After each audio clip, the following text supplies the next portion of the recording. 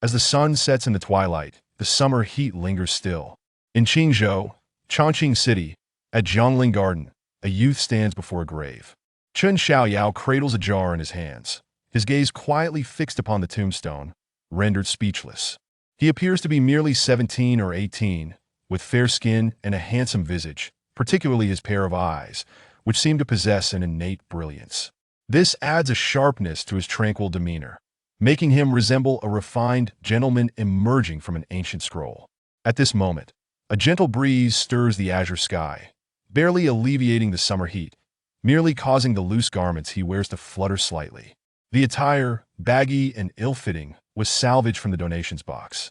Upon his arrival, his corporeal form had perished, leaving only his spirit behind. With a delicate flick of his thought, he conjured a body from thin air, arriving in a state of complete nudity. His eyes remained fixed upon the tombstone, unmoved. His dark hair danced upon his forehead, while his oversized garments billowed in the wind. Nothing in this world could disturb the calm of his heart, save for this placed the grave before him. Chen Xiaoyao set down the intricately carved jar, filled with crystal-clear water, within which a grass carp leaped. At the center of the jar, machine-etched were the words, "Abundance of gold and jade." This was an incense jar placed before another's gravestone. The photograph on the tombstone was covered in dust, rendering it indistinct. Chen Xiaoyao reached out to wipe it clean, but hesitated and withdrew his hand. "Father, mother, I have returned," he murmured, his voice trembling slightly. 3 years prior, the Chen family fell victim to treachery, leading to the group's downfall and subsequent takeover. The Chen couple perished in a car accident, while their only son, Chen Xiaoyao, plunged from a cliff in despair. A family massacre that sent shockwaves through Qingzhou. Had I not encountered a void rift during my fall, I fear I would have perished beneath the old monarch star mountain.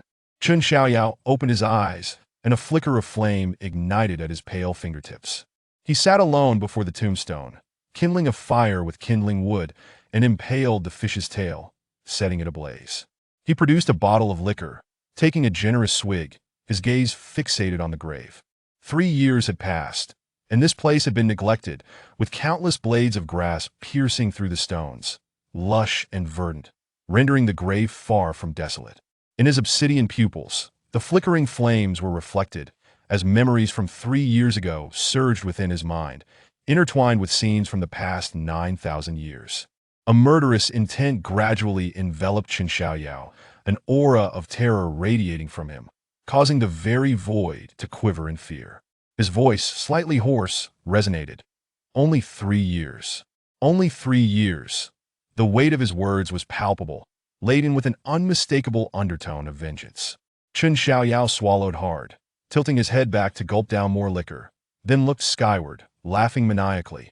"Only 3 years have passed here. 3 years ago, he, on the brink of death, had emerged from the rift into the celestial realm, where immortals traverse the vastness, capable of moving mountains and filling seas, plucking stars and gathering moons, while the weak were as insignificant as ants. The weak could be as ferocious as hyenas or as gentle as waves. He was fortunate, rescued by a wandering physician of the great world, who took him as a disciple, traversing the realms with healing as his auxiliary art and swordsmanship as his main focus.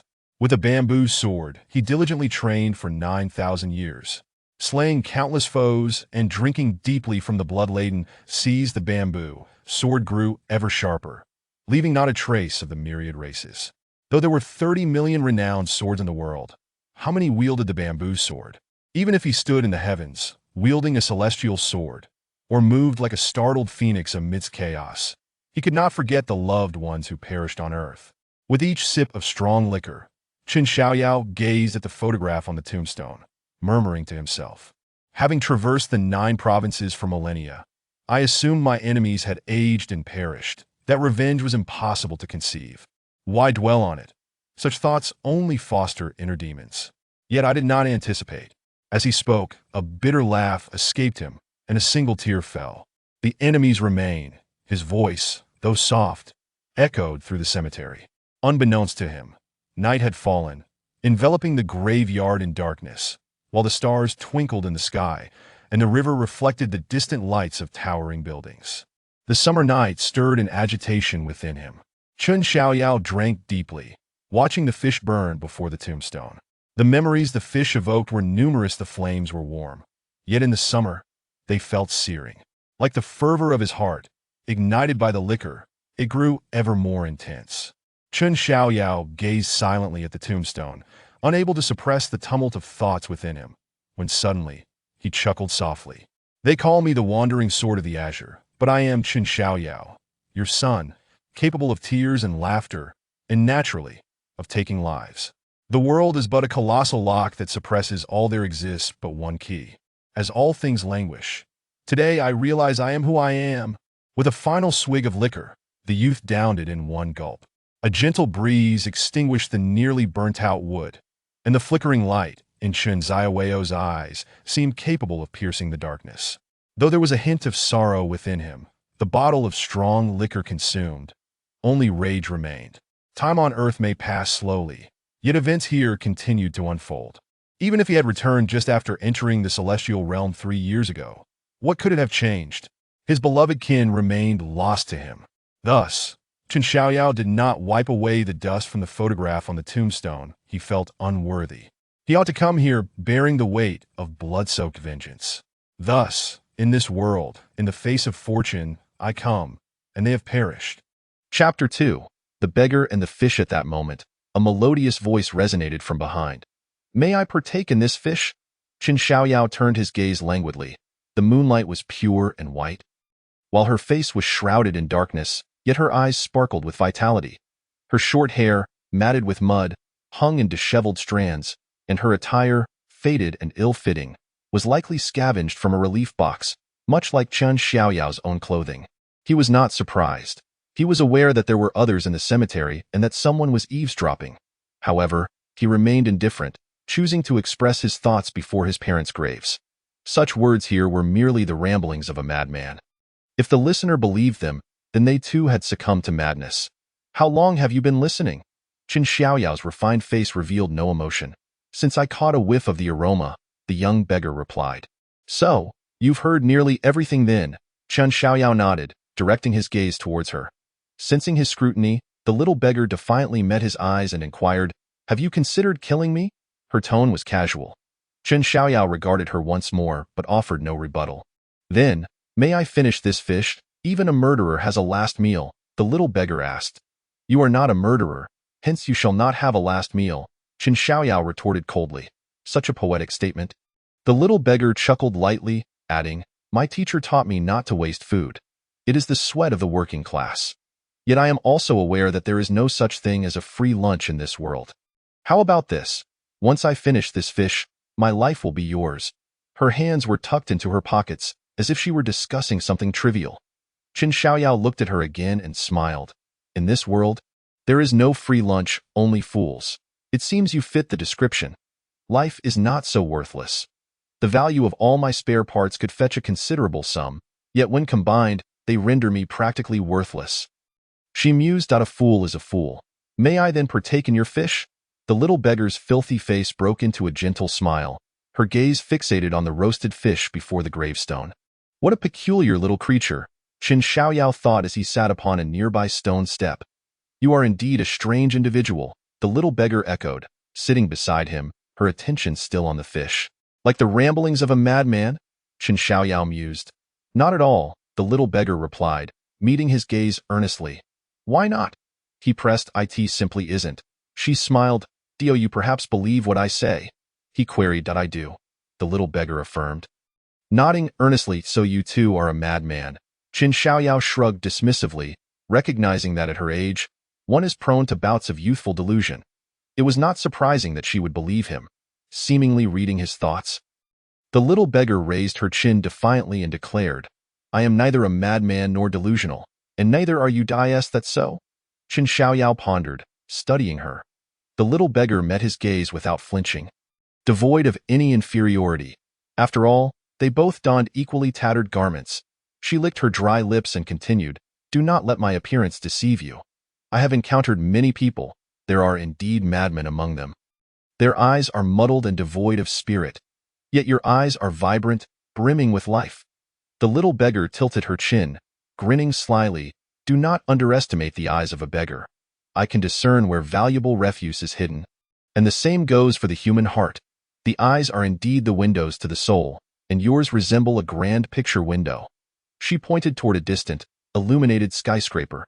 Upon hearing this, Chen Xiaoyao smiled faintly and gazed at the towering building, remarking, "That merely indicates my vision is quite keen, brother. No one would speak madly before a gravestone, would they? Not even those lunatics, right?" The little beggar countered, shaking her head defiantly. Should a person with such clear eyes utter nonsensical words? If she were to believe him mad, then she herself would be truly deranged. Do you not find it odd that such individuals exist? My life hangs in the balance, and with the mere flick of a finger, it could vanish. Chen Xiaoyao refrained from answering, posing his own question. Not odd at all, the little beggar mused after a moment's thought. I in this world, nothing is peculiar. Ghosts, gods, or humans. I care not. I only concern myself with where my next meal will come from. She flashed a toothy grin, which was rather endearing. Chen Xiaoyao pondered the implications of her words, chuckling softly as he observed her round face. So, you've come to the cemetery for a midnight buffet? Heh heh, the little beggar brushed the dust from her hands, responding, yet, today's youth lack the filial piety you possess. Brother, it is already July, and scarcely anyone has come to pay their respects. It is truly appalling. You rascal, I have no need for your flattery. To this remark, Chen Xiaoyao chuckled softly. I am not flattering you, the little beggar replied, somewhat disgruntled. For me, every Qingming festival feels akin to the Spring Festival. There is plenty to eat here. Although the little beggar did not keep track of the date, she knew to wander the cemetery. The presence of offerings indicated that it was a special day. Chen Xiaoyao gazed at the sulking little beggar, utterly astounded by her thought process, and said helplessly, Little girl, these offerings are for my parents. Upon hearing this, the little beggar promptly stood up, dusting off her backside with utmost seriousness. Brother, I am merely doing a good deed. The food they consume, she gestured toward the gravestone, continuing, if it is shared with the living, it saves this filthy beggar's life. Buddha says saving a life is worth building a pagoda of 7 levels. They have saved me numerous times. They must have accumulated much virtue, hidden virtue, a virtuous cycle, wouldn't you agree? Chen Xiaoyao shook his head, conceding, fine, you have persuaded me. Go ahead and eat. The little beggar's face instantly lit up with a radiant smile. Thank you. Chapter 3. Opulence. The little beggar dashed forward, snatching the fish in her hand, fearful that someone might attempt to take it from her. Within 3 minutes, or perhaps less, the fish was reduced to mere bones. It was evident that she was genuinely famished. No wonder she dared to speak up after hearing Chen Xiaoyao's words. What flavor did it have? Chen Xiaoyao inquired. None, the little beggar licked her lips, responding honestly, her eyes sparkling even more brightly in the moonlight. But it must have been delicious, she added, her eyes widening as she looked at Chen Xiaoyao, grinning. I keep my promises. My life is now yours. Is there anything you require my assistance with? I can steal, rob, or even help you commit murder. Chen Xiaoyao laughed in disbelief, waving his hand dismissively. No need. Let us part ways here, as he walked past her. The little beggar quietly observed his retreating figure. After a moment, she couldn't help but exclaim, Brother, aren't you going to ask my name? Chen Xiaoyao did not pause. They were merely strangers crossing paths. She was hungry, and he had roasted fish, nothing more. Brother, I will remember your kindness. If I find garbage in the future, I will surely come here to pay my respects. The little beggar's voice rang out loudly behind him, prompting Chen Xiaoyao to stop in his tracks. He feared that upon his next visit, the cemetery would resemble a refuse heap. With a resigned glance back at her, he noticed her white teeth gleaming in the moonlight. She was undoubtedly doing this on purpose. Chen Xiaoyao sighed. Next time, you needn't speak so loudly during the offerings. It is rather unbecoming. Understanding his implication, the little beggar's round face flushed, and she muttered, The world of adults is truly dark. Chen Xiaoyao chose to ignore her, stating, No need to assist me in murder, but there is indeed one thing I require your help with. What is it? The little beggar asked eagerly, swiftly thumping her chest to assure him of her capabilities. Go fishing, Chen Xiaoyao instructed. The little beggar's eyes widened as she gazed toward the riverside, remaining silent. Chen Xiaoyao could see her embarrassment and smiled gently. Have you never fished before? No worries, there is a beginner's grace period. Find a sturdy twig, tie a piece of grass string to it, and gather some snails or earthworms by the riverside. Sit there and wait. Wait for what? The little beggar inquired. Wait. For fish.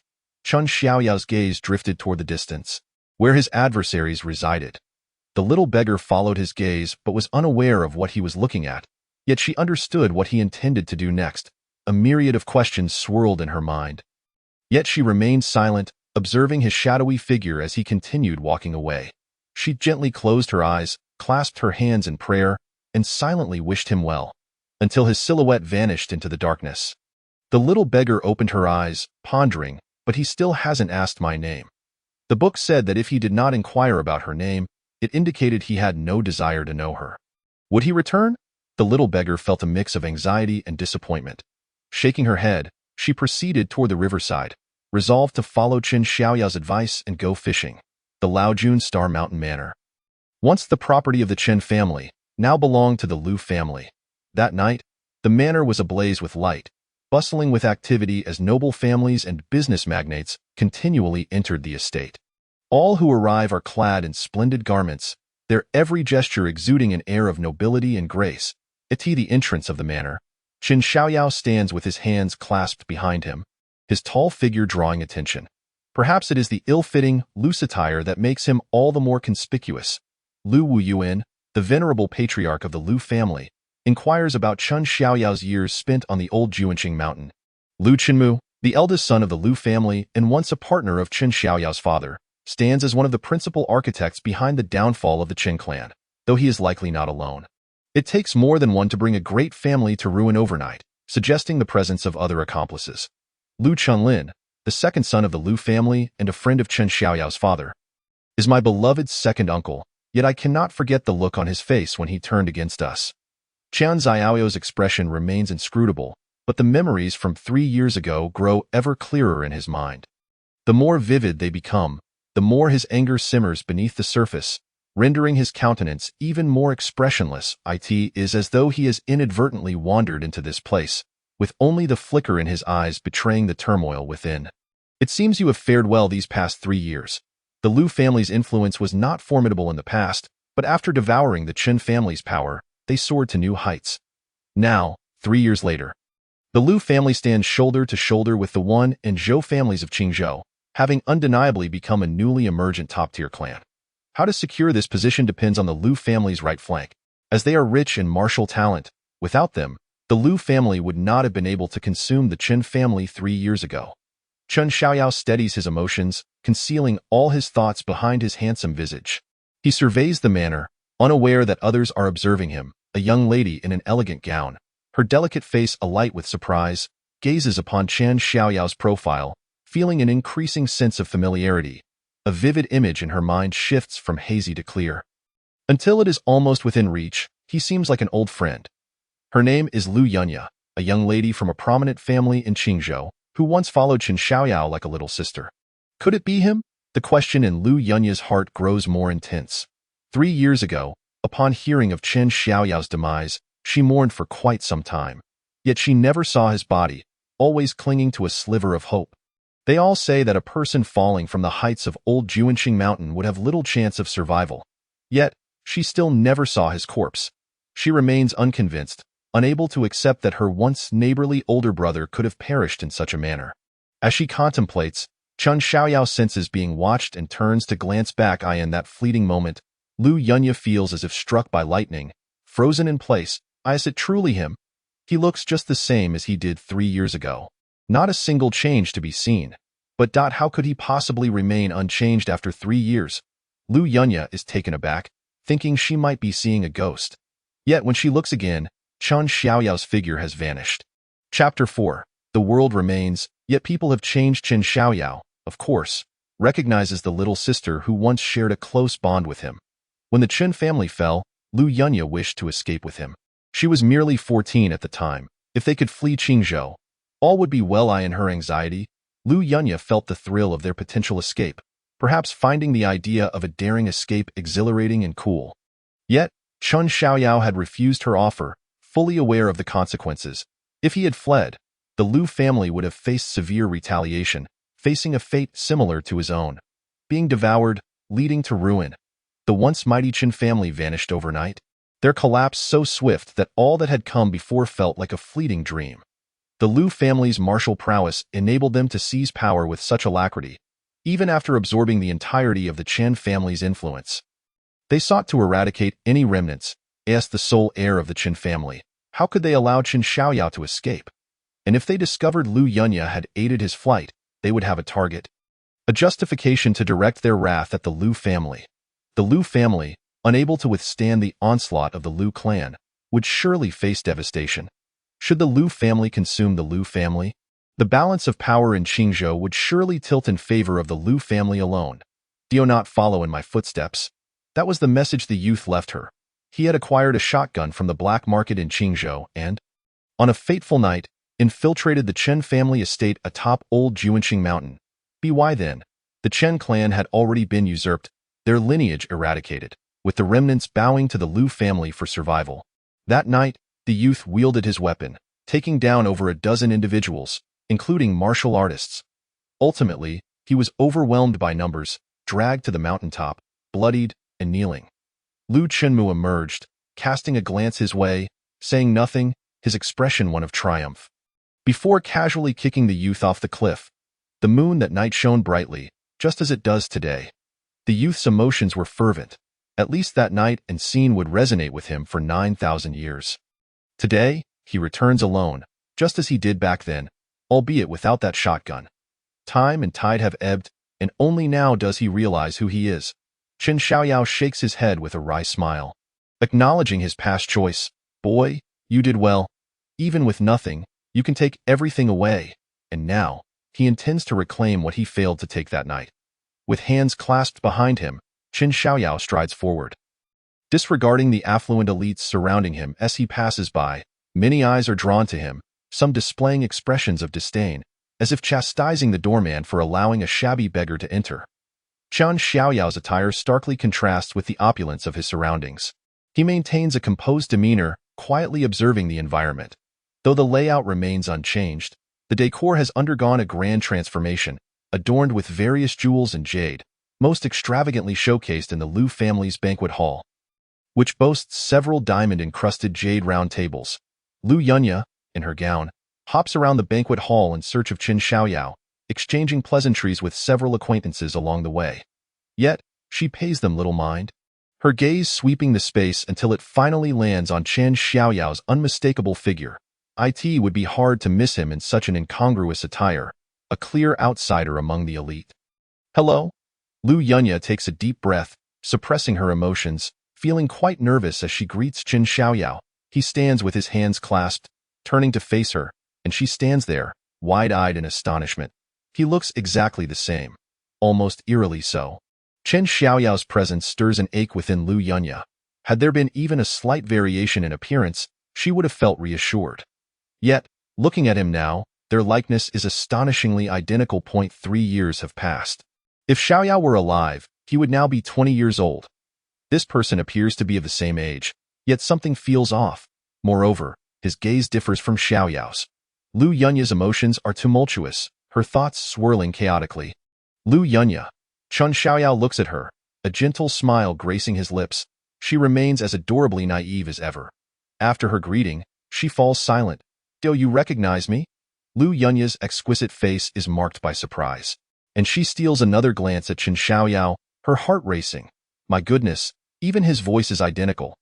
The young lady from the Liu family, renowned in Qingzhou, who could possibly forget her? Qin Shaoyao smiles nonchalantly. Observing her disbelief, he has no intention of revealing his identity. They both reside in Qingzhou, and there will be ample opportunity for future encounters. Today, however, he has come for blood. Forgive me, but you bear a striking resemblance to a brother of mine. Liu Yunya feels a pang of disappointment, yet continues to observe him, adding, don't get any wrong ideas, I'm not trying to flirt with you. Even if I were, I wouldn't resort to such cliché methods. Qin Shaoyao chuckles softly, remaining silent as he surveys the surroundings. By the way, what is your name? You recognize me, yet I do not know you. That hardly seems fair. A smile graces Liu Yunya's face. Yet her heart is filled with a peculiar sensation as she continually envisions this youth as the older brother from her memories. Chun Xiaoyao, he begins to pronounce, but upon seeing Lu Yunya's expression shift dramatically, he pauses and adds, Chen Qingjian. You share the Chen surname as well? Lu Yunya exclaims, clicking her tongue in surprise, gazing at his handsome features, her curiosity piqued as she contemplates an odd notion. Are you perhaps the illegitimate son of my uncle Chen? At her words, a smirk dances at the corners of Chun Xiaoyao's mouth, though he does not refute her claim. Too many coincidences cease to be mere coincidences. Lu Yunya gazes at Chen Xiaoyao. Convinced of her assessment, her lips curling into a playful smile. No wonder your clothing is so worn. It must be because the illegitimate child cannot be in the spotlight. Why Xiaoyao enjoyed opulence. While you were sent to a destitute household, am I correct? Have you crafted an entire backstory for me? 3 years have passed, yet Lu Yunya remains as innocent as ever. Chen Xiaoyao cannot help but reminisce about the past, recalling her as a snot-nosed child trailing behind him, now transformed into a young lady, a little duckling turned graceful swan. When you smile, you remind me even more of my Xiaoyao. You must be his half-brother. Seeing Chen Xiaoyao smile, Lu Yunya mirrors it, feeling as if her long-lost Xiaoyao stands before her. May I call you Brother Jin? She asks playfully. Suit yourself. Chen Xiaoyao merely responds with a smile, patiently awaiting her next words. Brother Jin, what brings you here? Lu Yunya inquires. Before Chen Xiaoyao can answer, she continues, I know. You've learned of your father's true lineage and have come to claim your inheritance, right? As she spoke, Lu Yunyan's mood shifted to a slight melancholy. Her tone considerably subdued. Sword brother, this is no longer the Chen family. It is now the Lu family. Chen Xiaoyao's gaze remained fixed upon Laojingsing Mountain, and he replied gently, it matters not. Soon it shall bear no Lu surname. Chapter 5. The scions of noble lineages shall bear no Lu surname soon. Upon hearing Chen Xiaoyao's words, Lu Yunyan paused, momentarily at a loss for comprehension. Yet, before she could ponder the meaning behind his statement, she was interrupted. Oh, Yunyan, you are here as well? At the sound of the voice, a man draped in a luxurious suit approached, swirling a glass of red wine. Upon noticing the man standing beside Lu Yunyan, a flicker of shadow crossed his eyes, though he concealed it expertly. Lu Yunyan, upon seeing the newcomer, instinctively furrowed her delicate brows, yet managed a polite smile. Young Master Jiang. Calling me Young Master Jiang feels rather distant. Simply call me Wenjia. Jiang Wenjia took a small sip from his glass, deliberately ignoring Chen Xiaoyao. It was only as he drew near Lu Yunyan that he seemingly noticed Chen Xiaoyao, and with a tone laced with surprise, inquired, and who might this be? Chen Xiaoyao, having overheard, cast him a sidelong glance but chose not to engage, leaving the atmosphere momentarily awkward. Jiang Wenjia's eyes flared with anger, particularly upon seeing Chen Xiaoyao clad in tattered attire. The indignation within him surged, feeling humiliated to be disregarded by such a person. Lu Yunyan, sensing Jiang Wenjia's grim expression, glanced at Chen Xiaoyao, worried that he might harbor resentment. Thus, she took the initiative to introduce. He is Chen Qingjian. Lu Yunyan's voice faltered, as she possessed knowledge of only Chen Xiaoyao's name, the rest remaining a mystery to her. Ah, young Master Chen, what brings you to the Lu family in such attire? Jiang Wenjia's words dripped with disdain, the sarcasm unmistakable. Hearing this, Chen Xiaoyao looked at him once more, then at Lu Yunyan, offering a faint smile, understanding the source of his hostility. Observing Chen Xiaoyao's gaze, Lu Yunyan's eyes sparkled as she smiled sweetly. Jiang Wenjia, are you not aware of the significance of today? Why the ire? In response, Jiang Wenjia regarded Lu Yunyan with a puzzled expression, chuckling, Sister Yunyan, I merely wish to be kind. His appearance is quite the eyesore. Oh, but he is indeed more handsome than you, Lu Yunyan retorted, her exquisite face lighting up with a radiant smile, enchanting all who beheld her. The impact of her words was undeniably potent. Jiang Wenjia's countenance darkened noticeably. Although he was not lacking in attractiveness, within the noble circles of Qingzhou, it was common knowledge that he was pursuing the youngest daughter of the Lu family.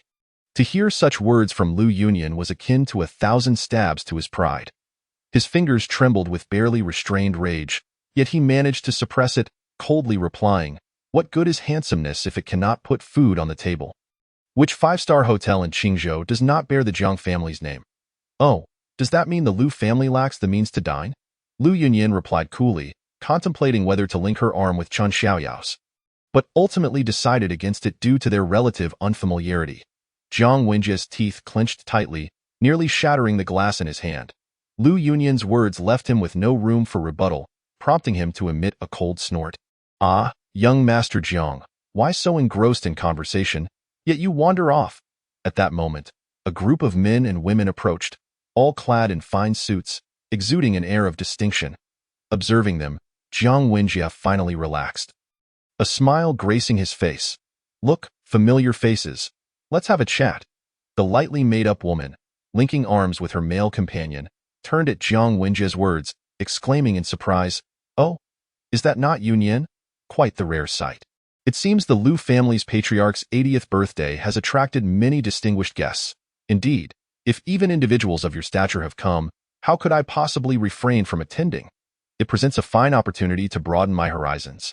The woman's teasing tone was not lost on Lu Yunyan, who responded with a beaming smile, her voice sweet and crisp in retort. "Oh, dear Sister Yunyan, you jest? Who in Qingzhou does not know the Lu family? In comparison, we are merely here to gain experience." The gentleman accompanying the lightly made-up woman, known as Sun Qian, chuckled. His family had secured numerous contracts in Qingzhou, and the sheer value of their land was immeasurable. While Sun Qian might not surpass Jiang Wenjie in social standing, in terms of wealth, he certainly eclipsed him. As the group drew closer, they noticed Chen Xiaoyao standing beside Lu Yunyan, and curiosity sparked within them. Everyone was aware of Jiang Wenjie's affections for her. How could there be such an audacious individual daring to approach her? Sun Qian squinted at Chen Xiaoyao's attire, unable to suppress a smirk as he remarked, "So, how did you manage to slip in here?" The collective gaze of the group scrutinized Chen Xiaoyao, their disdain unmistakable. Jiang Wenjie's lips curled into a slight smirk, knowing Sun Qian was astute enough to recognize the situation without his prompting. Seeing Jiang Wenjie's smile, the lightly made-up woman understood that Sun Qian had surmised correctly, and she giggled. "Sun Qian, do refrain from asking. A person such as him, here, is surely just hitching a ride on someone else's coattails." Her gaze lingered on Lu Yunyan as she spoke. Sun Qian jested, "Sister Yunyan, you've made an error. How could our noble circles of Qingzhou invite such commoners? Should they speak out of turn, it would reflect poorly on both you and me." At these words, a flicker of displeasure crossed Lu Yunyan's exquisitely crafted features. Not only was Chen Xiaoyao not an uninvited guest, but even if he were, none had the right to judge Lu Yunyan's choices. "Sun Qian, you are mistaken. Sister Yunyan possesses a kind heart. Even if he were a beggar, she would still invite him for a meal or drink." Jiang Wenjie sneered, his eyes filled with ridicule as he regarded Chen Xiaoyao. Their scornful jests ignited a sense of discontent within Lu Yunyan. She harbored no ill feelings toward Chen Xiaoyao, and none among them could rival the Lu family's standing. If this esteemed young lady bore no disdain for him, why should they? Regrettably, Lu Yunyan was not the host of the gathering. Otherwise, she would have promptly evicted them. Chen Xiaoyao maintained his composure, having heard such remarks countless times over the millennia, his ears nearly calloused from the repetition. Typically, he would dismiss such comments, but alas, his mood today was less than stellar. Casting a glance at Jiang Wenjie and Sun Qian, he stated simply, "Two." His words left those around him utterly bewildered, failing to grasp his meaning. Sun Qian chuckled, turning to Chen Xiaoyao. "So, you can speak after all. I was beginning to think you were mute. I find it curious that someone like you can remain here without feeling inferior." "Naturally, not," Chen Xiaoyao replied, a faint smile gracing his lips as he shifted his gaze elsewhere and strolled away, as if taking a leisurely walk. The host of the Lu family's banquet had arrived. Chapter 6. A coveted prize. A lady adorned in a purple gown, her high heels clicking elegantly against the floor, made her entrance into the banquet hall with poise, her movements leisurely, under the grand lighting. Not only did her exquisite visage dazzle, but even her gown shimmered with flecks of light. The appearance of this lady captured the attention of all present. Observing Chen Xiaoyao's retreating figure, Lu Yunyan hastened to follow, only to be intercepted by Sun Qian, who chuckled, "Sister Yunyan, why are you pursuing him? Individuals of his ilk belong to a different circle altogether." You saw how his expression faltered upon leaving. The other distinguished guests, while silent, were expressions that clearly conveyed their thoughts. They too believed that gaining Chen Xiaoyao's attention was far less beneficial than bestowing flattery upon Jiang Wenjie, who could provide tangible advantages to their families. Thus, they collectively targeted Chen Xiaoyao. Sun Qian, I believe I recalled. The host of this banquet is of the Lu family. Lu Yunyin interjected with a grin, her demeanor charming, yet her words struck Sun Qian with a jolt. Indeed, today celebrated the patriarch of the Lu family. To curry favor with Jiang Wenjie at the expense of the Lu family's reputation would be a grave misstep. Furthermore, offending Lu Yunyin would be equally unwise. As Chen Xiaoyao had already been assumed to be her guest, to insult him was tantamount to insulting the Lu family itself. Realizing he had committed a blunder, Sun Qian quickly backtracked, I merely jest. Dear Sister Yunyin, please do not take it to heart, I misspoke. He playfully tapped his mouth, expressing his contrition, while casting a glance at Jiang Wenjie, signaling that he could not afford to provoke Lu Yunyin. Lu Yunyin flashed a gentle smile, her gaze fixed on him. Then why do you linger before me? Ah, my apologies, Sun Qian chuckled awkwardly, stepping aside to clear the way, as Lu Yunyin pursued Chen Xiaoyao's retreating form. Jiang Wenjie approached Sun Qian with a scowl. That impoverished fellow, judging by his age, likely still a student, dares to vie for your affections? Sun Qian queried. Humph, merely a leech. A mere flick of my finger and he would vanish. Jiang Wenjie laughed, utterly unconcerned with Chen Xiaoyao, his gaze surveying the throng of admirers encircling him, his pride swelling with each passing moment. These individuals shall become the influential elite of Qingzhou in the future. Firmly standing by their own interests, do not think that a mere impoverished student like him holds any weight. Even Lu Yunyin must carefully consider their esteemed status. As Lu Yunyin gazed at the captivating figure of the woman clad in purple at the center of the banquet. She spotted Chen Xiaoyao and approached him, whispering, she is Lu Ruoqing, the sole daughter of the Lu family. At around 23 or 24 years of age, she remains unmarried, making her quite the desirable catch. Lu Ruoqing possessed exquisite features, her youth not devoid of a mature allure. With the Lu family's formidable influence backing her, and her unmarried status, many of the young gentlemen present were casting eager glances in her direction. Miss Lu has arrived. Miss Lu, when does the banquet commence? Might I have the honor of sharing a drink with you? A faint smile graced Lu Ruoqing's delicate visage as she graciously greeted the guests. Her every movement exuding an extraordinary elegance befitting her affluent background. Chen Xiaoyao maintained a serene expression. After all, this woman could be regarded as his rather inconsequential fiancée when his father forged a connection with the Lu family. Lu Chenlin had arranged this marriage, but before Lu Ruoqing could express her consent or dissent, the Lu family's two sons had already taken action. Chen Xiaoyao stroked his chin in contemplation. The engagement merely signified Lu Chenlin's goodwill, a means to lower his father's guard. Yet the haste with which they acted likely indicated they possessed the means to challenge the Chen family. As for the means, a subtle smile lingered at the corner of Chen Xiaoyao's mouth, as he discerned the source of the Lu family's newfound confidence. Undoubtedly, it was those suddenly emerged warriors. Such tactics held little significance to him now, even in his current state of ineptitude. Hey, Jinghua, your eyes are practically bulging out, Lu Yunyin remarked, feeling an inexplicable irritation at Chen Xiaoyao's demeanor. She muttered to herself, if only Xiaoyao Gu were here, he wouldn't spare her a glance. Is that so? Chen Xiaoyao shot her a glance. Perhaps it's because I'm observing my prey. His gaze lingered, barely restraining himself from salivating. Lu Yunyin narrowed her eyes and chuckled, feeling a sense of tranquility standing beside Chen Xiaoyao. Though she could not fathom WHYIT that moment, the banquet hall fell into an unexpected silence, laughter and chatter evaporating. All eyes turned towards the entrance where the protagonists of the evening emerged. Flanked by a cadre of sharply dressed bodyguards, the eldest son Lu Chenmu, the second son Lu Chenlin, and Lu Wuyuan, who accompanied them. Lu Ruoqing lifted her skirt and hastened toward them, exclaiming, Grandfather, Father, Uncle, everyone is waiting for you. It's time to take your seats. Lu Wuyuan, a robust figure with a lustrous mane, chuckled heartily, his jovial expression radiating vitality. Excellent, let us take our seats. This spirited demeanor belied his 80 years, leaving many in awe. Was this truly the venerable patriarch of the Lu family? He appeared no more than 50.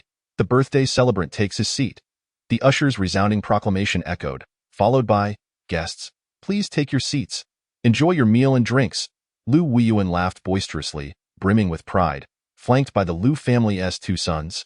Standing before the influential elite of Qingzhou, such grandeur. This was the empire built by the Liu family. Our Liu family shall endure. Qin Xiaoyao casually selected a table to sit down, with Liu Yunyan trailing closely behind him. Reminiscent of their childhood days, where she would follow Qin Xiaoyao around like a little shadow. Within moments, the entire table was seated, and the gazes of the wealthy young men and women converged unilaterally upon Qin Xiaoyao. The lavish spread before them remained untouched, and the air was thick with tension as glances exchanged spoke volumes. Noticing the unfriendly stares directed at them, Liu Yunyan felt a wave of unease wash over her. Stealing a glance at Qin Xiaoyao, she found his focus unwaveringly fixed on the stage. Hey, Jian Gua. They're all targeting you, and yet you're still preoccupied with admiring beauties. Is she really that captivating? Liu Yunyan's frustration boiled within her. Meanwhile, the younger members of the guests began to present their gifts, aiming to make a favorable impression. One person called out their name and gift. Qingzhou Qin Pharmaceutical Company, presenting 5 million in cash, plus 2 twin snow lotus flowers aged 100 years. A sudden announcement broke the silence, and a glint of malice flashed in Jiang Wenjie's eyes as he glanced at Qin Xiaoyao. Smirking, Qian Xiao, did you bring a gift? Jiang Wenjie mocked, scrutinizing the humble attire of Qin Xiaoyao. In this era, even beggars could afford a luxury car, yet this pauper shamelessly sat here without a hint of embarrassment. Sun Qian burst into laughter upon hearing Jiang Wenjie's taunt, pointing at Qin Xiaoyao's clothing and jesting, Qian Xiao, surely your family is in the clothing industry. You should present some attire to the elder Liu. The table erupted in laughter at this remark. Liu Yunyan's face flushed with indignation as she nudged Qin Xiaoyao's arm. Sword brother, just take the gifts I brought. I have several. As she spoke, Liu Yunyan produced a beautifully crafted gift box, glancing at the label. This is a pair of ivory carvings I acquired from overseas, intricately sculpted into a dragon and phoenix emblem. I seem to have forgotten the exact year. But you can claim it to be 500 or 600 years old. Who would know? Just be sure to express your gratitude to this young lady. Oh no, that won't do, Yunyan Mimi. Sun Qian interjected, unwilling to let her have her way. They had come here to make Qin Xiaoyao suffer. A gift must come from genuine intent. How could he accept your gift, implying he had no sincerity? Qin Xiaoyao withdrew his gaze from the banquet table, sipping red wine, his indifferent eyes scanning the wealthy young men and women, silently conveying a chilling aura that sent shivers down their spines. Qingzhou Kong Group, presenting 2 rhinoceros horns aged 300 years. Look, what are you staring at? Are you the only one with eyes? The attendees felt a rising sense of indignation, daring to glare at them. Sun Qian sensed a piercing look from Qin Xiaoyao that left him trembling with rage, feeling as though his pride had been punctured by this pauper. Seated here is a privilege for you. Boy, Jiang Wenjie remarked coldly, regarding him as one would a lamb destined for slaughter, downing his drink in one gulp. Qingzhou's 3 great families, the Zhou family presents a martial arts amulet. Shu. Qin Xiaoyao uttered a single word. A chilling silence enveloping the space, gripping the souls of all present, rendering them speechless. A bone-deep cold seeped into their bones, akin to drowning in the depths of the ocean. Every person felt a ringing in their ears, their faces ashen and bodies trembling uncontrollably. Qin Xiaoyao's gaze settled upon them, his tone impatient. Do not provoke my annoyance, little brats. Your turn shall come. There is no need to rush. Liu Yunyan observed their peculiar expressions in bewilderment, unable to comprehend what transpired. Curiously glancing at Chen Xiaoyao, she noticed a shift in his demeanor. His brilliant gaze now gleamed with a sharp intensity. Swallowing hard, Liu Yunyan felt an ominous foreboding of impending chaos. Chen Xiaoyao rose from his seat, and beneath Liu Yunyan's puzzled gaze, he reached into Jiang Wenjie's suit and retrieved a pack of cigarettes, opening it nonchalantly. Jingu, what are you doing? Liu Yunyan's eyes widened in surprise as she noticed Jiang Wenjie, seemingly entranced, not even blinking. This was undeniably strange. As she pondered, Qin Xiaoyao snapped his fingers lightly. A flicker of pale blue flame ignited at his fingertips, illuminating 3 cigarettes, which he lit with a gentle breath, the smoke curling delicately into the air. That moment, Jiang Wenjie and his companions regained their senses, their faces contorted with disbelief and trepidation. They had just glimpsed a scene of carnage, the visceral imagery of dismembered limbs and the scent of blood flooded their nostrils. I felt all too real as if they themselves were among the bodies. Jiang Wenjie's heart raced, cold sweat pouring down his brow. He exchanged glances with those around him, each reflecting a look of utter horror. Before they could even process their fear, they found themselves staring at the 3 cigarettes Chen Xiaoyao held aloft. Jiang Wenjie frowned, his tone less than friendly. What are you planning? Chen Xiaoyao had no need to explain his actions to anyone. Sun Qian's teeth trembled slightly as he stuttered his inquiry. He proclaimed his intention to commit murder. The astonishment in Jiang Wenjie's eyes did not wane, but moments later, he broke into laughter. Murder, you say? Jiang Wenjie scoffed. Is he referring to the Liu family? Renowned for their martial prowess in Qingzhou, they have already come to realize that Chen Xiaoyao is not an ordinary individual. He is likely the legendary warrior spoken of in whispers. Yet, even if he is a warrior, to target the Liu family, especially on the day of the venerable patriarch's 80th birthday, is utterly ludicrous. I believe we ought to take our leave, Jiang Xiao. Sun Qian's goosebumps refused to dissipate, particularly when he recalled the look in Chen Xiaoyao's eyes, which sent chills down his spine and weakened his legs. Are you afraid he will seek retribution later? Jiang Wenjie jested. Sun Qian fell silent, as did the wealthy sons and daughters at the table. Do you think he will even have the chance for retribution? Jiang Wenjie sneered. The Liu family is under the protection of formidable figures. With such a guardian, anyone wishing to harm the Liu family must weigh their own worth. Sun Qian's expression contorted in anguish. He lingered in place for a few moments before resolutely taking a deep breath, downing another cup of wine, and reseating himself. Xiaoyan Yener, call me Xiaoyao Gu. The words echoed in Liu Yunyan's mind, her eyes dampening with emotion. You bastard! I knew it! You wouldn't die. Coming back to her senses, her eyes were warm and her vision blurred, but amidst the haze, she caught a glimpse of Chen Xiaoyao's solitary figure, reminiscent of 3 years prior, so desolate. The joy and excitement that had just kindled within her vanished in an instant upon seeing that silhouette. He had said, "Do not follow in my footsteps." He still bore the countenance of the youth from those years. Had he ventured forth once more, would he disappear again? Liu Yunyan, do not fear. Follow behind him, just as you did in your childhood. Liu Yunyan wiped away her tears and called out, Xiaoyao Gu, wait for me. Chapter 8. He has returned. Liu Yunyan pursued that figure, but at a certain distance, she suddenly encountered a viscous resistance beneath her feet, as if she had stepped into a quagmire, unable to advance an inch. What is happening? Liu Yunyan's heart raced with urgency as she exerted all her strength, yet remained immobile. It is Xiaoyao Gu. He does not wish for me to draw danger upon myself. Coming to this realization, Liu Yunyan hung her head in despair, tears streaming uncontrollably down her cheeks, a warrior believing himself superior to others. Humph! Perhaps he is indeed extraordinary, but to oppose the Liu family, today would mark his day of reckoning. Jiang Wenjie poured himself a glass of wine, eagerly anticipating the unfolding drama. Meanwhile, Liu Yunyan's sudden display of emotion repulsed him. The pristine girl in his mind dared to weep for another man, a betrayal in his eyes. Cry, cry. The more you weep, the more I want to laugh. Jiang Wenjie's face flushed, whether from excitement or intoxication. It was unclear. Moments later, Liu Yunyan raised her head, saying nothing, simply gazing. Even if he dies, I shall remain here to witness. 3 years had passed, and no one knew what he had endured. They all declared him dead. Yet she knew he would not perish. Chen Xiaoyao walked with grace, passing by those present, each casting him a glance of mild astonishment. His soiled attire marked him as an anomaly in this setting.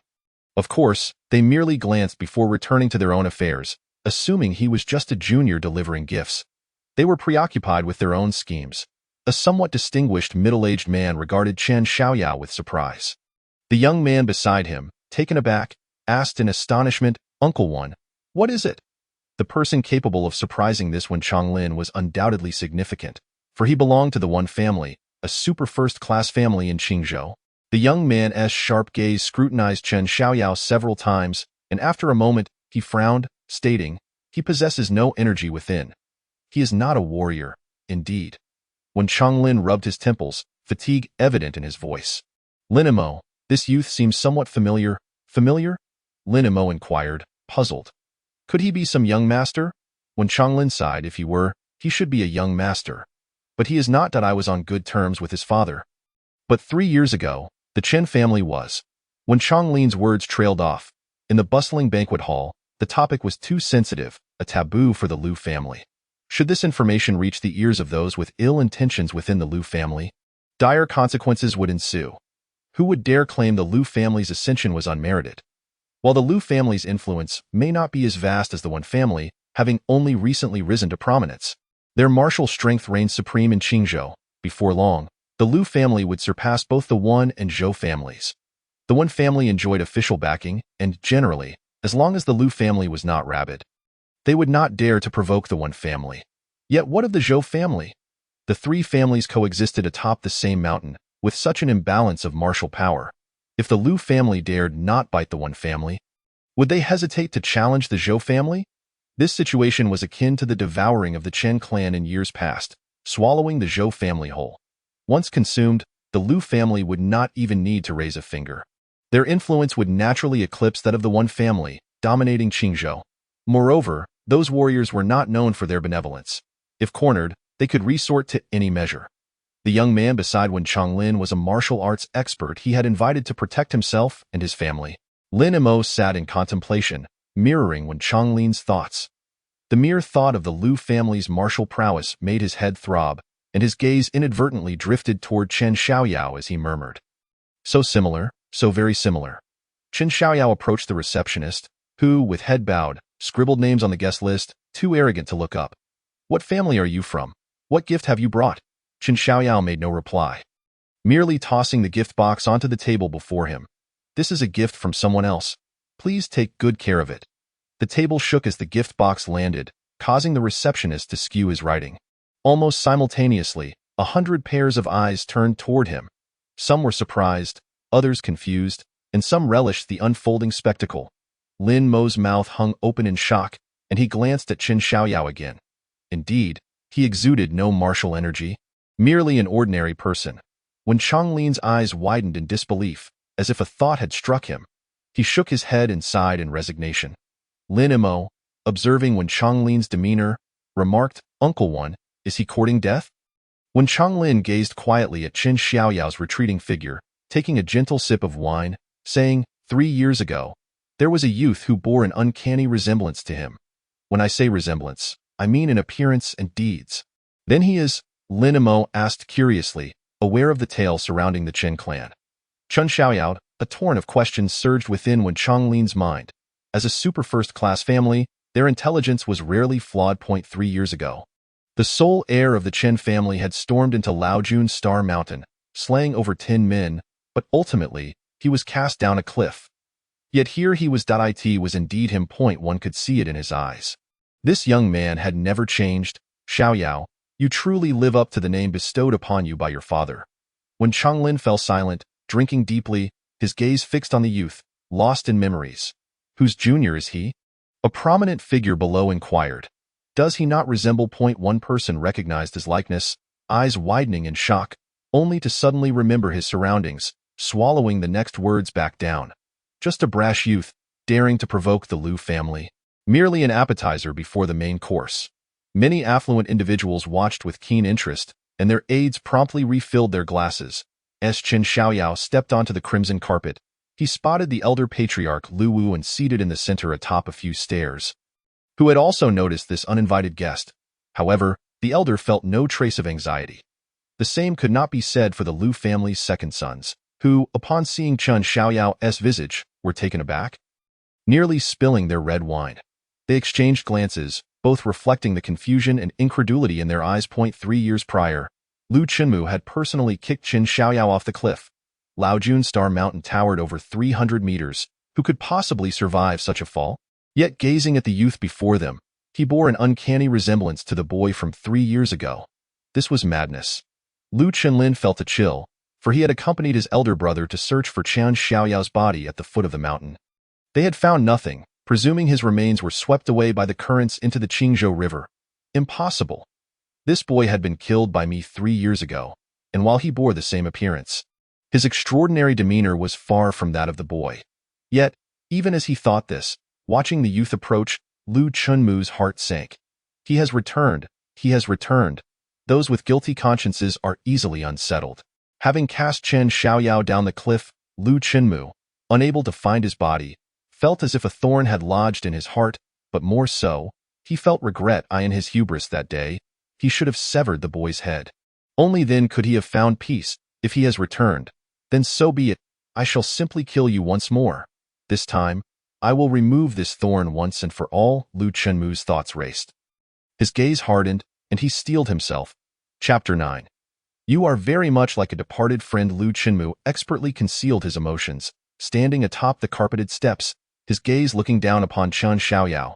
Young man, what brings you here?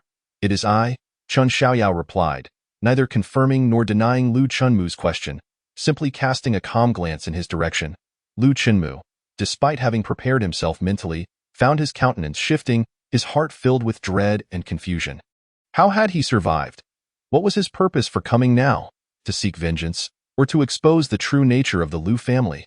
Countless unanswered questions swirled in Lu Chenmu's mind as he forcefully quelled the tumultuous emotions within him. With a frigid gaze, he glared at the young man before him and exclaimed in anger, "Youngster, by the tone of your voice, it seems you are here to provoke me? Truly, you must be tired of living. How dare mere rabble challenge the dignity of the Lu family, unaware that we are renowned across Qingzhou for our martial prowess?"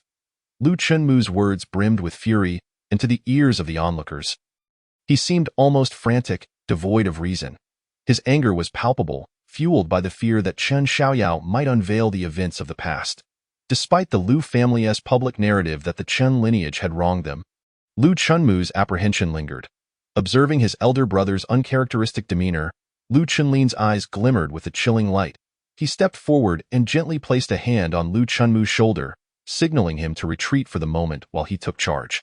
Lu Chenlin approached the young man, uttering not a word, and quietly sipped from a glass of red wine before stating, "You bear a striking resemblance to a dear departed friend." This declaration.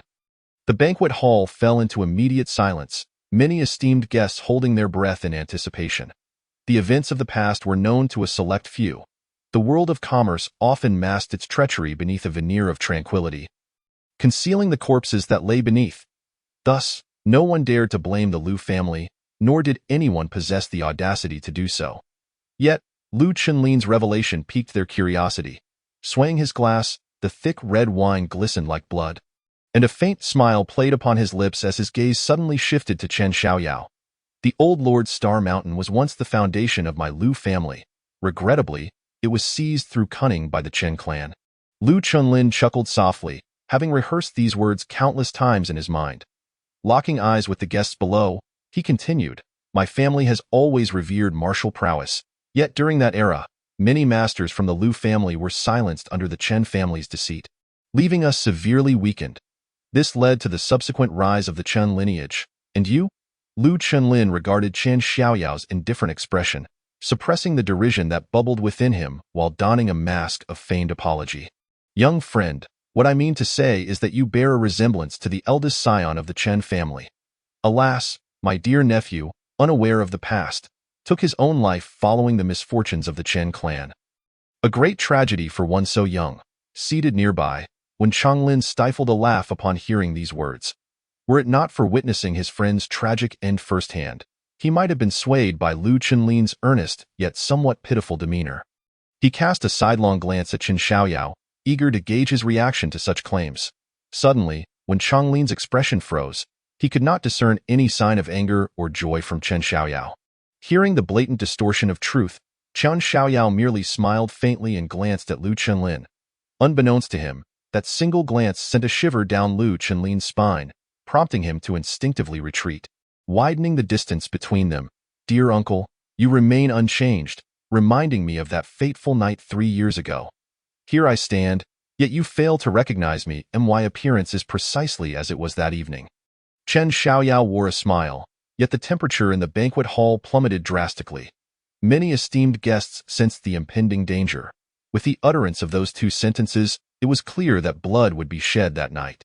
Upon hearing Chen Xiaoyao's words, Lu Chenlin's previously triumphant expression morphed into one of fury, his teeth clenched tightly. With a piercing glare, he barely contained his rage, growling, "Dear nephew, I never anticipated you would not have taken your own life. Hush! Chen Xiaoyao interjected softly, a faint smile lingering at the corners of his mouth. I did not come here to engage in debate. I am here to. Lu Chenlin's expression darkened, his silence betraying his anticipation for Chen Xiaoyao's next words. Yet, after a few moments of waiting, none came. You have come seeking death. In an instant, the atmosphere shifted. Within mere seconds, several martial artists stormed into the banquet hall, their gazes fixed menacingly upon him. Humph! Ha ha ha! Seeing Chen Xiaoyao surrounded by martial artists. Reminiscent of 3 years prior, Lu Chenlin's gloom dissipated, replaced by unrestrained mockery as he laughed heartily. Dear nephew, why is it that after 3 years, you remain devoid of common sense? Do you truly believe the upheaval within the Chen family was orchestrated by the Lu clan? Your family has acted recklessly, drawing the ire of countless enemies. Is it any wonder you have faced retribution? Yet you choose to place all your bitterness upon the Lu family. Do you not find that absurd? Lu Chenlin's voice rose in a cathartic outburst. He was acutely aware of the Lu family's questionable ascent to power and had long yearned for a moment like this to unleash his well-rehearsed justifications. Who among us is truly weary of life? As his resonant voice echoed, numerous eyes turned toward the source, where a middle-aged man donned in martial robes strode forward, his hands clasped behind his back and a sword at his waist. In the blink of an eye, he reached the center of the crowd. Lin Emo squinted, glancing at Wen Chonglin, uncertainly inquiring, Uncle One, is that Wu Dao? It is indeed him. Wen Chonglin's countenance darkened. Wu Dao was a formidable figure in Qingzhou's martial circles. Renowned for his fierce and audacious swordplay that kept ordinary martial artists at bay. However, Wen Chonglin's concern stemmed not from Wu Dao's prowess alone, but from the fact that he was not affiliated with the Lu family. The true protector of the Lu clan had yet to reveal himself. Lin Emo shook his head in resignation, sighing, Wu Dao is indeed powerful. Though his cultivation appears somewhat unstable, he is already a master at the mid-stage of hidden strength. If it were only him, I could save Chen Xiaoyao. Alas. When Chonglin exhaled deeply, he trusted Lin Mo's capabilities, but the Lu family boasted more than just Wu Dao as their champion. Moreover, Wu Dao had no allegiance to the Lu family. Among the guests, several keen observers noted Chen Xiaoyao's pale visage and chuckled softly, remarking, this young man truly has unfortunate luck. He failed to ascertain the significance of today before seeking revenge. However, the presence of Wu Daxian here is indeed surprising. As prominent families in Qingzhou, they were no strangers to martial arts and recognized the names of renowned experts, which only intensified their fear of the Lu family. Wu Dao approached with purposeful strides, his gaze sharp and predatory, exuding an aura of confidence. Recently having broken through to a higher realm, he was in high spirits, especially upon learning of the Lu family's patriarch's 80th birthday. He had come to share a drink with old friends. Entirely unprepared for the scene before him, since he had observed the commotion, he felt compelled to intervene, as he scrutinized the young man standing with arms crossed, probing for any hint of strength within him. Wu Dao burst into laughter, pointing at Chen Xiaoyao with derision. Ordinary individuals possess a modicum of vitality, yet you lack even a trace of it. Merely a sickly wretch. There is no need for me to intervene. You shan't survive 5 years. Chapter 10. Pinnacle of hidden strength. Before Wu Dao's words could fully settle, an elderly man with flowing white hair emerged, his martial robe billowing ominously, the cold glint in his wrinkled eyes strikingly fearsome. Lin Mo's heart sank upon merely glancing at him, exclaiming, pinnacle of hidden strength. When Changlin's pupils constricted, the color draining from his face as he muttered, Song Kong. The true protector of the Lu family had arrived. There was no grand entrance. He silently emerged from the crowd, causing even those unfamiliar with him to instinctively distance themselves, for his aura was too sharp, rendering it difficult to breathe. Why heavens, it is the old immortal Song Kong, the revered master of the Lu family. To think we are fortunate enough to witness him today. The prominent families of Qingzhou gasped in awe at the sight of the elder. The youth was indeed deserving of his fate. Challenging the Lu family was a path leading only to demise. This time, I shall ensure you are laid to rest beside your parents. When Chonglin's spirits plummeted, the youth lacked composure. Had Chen Xiaoyao sought him out? They could have combined their strengths with Lin Mo's to have a chance against the Lu family. Yet, when Chonglin understood Chen Xiaoyao's emotions, this was a blood feud. And how could he remain dormant in the face of such provocations? The atmosphere in the banquet hall grew frenzied, even the audacious Wu Dao displaying a hint of admiration. In both commerce and martial arts, Song Kong's exploits were legendary. His life was a tale of triumph. He carved his way from the city into Qingzhou's martial realm, ultimately becoming the pinnacle of martial prowess, having felled countless martial masters. It was said among the martial artists of Qingzhou, when Song Kong strikes, calamity is certain. With Song Kong alone, the weight of Qingzhou's martial arts had been upheld for decades. How could they not be stirred? Wu Dao's expression turned respectful as he clasped his hands in greeting. Greetings, Elder Song. Excellent. Song Kong acknowledged with a nod, his hands clasped behind him as he approached, his cold gaze piercing through to Chen Xiaoyao. Lu Wuyuan, who had been observing quietly, hastily stood. Elder Song, I did not anticipate your presence. Merely a trivial matter. Once today concludes, the Lu family shall be secured. Song Kong's gaze shifted to Lu Wuyuan, commanding, Today is your birthday. Please take a seat. I dare not. Despite it being his 80th birthday, Lu Wuyuan's countenance remained respectful. His martial skills were honed under Song Kong's guidance, yet the elder had deemed him unworthy of recognition as a disciple. Lu Yunyan's eyes widened, her voice caught in her throat, unable to express her thoughts as she felt the atmosphere shift dramatically upon the elder's arrival. Many have begun to mock Chen Xiaoyao, deriding his futile attempts to stand against the inevitable. Ha ha ha, our young Master Chen has certainly made quite a stir this evening.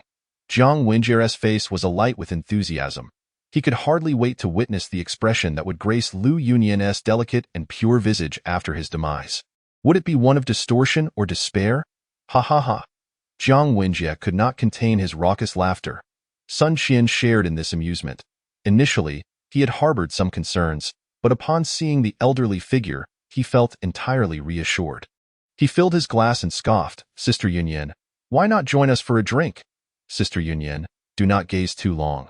I have heard that after death, one loses control of their muscles and may even soil themselves, which could severely dampen one's appetite.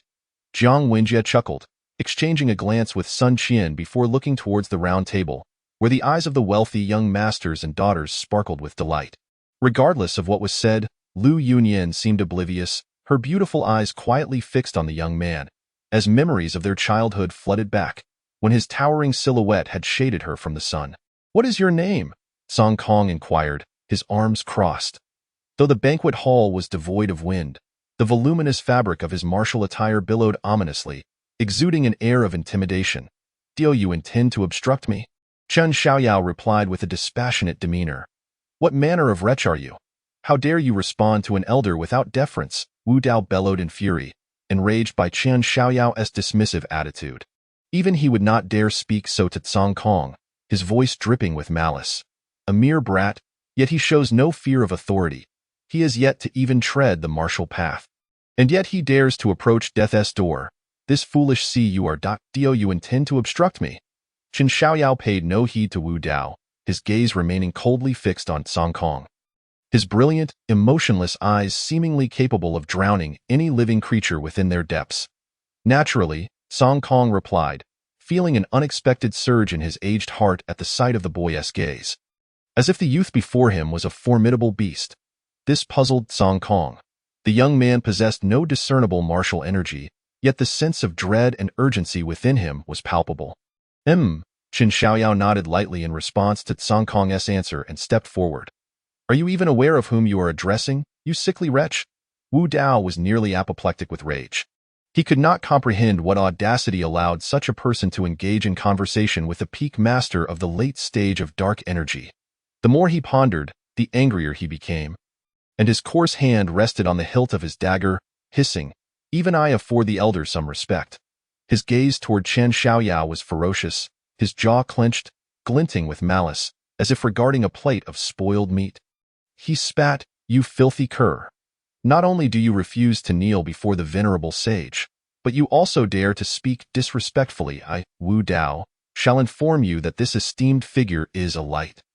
Ethereal sound pierced the air, akin to the whisper of the wind or the ringing of a sword. It was followed by a sharp, jarring noise, akin to liquid pouring, grating on the ears. The onlookers exchanged bewildered glances. And in an instant, Their minds exploded with shock. Wu Dao lay dead. Chapter 11. Even the immortals cannot save you. Do I need to know who he is? A creature resembling a wild dog? Chen Xiaoyao coldly uttered, not even sparing him a glance. The so-called Wu Daxian, a minor warrior who had yet to grasp even a fraction of the essence of martial arts, was nothing more than a pretender. From the outset, Chen Xiaoyao had regarded them with disdain, viewing them as mere ants, easily crushed when they became bothersome. The brutality of the moment was striking, and the guests were momentarily frozen, their prior expressions still etched upon their faces. Lin Amo's eyes brimmed with shock as he sprang from his seat, his heart racing, disbelieving as he gazed at Chen Xiaoyao's retreating figure, stammering, I cannot discern his realm, Xiaoyao. When Cheng Lin had just closed his eyes, contemplating how to retrieve Chen Xiaoyao as corpse. Yet, he never anticipated that upon opening his eyes, he would witness Wu Dao's head rolling down the steps. The magnitude of this revelation was immense. Little Amo, even you cannot perceive Xiaoyao's realm? When Cheng Lin exclaimed in astonishment. Lin Amo shook his head in disbelief, his mind racing with possibilities. Two scenarios. First, his cultivation system differs from mine. No, it is that he practices a system entirely unlike ours. Second, Lin Amo's gaze grew complex, his throat dry. He has reached a level beyond what I can sense. He could not help but glance once more at Chen Xiaoyao's figure. Shaking his head in dismay, I did not foresee this. Simultaneously, this cannot be. Jiang Wenji's wine cup shattered with a resounding crash. As he stood in shock, his expression contorted as if he had swallowed a fly. Xiaoyao! Lu Yunyan gasped, covering her mouth, her beautiful eyes shimmering with astonishment and delight. It had been 3 years since Xiaoyao had vanished. Surely, he had endured humiliation to strengthen himself, perhaps even becoming a formidable warrior. Lu Yunyan gazed at his silhouette, utterly mesmerized. The aura he exuded was utterly captivating. Good heavens! Wu Daxian was a master of the mid-stage dark energy. How could he perish so easily? Am I seeing things? Who is this youth? When did such a figure emerge in Qingzhou? He is the sole heir of the Chen family. The surrounding elites were left reeling, their expressions shifting unpredictably. Warriors are not ordinary beings. To witness such a superlative master fall with such casualness, without even having the chance to utter his last words, was surreal. This is impossible. This is absolutely impossible. Lu Qinmu gasped in disbelief, his eyes nearly popping from their sockets. As if he had been grasped by the throat, rendered incapable of rising from his esteemed seat. Wu Daxian, he was a master of the mid-stage dark energy. He must have employed some trickery. He certainly must have. Lu Qinlin was no better off, muttering incessantly. Wu Dao had long been renowned, and yet he had met such an end. His gaze, filled with horror, fixed upon Chen Xiaoyao's indifferent countenance. His hands trembling no matter how much they wished to deny it. Wu Dao's corpse lay sprawled on the crimson carpet, exuding a stench of blood. Simultaneously, a more terrifying thought arose within the Lu brothers. Could it be that Chen Xiaoyao was a dark energy warrior not yet 20 years old? The potential he possessed transcended the bounds of imagination. This young man might very well become the martial champion of Qingzhou, or even a legend. How could they not be afraid? Lu Qinmu felt as though he had lost everything. Yet suddenly, he caught sight of Song Kong's stooped figure. Song Kong, a pinnacle master of the late stage of dark energy, he too could eliminate Wu Dao. The Lu brothers gazed at Song Kong with pleading eyes, silently praying. Song Kong wiped the blood from his face and remarked softly, Wu Dao was a prodigy of martial arts, having reached the mid-stage of dark energy before 60. His demise is indeed a pity. There is nothing to lament. If you intervene, you will perish as well. That is only natural. Chen Xiaoyao replied with a calm demeanor, having crushed an ant, nothing worthy of surprise. Young one, are you a swordsman? Song Kong inquired, having heard the sound of the sword. Chen Xiaoyao had only used 2 fingers to slay Wu Dao. Song Kong felt a jolt of alarm. This young man was frighteningly powerful. Upon hearing the term young one, a smile graced Chen Xiaoyao's face, finding it a rather amusing jest. Even without hearing a response from Chen Xiaoyao, Song Kong was confident he was a swordsman. For I too am a swordsman, Song Kong declared, for a swordsman is intimately familiar with the sound of the sword. It is a resonance etched upon the soul. Chen Xiaoyao nodded languidly, leaving his attitude inscrutable. But do you dare to compete with me in swordsmanship? Song Kong felt an old fervor rekindle within him, his voice imbued with the spirit of battle. As the leader, he had long been invincible in Qingzhou, and now he regarded Chen Xiaoyao as a formidable rival, his foremost adversary. You lack the qualifications, Chen Xiaoyao replied coolly, continuing his stride. This statement struck the hearts of all present like a massive boulder. Regardless of how the parties involved felt, even the guests could not restrain their astonishment. He actually claimed that the venerable elder lacked the qualifications to compete with him in swordsmanship. How audacious. As Qingzhou natives, they had grown up hearing tales of Song Kong's exploits and had come to regard him as a legend.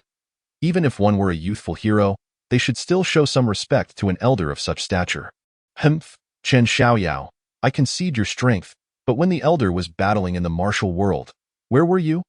Angering him, and even the immortals cannot save you, Lu Chunlin retorted angrily. Song Kong's swordsmanship was truly extraordinary. Having witnessed it firsthand, anyone who had seen Song Kong's technique dared not dispute his prowess. Why, good second Uncle Chun, Xiaoyao's gaze drifted past Song Kong, locking onto Lu Chunlin. Lu Chunlin dared not meet his gaze, instinctively stepping back, his bravado faltering. What? What? Qin Xiaoyao chuckled softly. I do not require the aid of immortals. You do. Once more, that ethereal sound echoed, the sound of the sword. Song Kong's eyes narrowed, his dantian surging with energy as he sensed the sword's call. His bony hand unleashed dark energy, trembling in the void. Boom. A tremendous sound erupted, causing the crimson carpet to ripple like waves. The violent shock sent Song Kong stumbling back 7 steps. What a ferocious strike! Song Kong exclaimed, his eyes widening in trepidation, his voice trembling. Even this is merely your sword aura. In the heart of Song Kong, a sense of dread surged relentlessly. He had come to realize that today would herald a fierce battle. With a gaze as sharp as a wolf's, he snarled, Young one, I concede your strength, yet I shall endure this strike of yours. Song Kong stood before the steps, shielding the members of the Lu family behind him. Looking down at Chen Xiaoyao with disdain, he declared, You are still lacking some refinement. Upon hearing this, Chen Xiaoyao felt no stir within his heart. His expression remained impassive as he replied with a gentle smile, It is quite natural for you to withstand it. However, it is equally normal for some to falter. What? Song Kong's heart jolted as he swiftly glanced behind him. Another had fallen, Lu Chunlin. Chapter 12. 3 swords to you. Lu Chunlin seemed oblivious to his demise, maintaining a facade of composure. Yet, the lifeless form lay in a different place. Clearly, the so-called immortal they spoke of could not save him. Lu Chunmu sank to the ground, a chill enveloping his heart. It was over. Even with Song Kong present, their fate was sealed. Song Kong could not protect them. Just moments before, they had been merrily drinking together. And now, Lu Chunlin lay dead, the surreal nature of it all weighing heavily on Lu Chunmu. Song Kong's gaze was fixed intently on Chen Xiaoyao, finally comprehending the source of his earlier dread, emanating from the direction of his sword. Having already braced himself for the threat, Song Kong unleashed 8/10 of his power, yet he could not even safeguard the Lu brothers. A seething anger ignited within him, threatening to consume his very mind. As he yearned to dismember Chen Xiaoyao, his voice rising in fury. Young one, you shall not advance a single step today. You, half-dead wretch, that strike was never meant for you. Depart swiftly, lest you become an eyesore. Chen Xiaoyao's indifferent words drifted into Song Kong's ears. Draw your sword. Song Kong could no longer contain himself. Turning to the Lu family members, he commanded, You all retreat. The actions of a martial artist are deafening. For ordinary folk, even perishing in the aftermath would not be surprising. Yes, retreat quickly, Lu Chunmu and his companions rejoiced. Remaining here would only lead to their demise. Have I permitted your departure? Chen Xiaoyao observed them. Bemused, for they seemed more carefree than he. I seek vengeance, yet you wish to flee. What logic is this? As he watched the Lu family stand frozen behind him, Song Kong furrowed his brow. Why do you not leave? Elder Immortal, we are unable to move, Lu Chunmu exclaimed anxiously, exerting all his strength yet remaining immobile. What kind of sorcery is this? Song Kong was filled with uncertainty. Having lived nearly 2 centuries, he had never encountered such a phenomenon. Do not obstruct my view. Chun Xiaoyao's indifferent gaze swept over Song Kong's throat, a chilling sensation lingering ominously. "Do not obstruct your view." Song Kong's fury knew no bounds. He had slain countless experts and faced death innumerable times.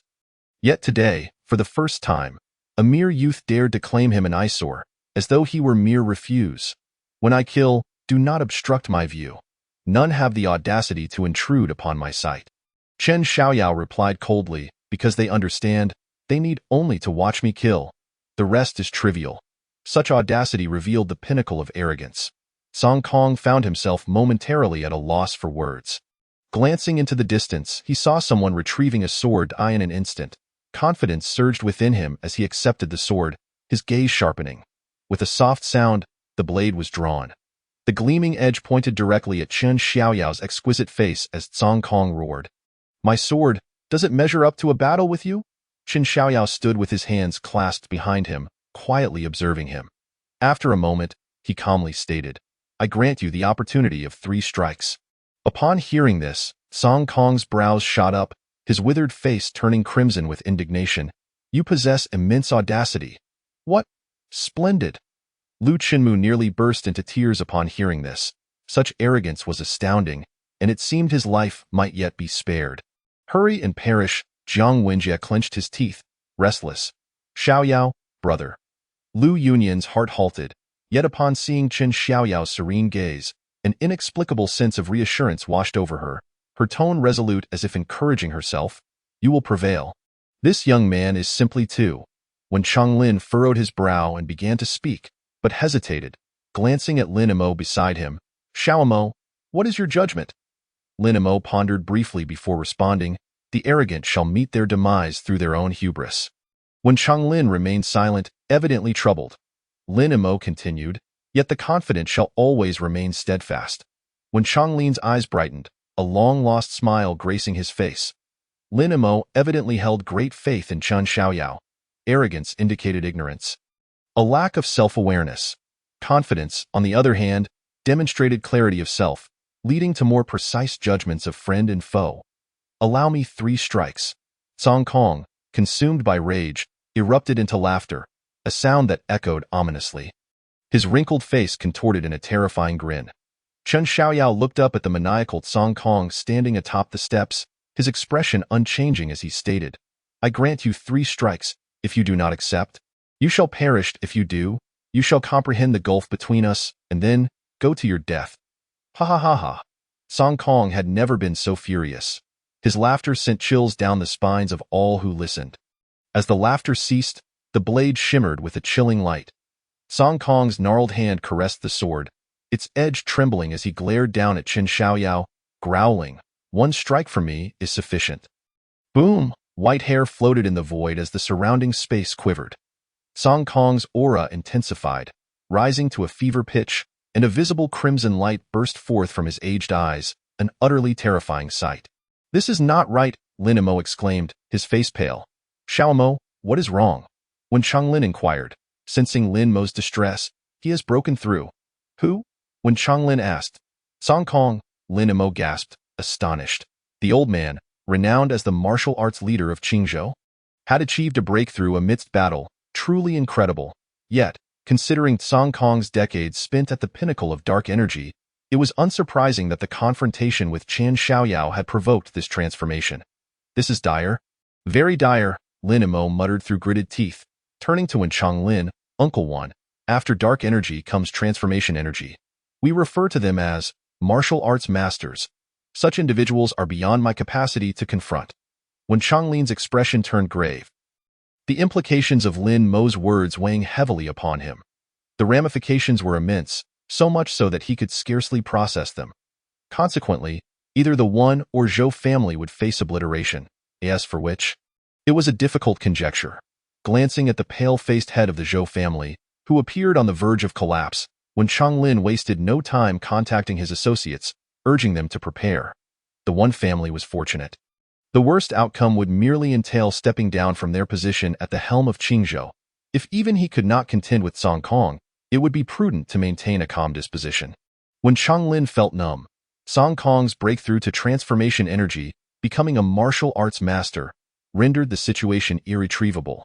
Ha ha ha, such marvelous power, such formidable strength, it is intoxicating. Song Kong, sensing the change in his abilities, let out a hearty laugh. His gaze fixed on Chen Xiaoyao, brimming with delight and an unmistakable aura of dominance. I have become a martial arts master. This breakthrough not only signified a shift in power but also extended his lifespan considerably. A source of great exhilaration. Oh, Chen Xiaoyao acknowledged with a slight nod, indifferent, extending a hand. Please. Having spoken of 3 strikes, he would indeed grant 3 strikes. Child. The joy of his breakthrough was abruptly quelled by Chen Xiaoyao's words. Song Kong's eyes turned crimson, gritting his teeth. He declared, very well. You shall be the first to perish beneath my transformation energy. With a hum, the sword radiated a crimson glow as Song Kong's gaze bore into Chen Xiaoyao. This strike of mine is called Killing Blow. 115 have perished under this sword technique. Until now, none have withstood this strike. Can you? Chapter 13. A return gift, the Killing Blow. Song Kong's aura melded with the sword's momentum, reaching a zenith. Even those without cultivation could feel its potency. Retreat. The elder immortal's strike. The more he charged, the greater its might. At his command, the onlookers hastily withdrew. Yet the newly elevated Song Kong and his escalating might rendered their legs weak. Heavens, the elder immortal has been charging for 3 seconds. He is still gathering power. The sheer force of this strike was unimaginable. Lu Yunyan sweated nervously, her breathing slowing. This strike, no one could withstand it. Even Jiang Wenjie's heart raced with trepidation. Indeed, Song Kong's current aura was terrifying. As if he truly intended to shatter the heavens, in a wonder they called him the Elder Immortal. He was frightfully formidable. 6 seconds, 0.7 seconds, 0.8 seconds. In the blink of an eye, the momentum reached 10 seconds. This was Song Kong's limit, not the limit of the killing blow. A sword forged with transformation energy could unleash a power surpassing that of transformation energy itself. Song Kong laughed maniacally. In the realm of dark energy, he had only ever charged for 5 seconds, yet now he had sustained it for 10. The power of this strike was beyond his own comprehension. Youth. Song Kong's expression turned savage, the blade radiating murderous intent as he hoarsely shouted. Die for me. Hiss. Abruptly, silence enveloped the chaos, and the overwhelming pressure of the killing intent dissipated. Everyone widened their eyes in astonishment, as the 2 individuals at the center of the banquet stood silently, as if nothing had transpired. What happened? What on earth occurred? When Chang Lin, perplexed, turned to Lin Mo beside him. Xiao Mo, before he could voice his inquiry, he beheld Lin Mo's face, pale as death, resembling a toe afflicted by paronychia colliding with a bench leg. Lin Mo's jaw clenched, muscles taut, as he drew in breath after breath, feeling dizzy, and finally spat out. He launched a sneak attack. Huh? When Chang Lin quickly shifted his gaze. Indeed, a crimson line marred the neck of Song Kong. A sneak attack. Chen Xiaoyao's sneak attack. Was it not agreed that 3 swords would be drawn? Where did this wretched individual spring from? The despair was not confined to Lin Mo alone. This was impossible. Utterly inconceivable. Lu Chunmu's eyes burned with rage. Defeat. Song Kong had fallen. The Lu family was doomed, especially since today was the 80th birthday celebration. With a splatter, Lu Chunmu coughed up blood, utterly unable to accept this reality. It was not just him who could not bear it. You. Song Kong's complexion drained of color, the long sword clattering to the ground as he clutched his neck, his eyes filled with despair as they fixed upon Chen Xiaoyao. He could not fathom that this was his fate, nor could he accept that he had just broken through, only to meet such a disastrous end.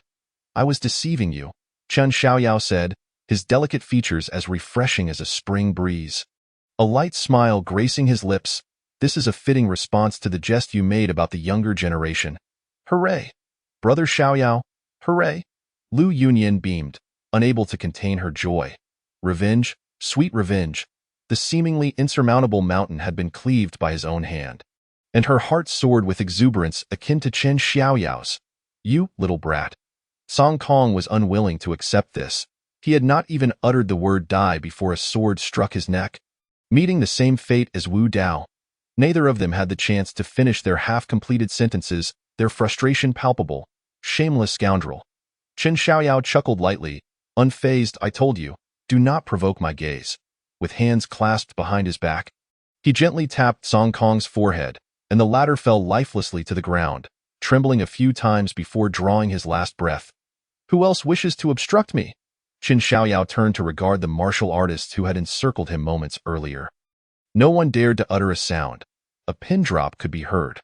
Wherever his gaze fell, all instinctively retreated a few steps. They were merely hired fighters of the Liu family, not death warriors. With Song Kong, the strongest among them, slain, none dared to stand in his way. Today, they would know who he truly was. Qin Xiaoyao surveyed the retreating martial artists, his smile widening. This epitomized the essence of cultivation. Those once perceived as invincible warriors now appeared feeble and fragile, their hearts struck with terror at a single utterance. Qingzhou was on the brink of transformation. As the night wore on, the balance and order were irrevocably shattered. Ha ha, chaos is but a stepping stone. The prominent families of Qingzhou exchanged glances, their eyes brimming with unspoken emotions. More than fear, there was ambition regarding the shifting dynamics. They recognized that this youth had come seeking vengeance.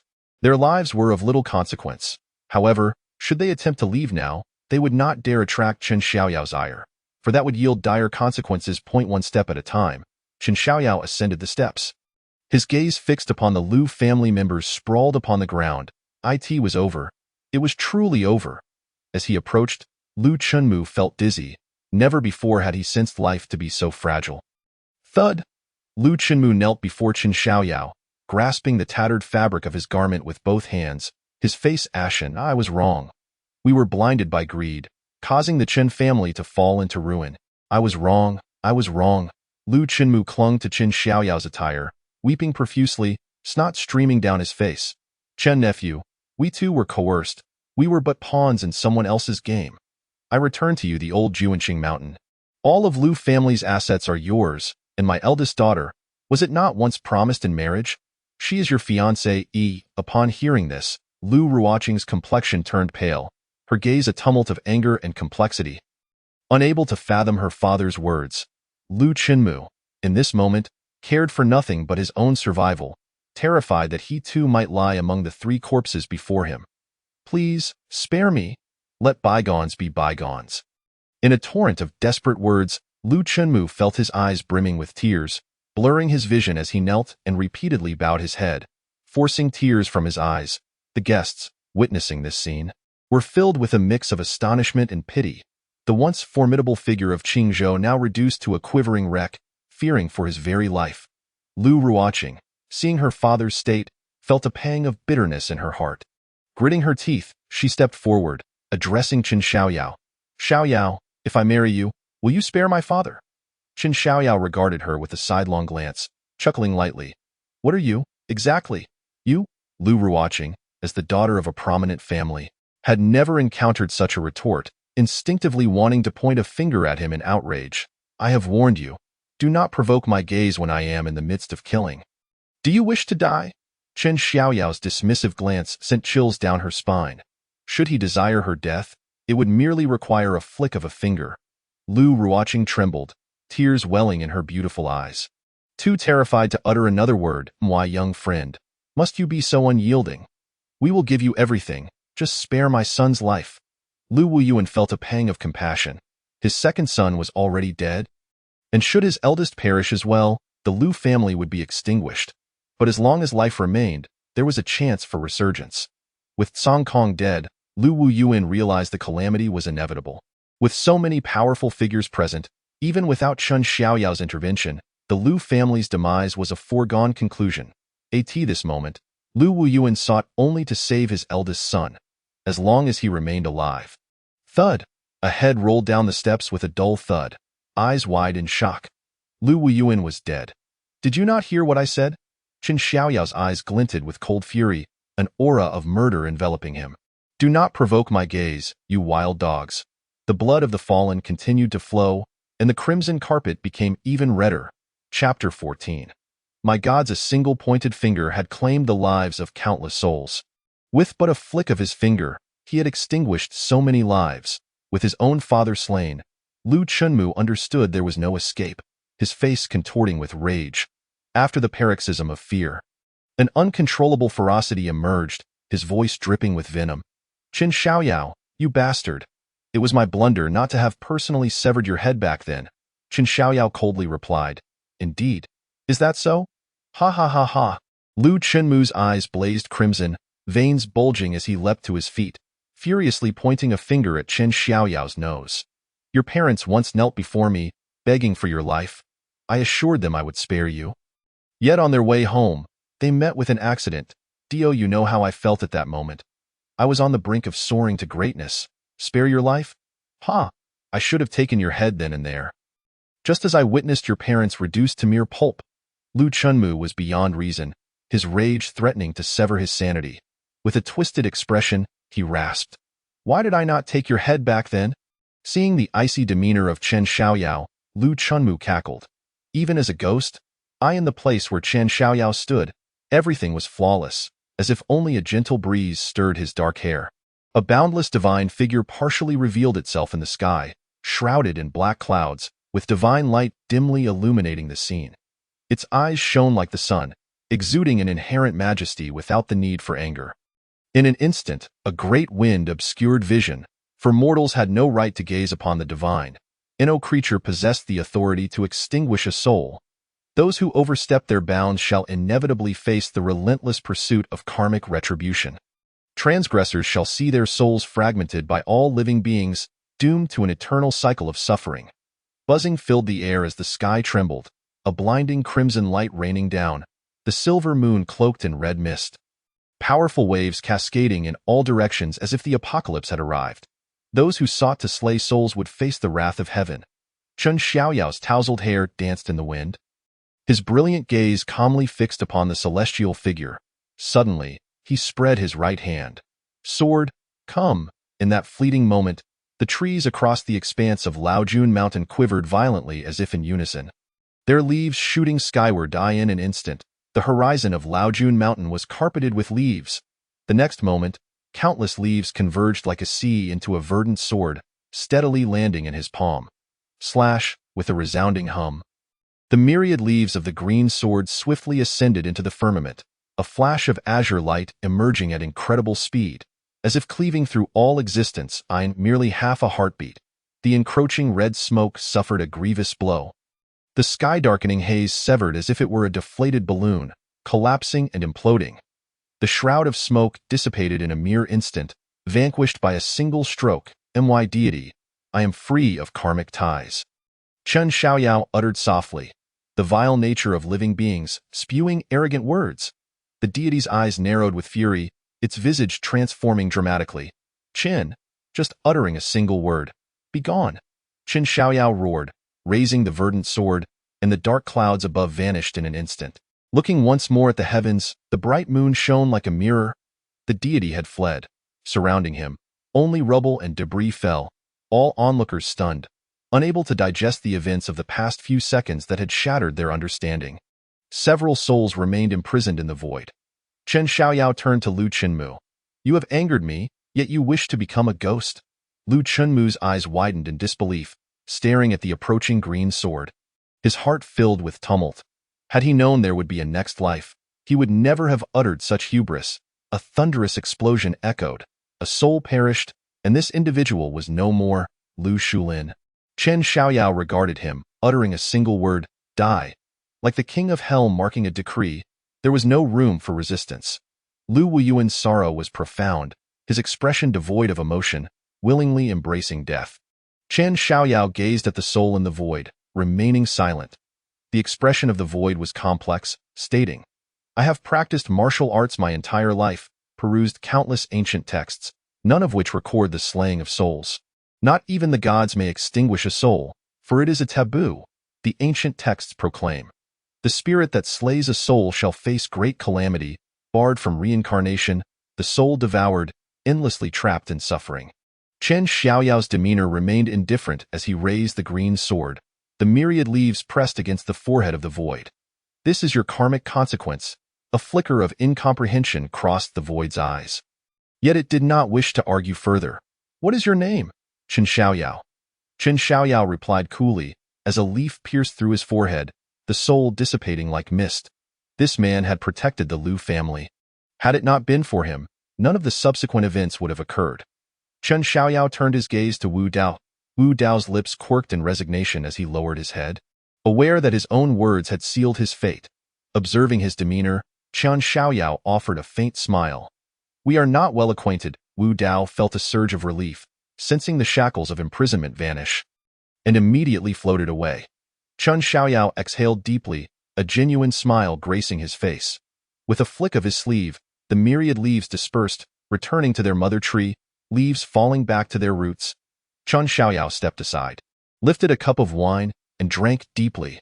The heavy stone pressing upon his heart vanished, and a long-lost smile appeared on his face as he sat, drinking cup after cup. After battling them for millennia in the celestial realm, where was the satisfaction of vengeance? Great grievances avenged, past enmities dissipated like smoke. Chapter 15. Until we meet again, the guests watched the drinking youth in silence, scarcely daring to breathe. After a moment, Chen Xiaoyao approached the remaining members of the Lu family. Lu Ruoqing's delicate makeup had long since run, and she dared not lift her gaze as the youth approached. Look at me, Chen Xiaoyao commanded. Lu Ruoqing bit her crimson lip, summoning all her strength to glance at him. Remember my face well.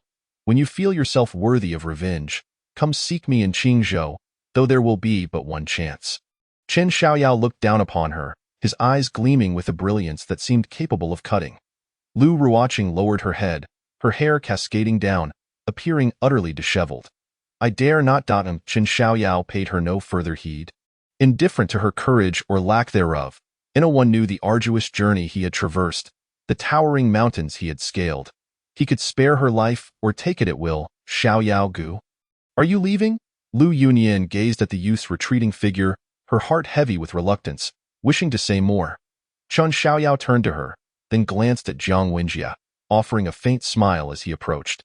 Jiang Wenjie paled at Chen Xiaoyao's approach, glancing toward Sun Qian, who was filled with regret, wishing he could vanish into the ground. If only he had left earlier. You too, Chen Xiaoyao's voice rang in their ears. Jiang Wenjie forced a smile that was more painful than tears. Kneel and strike each other as faces. Chen Xiaoyao had no desire to personally deal with them. Jiang Wenjie and Sun Qian paused, then looked towards the corpses nearby, hastily kneeling to face each other, slapping one another with such force that blood flew within moments. They understood that should they hold back, they would merely become one of the lifeless bodies. Embrace me! Lu Yunyan paid no mind to the two, gazing at Chen Xiaoyao with a sweet smile, extending her arms like a child. Chen Xiaoyao smiled faintly, recalling past moments, and embraced her. Long time no see.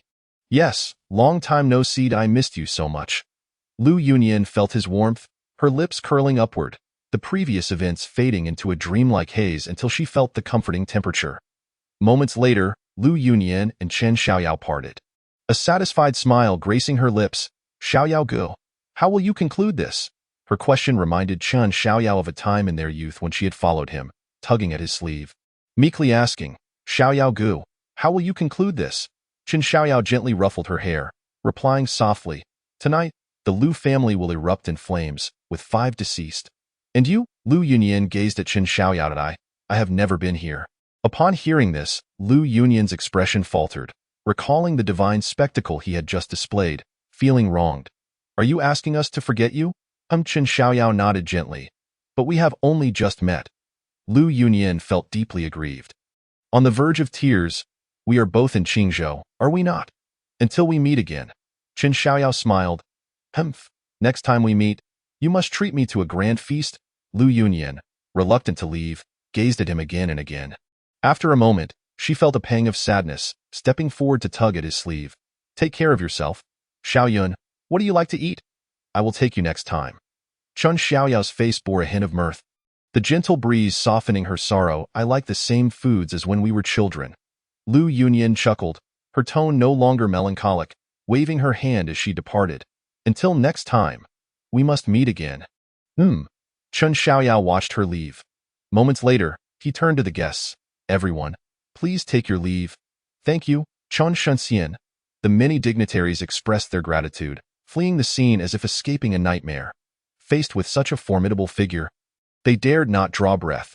Jiang Wenjie and Sun Qian exchanged complex glances, fearing that a mere frown from him could annihilate them both. Chen Xiaoyao couldn't be bothered to spare them a glance, waving his hand for them to depart. Such insignificant figures were not worth his ire. A small lesson was sufficient. Once all had vacated, Chen Xiaoyao gazed at the sky, pointing to shatter the surveillance device overhead. This must be a security measure of the Liu family. Who would have thought that 3 years had passed, and the technology here had advanced considerably, their eyes even in the skies above. With a gentle smile, he was unconcerned, deftly erasing the karmic ties of the night, the worldly consequences, and all the fates involved. If they were to recall, they could only remember the night purified by flames. On this night, this scene, chaos would surely ensue outside. Yet Chen Xiaoyao merely drank in the ruins, beneath the moonlight, atop the corpses of his enemies. Descending the mountain path, Liu Yunyan walked onward, countless memories flooding her mind. Eventually, she could not resist glancing back. The cliffs of Laojun Mountain blazed fiercely, glowing brilliantly in the night sky. Even the moonlight turned crimson. Someone knew that her beloved older brother had returned, riding upon clouds of radiant colors. After a moment, she could not help but chuckle softly, her steps becoming lighter as joy surged within her. A breeze stirred. Her long hair danced in the night sky, her exquisite attire swayed once more. The night was enchanting, devoid of regrets. Liu Yunyan wiped her face and lifted her chin anew. Even if it was difficult, one could always begin anew. Anticipating our next meeting, the corners of her cherry blossom lips curled upward. Forming an alluring arc, the stone steps were long, winding downward. The further she descended, the calmer her heart became. Not far ahead lay the parking lot, where many guests remained in shock. Who could have imagined that this conflagration would claim these members of the Liu family? Even the aged deity had not escaped. Mr. Li, is this not an opportunity? I have always found this matter somewhat peculiar. How is it that these individuals have just happened to perish?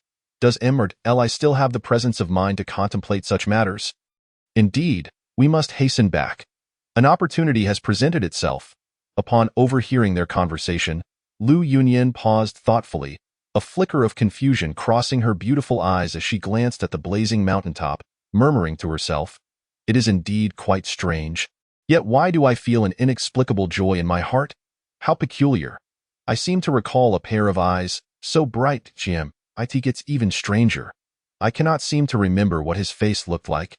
Not even a trace. I cannot recall his visage but distinctly remember his eyes, and here there is a fire." Liu Yunyan glanced once more at the mountaintop, a sweet smile gracing her lips. "I understand now. That person must be the little black figure from Detective Conan.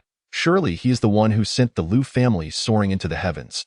The detective novels state that those with such eyes are often hidden in the shadows.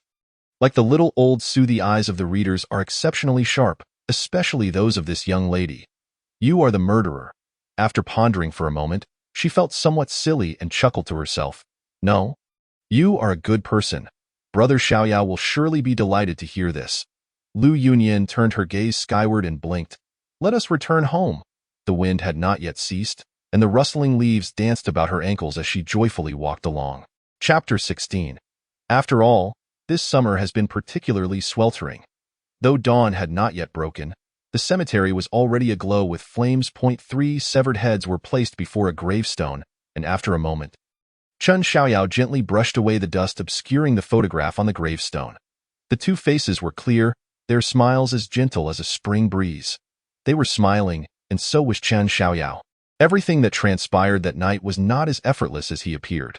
Having transgressed the prohibitions of the great Tao, the consumption of his spiritual energy was exceedingly vast, and such energy could not be replenished on earth.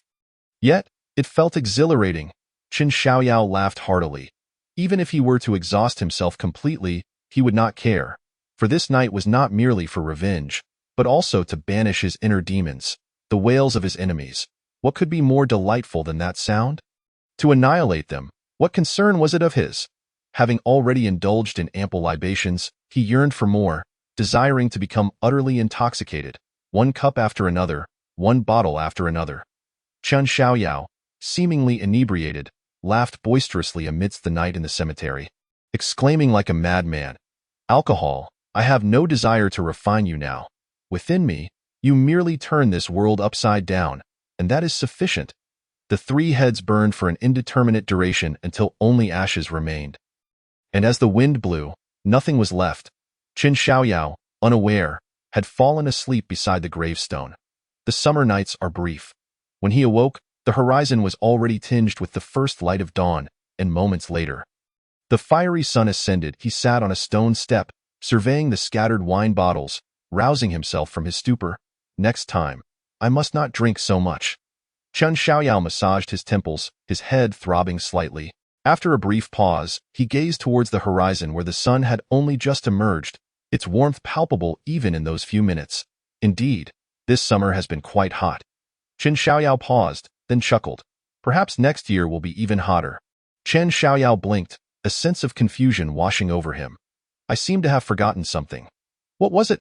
Dew slipped from the leaves, traversing the grass around him, soaking half of his pant legs as he strolled quietly along the riverbank. Beneath the white rice-like reeds by the Jiangling waters, he spotted a girl sitting there with a twig in her hand from a distance. Sunlight bathed her head, her hair no longer mired in the muck of the previous night, but rather smooth and neatly tied with the grass at her side. Though her hair was short, she managed to fashion a modest braid, resembling a crescent tail. The little beggar yawned, squinting at the glistening river, pondering whether he would return after disappearing into the darkness the night before. He simply gazed at the river, listening to the flow of water. The rippling reflections upon the surface of the river made the sun quiver. What a blazing sun! Why are you so dazzling? Like the lights of high-rise buildings at night, piercing the heart of this beggar. This thought. She was amused by her own whimsical metaphor and couldn't help but laugh. Snap! The little beggar suddenly heard the sound of leaves cracking underfoot by the river, and her laughter abruptly ceased. She tossed the twig into the river, her other hand instinctively reaching into her pocket. Feeling slightly more at ease, asked what's in her pocket. A weapon. Upon hearing a faint voice, the little beggar grinned and quickly stood up. Yes, I call it the tetanus blade. She produced a sharp iron shard, glimmering brilliantly. Qin Xiaoyao glanced over, smiled, and said nothing. With a flick of his finger, the twig floating in the river reversed its flow and flew into his palm. Today, he was in good spirits and felt like fishing. Watching Qin Xiaoyao, who was yawning and quietly fishing, the little beggar hesitated, gathering her courage after a moment to declare, Brother Qin, I want to follow you. Qin Xiaoyao did not turn around. Do you know my surname? The little beggar cleared her throat, somewhat embarrassed. Yesterday, I overheard you. It's Qin Jian Xiaoyao. Qin Xiaoyao gently blinked, offering no reply, merely gazing at the river. Brother Qin, I want to follow you. The little beggar called out from behind him. Do not shout while fishing, Qin Xiaoyao replied with exasperation, casting her a sidelong glance. It is children who are particularly bothersome, he said. Everyone has their own path, and mine has already reached its end. Humph. The little beggar scoffed lightly, lowering her voice in a mysterious tone. The end? The end of the road, you say? I only know that the road lies beneath our feet. What are you trying to show off? Qin Xiaoyao looked at her in confusion.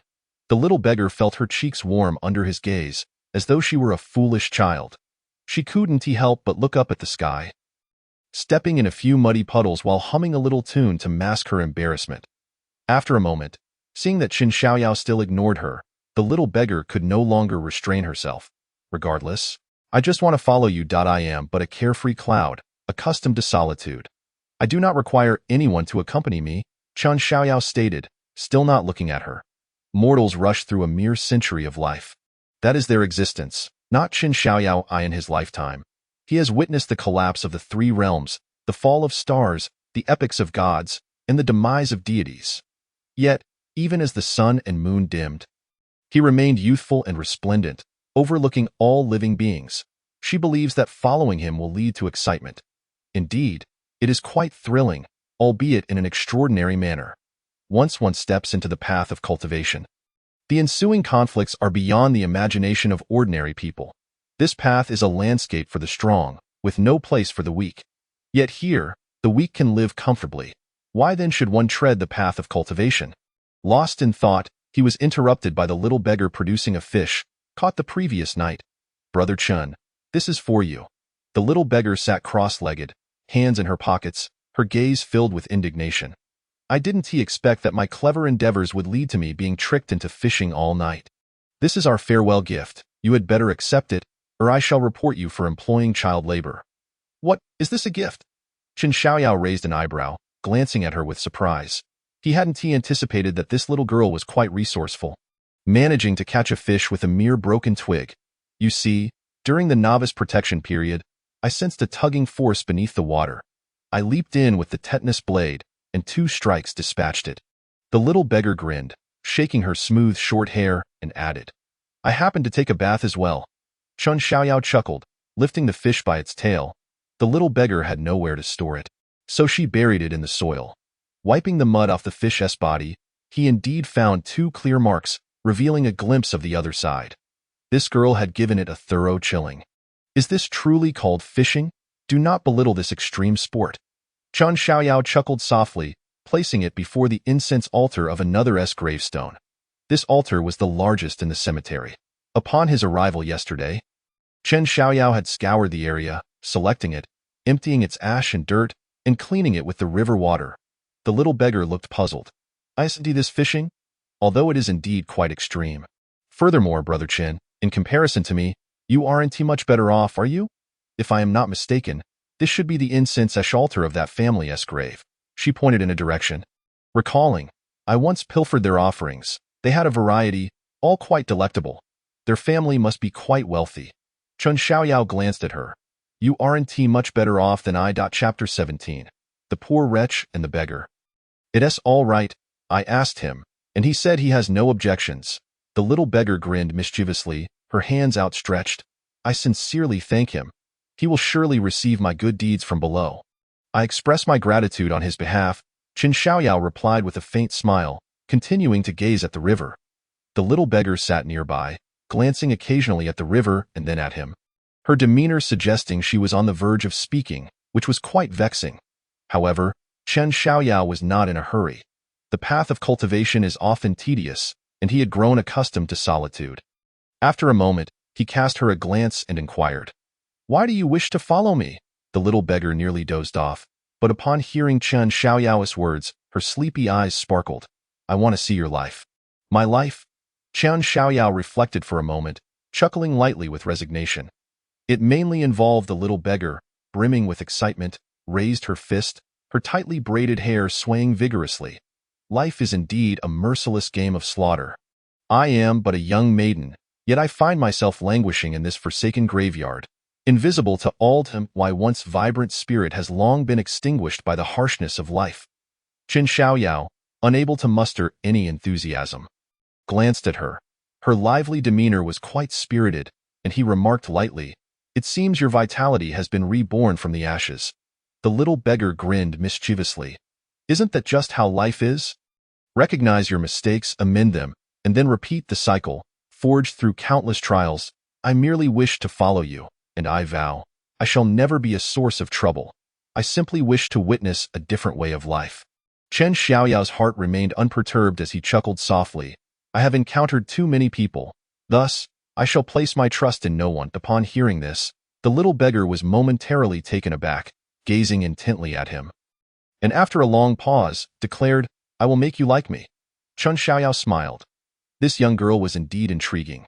Rather than asking him to trust her, she expressed a desire for him to like her.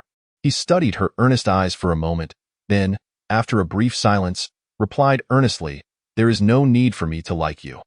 What you must do is learn to like yourself.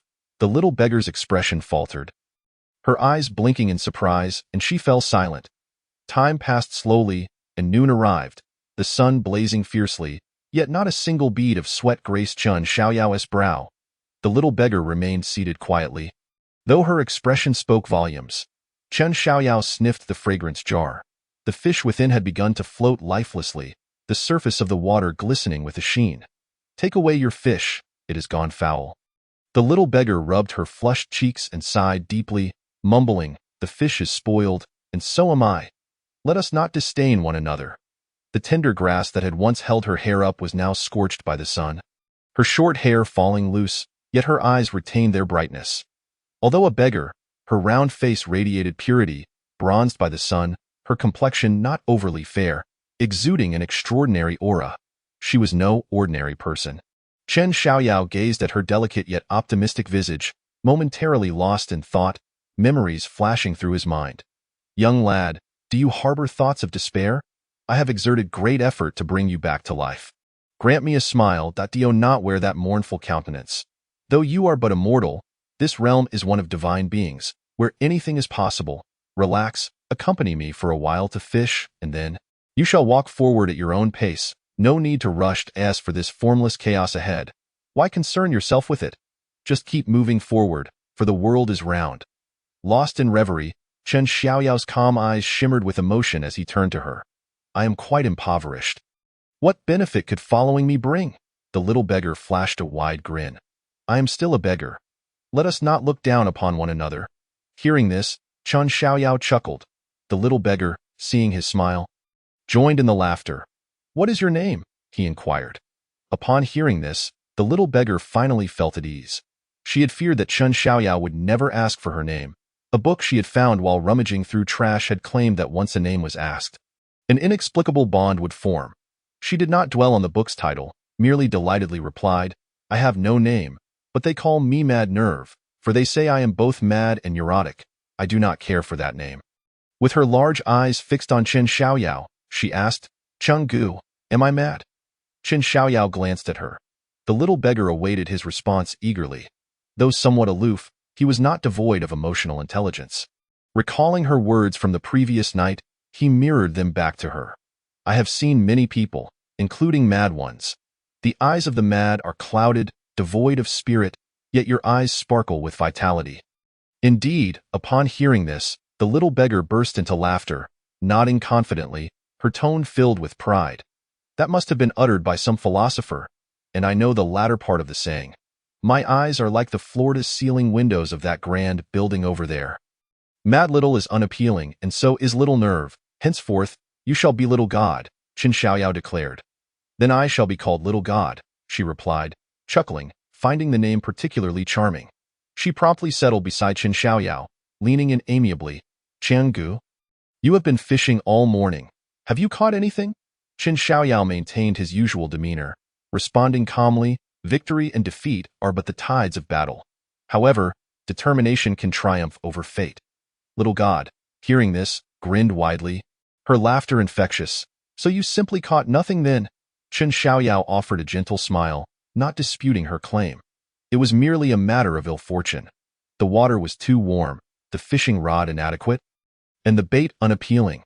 Ultimately, it is the fault of this world. Little God laughed heartily and waved her hand. Let me give it a try. Chen Xiaoyao regarded her with amusement, chuckling softly.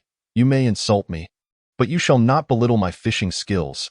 Hush, Little God exclaimed, her eyes lighting up as she pointed. Chen Gu, look, beneath the shimmering waves, a dark silhouette approached. Chen Xiaoyao, glancing at her, couldn't help but chuckle. Is this what they call the novice protection period?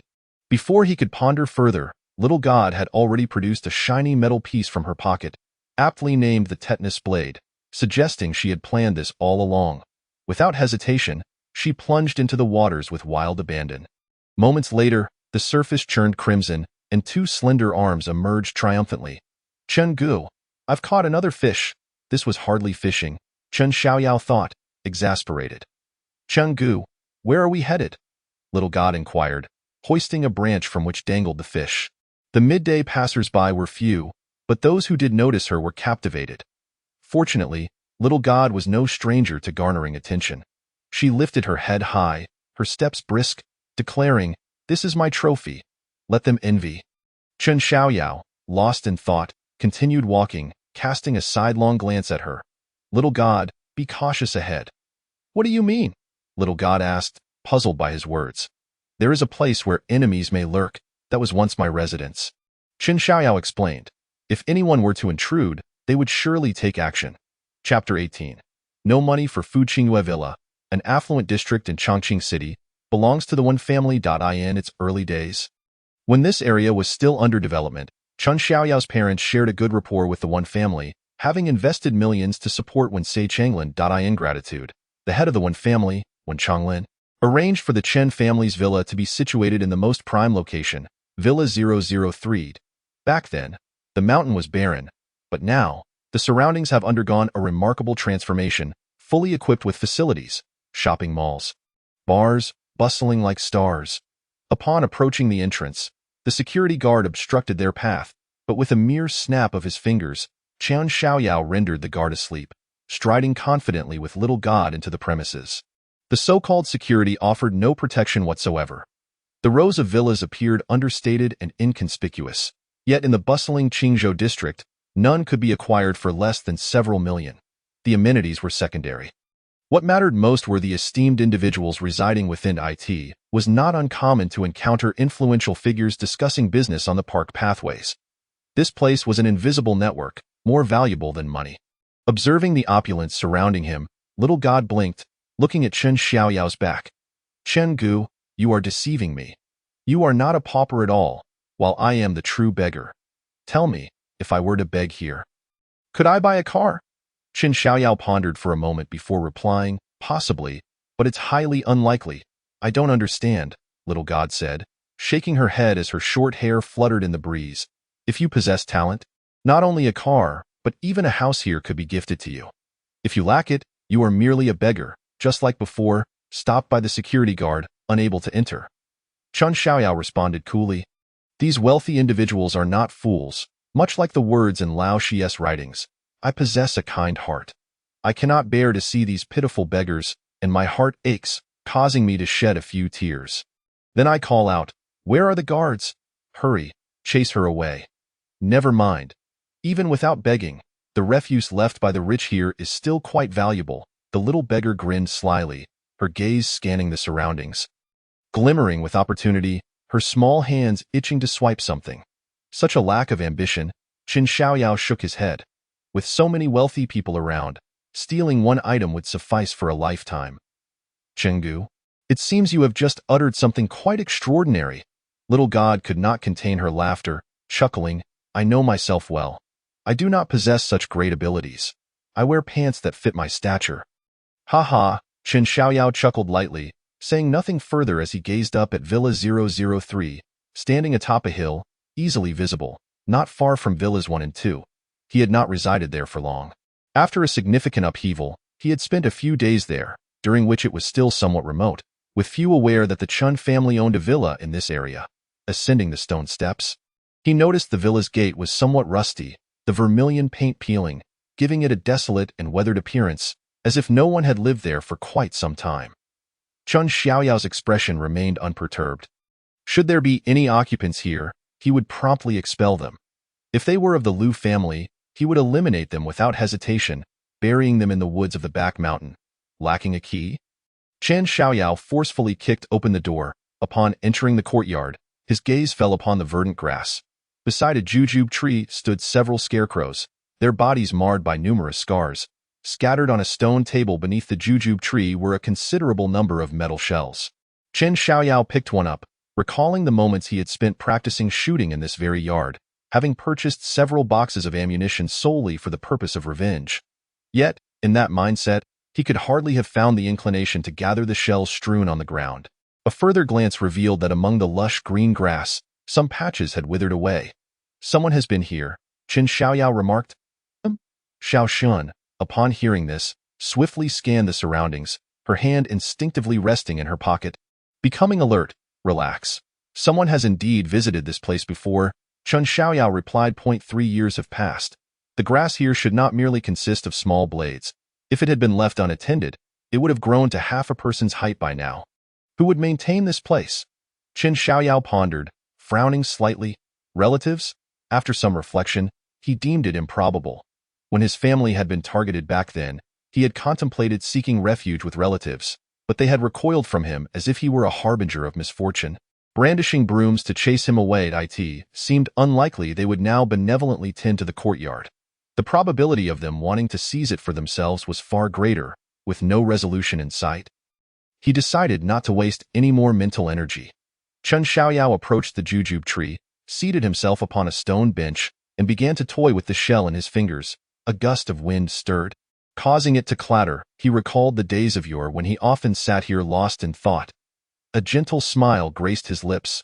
Having avenged his grievances, he felt no need for melancholy. Xiao Shan, meanwhile, was filled with curiosity towards her surroundings, her large eyes twinkling as she exclaimed, "Gu, the natural scenery here is quite lovely. All this little grass, at least the air is fresh." Chen Xiaoyao's expression darkened as he flicked the shell away carelessly and approached the door. The mat beneath his feet was in tatters. Lifting one corner, he discovered the key still lay beneath it. Though the key appeared somewhat rusted, it turned effortlessly in the lock. As he pushed the door open, a wave of musty air assaulted him, causing Xiao Shan to cough several times as she quickly turned to catch her breath. Chen Xiaoyao tossed a set of keys to her. "Go see which room you like." "Hee hee hee." Xiao Shan's lips curled into a smile as she skipped away. Chen Xiaoyao chuckled softly, surveying the layout around him and feeling a sense of comfort wash over him. After appraising the surroundings for a moment, he moved outside again, settling on the stone bench, taking in the greenery. This comforting sensation was something he could never experience elsewhere. His spirit unwound, and he unknowingly closed his eyes for a brief respite. As twilight descended, the sun dipped below the horizon, and the lights at the foot of the mountain blazed brightly, signaling the onset of the night's revelries. Chen Xiaoyao awoke from a yawn to find Xiao Shen seated nearby. Upon noticing his awakening, she promptly stood and declared, "Gu, I'm hungry. I don't know how to use the things inside the house, and everything in the fridge has gone bad." "Civility. We must maintain civility," Chen Xiaoyao replied, rubbing his temples. "This indicates the fridge is of good quality. After 3 years, nothing inside has turned to dust. I'm starving," Xiao Shan interjected, placing her hands on her hips, her short hair dancing in the wind. "I feared losing face in front of you, so I refrained from going out to scavenge for food. I've only eaten that one fish these past few days. I'm a young lady, after all." "Still growing.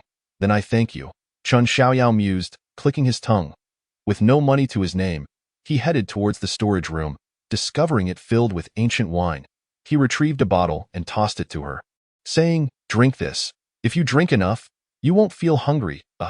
Xiao Shen opened her mouth, hesitating momentarily before exclaiming, "Is this what it means to be an adult? Your attitude towards life is rather reckless. Quiet down." "Xiao Shen," Chen Xiaoyao replied calmly, "life is merely about surviving. Quality is a privilege reserved for the wealthy." "How infuriating," Xiao Shen retorted, ruffling her hair. "This isn't about wealth. You're simply shifting the responsibility onto the world." "Indeed, it is all the world's fault," Chen Xiaoyao chuckled lightly, not bothering to counter her argument. "Where's your fish?" "I put it in the fridge," Xiao Shen replied, darting into the house and returning shortly with the fish. However, due to the daytime heat, even after refrigeration, it had become somewhat slimy. Chen Xiaoyao leaned closer, sniffing it. It had already begun to spoil. With a wave of his hand, the fish emanated a fresh scent as if it had been washed. Devoid of any foul odor, if he were to infuse it with a bit of elemental energy, its flavor would undoubtedly become more exquisite. Yet, as an ordinary person, Chen Xiaoyao had yet to embark on any form of cultivation and lacked elemental energy within his dantian. He instructed Xiao Shen to gather some firewood and set about grilling the fish, just as they had done the previous night. Xiao Shen sat on the stone bench, resting her chin on her hands as she gazed quietly at his back. Lost in thought. Sensing her gaze, Chen Xiaoyao, still facing away from her, spoke in a calm tone, "Xiao Shen, are you aware that your appearance and demeanor are far from ordinary?" Xiao Shen blinked, nodding that I know. "I'm a beggar." After all, Chen Xiaoyao paused, glancing at the fish. "In a one is born a beggar." Xiao Shen nodded knowingly, laughing lightly. "Indeed, from the moment I became aware, I was an orphan, and through years of toil, I successfully graduated from being a mere orphan girl to a glorious beggar." "Oh yeah," Chen Xiaoyao smiled, handing her the fish. "Eat up. Only then will you have the strength to laugh." "Thank you, Gu," Xiao Shen said, her eyes narrowing into a smile as she looked at the fish in her hands and then back at him. "But what will you eat?" "I'm not hungry," Chen Xiaoyao replied, taking a sip of wine as he sat on the stone bench, absorbing the ethereal energy of the universe. The surrounding energy was rather thin. Returning to his peak was no longer a possibility. Even if he were to reach the pinnacle, he would forever trail behind his past self. Here, a single day passed, while an eternity had elapsed elsewhere. A silhouette flickered in Chen Xiaoyao's mind.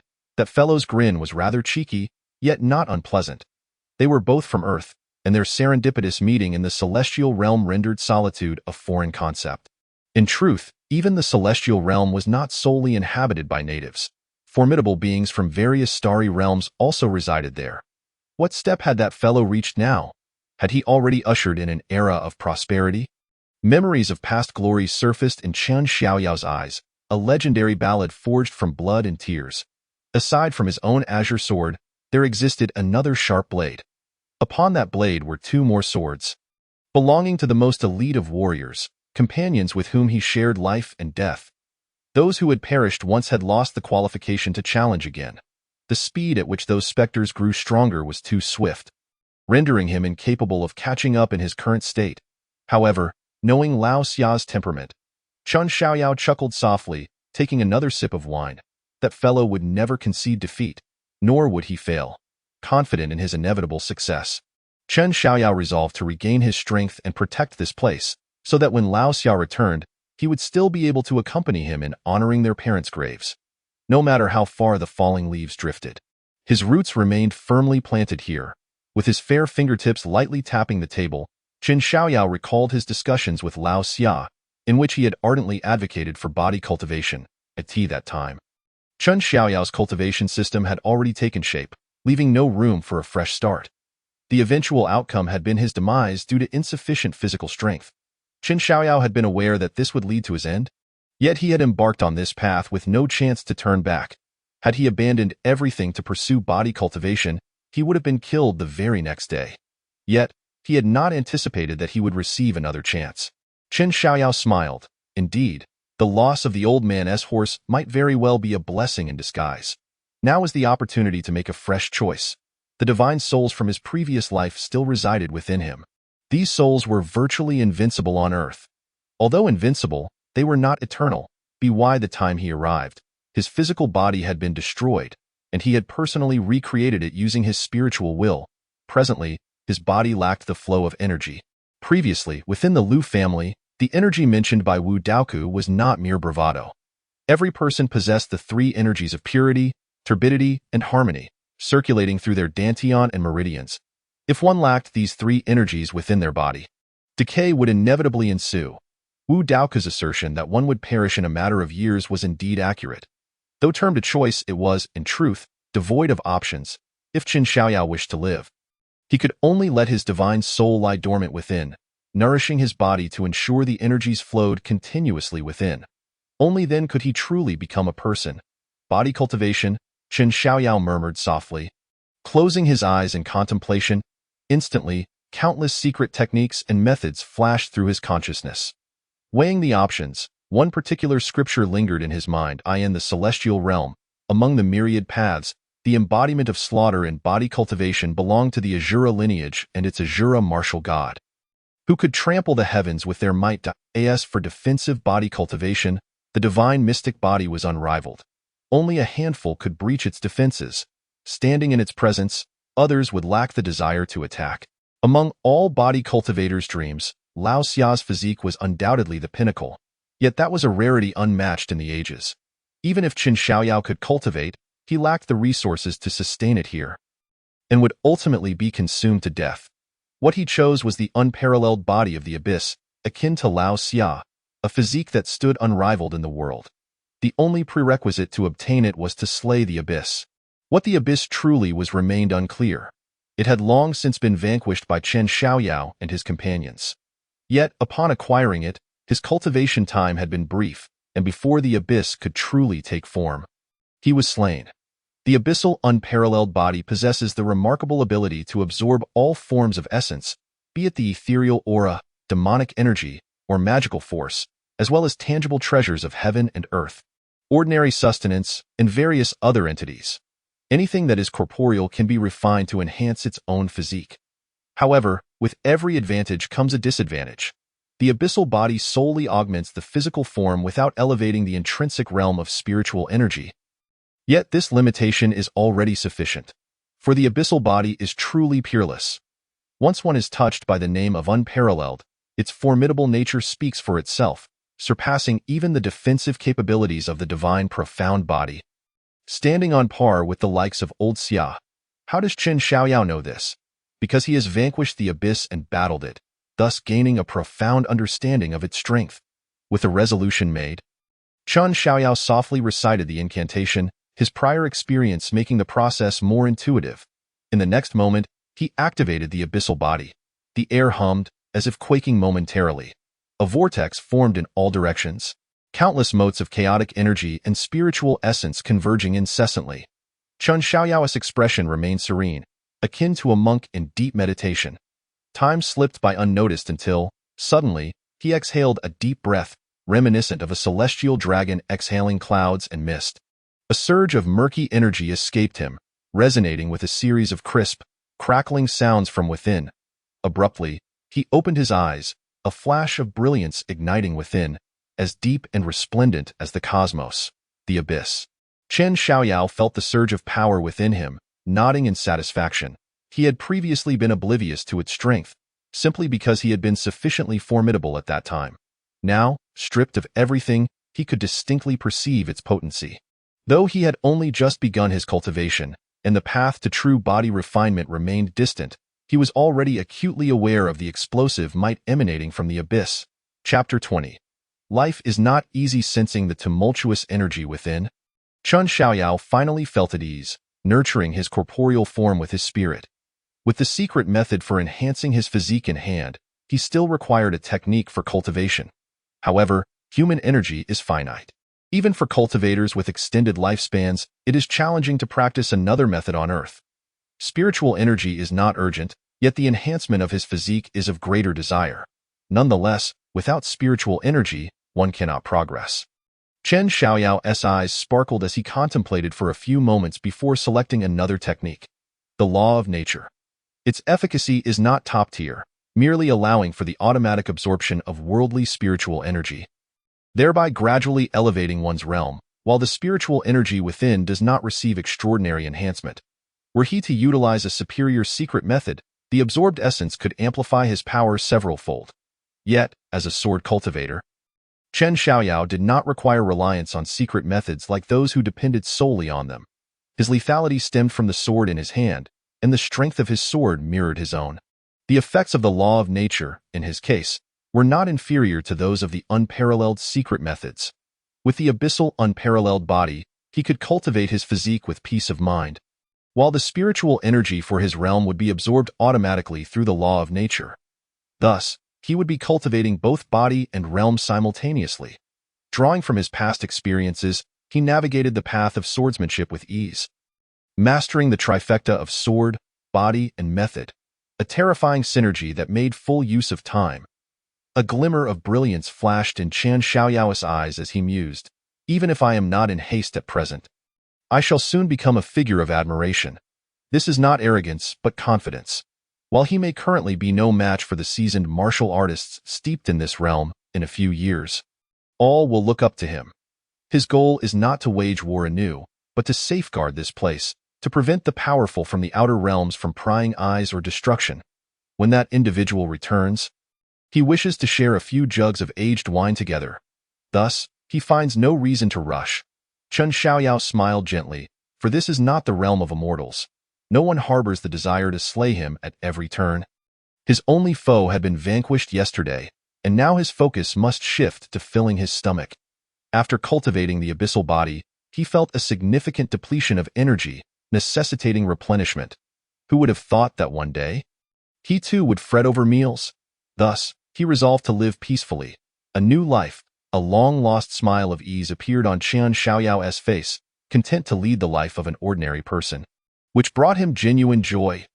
Little Shun was savoring grilled fish, never having tasted anything so delectable, marveling at Chen Xiaoyao's culinary prowess, when suddenly a foul stench wafted through the air. Her stomach churned violently, nearly causing her to retch. The grilled fish she had just consumed would break her heart if expelled. She merely pinched her nose and gagged a few times, tears welling in her eyes. Little Shin gazed at Chen Xiaoyao in utter disbelief, the putrid odor emanating from him, murmuring in astonishment, "Brother Chun, I'm eating here. How can you defile the air with such filth? How can you put a young lady like me in such a predicament?" Biffed. Even Chen Xiaoyao nearly faltered upon hearing this, coughing a few times, struggling to find words, yet feeling a lump in his throat. The repugnant odor expelled from his body was indeed unbearable, and little Shaughnes's words, though somewhat softened, were still accurate. The stench was more potent than excrement. Merely inhaling a whiff would send one reeling, driving tears from their eyes, and why apologies? Lost in his joy, Chun Xiaoyao had completely forgotten about little Shaughnes's presence. He hurried to wash up, shedding the loose clothing he had previously donned and donning an old shirt and casual pants. Before the mirror, his well-built, elongated physique was adorned with muscles, especially as he gazed at his refined visage. Fair yet hinting at maturity. The cultivation of the abyssal body had subtly altered his appearance and demeanor, rendering him difficult to describe in words. Nevertheless, he was not unappealing. In fact, he was quite captivating. Once a dandy, he had shed that frivolity, now embodying a serene calmness. Even in casual attire, his appearance was strikingly pristine. As he emerged, he noticed little Shun staring blankly, her mouth agape, having forgotten to eat the fish. Puzzled, Qin Xiaoyao asked, "What's wrong? Is there still a smell?" "And no." Little Shin gulped, grinning widely. "You're just too handsome, Brother Qin. More so than the celebrities on those billboards I saw while scavenging." A commendable comparison. Chen Xiaoyao chuckled softly, indifferent to his appearance, deeming it trifling. He packed his backpack full of wood and grabbed a water bucket, ready to head out, when little Shin approached curiously. "Brother Qin, where are you going?" "To earn some money," Qin Xiaoyao replied. "Can I come along?" Little Shin inquired. "You should stay home, adapt to the surroundings, and take a good bath." Qin Xiaoyao gently tapped her forehead before stepping outside. Little Shin rubbed her forehead, wincing. That hurt. Since Qin Xiaoyao had his own plans, she resolved to comply, her gaze drifting to the wild grass shimmering under the night sky, contemplating whether to remove them. The river flowed serenely, the cool breeze brushing against his face. The vibrancy of Qingzhou's nightlife reflected upon the water's surface. Chen Xiaoyao climbed over the railing, gazing at the gently flowing river, his hands submerged in the water as his internal strength erupted with a thunderous roar. The river surged as if struck by cannon fire, water cascading like a waterfall, propelling several fish into the air. Quick as lightning, he struck, his movements imbued with an unexpected sharpness, producing a faint sound that sliced through the air. All the fish were deftly captured into his bucket, and Chen Xiaoyao chuckled softly. Little Shin's method truly works wonders. This could indeed be considered an unconventional form of fishing. One might even say it was akin to fishing in a different sense. Observers along the riverbank, witnessing this spectacle, looked at their empty buckets with envy. "Is this even fishing? This is more like fish blasting." One exclaimed, "I'll report this to the authorities tomorrow. This fellow is disrupting the market. I wondered why I couldn't catch anything today. It must be because of him." Nearby anglers could no longer contain their disbelief. "Dude, you've been here since I arrived, and I've been here for 4 hours. I refuse to listen. If this continues, just grab some grass to take home. At least it's not empty-handed." "What are you joking about? I need to buy a fish. Otherwise, how will I report back home? How will I fish in the future?" "Fair point." Chun Xiaoyao listened to their banter with a smile, finding it amusing. Once ashore, he sought out the bustling areas. The aroma of his grilled fish was deliciously enticing. Ensuring he had no trouble selling it before long, he discovered a lively spot, thronged with people. The moment they caught a whiff of the savory scent wafting from his grill, they paused, but upon inquiring about the price, they were informed it was 200 per fish. One must admit, it was not cheap, yet the flavor was irresistible, and with nothing to do in the evening, they lingered, inadvertently boosting Chun Xiaoyao's popularity. Chapter 21. A grilled fish. The night in Qingzhou was quite lively, coinciding with the time when high school students were finishing classes. The streets were aglow, bustling with life. The incessant chirping of cicadas filled the air, and though the summer night remained warm, the gentle breeze stirred the skirts of the young maidens, painting a picturesque scene. Many passers-by found their gazes fixated on a particular young woman, unable to look away yet too timid to stare directly. As the wind swept through, the maiden strolled along the path, her dark tresses swaying gently, her exquisite face free of any embellishment, radiating pure beauty. Even clad in a floral dress, her figure was captivating. Her brows were slightly furrowed, a clear indication that her mood was less than pleasant. "Ro, have you grown thirsty after such a long walk? Shall we sit at that milk tea shop over there?" A well-dressed young man accompanied her, his appearance not unhandsome, yet the occasional glint in his eyes was unsettling. "Zhou Yipeng, How many times must I tell you? Either call me Wenro or refer to me as Lady One. Upon hearing his bothersome inquiry, Wenro's frown deepened, her pace quickening. Oh, come on, Lady One. I'm merely expressing my heartfelt intentions. Zhou Yiping was accompanied by a tall young man named Li Fei. Ostensibly, he served as Zhou Yiping's attendant, yet only a select few were aware that he was, in fact, Zhou Yiping's bodyguard. Whenever Zhou Yiping encountered individuals he could not manage, he relied entirely on Li Fei's prowess, who was exceptionally skilled in combat. Zhou Yiping cast a glance of appreciation at Li Fei, murmuring, "What's with this Miss One? Doesn't it only serve to highlight the distance in our relationship?" Why dilemma, Li Fei flashed a grin. Listening to their banter, Wenro found herself devoid of any inclination to respond, pursing her lips as she pressed onward. It was indeed a miscalculation not to have her best friend accompany her today. Had she been present, Zhou Yiping would undoubtedly have faced repercussions. Yet, Wenro found her own tongue somewhat clumsy. The moment she heard his voice, a wave of anger surged within her no matter how she pondered. It felt as if she were the one at a disadvantage. Resolutely, she cooled her expression, determined to act as if the two behind her had never existed. Wenro quickened her pace, eager to escape the scene. As she moved past, a gust of wind swept by, leaving a trail of fragrance that compelled onlookers to inquire about its source. Upon glancing back, she noticed two intimidating youths glaring at them, even mimicking a throat-cutting gesture. Are they out of their minds? Don't they fear a beating? One of them remarked disdainfully. Coughed, his companion promptly hushed his complaints, glancing over with suspicion. Why does that young man look somewhat familiar? He seems to belong to the Zhou family. Which Zhou family? The companion regarded him as if he were foolish. The Zhou family from Qingzhou. Hiss! An involuntary shudder coursed through the man, as if he had just heard a chilling tale. His complexion paling visibly, he hastily retreated, as if fleeing. The street was bustling, filled with enticing aromas.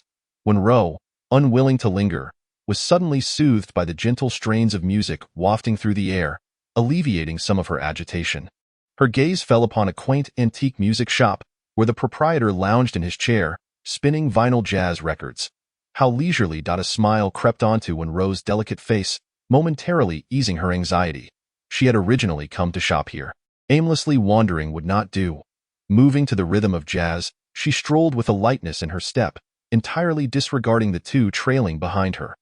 After a few moments, an extraordinarily peculiar scent wafted through the air, compelling her to pause. Intrigued, Wenro mused, regardless of its origin, be it high-end or low-end. She had never encountered such a fragrance before, nor could she identify anything that resembled it. What a delightful scent! Curiosity ignited within her, and her gaze fell upon a throng of people gathered nearby, presumably drawn in by the same enticing aroma. Unconsciously, her feet led her closer, and even before she reached the crowd, she could already hear their discussions. I reckon this fish vendor must be desperate. Selling a single fish for 200 yuan. This is just a street stall. However, the aroma truly was tantalizing. It was making her feel peckish. Damn it, where are those who have bought from him?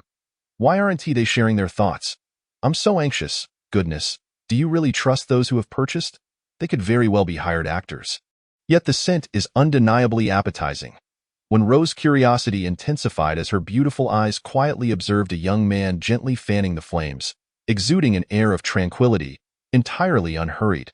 Before him lay a fish, freshly roasted over a wood fire, its belly skewered on a stick, being turned over the flames while he occasionally sprinkled spices, enhancing the delightful aroma. Such an antiquated skill. This young man seemed quite traditional. Though his cheeks were slightly smudged with soot, the brilliance in his eyes revealed both vigor and sharpness. Wenro couldn't help but smile to herself. This boy couldn't be much older than she. Perhaps even her age. What brought him to sell fish on the street? She approached. Excuse me, could I have a grilled fish? Chen Xiaoyao, hearing her melodious voice, did not look up but responded, please wait a moment. He still had a fish for another customer that was nearly done cooking. Upon hearing her light voice, the customer perked up, turning towards the girl, his eyes widening in surprise, and stammered, no problem, boss, please serve her first. Didn't you just say you were about to faint from hunger? Chen Xiaoyao inquired, puzzled. I'm full. She has a feast for the eyes, the customer retorted.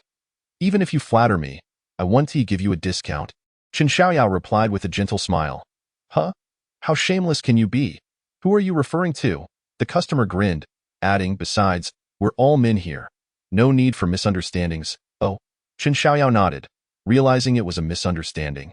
This fellow had just complained about the price and seemed to think he needed to flatter him for a discount. Glancing at him, Chen Xiaoyao calmly said, All right, no need to insist. I'll serve you first. Then her no, please serve her first.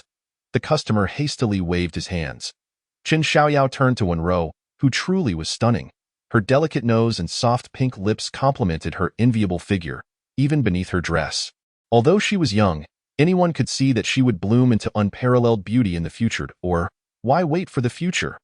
Her beauty was already breathtaking. However, having encountered many beautiful women before, Chen Xiaoyao remained unfazed. His expression tranquil, asking, What will it be? Seeing the young man so composed, Wenro couldn't help but narrow her eyes, reminiscent of crescent moons, and with a sweet smile, she replied, Please serve him first. This young lady believes in queuing, and I certainly want tea cut in line. Oh. Chen Xiaoyao nodded, looking at him. No, serve her first. The customer gazed at her smile, feeling his heart race, temperature rising. What are you two doing? Hurry up and pay. Am I not hungry? I haven't eaten for 2 days. Chen Xiaoyao frowned, exasperated. It wasn't tea as if there weren't any fish left. Why engage in such antics? The energy consumed by his abyssal body required sustenance. And had he not been selling fish, he would have devoured this grilled fish in one bite. Here, what's the rush? The customer scoffed, irritated that the young man seemed utterly oblivious to his desire to linger a bit longer in the company of the beautiful girl. Chapter 22. Zhou Group Wenro regarded the young man, inexplicably finding him amusing. She did not detect the usual awe in his gaze. Most people would be somewhat entranced upon first meeting her.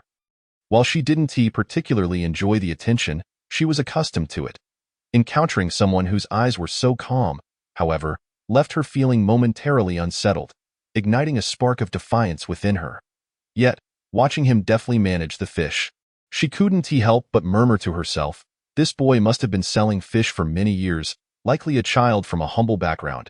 At his age, he should be a student, yet he had chosen to abandon his studies for the hustle of life. Perhaps this lady should look after your business. However, one would assume that the aroma of his grilled fish would attract a significant following, and yet she had never heard of him before. Her lovely eyes flickered with intrigue as she asked, Are you new to this place? Yeah, Chen Xiaoyao replied without looking up. There was only one fish left in the bucket. Once it was sold, he could close up shop. What would he eat after? He contemplated the array of night market snacks nearby, and a bit of barbecue sounded delightful. He hadn't had it in years, which made him a tad excited. Lost in thought, a smile crept onto his lips, reflecting his good mood. His cheerful demeanor, inexplicably, brightened Wenro's spirits as well. Looking at the boy's soot-streaked, smiling face, she felt a flicker of joy, unconsciously allowing a sweet smile to grace her lips. Casting aside her earlier frustration, she couldn't quite understand why she felt happy, but she simply did. She was gazing at the fish vendor, while someone was watching her. Zhou Yipeng, noticing Wenro's radiant smile, shot a glance at Chen Xiaoyao, his irritation boiling over. Despite all his efforts to be attentive, he had never seen her smile like that, while this filthy fish vendor had elicited such joy from her. It felt profoundly unjust. Stepping forward, Zhou Yipeng raised his chin slightly, declaring, I'll have one as well. Though his expression betrayed no disdain, his tone dripped with condescension and scorn, as if he held Chen Xiaoyao in utter contempt. Upon hearing this, Chen Xiaoyao glanced up briefly, coolly stating, There are none left. No more? Zhou Yipeng scoffed, clearly unconvinced, for he had observed movement in the bucket at Chen Xiaoyao's feet. Approaching for a closer look, he indeed found a solitary fish leisurely bubbling in the water. Frustrated, Zhou Yipeng kicked the bucket twice, his tone irritable. What is this? Chen Xiaoyao shot a glance and blinked, as if revealing a secret. This is a fish. Of course, it's a fish. Everyone knows it's a fish, Zhou Yipeng retorted, though Chen Xiaoyao's sarcastic tone suggested otherwise, as if he believed Zhou Yipeng didn't recognize what lay within. Laughter erupted from the bystanders, though they quickly stifled it, fearing Zhou Yipeng's wrath. While he didn't see the laughter, he heard it, and his face reddened with humiliation, rage igniting within him. He glared fiercely at Chen Xiaoyao. Growling, "Are you mocking me? Do you dare mock me? Why wouldn't I?" Chen Xiaoyao replied, somewhat perplexed. Zhou Yiping's explosive anger was palpable as he shouted, "Do you know who I am? I don't care." Chen Xiaoyao stated blandly, unaffected by Zhou Yiping's identity, as he returned to grilling fish. You. Zhou Yiping stuttered, his face flushed with rage, his fingers trembling in frustration, struggling to articulate his thoughts. Thankfully, Li Fei, standing nearby, intervened. With a cold glare, he surveyed the surroundings, causing the air to grow noticeably chillier, as he admonished, "Kid, you don't even know his identity, yet you dare to roam in Qingzhou? Keep it down, it's too noisy." Chen Xiaoyao maintained a composed demeanor, unfazed by the shrill cries of the two insignificant ants that surrounded him. "Is it too loud for you?" Li Fei's expression fluctuated between anger and disdain, his irritation unmistakable as he barked. "Who do you think you are, dressed in tattered rags that are nearly faded? Given your age, could you possibly still be a student? Do you presume that no one cares about you in school, and thus no one dares to touch you outside? Let me enlighten you. This is Zhou Yipeng, the eldest son of the Zhou family." Li Fei's cold reprimand dripped with contempt as he regarded Chen Xiaoyao with utter disdain, deriding the audacity of someone clad in mere street vendor attire to dismiss the Zhou family. The crowd gasped in shock, their gazes filled with disbelief directed at Zhou Yipeng. The Zhou family of Qingzhou was a name that resonated like thunder. Every local was aware of the Zhou group, an entity akin to a feudal lord, a true kingpin of the territory. Nearly every entertainment industry in the vicinity was intertwined with the Zhou group.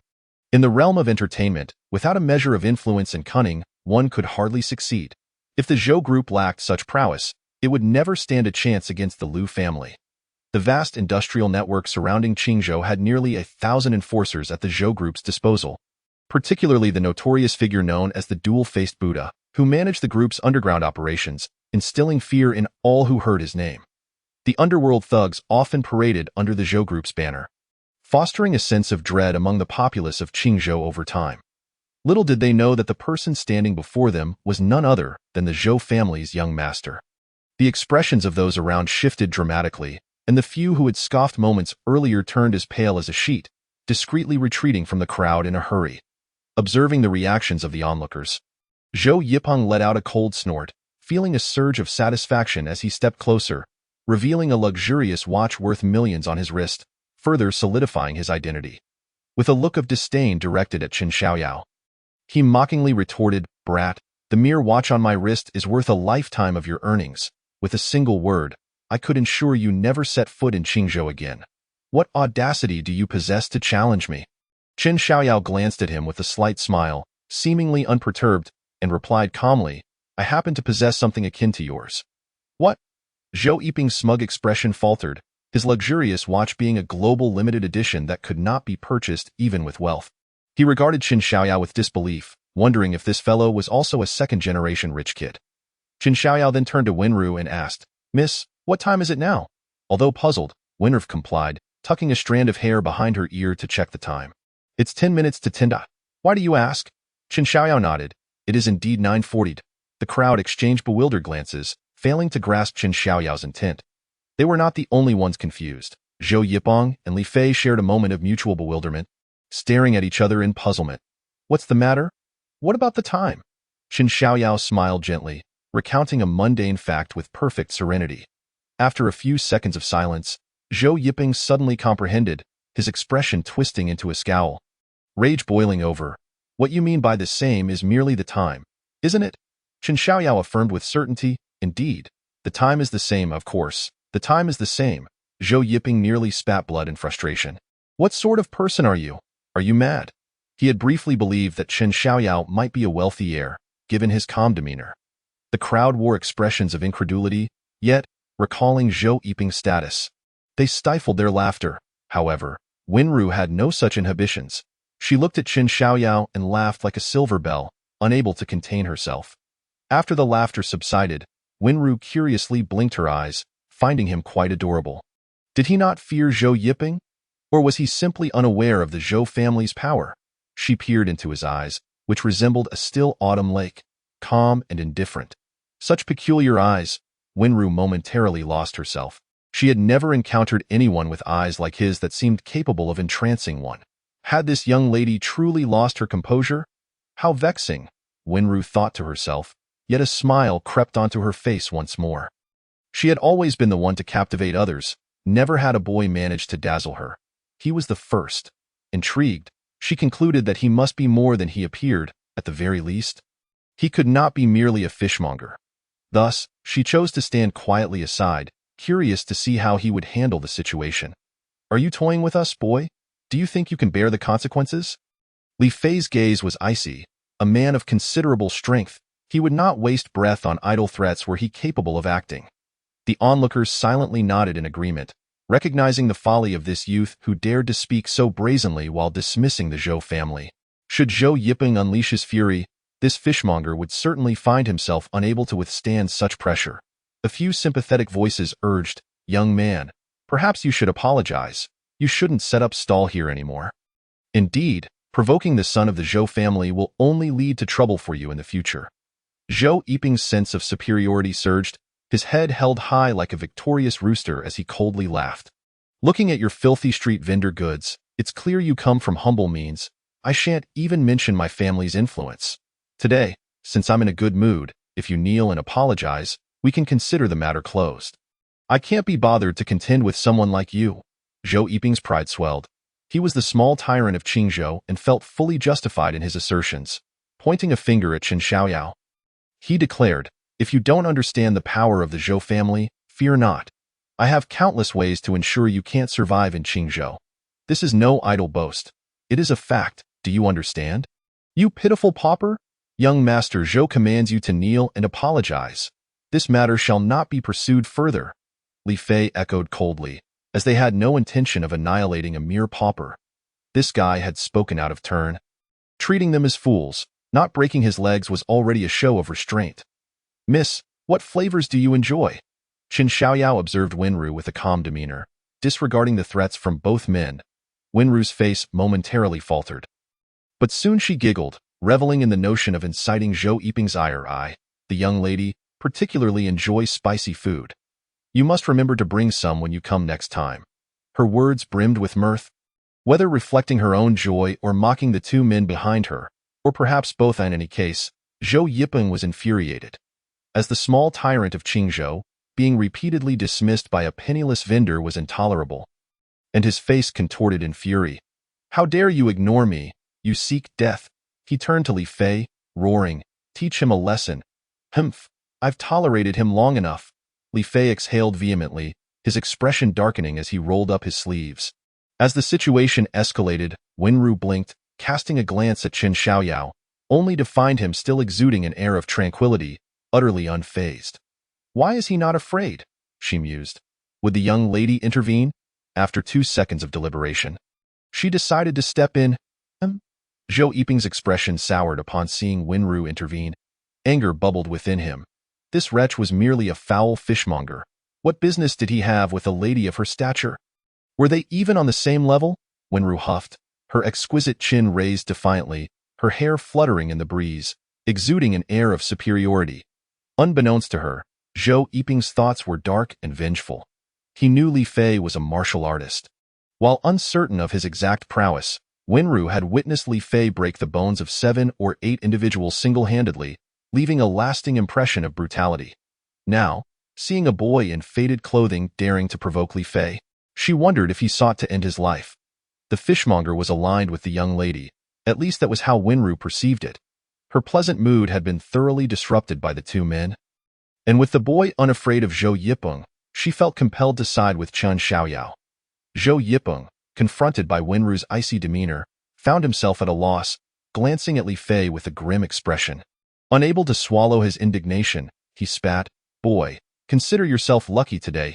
If it weren't for her, you wouldn't leave here on your feet." He fixed a fierce gaze on Chen Xiaoyao, committing his face to memory, vowing to settle the score whenever they crossed paths again. "Humph, worthless scum." Li Fei cast a dismissive glance at him, one hand casually tucked in his pocket. A frail figure like this could be easily dispatched with a single punch. As Chen Xiaoyao carefully wrapped up the fish and handed it to Wenru, their hands brushed together, causing her to startle as if jolted by electricity. The fish fell from her grasp, and Chen Xiaoyao deftly caught it, placing it aside for her to retrieve. Taking a step forward toward Zhou Yipeng and Li Fei, he remarked coolly, "Fools are truly tiresome. Did your mother never teach you about politeness? You insolent wretch. You're courting death." Zhou Yipeng's brow furrowed deeply, his teeth clenched as he regarded the advancing figure. Did this fool truly wish to confront them? How fortuitous! Li Fei flashed a grin, rolling up his sleeves with eager anticipation. His words were deliberately crafted to provoke, knowing that only by inciting anger could he find joy in unleashing his fists. "Hey, do you have any confidence? This young lady can stop them, so don't overreach yourself." A gentle voice called out to the tall figure striding forth, her heart filled with unease. What should have been a trivial matter now weighed heavily on her conscience. If this boy were to be harmed because of her, she would feel utterly remorseful and no need. Chen Xiaoyao replied, his steps unwavering, his expression unperturbed. He could discern that Li Fei was a martial artist, but with the latter's abilities, he was in no position to challenge him.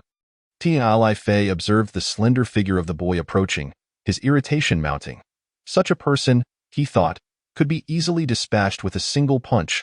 Utterly baffled by the boy's pretentious demeanor, it wasn't merely about defeating him. It was about instilling fear, making him kneel and beg for mercy.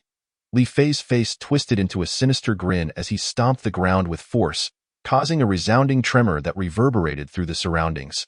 "What power is this?" gasped one onlooker, astonished as they pointed at the cracked asphalt beneath Li Fei's feet, a sight reminiscent of a spider's web, terrifying in its implications. Everyone's eyes widened in disbelief. Glancing at the seemingly frail figure of the boy with a mix of sympathy and apprehension, Zhou Yipeng's face lit up with delight. He was well aware of Li Fei's strength in the underground fighting competitions years ago. He had single-handedly taken on 10 opponents, finishing the bout in a mere 5 minutes. Now, dealing with a single boy would be a walk in the park. According to Li Fei himself, he was already a formidable practitioner at the initial stage of Mingjian, a level where even falling leaves could become lethal. Chapter 24. Now that there are many people around, I cannot rule out the possibility of him boasting. But the fact that Li Fei could single-handedly send several burly men flying was a testament to his prowess. "Kid, I can already envision your imminent downfall," Zhou Yipeng sneered, relishing the thought of a scene akin to that of a beaten dog. "Humph, you do possess some courage." Li Fei noted Chen Xiaoyao's unwavering calmness and snorted dismissively. Whether or not he intimidated him was inconsequential. One punch would yield the same result. "Are you really okay?" Wenru's heart raced as she awaited his response, her beautiful eyes filled with worry. She couldn't see Chen Xiaoyao's expression nor fathom his thoughts. All she could see was the ground beneath Li Fei's feet, and she felt an urge to intervene. Even if she couldn't win, it wouldn't matter. Yet, before she could act, a furious shout pierced the air, causing her heart to lurch as she braced herself for the worst. "Come at me!" Li Fei charged forward, his fist coiled with power, striking without hesitation. The impact echoed like a crack of thunder, the force of his punch whipping up fragments of his sleeve. The onlookers instinctively shut their eyes, gritting their teeth as they envisioned the aftermath. Chen Xiaoyao merely tilted his head slightly as the fist approached, causing Li Fei's blow to veer off course, the wind from the punch tousling his hair, but ultimately missing him entirely. Li Fei's eyes widened in shock, exclaiming, "This is impossible." At that moment, a fair fist had already penetrated his defenses. Driving into his abdomen, boom! The brutal force contorted Li Fei's face as he was sent sprawling backward, leaving the crowd in stunned silence as they processed the sight of Li Fei, the one who had seemed so invincible. Now flying through the air. Wenru's eyes were wide with disbelief, her mouth agape as she realized the calm demeanor of Chen Xiaoyao was not mere bravado. He was indeed a formidable presence, akin to a chivalrous hero. The streets were unexpectedly teeming with hidden talents. The onlookers stood in shock, none able to comprehend how Chen Xiaoyao had executed his maneuver with such finesse. Is this a performance? One bewildered spectator mused, scratching his head, having witnessed Li Fei rush forward only to be sent hurtling back as if in jest. "What's going on?" Zhou Yipeng, equally astonished, understood Li Fei's capabilities well and was now struggling to reconcile the reality before him. He gazed at Chen Xiaoyao with incredulity. "Are you also a martial artist? Don't speak. You two are quite bothersome." Chen Xiaoyao remarked coolly, his gait leisurely. Zhou Yiping felt a chill run down his spine as he retreated. His voice trembling, "What do you want?" "I am the eldest son of the Zhou family. One call from me." Smack! The sharp sound of a slap rang out, catching Zhou Yiping off guard, nearly knocking him senseless as he stumbled. Landing awkwardly atop Li Fei's prostrate form. Dazed, Zhou Yiping touched his stinging face, fury igniting within him as he attempted to rise. Li Fei seized him by the collar. "You bastard! You are not out cold." Li Fei seethed, his anger boiling over as he realized he had been made to look foolish in front of so many witnesses. "Where's your dignity as a member of the Zhou family?" Li Fei grimaced, stifling a pang of pain as he glanced at Zhou Yipeng. His eyes filled with trepidation. "Peng, this kid is no ordinary adversary. He is at least a practitioner of Mingjin at the mid-stage." "What does mid-stage Mingjin even mean?" Zhou Yiping's anger simmered, but he could see the truth in Li Fei's words. Though he had not been knocked out, he was in no condition to fight back. Possibly with broken ribs die in the realm of martial arts, the stages of Mingjin were classified into early, mid, late, and peak, with mid-stage being particularly formidable. Li Fei swallowed hard, feeling as though he might collapse, urging caution. "Mid-stage Mingjin, not to be trifled with." "What the hell do you mean by not to be trifled with?" "The only thing that matters is that you can't defeat him." Zhou Yiping's eyes betrayed his malice as he glared at Chen Xiaoyao.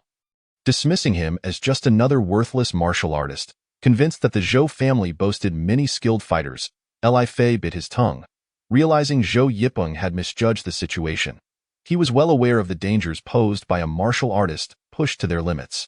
Even if Zhou Yiping's father were present, a desperate martial artist would not hesitate to assist. As Zhou Yiping's malevolence radiated, Chen Xiaoyao took measured steps forward, his poised demeanor belied by the tension in the air. Smack! Another harsh slap landed on Zhou Yipeng, sending his head careening to the side, leaving him momentarily incapacitated. When he finally regained his senses, the stinging pain only fueled his rage, and he spat vitriol. "You filthy beggar think you're invincible just because you can fight? I can make a call, and you'll be at the bottom of the Qingzhou River by tomorrow." Li Fei grinned through gritted teeth. Reluctant to respond, he understood that someone like Zhou Yipeng, especially a young martial artist, likely had powerful connections. Yet, no one could anticipate that a mid-stage Mingjin master would be selling fish in plain sight. Desperation washed over Li Fei as he contemplated their predicament. The longer Zhou Yipeng continued to provoke, the more precarious their situation became. "What should we do?" he thought frantically. "Where's your phone?" Chen Xiaoyao inquired. And Zhou Yipeng, still on the ground, hesitated before producing his device, glaring at Chen Xiaoyao with venomous intent. "Go ahead, young master. Make that call," Chen Xiaoyao said with nonchalance. "But before that, you little brat, just wait," Zhou Yipeng retorted coldly. His anticipation mounting, eager to see the repercussions, he hastily unlocked his phone, scrolling through a list of contacts to summon help. Li Fei's eyes nearly bulged from his head as he grasped Chen Xiaoyao's implication. Panic surged within him as he steeled himself, unleashing a devastating punch. Yet, the target was not Chen Xiaoyao. Li Fei struck Zhou Yipeng, knocking him unconscious and reducing the phone to mere fragments. Enduring the searing pain, Li Fei rose to his feet, his gaze fixed intently on Chen Xiaoyao. "So, what now?" Chen Xiaoyao regarded him with an indifferent expression. Wiping the blood from his mouth, Li Fei's demeanor shifted to one of submission. Hoarsely declaring, "Brother, there are many witnesses here. I kneel before you." With a resounding thud, Li Fei dropped to his knees without hesitation.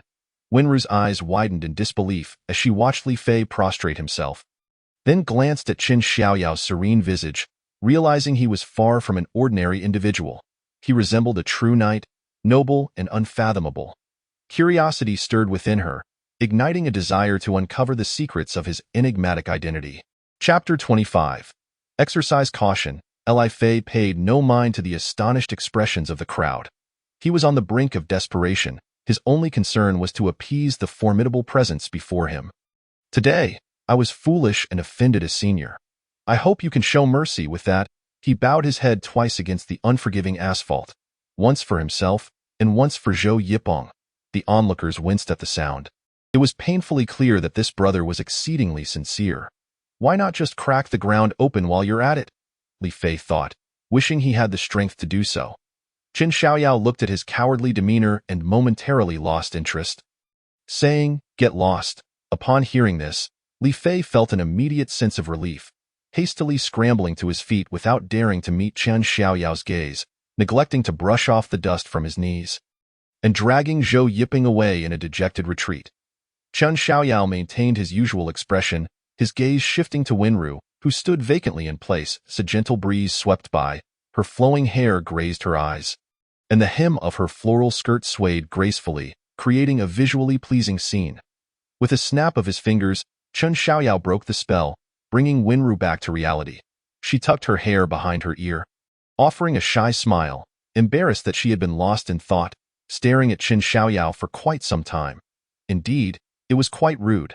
Qin Xiaoyao, wearing a neutral expression, regarded her in silence. Wenru, gazing at Qin Xiaoyao's refined features, recalled Zhou Yiping's resentful glare. She was well aware of the operations of the Zhou group, and thus spoke lightly, "Hey, you should be cautious from now on. He will surely come looking for trouble. But worry not, if he bothers you, just come to this young lady." After a brief pause, Wenru coughed delicately. "It's not that I'm concerned about you. This young lady simply enjoys the aroma of your grilled fish." A flicker of confusion crossed Qin Xiaoyao's eyes, yet he too was wary for himself. He nodded, replying, "Thank you, I understand." Don't overthink it. This young lady despises him. So, we are allies on the same front." Yes, a slight hesitation marked Qin Xiaoyao's tone as he looked at her, words unspoken. Observing the concern in his eyes, Wenru realized that he had also been pretending to be unbothered. He was not entirely fearless. With a gentle smile, she said, "It's all right. This young lady will give you my number.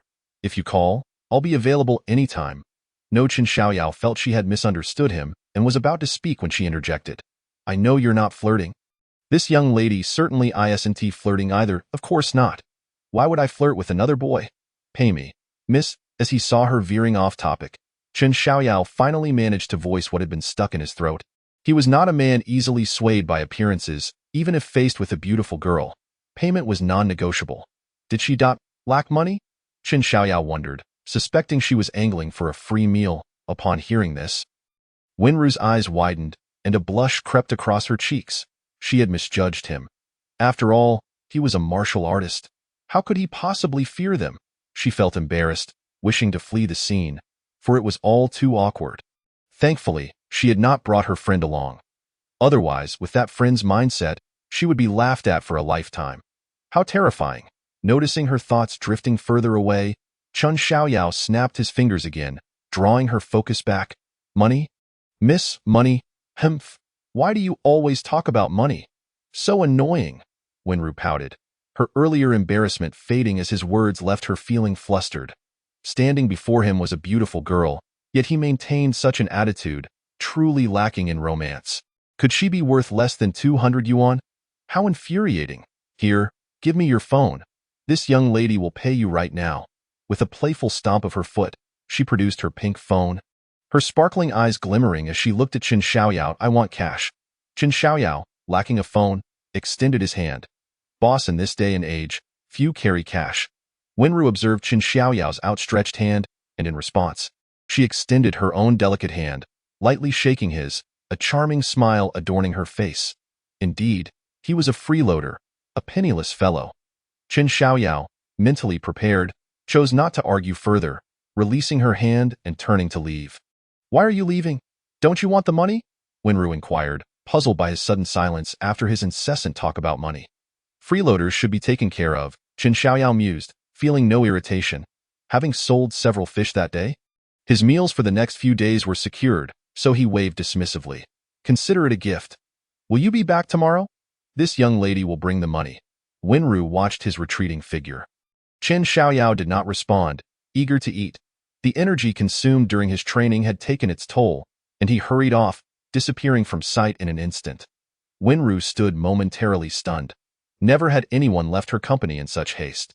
A gentle smile graced her lips. What a mysterious young man. Too bad I don't know his name. Wait, he didn't even ask for this young lady's name. This young lady won't he inquire about his either. However, why did this young lady shake hands with him just now? Wenru pondered, staring at the grilled fish in her hands, lost in thought. She had a mild case of obsessive cleanliness and typically refrained from shaking hands with others, especially since that boy had handled fish before.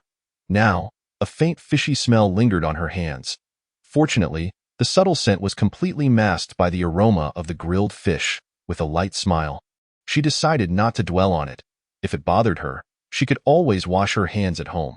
Taking a bite of the golden grilled fish, her eyes suddenly sparkled. The flavor was truly exquisite. And recalling his somewhat soot-stained smile, her lips involuntarily curled upwards. Winru felt a wave of happiness, though she could not comprehend the source of her joy. Nevertheless, she resolved not to overthink it. This young lady will return tomorrow. As she savored the grilled fish, she made her way home under the night sky, a mysterious smile adorning her face, entirely disregarding her status as a wealthy young lady. Chun Xiaoyao indulged in a casual feast. The roadside delicacies needed no further description, and thankfully, they were quite affordable. What he was consuming was not merely food, but remnants of his former self. He was a man-eater, relishing in nostalgic memories, flavors long forgotten yet deeply cherished. He packed some skewers to take home, strolling along while sipping from a bottle of wine, occasionally admiring the night scenery. This profound sense of relaxation was something he wished to hold on to for a lifetime. Upon returning, he found Xiao Shen already asleep, though she had left the lights on in the living room. Settling beside the jujube tree, Chun Xiaoyao exhaled deeply, circulating his energy to consolidate his cultivation. The natural laws automatically absorbed spiritual energy, a remarkable feature. Even without exerting effort, his power gradually grew. If he could find a blessed land, he might reach the qi refining stage in a single night. Chen Xiaoyao was in no rush to reach that stage. After his hearty meal, he felt a noticeable enhancement in his physical form. Though modest, it was a genuine improvement. If he could locate rare materials, it wouldn't be long before he entered true body cultivation. He had never stepped into the first realm of the abyssal uniqueness, and he felt a sense of anticipation regarding its strength. Chapter 26. The sword wind strikes. It was premature to speak of such things. He was still far from the first realm of the abyssal way, and the following days, Chun Xiaoyao lived leisurely like a neighborly elder, rarely stepping outside. Most of his time was spent lounging on the stone bench, basking in the sun, drinking, and reading, while the rest was spent coiled up inside, disappearing from sight. According to Xiao Shun, Chun Gu's lifestyle was akin to a cyberpunk dream, evoking her envy. Unlike her, who was trapped in the monotony of sword practice, Chun Xiaoyao crafted a wooden sword for her, its weight comparable to that of iron swords.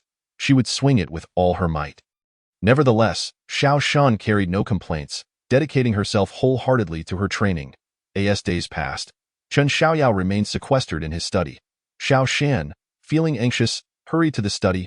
Upon entering, she stumbled over an empty wine bottle, landing flat on her backside. Rubbing her rear, she surveyed the scattered books and bottles, exhaling in exasperation.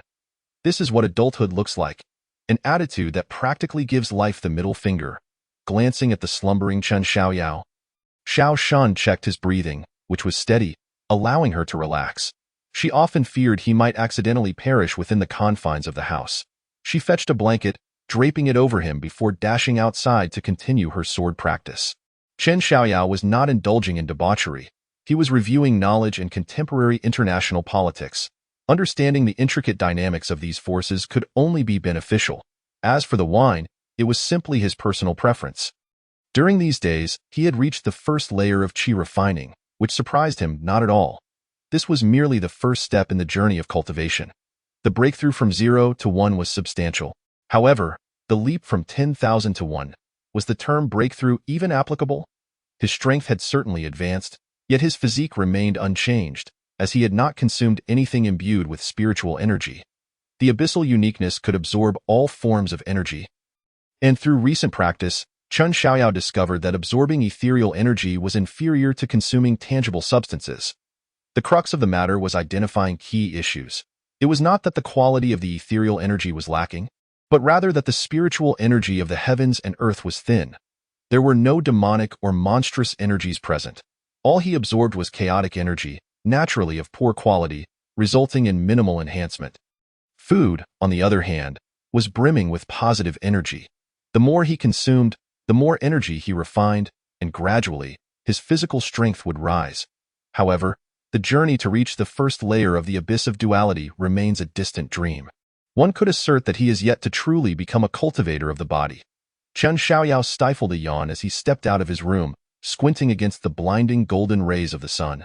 The sound of a sword slicing through the air reached his ears, and he turned his gaze to see Xiao Shan, her shirt drenched in sweat, outlining her not-so-sculpted physique.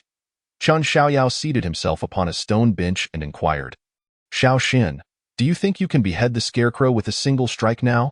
"Humph." Xiao Shan lifted her chin defiantly, a smirk playing on her lips. "Are you joking, Chenggu? I could have beheaded them on the very first day." "Oh, really?" Chen Xiaoyao replied, somewhat surprised. Typically, one would require dozens of days' practice to accomplish such a feat, especially with a wooden sword.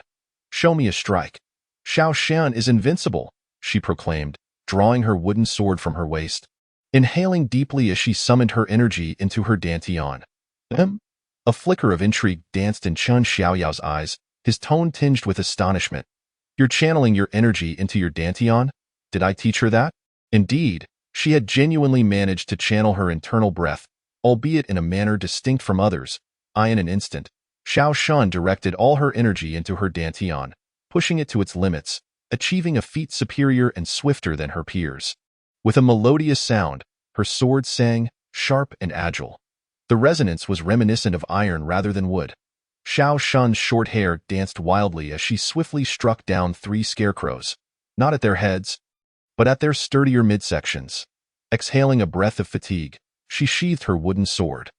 The 3 scarecrows stood unmoving, as if nothing had transpired, yet both Chen Xiaoyao and Xiao Shan understood that she had completely severed them. A gentle breeze swept through, causing the wild grass in the yard to sway, as the 3 scarecrows gradually toppled, their clean cuts resembling those made by an iron blade. "Well done," Chen Xiaoyao nodded in satisfaction, acknowledging her innate talent, which far surpassed his own at her age. When he had trained with a sword, it took him a full fortnight to decapitate a single scarecrow. Hearing Chen Xiaoyao's praise, Xiao Shan's lips curved into a proud smile as she remarked, "Chenggu, there simply aren't enough scarecrows here." Chen Xiaoyao chuckled lightly, playfully tapping her head. "What you must undertake next will be exceedingly monotonous and draining. I hope you can endure it." "What is it?"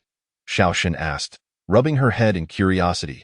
"To sever the wind with your sword," Chen Xiaoyao stated calmly, gesturing with his finger as a green jujube fell from a tree into his palm. Having reached the first level of qi refining, he could use his energy to harm.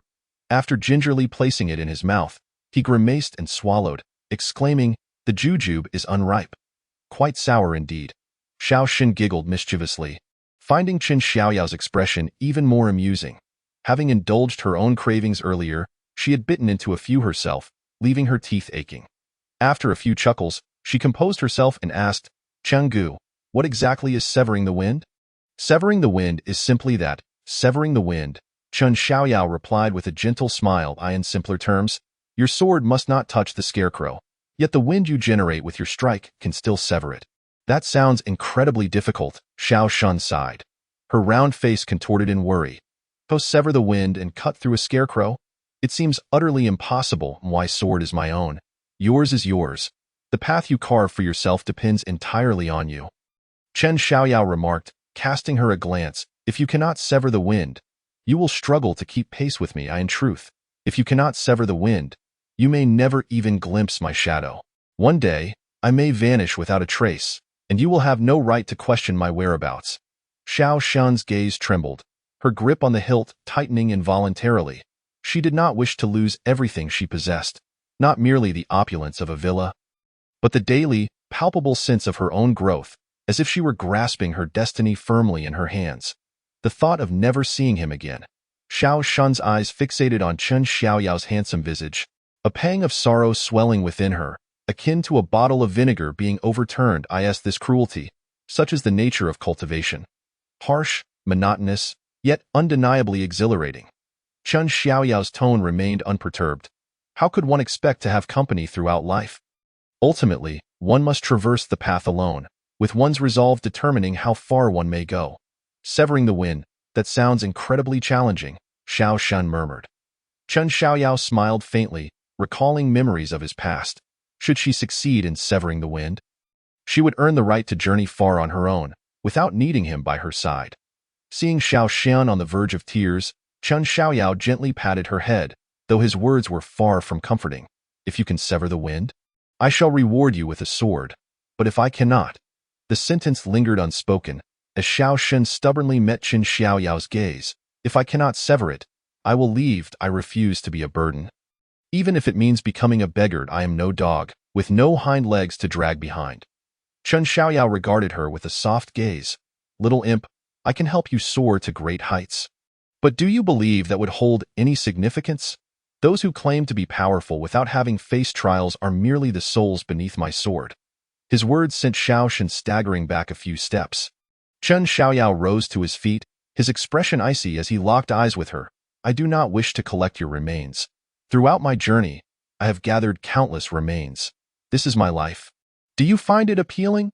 Upon hearing Chen Xiaoyao's pointed inquiry, Xiao Shen strained to meet his gaze, a flicker of ferocity igniting in her eyes. I have nothing to say now.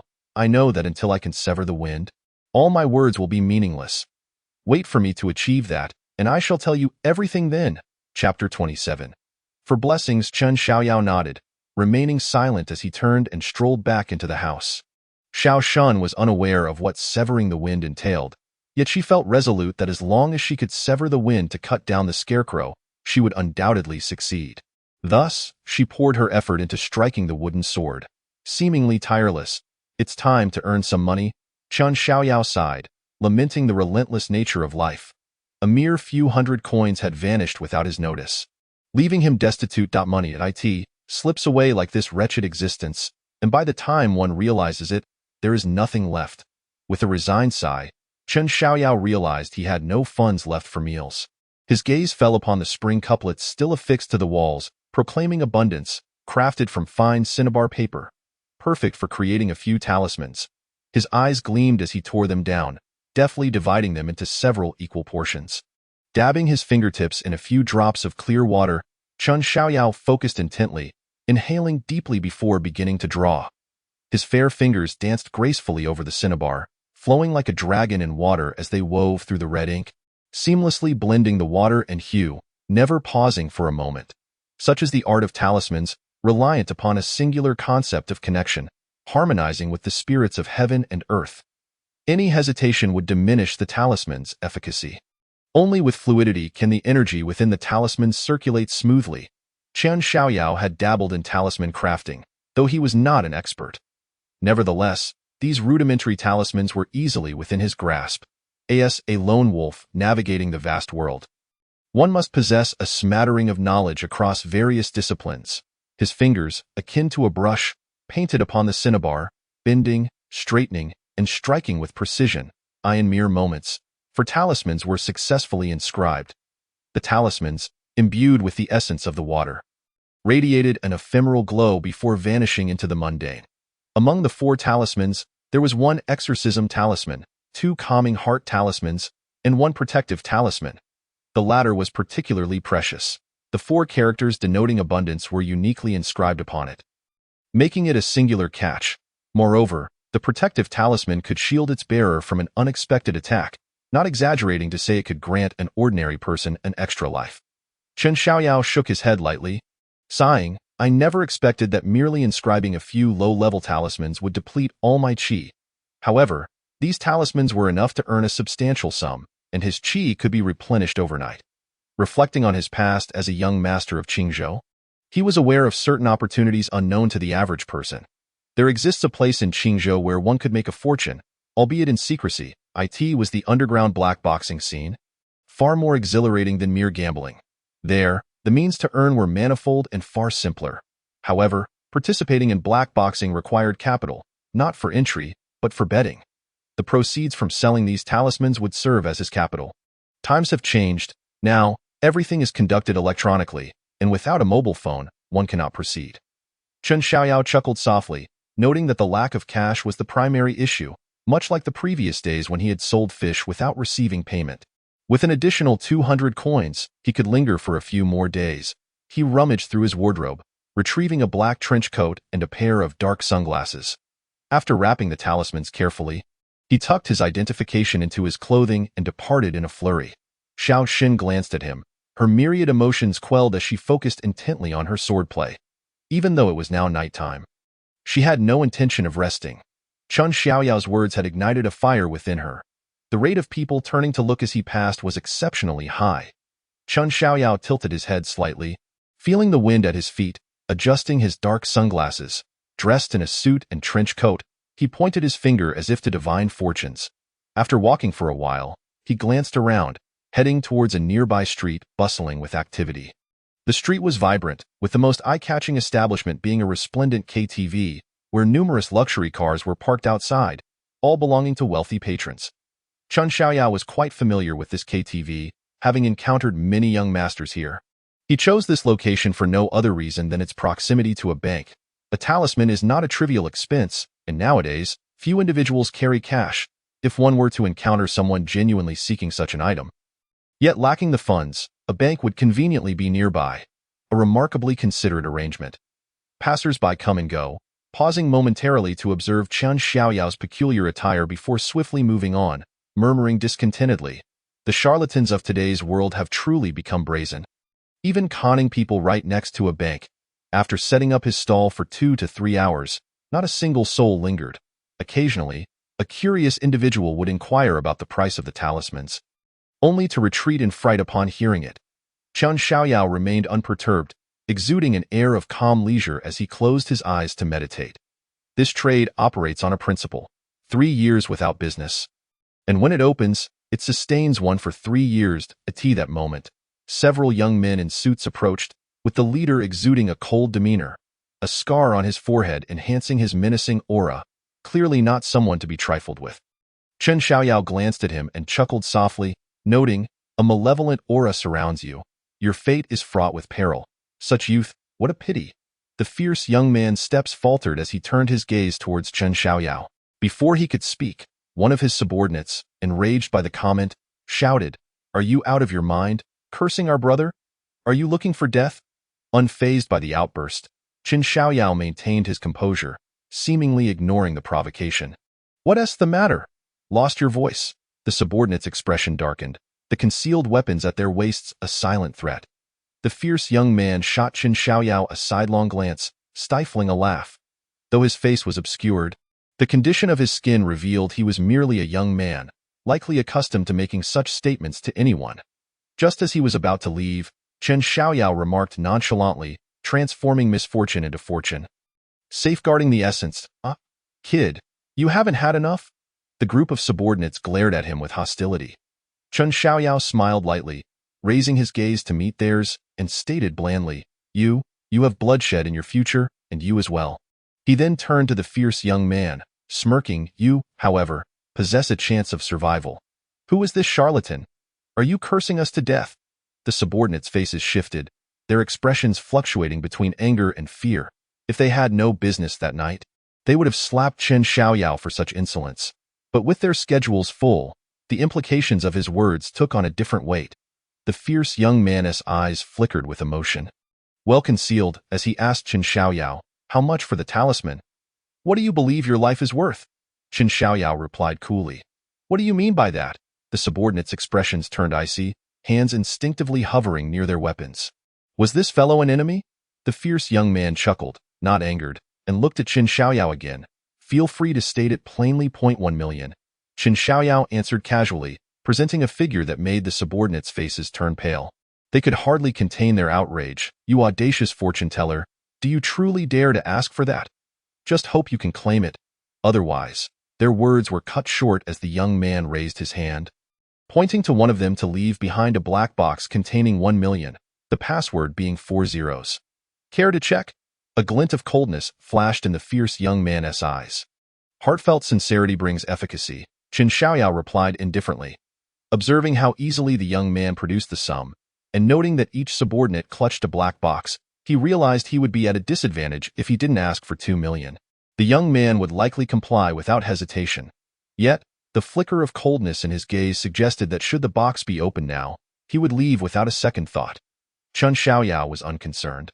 Should he depart, he could render the talisman ineffective, losing only money while the young man would risk his life. A fair exchange. Seeing Chun Xiaoyao remain unmoving, The fierce young man displayed a hint of surprise. This was not how he had anticipated things to unfold. Did this young man genuinely believe that the black box contained money? Or did he simply not care? If he were indifferent, why had he named the price of 1 million? The fierce young man was plagued by questions, while Chen Xiaoyao lifted a protective talisman, gently blowing on it, and said, "Take it away." Just like that, the fierce young man squinted at the talisman, his brow furrowing deeply. What sort of talisman was this? It appeared to be nothing more than a tattered couplet, with faded characters on its reverse. Is this a joke? The subordinates seethed, drawing their short blades, ready to teach this insolent youth a lesson. The fierce young man raised his hand, and the subordinates, begrudgingly, sheathed their weapons, casting Chen Xiaoyao a venomous glare. "Let us go. We have business awaiting us over there," the fierce young man stated, not taking the talisman or the black box. "Talismans?" Chen Xiaoyao's voice drifted from behind them. The fierce young man chuckled dryly, retrieving the couplet and carelessly stuffing it into his pocket. People like them preferred to believe in such things rather than dismiss them outright. If this young man remained in Qingzhou, he would have the means to track him down. That was the young man's confidence. As the subordinates shot him another glare, they warned, "Kid, we'll settle this next time."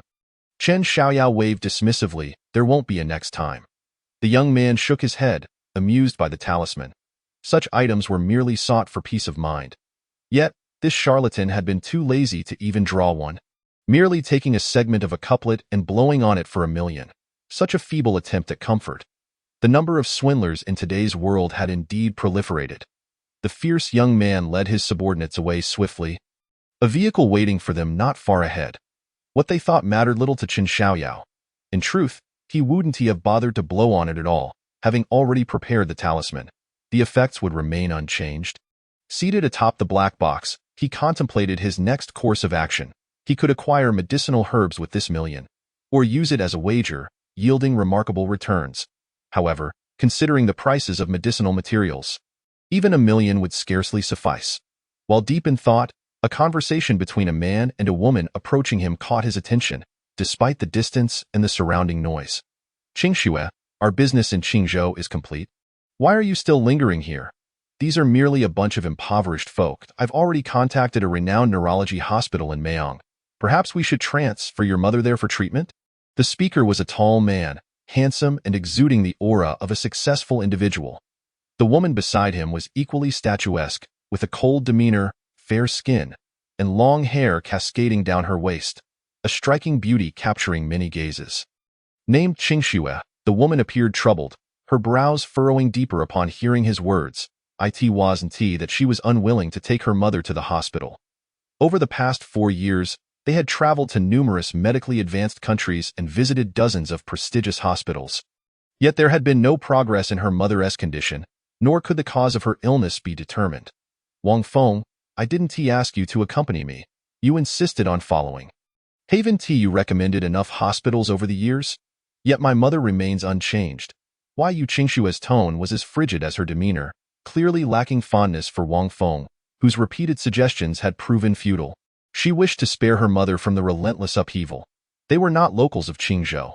They had merely come due to a particular incident, the downfall of the Liu family, a super-elite clan, which had led to many vying for their interests. Their family had previously collaborated with the Liu family, and they had come to warn those who lacked foresight. Take what is rightfully yours, but do not provoke those who should not be trifled with. Accompanying them was another woman, appearing quite formidable. She closely followed Yu Qingxue, silent yet scanning the vicinity with a vigilant gaze, radiating a fierce aura, likely a bodyguard. Yu Qingxue had heard that the legendary divine doctor, Zhu Shensongshen, was also in Qingzhou, and she harbored hope of finding him to have this master personally treat her mother, to uncover the underlying ailment. Yet, despite knowing he was in Qingzhou, she had spent several days there without hearing a word about him, growing increasingly frustrated and seeking a moment of respite. After 4 years of coma, it seemed her mother had become a vegetative state. Chen Xiaoyao glanced at the 2 heart-calming talismans at his feet. If it were indeed a vegetative state, the heart-calming talismans could awaken her. However, the cause of the coma remained uncertain, yet that was of no concern to Chen Xiaoyao. Any state of unconsciousness could be addressed with the heart-calming talismans. As the trio drew closer, Chen Xiaoyao did not glance their way. instead beginning to mutter to himself. In the midst of uncertainty, the palace shifts under dark clouds. It is a manifestation of lost souls. Living worse than death, Yu Qingxue, already preoccupied with her own troubles, halted at his words. There seemed to be some profound meaning in his statement, though she could not grasp it. Yet she had noticed Qian Xiaoyao earlier, albeit from afar, amid the bustling crowd. She did not believe he could hear her words, yet curiosity compelled her to approach without a second thought. This scene felt eerily familiar. Moments ago, the fierce young man had also been curious. Leaving behind a million in a haze of confusion, Qian Xiaoyao appeared to embody the very essence of the con artist they spoke of, employing the very tricks they favored. Standing before him, Yu Qingxue regarded him with a steady gaze, finally asking, "What did your earlier words mean?" Qian Xiaoyao did not lift his head, simply continuing to manipulate his talismans, the mind obscured, consciousness unclear, like a living corpse. Obscured? Consciousness? Living corpse? In the depths of Yu Qingxue's heart lay a lingering doubt. She grasped a fragment of meaning in his words, as if they were intertwined with her own mother. Yet, she was no fool. She was well aware of the tricks employed by con artists, adept at deceiving the desperate souls seeking cures for their ailments. Qian Xiaoyao raised his gaze, asserting that as long as a person had not crossed into death, even those in a vegetative state could potentially be awakened. What? Yu Qingxue's beautiful eyes widened in shock, disbelief etched across her serene countenance. Chapter 29. You are being superstitious. The distance between the two had been such that an ordinary person could not possibly have overheard their conversation. If someone had, it could only be a martial artist. Yu Qingxu was aware that there were remarkable individuals in the city, such as Zhuge Songsheng and her close companion, Xiao Sun. But this man before her? He appeared remarkably youthful. If he was indeed so young yet could hear her words, it further attested to his extraordinary nature. However, his youth implied a lack of authority, a reason for skepticism. Without the passage of time, what could he have possibly learned? Yu Qingxu's lovely eyes trembled, her mind caught in a tug-of-war between belief and disbelief. After all, she was an educated individual. To fall for the ruse of a charlatan would be a grave embarrassment. Yet, thoughts of her unconscious mother flitted through her mind. After a moment, she exhaled softly and turned to Qian Xiaoyao. "Sir, you claim your talisman can awaken those in a vegetative state." Qian Xiaoyao smiled faintly. His assertion indicated his confidence as he replied calmly, "It is merely that the individual's consciousness is shrouded in haze. One talisman will disperse it, revealing clarity and tranquility of the mind." Observing Qian Xiaoyao's self-assured demeanor, even Yu Qingxu, despite her lingering doubts, felt her breath quicken, her tone unwittingly urgent. "My mother is in a vegetative state. I wish to awaken her. What talisman is required?" Qian Xiaoyao gestured lightly. "Only a clear heart talisman is needed. I have 2 available, priced at 200,000 each, non-negotiable." "What? You despicable charlatan, you truly have the audacity to be so greedy. I will call the police immediately." Wang Feng had initially intended to ignore him, but upon hearing the outrageous price for a mere piece of paper, he erupted in anger, pointing an accusatory finger at Qian Xiaoyao. Qian Xiaoyao glanced at him, shook his head, and chose silence. "What's the matter? Have I struck a nerve, leaving you speechless?" Wang Feng glared at him fiercely before turning back to Yu Qingxu. "Qingxu, do not believe a single word from this man." Yu Qingxu stole a glance at Qian Xiaoyao. Finding his expression remarkably composed, entirely unperturbed by Wang Feng's outburst. For a moment, she hesitated. What if it truly worked? Wang Feng, seething with indignation, glared at Qian Xiaoyao. "What, are you still here? Do you want me to summon the police?" "If you do not wish to proceed, then do not obstruct me," Qian Xiaoyao replied calmly, his heart devoid of turmoil. He had no need for others' favors, only they who sought his. Should this transaction fail, another opportunity would arise, and he would suffer no loss. Wang Feng snorted derisively, preparing to leave, only to notice that Yu Qingxu remained standing, her brow furrowed in contemplation. "Qingxu, this person is clearly a fraud. Just look at that tattered piece of paper. It's nothing more than a spring couplet. To demand 200,000 for it is clearly a scam." He intended to say to deceive the foolish, but found it too crude, thus fell silent. Yu Qingxu remained undeterred by Wang Feng's words, pointing at another talisman with curiosity. "Sir, what is the purpose of this talisman?" The exorcism talisman is for dispelling evil spirits. It can be used if one is haunted. I'll take them all, Yu Qingsu declared. What, are you out of your mind? Wang Feng was on the verge of a breakdown. After all his protests, not only was the fraud still here, but Yu Qingsu was intent on purchasing his talismans. Xiao Sun's mouth fell slightly agape, wanting to voice her thoughts, but as Yu Qingsu's employer, she felt it inappropriate to interject, choosing instead to stand quietly beside her. Not for sale, Qin Xiaoyao replied resolutely, his demeanor unwavering. Why, Yu Qingsu, perplexed and slightly anxious, pressed. Why not? Qin Xiaoyao cast a sidelong glance at Wang Feng, his tone indifferent. He is rather bothersome. You? Wang Feng's expression darkened as he retorted. Do you know who I am? You, a mere country bumpkin, dare to speak to me like that? Do you believe for a moment that with a single word, I cannot ensure that no one in Qingzhou can protect you? Wang Feng, please leave. Yu Qingsu's eyes grew cold. Her decisions were not to be swayed by others. Wang Feng continued to berate her, but her annoyance was palpable, even to Qin Xiaoyao.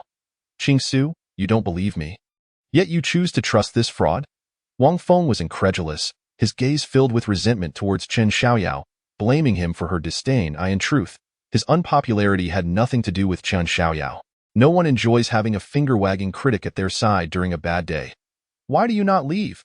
Yu Qingsu shot him a cold glance, her tone unyieldingly harsh. Wang Feng's face darkened. Though she refrained from uttering any harsh words, her tone left no room for argument.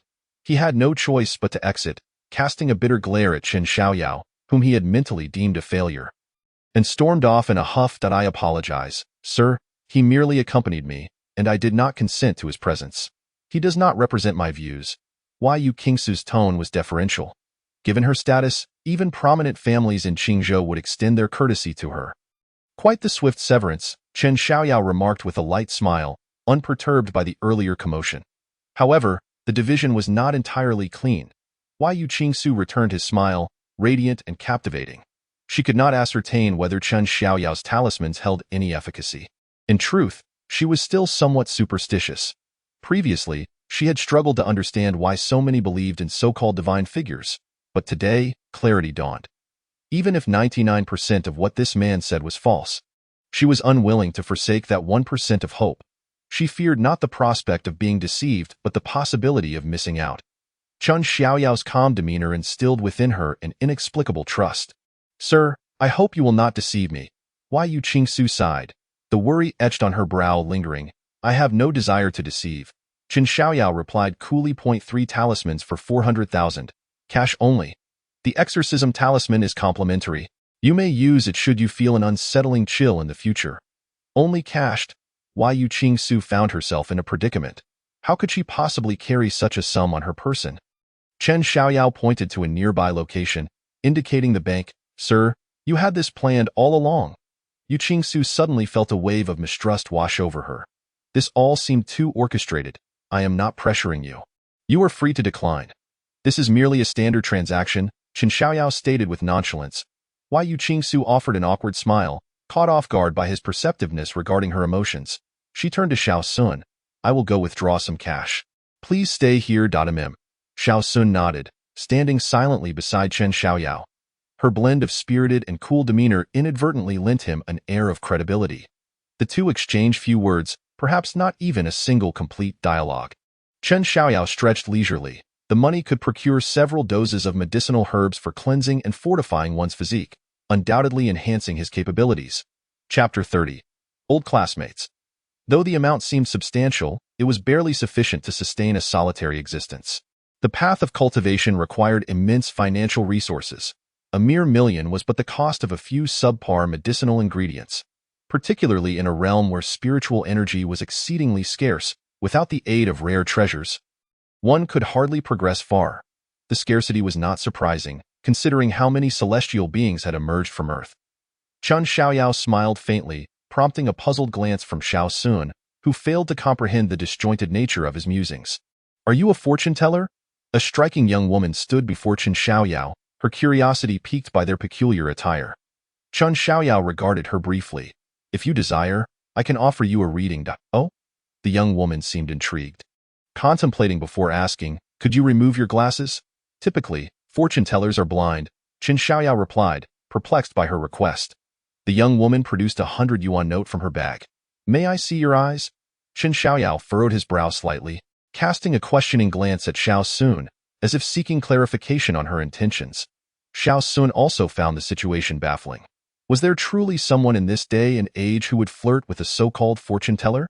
The minds of city dwellers were indeed unfathomable. Nevertheless, as she held out the money, Qin Xiaoyao acquiesced to her wish. The moment he removed his sunglasses, the young woman gasped in astonishment, covering her mouth in surprise. This reaction caused Qin Xiaoyao to frown slightly. The girl appeared innocent enough, yet her exaggerated reaction left him bemused. Qin Xiaoyao, the young woman exclaimed in astonishment, recognition dawning upon her. After a moment, she nodded. Are you Qin Xiaoyao? And you are? Qin Xiaoyao scrutinized the young woman's face, finding it somewhat familiar yet unable to recall her name. I am Su Qian. The demure young woman smiled. Su Qian? Qin Xiaoyao sifted through his memories. Recalling her, they had been classmates, and he had once pursued her affections. But before he could ascertain her feelings, familial complications had arisen, leading to their separation. 3 years have passed, yet Qin Xiaoyao appears unchanged. A fact that does not surprise Su Qian in the least. 3 years is ample time to transform a person. Qin Xiaoyao vaguely remembers her fondness for wearing a school uniform, while now Su Qian adorns herself in garments of considerable value. The pearl necklace around her neck, the LV handbag she carries, and her entire ensemble replete with designer labels speak volumes. Qin Xiaoyao, where have you been these past 3 years? The news of your leap from the cliff has spread throughout the circles of Qingzhou. Su Qian brushes her long hair away from her ear and gazes at Qin Xiaoyao, saying, They say your family has offended a powerful figure, so much so that they do not even dare utter that person's name. As Su Qian speaks, Xiao Sun quietly jots down this information, knowing that if his talismans are counterfeit, she can always track him down, making it evident that some people's money is not easily swindled. Indeed, as Su Qian inadvertently reveals this information, Xiao Sun has already sentenced Qin Xiaoyao to death in her heart. This fellow is utterly untrustworthy, and she contemplates whether to inform Yu Qingxue about these developments. The Qingzhou circles? Qin Xiaoyao glances at Su Qian with a faint smile, realizing that she has fared quite well these past 3 years, even managing to gather news from the circles of Qingzhou. Su Qian scrutinizes Qin Xiaoyao's attire and then looks at Xiao Sun, asking, and who might this be? Her disbelief is palpable. How could a debauched and fallen young master like Qin Xiaoyao possibly attract such an impressive girlfriend? Qin Xiaoyao turns to Xiao Sun, inquiring, What is your name? Xiao Sun. She replies coldly, her tone frigid, marking their first exchange. You two do not know each other? Su Qian is taken aback. If they are unfamiliar with one another, then what is this girl doing beside Qin Xiaoyao? She glances again at Qin Xiaoyao's peculiar attire, and her mind begins to settle into a grim understanding. Qin Xiaoyao, are you now posing as a con artist? You could end up in jail. I know you were once a young master, but you cannot rely on deception to survive now. This, Xiao Sun, I know him. How much has he swindled you? Su Qian's question stems from her awareness of Qin Xiaoyao's past misdeeds. A young master who knows nothing, reduced to this profession in just 3 short years. What else could he possibly be doing but deceiving others? Xiao Sun observes Su Qian's conviction and glances at Qin Xiaoyao. Su Qian, of course, knows his character better than she does. Xiao Sun is aware of the potential for deceit, yet Su Qian's candid admission ignites a flicker of anger within her as she recalls the price of those talismans. Responding without a second thought, for 100,000. What? Su Qian's face is a mask of astonishment as she turns to Qin Xiaoyao, exclaiming, Qin Xiaoyao, have you lost your mind? Do you have any idea how many years you could face for fraud? Qin Xiaoyao ignores Su Qian, instead directing his gaze toward Xiao Sun with a calm demeanor. I have taken your money, have I not? Upon meeting Qin Xiaoyao's eyes, Xiao Sun feels a sudden halt in her heart. He appears unperturbed, yet she finds herself inexplicably flustered. It's all right, just speak your mind, Qin Xiaoyao remarks nonchalantly. What do you mean by that? Are you threatening her? Su Qian's delicate features flash with indignation. How can a grown man menace a vulnerable woman? Is this truly the same Qin Xiaoyao of old? She pulls Xiao Sun closer, asserting, do not be afraid. The law will punish him. Xiao Sun gazes at Qin Xiaoyao's refined visage, his brilliant eyes devoid of warmth. Feeling guilty, she bites her lip, the anger she felt mere moments ago extinguished. Realization dawns on her. She has committed an egregious error. She had assumed Su Qian, being his classmate, understood Qin Xiaoyao's character better than herself. thus hastily accepting her words. But what of her own judgment? She bypassed her employer, making decisions on Yu Qingshue's behalf. How would Yu Qingxue view her if she found out? And what right does she have to make decisions for her? Remembering Yu Qingshue's kindness towards her, Xiao Sun's eyes glisten with unshed tears as she shakes her head vigorously, declaring, "No, he did not deceive me. Sir, I apologize. I misspoke." Xiao Sun bows an apology. Qin Xiaoyao. Su Qian notices Xiao Sun's reddened eyes and glares at him in fury. "Did you threaten her?" "No, no. I truly did not." Xiao Sun hastily shakes her head, like a rattle. Qin Xiaoyao maintains a frigid expression. Had Xiao Sun's response not aligned with his expectations, he would have refused to sell her the talisman. He is not one to engage in forced transactions. Truly not. Su Qian's face is filled with confusion. From any angle, it appears Qin Xiaoyao has a hold over her. Truly not. Xiao Sun believes she has misunderstood. And thus she turns to Qin Xiaoyao again to apologize, her demeanor earnest. She may suspect that Qin Xiaoyao is a fraud, but she cannot label him as such, for it is neither her money nor her decision at stake. If Yu Qingshuo were to learn of today's events, she would undoubtedly be displeased. Xiao Sun approaches Qin Xiaoyao's side, saying, "I am truly sorry, I am not angered. This is merely a transaction." Qin Xiaoyao replies coolly. Chapter 31. Class Reunion. Su Qian observes Xiao Sun's pitiful expression and muses that this girl has been heavily deceived, which stirs within her a sense of frustration and disappointment. Qin Xiaoyao. If you truly have nowhere to go, you could come to my house and work as a security guard. I can speak to my father and have him increase your salary by a couple of thousand. Just do not engage in such ostentatious behavior. Do not partake in these activities anymore. Su Qian's gaze is complicated. Qin Xiaoyao's appearance seems unchanged from 3 years ago, and she cannot help but recall his past pursuits of her. Sighing, "But do not harbor any thoughts about me now. One must be grounded. You are a fallen young master now. We are no longer on the same level." Qin Xiaoyao's expression remains calm as he offers no reply.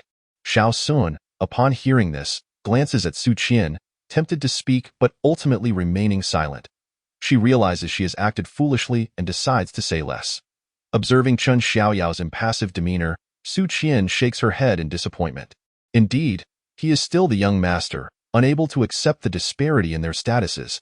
She exhales, "Wake up. You are no longer the esteemed Qin from the past. Why can you not be more aware and seek an honest job?" Oh. Qin Xiaoyao has no desire to converse with her and finds little merit in doing so. They are indeed not on the same level. By the way, Su Qian seems to suddenly recall something. "Qin Xiaoyao, do you remember Huang Lily from our class? Today is her birthday, and she is having a gathering at this KTV. Would you like to join us?" Though Su Qian currently harbors no fondness for Qin Xiaoyao, the fact remains that he was once a classmate, and inviting him along seems harmless. "No, thank you," Qin Xiaoyao replies dismissively, lacking any inclination to attend. Even if your current situation is dire, it shouldn't prevent you from meeting your classmates. Su Qian assumes Qin Xiaoyao is too embarrassed to join them and kindly suggests, "Even though your family has fallen, the circumstances of our classmates have not. If you go, you can express any difficulties to them. We are all classmates, and they will likely help you." Perhaps her intentions are sincere, yet 3 years have indeed altered many things. Once, Su Qian came from a modest background, often clad in her school uniform while sitting by the window. A figure who captivated Qin Xiaoyao. Now, however, he merely glances at her, responding indifferently, "You go ahead. I am waiting for someone." "What is wrong with you?" Su Qian furrows her brows, taken aback by his lack of enthusiasm. Such a cliché excuse? Her tone instinctively sharpens, "Your current attitude is truly disappointing. While being of a lower status is not an issue, if you are unwilling to seize opportunities, it amounts to complete surrender. Do you wish to live forever in a fantasy, believing you are still the young master of the Qin family in Qingzhou?" Qin Xiaoyao regards the beautifully featured Su Qian silently. He once harbored infatuation for her, and perhaps in the past, it would have pained him. Now, however, his heart is as tranquil as still waters, having endured too much to be swayed by her words. Neither admonitions nor sarcasm can stir his soul. Even so, he tags Su Qian with the label, "A woman prone to excessive chatter." Otherwise, why would she prattle on? Perhaps she pities Qin Xiaoyao, or perhaps she is exasperated by his lack of ambition. But her sympathy is of no concern to him. He remains unfazed. Xiao Sun observes Qin Xiaoyao's calm countenance, feeling a twinge of surprise. She herself is engulfed in embarrassment upon hearing those words. Her anger rekindling, yet he remains devoid of any emotional fluctuation. Indeed, one must not easily trust others. Xiao Sun glances at Su Qian, recalling how she fell for her words, assuming Chen Xiaoyao to be a fraud. In retrospect, it seems Su Qian herself cannot discern the truth of Chen Xiaoyao's character. Her perceptions are mere fabrications. Tit for tat, Chen Xiaoyao cannot help but chuckle at the irony. Once, he pursued her. Now she is the one pursuing him. Qian, why didn't you inform us of your arrival? At that moment, a heavily made-up girl approaches, arm in arm with her male companion, flanked by several others. She is Huang Lili, the guest of honor for today's festivities, her tone tinged with dissatisfaction. Su Qian. Really? We've arrived at the venue, yet you haven't even come inside, leaving us waiting. Su Qian had previously messaged her, stating she had arrived. After waiting for some time without seeing her, they decided to check outside. What the hell? Is that not Chen Xiaoyao? Suddenly, Huang Lili's companion, Li Ming, spots Chen Xiaoyao. His surprise mingled with a hint of mocking delight. In those years, Chen Xiaoyao's family was far from weak, consistently overshadowing others, for he was the renowned young master Chen of Qingzhou. However, upon hearing that the Chen family had fallen into ruin, he vanished from sight. And in the blink of an eye, 3 years have passed. 3 years, indeed. Do I not bear a striking resemblance to my former self? Li Ming reminisced about Chen Xiaoyao's past glory and then observed his current state. A sardonic smile creeping onto his face. Young Master Chen, your reputation still holds such weight that even Su, the campus belle, waits for you. The way he addressed him as young Master Chen was particularly jarring. Everyone present understood that the current Chen Xiaoyao was merely a lost soul. Yu Qian chuckled softly. It is precisely because I encountered Chen Xiaoyao that I lingered for a moment. Yet, Chen Xiaoyao? What manner of attire is this? Li Ming cast a few glances, noting that Chen Xiaoyao appeared to be clad in the same suit and trench coat he wore 3 years prior. How could he remember so clearly? Li Ming not only remembered but could vividly recall it. He had once been trampled underfoot by Chen Xiaoyao, who frequently donned that very outfit. Now, seeing it again felt like a return to the past. Day and night, Li Ming had yearned to reclaim his former position, and now that he finally laid eyes on him, his heart swelled not just with mockery and ridicule, but also with a perverse sense of satisfaction.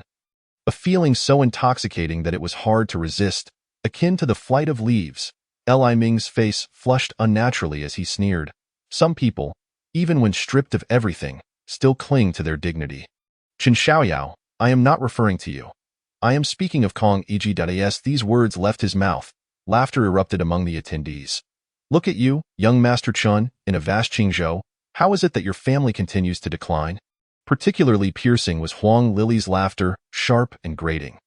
Even Su Qian could not suppress the slight upward curve of her lips. Though she remained silent, her thoughts were undoubtedly aligned. Otherwise, she would not have uttered such words to Chen Xiaoyao moments ago. The fallen young master ought to seek honest employment rather than masquerade as a charlatan, inviting scorn from others. Sir, shall we switch places?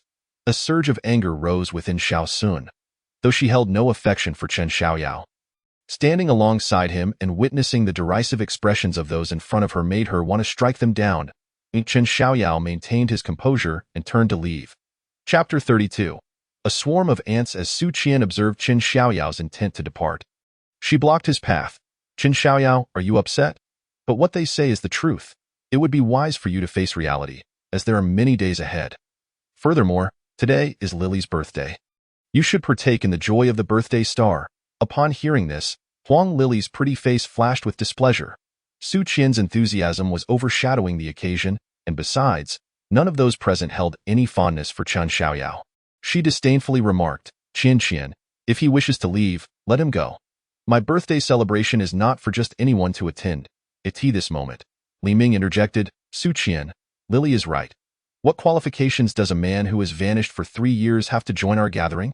Is it merely because he was once the young Master Chen of Qingzhou? Though Li Ming wished to thoroughly humiliate Chen Xiaoyao, he was in no rush, knowing there would be ample opportunities to do so in the future. No one else contradicted him. His words rang true. What goes around comes around. The once arrogant young master of a powerful family was now reduced to a madman hawking fortunes on the streets. Such a beggar-like figure had no right to attend their gathering. Their families were well off, and even a single item of clothing on their person could cost thousands. How could they possibly regard a fallen scion with respect? It was already generous of them not to kick him while he was down. Seeing that no one supported Chen Xiaoyao's presence, Su Qian, fearing social alienation and Huang Lily's displeasure, reluctantly nodded in agreement. Sir, do you need me to intervene? They are insufferable. Xiao Sun felt a surge of indignation. Although she wasn't fond of Chen Xiaoyao, witnessing the scornful faces of those before her made her want to deliver a punch. Are you angry? Chen Xiaoyao glanced at Xiao Sun. She nodded, her gaze icy as it bore into them. They were merely a swarm of ants. Crushing them would be as effortless as a flick of the wrist. If they dared to provoke your displeasure, then let them be dealt with. Chen Xiaoyao spoke calmly, for cultivators and warriors alike sought a life of freedom and ease. Yet, should someone incite their ire, they would not hesitate to eliminate that annoyance. Chen Xiaoyao was not angered. He had merely grown accustomed to such remarks, recognizing that these individuals sought to provoke him. If he remained unperturbed, it was they who would be left flailing in frustration. Thus, he felt no anger. However, his lack of fury did not mean others would not be enraged. Chen Xiaoyao was disinclined to interfere with the choices of others. Xiao Sun's spirited eyes flickered as she stared at Chen Xiaoyao. Taken aback by his perspective, had she mistakenly perceived him as a charlatan? Reflecting on her observations thus far, Chen Xiaoyao always exuded tranquility, as if no one could disturb the grand waves of his inner world. Such a person was truly unfathomable. A shiver ran through Xiao Sun. She had misjudged him, having held a poor impression until now, only to realize he was a hidden menace lurking among the masses, ready to devour at any moment. Xiao Sun gently poked Chen Xiaoyao's arm. He turned to her, and she spoke awkwardly, Sir, do you hold grudges? Chen Xiaoyao pondered for a moment. He might harbor grudges, but it was unlikely. Generally, matters worthy of being called grudges were dealt with promptly, while those that did not penetrate his heart were easily forgotten. Thus, he shook his head. Xiao Sun exhaled in relief. I apologize once more for my earlier doubts. Oh, Chen Xiaoyao paid it no mind. He was no devil, and he would not harbor resentment over mere words. If he possessed such a mindset, he would likely be driven to madness in the celestial realm, where the inhabitants were even more acerbic, capable of piercing one's heart with just a few words. Furthermore, Chen Xiaoyao's earlier statement had been heard clearly by his former classmates. A swarm of ants? All eyes, including Su Qian's, turned toward him, with Huang Lily raising her voice. Oh dear, young Master Chen. Just because I call you young master as a courtesy, do not take it to heart. Chen Xiaoyao, how can you act this way? Su Qian expressed her dissatisfaction. Today, we have finally gathered together. You continuously provoke discontent among us. Chen Xiaoyao, do you truly believe you are still the same man from 3 years ago? Li Ming, filled with both anger and disdain, retorted, if it weren't for your encounter with Su Qian today, do you think you would still have the right to stand with us? As if recalling an incredibly amusing joke, he couldn't help but scoff. Look at you.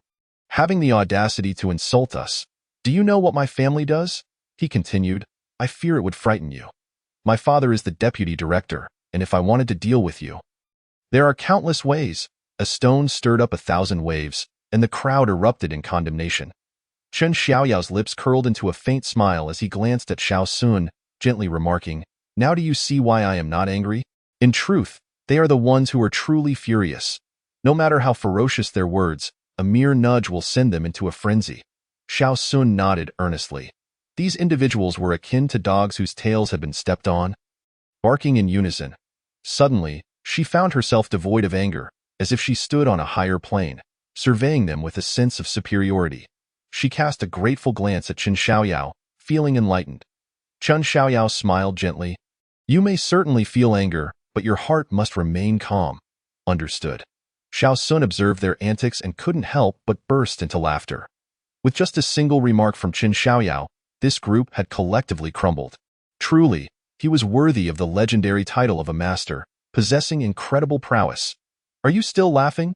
Li Ming had endured Chen Xiaoyao for long enough, and now, as he unleashed his words, it should have been a moment of boundless satisfaction.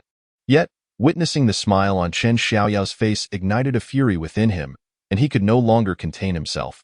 You shameless wretch are simply asking for a beating. Li Ming's eyes were bloodshot as he recalled Chen Xiaoyao's smile from 3 years ago, which mirrored the chapter 33. The two-faced Buddha, who do you think you are, you little brat? Li Ming shot a menacing glare at the bald man. Watch your tongue. Do you even know who I am? Next time you attempt to intimidate someone, make sure you know their identity first, otherwise, you might end up having to apologize. Apologize? The bald man burst into laughter, joined by his dozen or so lackeys. Kid, what makes you think you have any status? His derisive sneer was filled with contempt, as if he were looking at a mere clown. Seeing that disdainful expression ignited a fire within Wang Ming. A bunch of ruffians who don't know their place. I may not have much status, but my father is merely a deputy director. Though Wang Ming feigned humility, his face was brimming with confidence and pride. A deputy director? The bald man's expression shifted instantly, though it turned even more sinister. With a swift motion, he delivered a harsh slap to Li Ming's face, stinging and contemptuous. Damn it, just a deputy director? I thought your father was Li Gang. Now aware of Li Ming's connections, the bald man felt emboldened, and his slap left everyone momentarily stunned. Aren't you just a petty thug? How dare you strike the son of a deputy director? Li Ming, momentarily dazed by the blow, finally regained his composure and shouted in fury. You lot must want to be thrown out of Qingzhou. Still trying to act tough, are you? Brothers, give him a beating. Before Li Ming could fully REA that entity, a veritable head of the underground in Qingzhou, possesses the power to instill a quiver in the very foundations of their family with but a single utterance. Even Li Ming, at this moment, felt a surge of irritation, yet he did not direct his gaze toward Xiao Sun. Instead, he coldly addressed Chen Xiaoyao, saying, Chen Xiaoyao, her reluctance to comply must surely stem from you. Correct? I am aware that she is your girlfriend, yet one must not be so selfish. Does her association with you guarantee her a prosperous life? Will she spend her days by your side, masquerading as a charlatan to swindle others?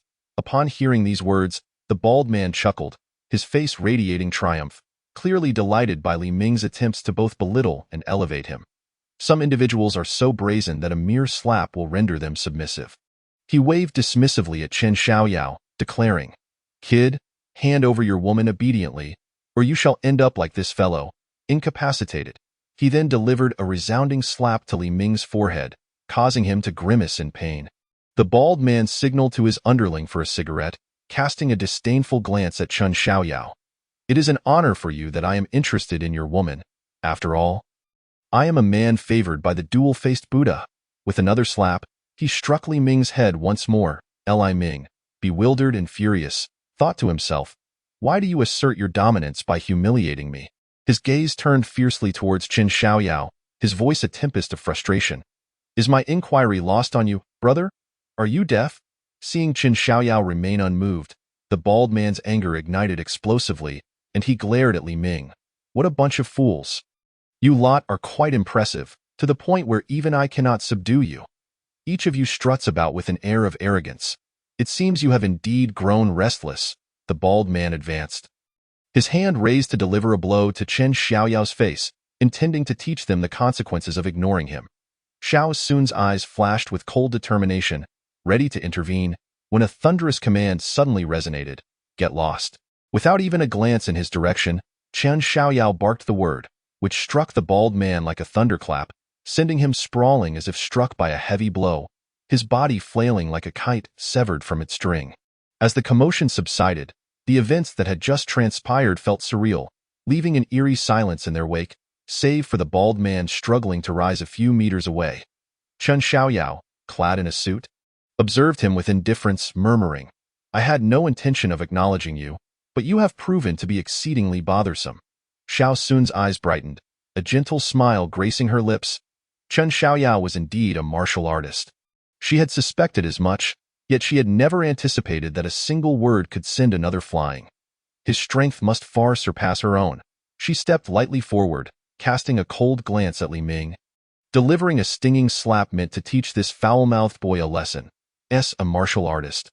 Her slap held far greater power than that of the bald man, leaving Li Ming dazed and reeling, his ears ringing, utterly unable to rise. While he remained incapacitated, the bald man finally managed to laboriously pull himself up, coughing as he regarded Chen Xiaoyao with a mixture of fear and anger. How dare you strike me? You will pay for this. Qin Xiaoyao's expression remained unfazed as he approached leisurely, raising his hand to deliver a decisive slap, sending the bald man crashing to the ground. Bewilderment clouded the bald man's eyes as he pondered who this audacious young man was, questioning how he could be so brazen, unaware that he was a favored subordinate of the dual-faced Buddha. At that moment, the stunned onlookers regained their senses, witnessing the clear imprint of a hand upon the bald man's face. Huang Lily's heart raced with terror as she cried out, "Qin Xiaoyao, have you lost your mind? Do you comprehend the foolishness of your actions?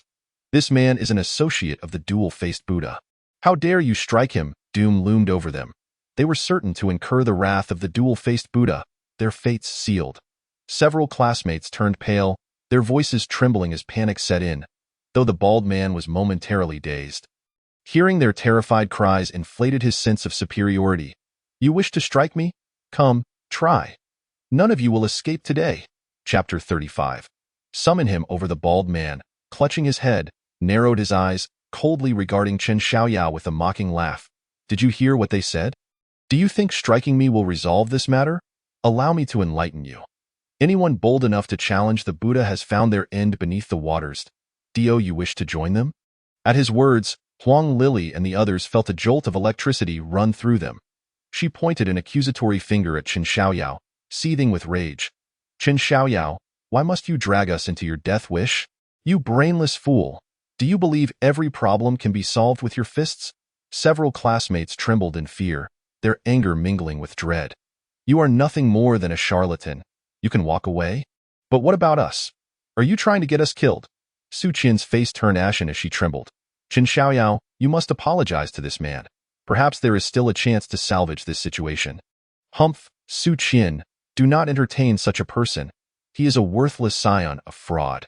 How dare he look down on the Buddha? We must show him the utmost respect. You must kneel and apologize to this esteemed gentleman. Do you hear me? Did I ever mention that your voice is rather loud?" Qin Xiaoyao replied with calm indifference, causing Huang Lily's heart to stutter in surprise, a flicker of fear igniting within her. Yet her fury had long since overshadowed her trepidation. Gazing into Qin Xiaoyao's eyes, she felt an even greater rage boil within her. "You are the source of this trouble. How dare you look at me in such a manner? Do you intend to strike me as well?" With a swift motion, Qin Xiaoyao delivered a resounding slap, sending Huang Lily sprawling, her hair disheveled and her demeanor utterly disarrayed. He looked down at her from a position of superiority. "What now? Who do you think you are? Am I not entitled to strike you? You?" Huang Lily's eyes burned with fury, a torrent of anger ready to spill forth, her mouth opening to unleash a torrent of vitriol. With another slap, Qin Xiaoyao silenced her, remarking, "I previously noted that your voice was rather loud. It would serve you well to speak less. Are you unaware that the citizens of Qingzhou have already retired for the evening? Disturbing their peace is ill-advised."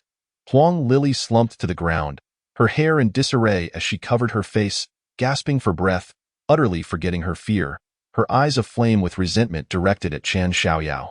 "How could you do this, Qin Xiaoyao?" Su Qian, witnessing her friend's plight, glared at him in anger. "You are the architect of this disaster." Though Lily's tone was harsh, did she not speak the truth? "You were never like this. You vowed never to strike a woman, though," Qin Xiaoyao replied, nodding thoughtfully. Had he truly made such a promise? Perhaps he had once, but that notion had long since faded from his memory. "You?" Seeing his nonchalant demeanor, Su Qian felt a pang of anguish and anger. She helped Huang Lily to her feet, speaking in a tone of despair. "Qin Xiaoyao, you must leave. If the Buddha learns of this, you are as good as dead. Leave." The bald man had finally regained his composure, shaking his head as the ringing in his ears subsided.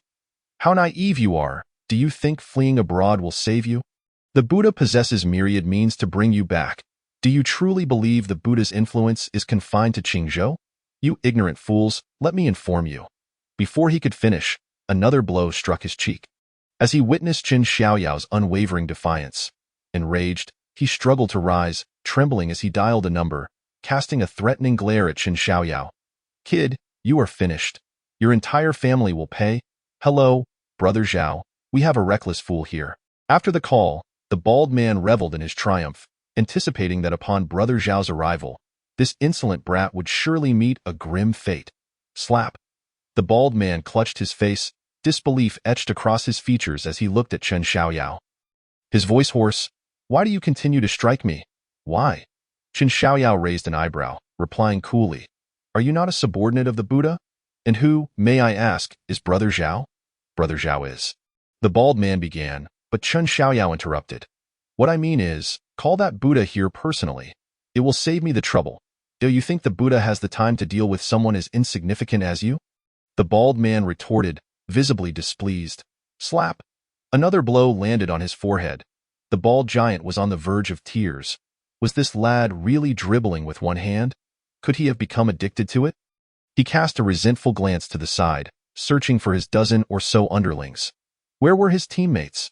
For heaven's sake, someone save me! His gaze shifted, and his sight abruptly faltered. The bald man was dumbfounded. For his subordinates were already sprawled on the ground, their conditions scarcely better than his own, each one grimacing in pain. What was happening? Confusion filled the bald man's eyes as he noticed Xiao Sun nearby, casually wiping her fists with a tissue before tossing it aside, revealing it stained with blood. Did she do this? Could it be true? The bald man pondered, astonished that a seemingly fragile woman had effortlessly dispatched all his subordinates. They couldn't possibly be putting on a show. The bald man was taken aback. The more he thought about it, the more plausible it seemed. Just as he was contemplating how to dismiss them, his gaze caught sight of several black business cars roaring in from the distance, swiftly surrounding the entrance of the KTV. It was over. Huang Lili, having never witnessed such a scene, felt despair at the sight of those black vehicles. The bald man erupted into laughter, looking triumphantly at Chen Xiaoyao, sneering, "Little thief, do you know you're finished? Do you even understand who Brother Zhao is? He is the third in command under Buddha Yi. And tonight, none of you will escape." Chapter 3 What is happening? Huang Lili and Li Ming were utterly dumbfounded. The individuals who had just arrogantly claimed to be under the command of the Buddha were now behaving like submissive fools. The abruptness of this transformation was truly difficult to accept. Zhao Dong, observing Chen Xiaoyao's indifferent demeanor, kicked the behind of San Shi, exclaiming, "Have them kneel until they are satisfied." San Shi scrambled to his feet, refraining from uttering any further words, and immediately prepared to kneel. At that moment, Chen Xiaoyao spoke calmly, "I am not angry." He glanced at Xiao Sun and inquired, "Are you upset?" Standing beside him, Xiao Sun replied, "I was a bit angry earlier, but not anymore. That's so. It's all settled then?" Chen Xiaoyao continued. "Yes," Xiao Sun replied coolly. "Then it's settled." Chen Xiaoyao waved his hand, having already taught San Shi a lesson. The smooth surface of San Shi's forehead still bore the imprint of his palm. Upon hearing this, Zhao Dong felt a renewed respect for Chen Xiaoyao. San Shi was a minor leader among his subordinates, who numbered in the dozens. If San Shi were to kneel today, it would be tantamount to his withdrawal from the underworld. And at the very least, his subordinates would no longer follow him. Zhao Dong turned his gaze to San Shi. "Did you hear that? Hurry up and thank them." San Shi, feeling a sense of relief, looked at Chen Xiaoyao and Xiao Sun, suddenly finding them exceedingly agreeable, and hastily bowed in gratitude. Observing his demeanor, Xiao Sun unconsciously smiled. Perhaps this was what they called PUA. Zhao Dong instructed his men to assist San Shi away while casting a respectful gaze towards Chen Xiaoyao and Xiao Sun. "May I be so bold as to inquire about your esteemed names?" "Sir and Miss? Esteemed names?" "His name is Chen Xiaoyao." Huang Lili shouted sharply, having just been frightened into a daze, yet now daring to shout at Zhao Dong. Yu Chen's expression shifted, promptly grabbing Huang Lili's arm. "Lili? What are you doing?" "He is Zhao Gu." "Zhao Gu?" Huang Lili scoffed, her tone dripping with disdain. "Qian Qian, have you ever met this Zhao Gu?" Upon hearing this, Su Qian shook her head. Huang Lili then looked at several classmates. "Have any of you met him?" Everyone shook their heads. The legendary Zhao Gu was someone they were not qualified to meet, only having heard of his infamous reputation, and they curiously asked, "What do you mean by that?" "What do I mean?" Huang Lili glared fiercely at Zhao Dong. "What I mean is that this Zhao Gu is simply an impostor." "What?" Su Qian and her group were taken aback, staring at Zhao Dong. "Chen Xiaoyao, what a masterful play you've orchestrated. Do you harbor feelings for Su Qian, and thus stage this entire performance, even disregarding your girlfriend?" Huang Lili looked at him with contempt. "And what about Zhao Gu? When did the legendary Zhao Gu become so easy to deal with? A whole crowd arrives, and before doing anything, they first beat up their own. Who among them did not know that Chen Xiaoyao was akin to a stray dog? Upon hearing this, Su Qian looked at Qin Xiaoyao in disbelief. Her beautiful eyes filled with shock as she questioned, Qin Xiaoyao, is what Lily said true? Su Qian knew that Xiao Sun was not Qin Xiaoyao's girlfriend. Yet this only lent more credence to Huang Lily's words, making his pursuit of her seem less burdensome. Qin Qian, do you think he would admit it? Why not ask this Zhao Gu? Huang Lily turned to Qin Xiaoyao. Taunting, what's the matter? Lost your tongue. The act of young Master Chun saving the damsel in distress has been exposed, and now you can't maintain your faade? Zhao Dong, observing the woman's brazen demeanor and her words, furrowed his brow in anger, appearing fierce and intimidating. What are you staring at? Am I not attractive? Huang Lily mocked, catching Zhao Dong's gaze. How much did he pay you to perform this charade? Everyone turned their attention to Zhao Dong, eager to hear his response, but he remained silent. It seems your acting skills as an imposter aren't that great. The money this pauper paid you must be meager. Huang Lily laughed derisively at Zhao Dong's silence. Zhao Dong's jaw clenched in anger, and when he turned to Qin Xiaoyao, he found him remarkably calm. Taking a deep breath, he suppressed his irritation, beginning to contemplate their relationship. Zhao Dong was not a brute. Rather, he was quite astute. Uncertain of their connection, he refrained from acting impulsively. However, he could not discern Qin Xiaoyao's current thoughts. If their relationship was strained, taking action could significantly improve it. Yet, if Mr. Chun had his reasons for allowing this insolence, intervening would be counterproductive. As Zhao Dong pondered, Xiao Sun glanced at Qin Xiaoyao and then at Zhao Dong. Realizing that this fellow was deep in thought, it appeared that Zhao Dong was not a fool. Unlike herself, who had nearly provoked Qin Xiaoyao's ire, it was truly infuriating to compare oneself to others. Damn it, why is no one helping me? Li Ming had been lying on the ground for quite a while. As soon as Zhao Gu arrived, he had feigned death. Gritting his teeth, he crawled up, limping towards Huang Lily, having clearly heard her words and believing them wholeheartedly. Qin Xiaoyao, you are deliberately seeking revenge today. Are you not? You had these self-proclaimed subordinates of Buddha beat me up, making the situation appear more convincing. Li Ming stood beside Huang Lily, exuding an air of vengeance as if they were poised to retaliate. Chapter 38. I beg you, Qin Xiaoyao, how could you do this?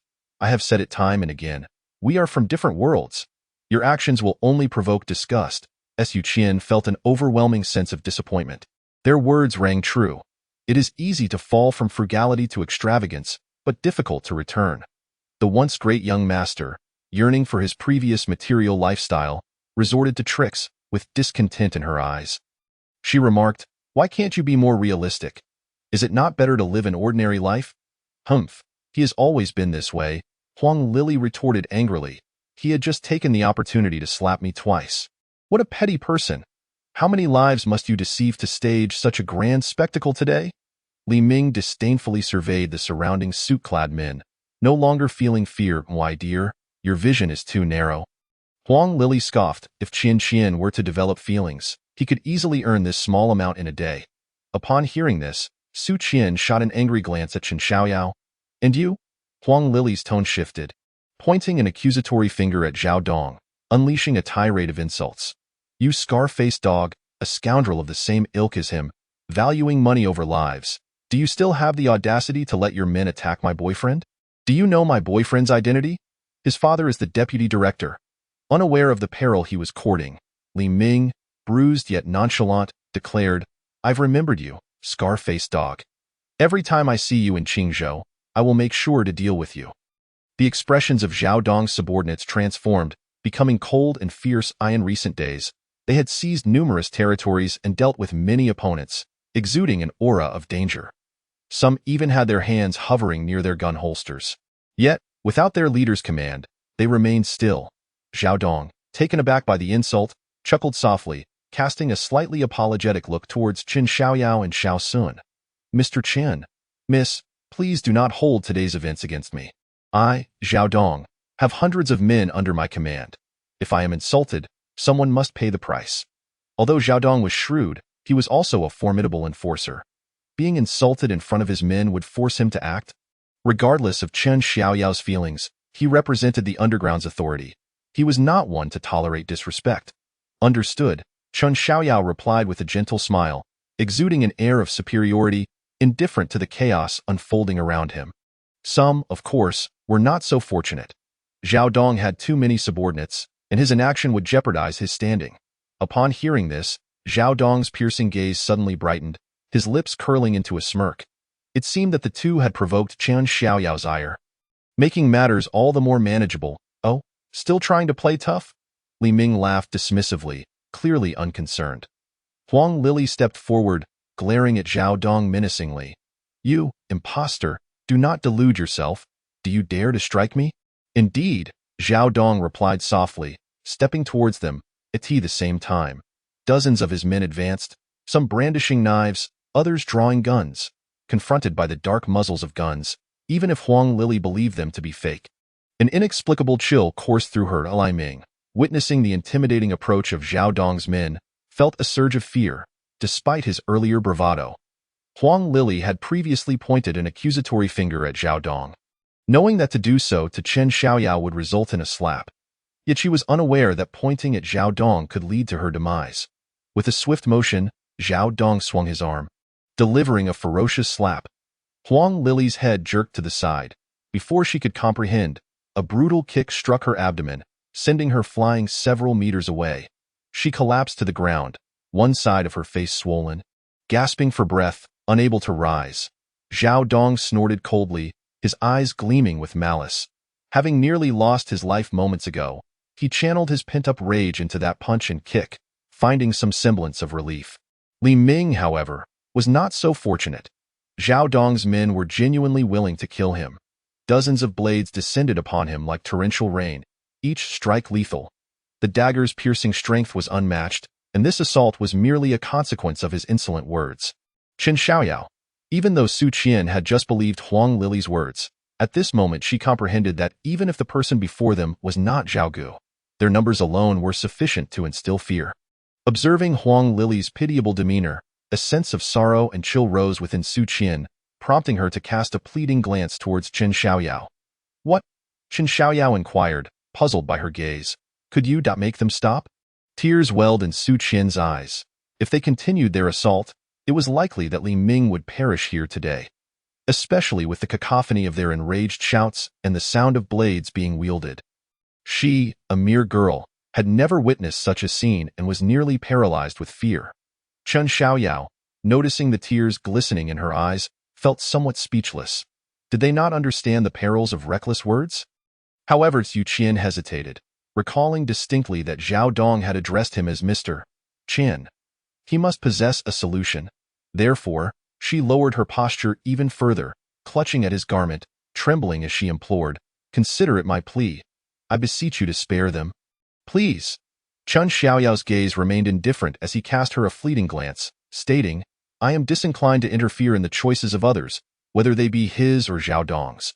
Simultaneously, he maintained his initial judgment from their earlier encounter. Her intellect was indeed lacking. Su Qian's tears cascaded down her cheeks, evoking a heart-wrenching sight, fragile and pitiful. Yet she did not abandon her friends, casting a sorrowful look towards Xiao Sun. Noticing the tears in Su Qian's eyes, Xiao Sun turned her gaze towards Chen Xiaoyao, who merely glanced back at her. Xiao Sun coughed lightly a few times. "Mr. Chen, are you angry?" "Not at all," Chen Xiaoyao replied coolly. Then, Xiao Sun hesitated, recalling her previous lesson not to make decisions for others. Leaving her words unspoken, "Do as you wish," Chen Xiaoyao remarked casually. "Thank you," Xiao Sun smiled. In truth, the few ruffians merely had harsh words. Their crimes did not warrant death. Zhao Dong's gaze remained fiercely fixed on the two, his subordinates having long been subdued by him, though he had no intention of sparing them. As for the other classmates, they had long since vanished without a trace. They had not spoken disrespectfully, and Zhao Dong was disinclined to acknowledge them. "I in the car. Mingjiang tomorrow," Zhao Dong stated, hardly sparing them a glance. "Zhao Dong," Xiao Sun approached. Zhao Dong quickly turned to her, straightening his posture. "Mississippi," Xiao Sun replied with a gentle smile. "The title of Miss belongs to my employer. You may call me Xiao Sun." She then observed as Huang Lili and her companion were shoved into the car. A mere lesson would suffice. Their crimes were not deserving of death. Chapter 39. "I am watching a show, Miss Sun," Zhao Dong began, though his words trailed off as his gaze shifted towards Chen Xiaoyao. "I inquired of Mr. Chen. He does not concern himself with such trivial figures," Xiao Sun explained. Zhao Dong's eyes widened in astonishment. "Mr. Chen? Even the personal bodyguard of the Yu family heiress must show him respect. What could his true identity be? Regardless of his standing, Zhao Dong knew he could not afford to offend him, especially since he had saved his life. Nodding, he addressed his underlings. Throw them out of the car. Xu Qian watched as Huang Lily and her companion were unceremoniously ejected, striding past Chen Xiaoyao with a stony expression, deliberately meant for him to see. Chen Xiaoyao, you are truly heartless, Xu Qian exclaimed, both saddened and enraged. Acknowledging Xiao Sun's assistance, she offered her thanks, not sparing Chen Xiaoyao a glance. Zhao Dong observed keenly, finding himself perplexed by their relationship but dared not inquire. Merely glancing at Chen Xiaoyao, who appeared to have something on the tip of his tongue. What? Chen Xiaoyao inquired. Mr. Chen, I wish to request a few more talismans, Zhao Dong asked cautiously, determined to purchase even 5 million worth. Should it come to that, just one talisman has been forged. We will discuss the rest later. Chen Xiaoyao waved his hand dismissively. Zhao Dong faltered. Mr. Chen, I noticed you had a few talismans left. I will take them all. You are too late. I have already purchased all of his talismans, came the reply. At this, Zhao Dong's expression shifted, his mouth twitching as he stood at attention, addressing Yu Qinxue, who was approaching with a suitcase. Miss you, he acknowledged. Why Yu Qinxue, laden with the weight of her belongings, remarked, you arrived at an opportune moment. Chen Xiaoyao noted he could not afford to wait for her for too long, having just witnessed the unfolding drama. Yu Qinxue smiled faintly, having returned earlier than expected, observing Chen Xiaoyao discipline others, particularly Xiao Sun, who had unexpectedly taken action to assist him, toppling numerous adversaries. Xiao Sun sensed Yu Qinxue's gaze and quickly moved to her side. Having grown accustomed to standing beside Chen Xiaoyao, Zhao Dong, did you imply that Mr. Chen's talisman saved your life? Yu Qinxue asked with curiosity. Zhao Dong nodded, initially intending to showcase the talismans, but then remembered they had turned to ashes. Expressing his frustration, they were talismans just moments ago, but they shielded me from disaster. Now they have turned to dust. A flicker of excitement danced in Yu Qinxue's beautiful eyes as she gazed at Chen Xiaoyao. Marveling at his astonishing abilities at such a young age, Sir, may I inquire how these talismans are to be utilized? Simply toss them at the afflicted and utter a word of healing, and it shall suffice, Chen Xiaoyao replied nonchalantly, accepting the suitcase from Yu Qinxue. Why Yu Qinxue regarded the wrapped 3 talismans as if they were treasures, delicately placing them in her bag, suddenly recalling, Mr. Chen mentioned one was an exorcism talisman. If I misuse it, could it? Chen Xiaoyao pondered briefly. The character for abundance is the exorcism talisman. So that's the significance of using couplets for talisman crafting. Yu Qinxue couldn't help but chuckle, her beauty radiating. Zhao Dong stood entranced, suddenly aware of the lady's identity, regaining his composure and remaining silent, recognizing that their conversation was beyond his station. Xiao Sun and Zhao Dong, like obedient bystanders, stood aside, while Yu Qinxue, increasingly convinced and curious, turned her attention to Chen Xiaoyao. Mr. Chen, Chen Xiaoyao replied, having packed the sum of 140,000, the weight akin to that of a person, yet he appeared unfazed, as if lifting 2 empty boxes. Yu Qinxue, feeling a surge of anticipation, asked, shall we exchange contact information? As a daughter of a prominent family, she had been pursued by countless suitors, yet none had captured her interest. Now, before this young man, she felt a rare blend of nervousness and excitement, akin to a maiden awaiting a response after a confession. This young man was undoubtedly an exceptional figure, perhaps even comparable to Zhuge Songsheng.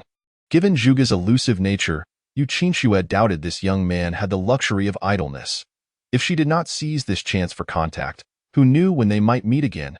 Chen Xiaoyao, however, simply waved his hand, replying coolly, I do not possess a phone. What? Yu Qinxue was taken aback by this response, her beautiful eyes reflecting a hint of disappointment as she playfully complained. Mr. Chen, what era are we in? You refuse me with such an excuse. Is it because I am not attractive enough? Your appearance is irrelevant to me. Chen Xiaoyao dismissed her, turning to leave with the suitcase. Moments later, he glanced back at them. Should we cross paths again? We may speak then. Such a cold-hearted man. Yu Qinxue smiled gracefully, casting a lingering look at Chen Xiaoyao's retreating figure before shaking her head in resignation. Xiao Sun, let us depart. Xiao Sun's expression had turned stern once more. Until next time, Miss Yu, Zhao Dong felt it necessary to bid farewell. Indeed, Yu Qinxue replied, eager to return home and test the effects of the talismans. They might prove useful, or perhaps not, yet everything about this young man was shrouded in mystery. Piquing her curiosity, if they failed, she would indeed return to seek him out, for she meant what she said. Why, Yu Qingqiu amused internally, smiling gently as she turned to Xiao Sun. Xiao Sun, what prompted you to assist him earlier? Xiao Sun's face flushed slightly, lacking a clear reason, merely feeling guilty. Having previously made a decision on Yu Qingqiu's behalf, she felt fortunate to have rectified her error. Chen Xiaoyao had not reported her actions. But given his nature, she doubted he would engage in such trivial matters. Do I truly know him so well? Xiao Sun pondered, yet replied, he is your guest. I could not allow him to come to harm. Chen Xiaoyao stifled a yawn as he passed by Su Qian and her companions. Huang Lili having sat up, remnants of tears still visible in her eyes. Li Ming lay on the ground, appearing relatively unscathed, merely suffering superficial wounds, albeit gruesome in appearance. Su Qian had already summoned an ambulance, which should be arriving shortly. Chapter 40. The exchange of couplets, yet Huang Lili stubbornly maintained her belief that those individuals were merely hired henchmen of Chen Xiaoyao. Feebly threatening, you think you are the only one who can summon help. Today, I concede, but remember, I, Huang Lili, will not let this slide. Indeed. Chen Xiaoyao, I will never, ever be with you, forever. Su Qianxin, exhausted and disheartened, shook her head in despair, her dark tresses swaying. You have done so much today. I fear it is merely to witness my pleading for mercy, and you have succeeded. Chen Xiaoyao did not refute her, nor did he deem it necessary to do so. Dismissing the notion entirely, he merely caressed his hollow abdomen, a gentle smile gracing his face. It is time to eat. Today's gains are commendable. At the very least, I have secured funds for the medicinal herbs. Smile now, but eventually, you shall find no joy in it. Chen Xiaoyao, I truly rejoice that I did not accept you in the past. Chen Xiaoyao paid her no mind, nor did he cast a glance in her direction. Su Qian's gaze lingered on his retreating figure, indignantly exclaiming, he has changed so much. He has become even more detestable. Only when the sound of an ambulance siren pierced the air did Su Qian regain her senses. While Chen Xiaoyao's silhouette had already vanished amidst the garish lights and revelry. The scornful words are the privilege of the victor, while the derision of the vanquished is but a manifestation of their desperation. I perceive all beings as mere ants, and they should regard me in kind. They look down upon Chen Xiaoyao, just as he looks down upon them. It is a fair exchange. Life is a balance of gains and losses. Akin to acquiring wealth while relinquishing worries, in losing worries, one loses motivation. Devoid of motivation, one succumbs to emptiness. And from emptiness arises nihilism. Nihilism leads to destruction, and after destruction comes rebirth, only to face death once more. Time and again, as one is tempered through trials and errors, such is the tedious yet intriguing nature of life. So is it truly fascinating or dull? Chen Xiaoyao shook his head with a chuckle. Casting aside these trivial thoughts, even the act of eating posed a challenge, leaving little room for such wasteful musings. He entered the bank previously visited by Yu Qingqiu, depositing his funds, and subsequently purchased 2 mobile phones. For in this age, the absence of a phone is indeed a nuisance. Once all matters were settled, he casually sought out a night market to indulge in a hearty meal, by 11 or 12 at night. Qingyue Villa remained aglow, a haven for the affluent, where the nightlife of the young elite was just commencing. Not long after entering, a convertible sports car approached, and a beautiful woman beckoned Chen Xiaoyao to join her for a ride. After politely admiring the alluring sight before him, he declined with grace. The woman smiled charmingly, waved her hand, and departed as he gazed towards the mountainside. 3 villas loomed above, serving as a testament to status. One villa, in comparison to the other 2, appeared somewhat dim, yet it was still illuminated. At least a light remained for him. Before Chen Xiaoyao could step into the courtyard, he already heard the sharp sound of swords being wielded. Still practicing? He glanced at his phone. It was midnight, and he needed to warn her against overexerting herself. One must balance work and rest. If she continued practicing so intensely, her body would surely suffer. Upon entering, the dim light cast a shadow of a figure upon the wall, a dark silhouette akin to an ethereal spirit, swirling, moving, striking. Chen Xiaoyao sat on a stone bench, observing Xiao Shen as she disregarded everything, focused solely on unleashing her sword energy. Xiao Shun, He called her several times before her eyes sparkled with clarity, glancing at Chen Xiaoyao with a hint of confusion. "It's midnight," Chen Xiaoyao stated. "Is it really that late?" "Chen Gu, you mustn't be deceiving me." Xiao Shun was skeptical. To her perception, only half an hour had passed. "You have a nosebleed," Chen Xiaoyao remarked, looking at her. Xiao Shun sniffed, feeling congested, and wiped her cheek, revealing some dried blood. Indeed, she had a nosebleed, though she was unaware of when it had occurred. Noticing Chen Xiaoyao's gaze, Xiao Shun felt a twinge of guilt and chuckled sheepishly. "Just a small issue. I used to donate blood and felt quite invigorated afterward. That was because your spirit was nearly escaping your body." Chen Xiaoyao sighed, realizing that had he not returned today, she might have practiced herself to exhaustion. "Come here, sit down. Oh." Xiao Shun, oblivious to fatigue, was entirely caught up in her exhilaration. Chen Xiaoyao gifted her a mobile phone, equipped with satellite communication, ensuring she could reach him at any time in case of emergencies. He had been following the international news closely and learned that the Shepherd tribe had ignited a scandal, exposing the underbelly of the situation. To avoid complications, he decided to buy her a phone. Xiao Shun's eyes sparkled with delight upon seeing the phone. She had never encountered such advanced technology, and she was instantly enamored. The number within his mind.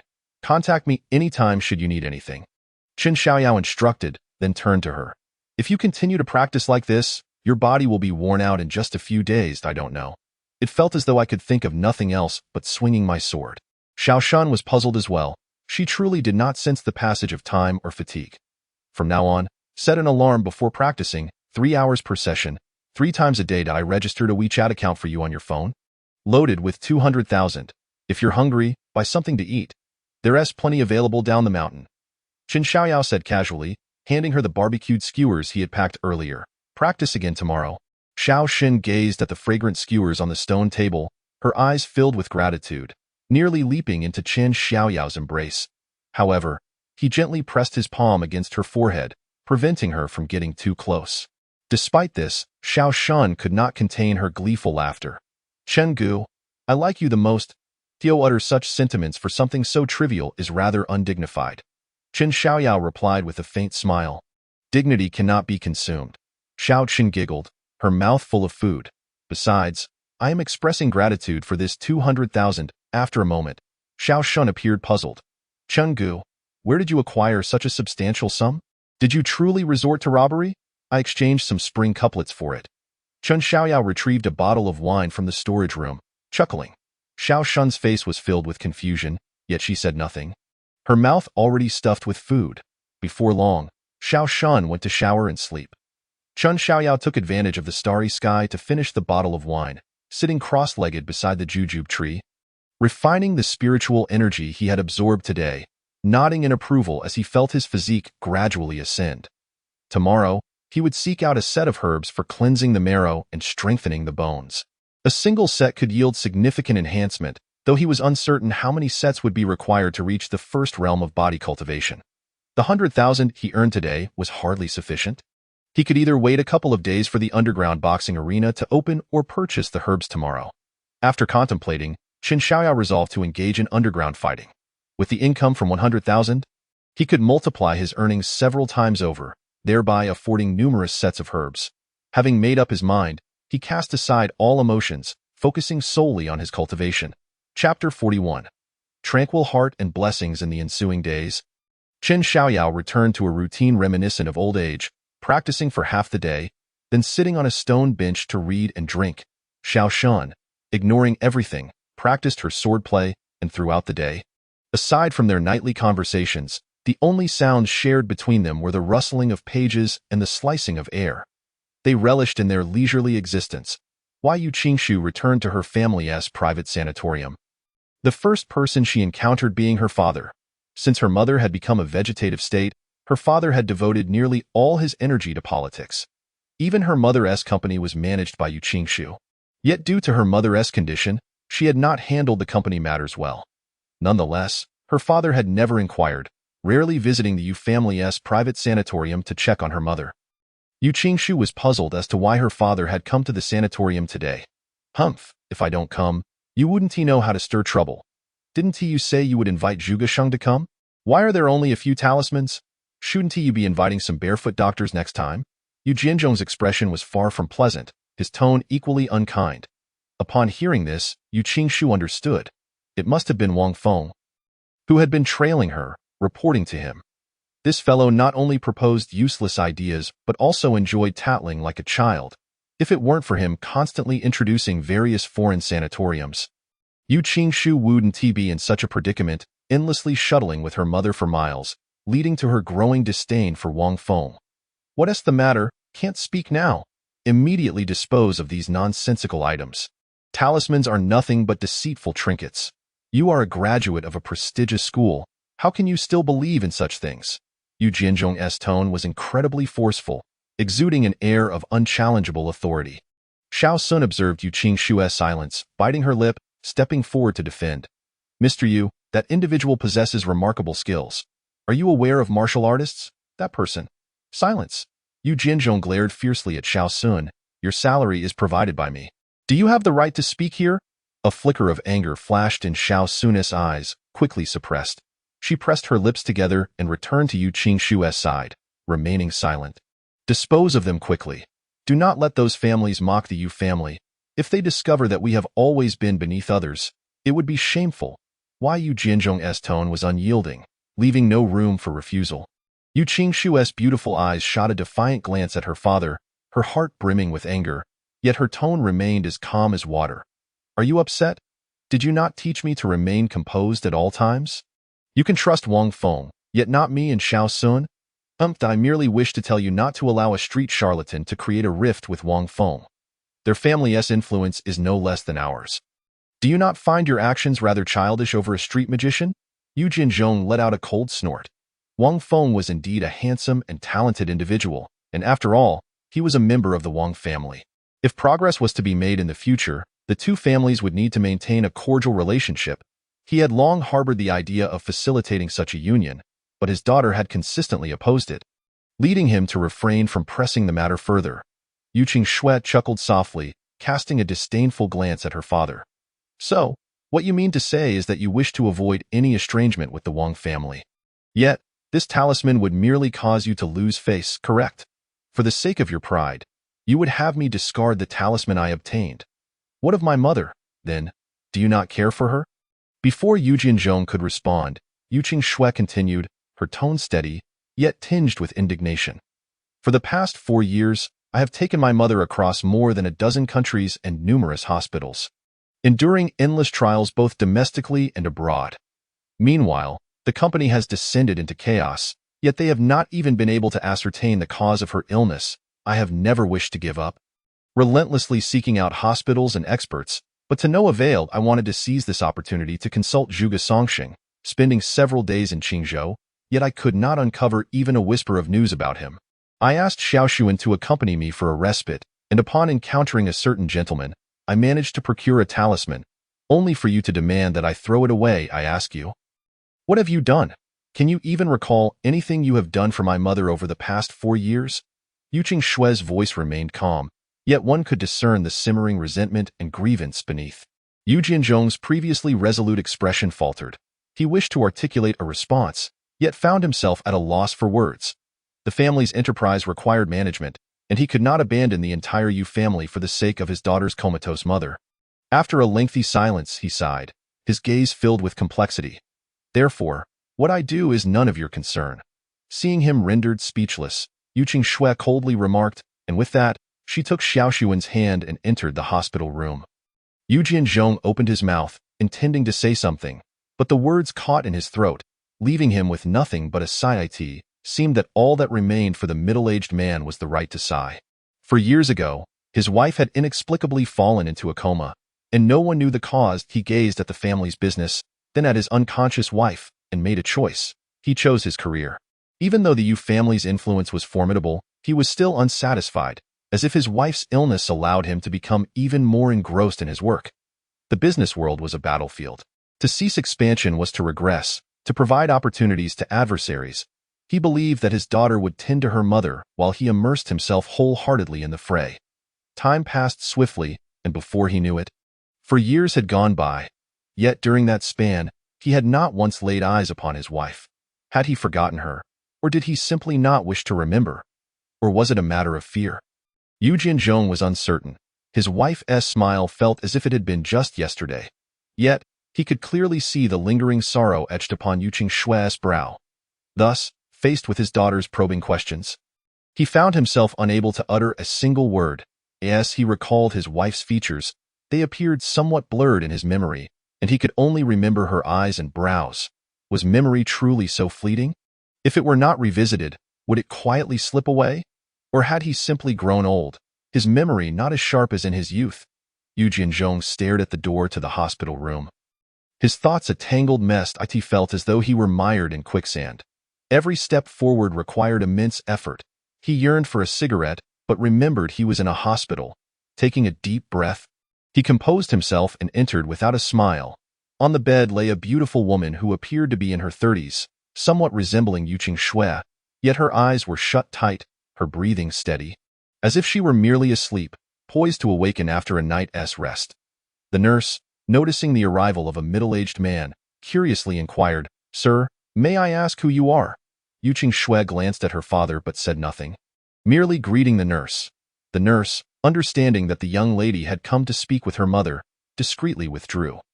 Yu Jianzhong's expression grew somewhat dazed as he sat silently beside the bed, his gaze fixed on his wife. Just a glance brought forth a flood of forgotten memories. She seemed unchanged, merely asleep, yet strands of her hair were beginning to gray. He felt the urge to smoke rise again. Observing his still unconscious mother, Yu Qingshui felt a pang of sadness. 4 years had passed, and although she had never given up hope, the pain of it all was something she could not share with anyone else. Only in the stillness of night did she come here to spend a moment, gently caressing her mother's face in silence. Yu Qingshui believed that her mother could still hear her. Thus she chose to bear these negative emotions alone. Taking out the 2 talismans that Qin Shaoyao had sold to her, she stared blankly at them for a few seconds. Each talisman bore a year inscribed upon its back. "Every year is abundant, dear sir," she mused. "I truly hope you do not deceive me." Xiao Xuan stood beside Yu Qingshui, noticing the tremor in her eyes. Her voice was soft but resolute. "Miss, I believe in him." Yu Qingshui fought back tears as she looked at Xiao Xuan. The coldness on Xiao Xuan's face had vanished, and she gently stated, "On that day you asked me why I intervened. It was because I believe in him." Yu Qingshui smiled, like snow melting in spring, fresh and full of life. "Thank you." With a deep breath, her eyes filled with determination, she stepped back 2 paces, raised her hand, and cast the talisman onto the bed where her mother lay, simultaneously calling out, "Lin." Witnessing his daughter's actions akin to a shaman, Yu Jianzhong felt no amusement. At that moment, he found it hard to bear. What if the talisman failed? What if it did not yield results? He should assert with certainty that it would not work, yet could he voice such a claim? Did he even have the right to speak? Moments later, Yu Jianzhong believed his eyes had deceived him. The talisman thrown by his daughter transformed into streaks of white light upon her utterance of Lin, all of which entered his wife's body. The air was filled with the ashes of the talismans as they burned. Resembling the paper ashes that fall after a person's demise, or perhaps celebrating a rebirth, had the room not suddenly grown cold, Yu Jianzhong would have thought it merely an illusion. Yu Qingshui beheld the remnants of the talismans. Feeling a shiver run through her, she resonated with Zhao Dong's earlier sentiments. Upon realizing the talismans had taken effect and recalling Chen Xiaoyao's words that one talisman could disperse the mist, revealing clarity and peace of mind, her fingers trembled involuntarily, forgetting to breathe. Standing there, she could hear her own heartbeat, her beautiful eyes locking onto the hospital bed as she grasped her mother's hand. "Mom." "It's me, Qingshui. Can you hear me?" The woman on the bed stirred slightly.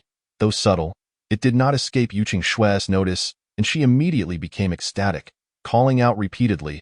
Eventually, the woman's fingers twitched as if awakening from a dream, and she gradually opened her eyes, gazing around in confusion. "Qingshui." The woman's voice was weak. Her eyes clouded as she struggled to comprehend why her daughter was smiling through tears. It was only when she felt a gentle freshness enveloping her that her spirit began to awaken. Though she did not grasp what had transpired, she tenderly caressed Yu Qingshui's cheek, softly asking, "Qingshui, has someone bullied you?" Feeling the warmth of her mother's palm, Yu Qingshui was reminded of her childhood. Her mother's hand wiped away her tears, just like before. Unable to restrain herself, she lowered her head, her hair cascading down as she choked back tears while feeling a profound sense of joy and pride. No, Mom, no one dares to bully me. Chenggu, the end of the month is approaching. Xiaoshan hastily roused Chen Xiaoyao, who had asked her to remind him of the date, though she was unaware of his intentions. Is it already the end of the month? Chen Xiaoyao rubbed his eyes and sat on a stone bench outside for a moment. Top-tier recluse, Xiaoshan pouted, affirming his status. Chen Xiaoyao cast a glance at her but said nothing. While he embraced a reclusive lifestyle, he was not despondent. He had been diligently practicing for the past few days. Although he had yet to reach the second level of qi training, he had made significant progress compared to earlier. His physique had become more robust, and with newfound wealth, he indulged in lavish feasts and, if feeling unsatisfied, would down a bottle of strong liquor. I'm leaving. I want to be back tonight. Remember to set the alarm.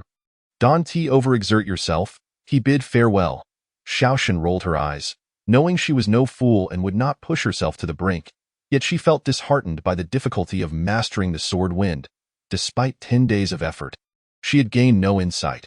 With that thought, she rested her round face against the stone table, munching on a few dates, which, while still a bit sour, would soon be ripe for eating inside the house. Chen Xiaoyao wrapped his face in bandages and donned a white mask, featureless except for 2 hollow eye sockets. He was not concerned about his identity being revealed. Rather, he sought to avoid unnecessary troubles. Is this cosplay? The driver inquired curiously, eyeing his attire. Chen Xiaoyao could not be bothered to respond. He preferred silence, as the driver had a tendency to chatter. My daughter loves cosplay too, with her colorful outfits. Though I don't quite understand it, it's quite visually appealing, the driver persisted, attempting to keep the atmosphere lively. What character are you cosplaying? Finally, they reached their destination, and Chen Xiaoyao was relieved to escape the driver's incessant chatter. He surveyed the surroundings. They were on the outskirts of Qingzhou, a place rarely trodden by ordinary folk, frequented instead by those of a different caliber. Guided by the impressions etched in his mind and aided by the navigation of his mobile device, Chen Xiaoyao meandered through the labyrinthine paths until he finally arrived at an abandoned factory. However, within the derelict confines of this structure, faint glimmers of light could be discerned. It was evident that this was the clandestine arena for underground boxing, and the decayed environment served merely as a facade to mislead outsiders. After all, this was an illicit operation that dared not revel in the light of day. With his hands clasped behind him, Chen Xiaoyao navigated the area with ease, approaching the entrance when a burly man clad in black suddenly barred his way. This man, like Chen Xiaoyao, was fully masked, save for the eyes that peered through the fabric. What business do you have here, lurking about? This is a restricted area of the factory. Depart at once, he barked, his tone menacing. Despite his face being swathed in black cloth, the tension in his muscles was palpable, as if he were poised to strike at any moment. I am here to box, Chen Xiaoyao replied nonchalantly. Oh? The black-clad man appeared momentarily taken aback, yet his caution remained steadfast. What do you mean? Box? This is a factory, an abandoned factory, isn't it? Are you hiding inside to indulge in your vices? Chen Xiaoyao shot back, regarding him with a sidelong glance. I am not a cop. I merely wish to engage in a few rounds of illegal boxing. You are quite audacious. The black-clad man suddenly lunged at Chen Xiaoyao with a swift, unexpected strike, the force of which sliced through the air with alarming speed, showcasing the might of an intermediate martial artist.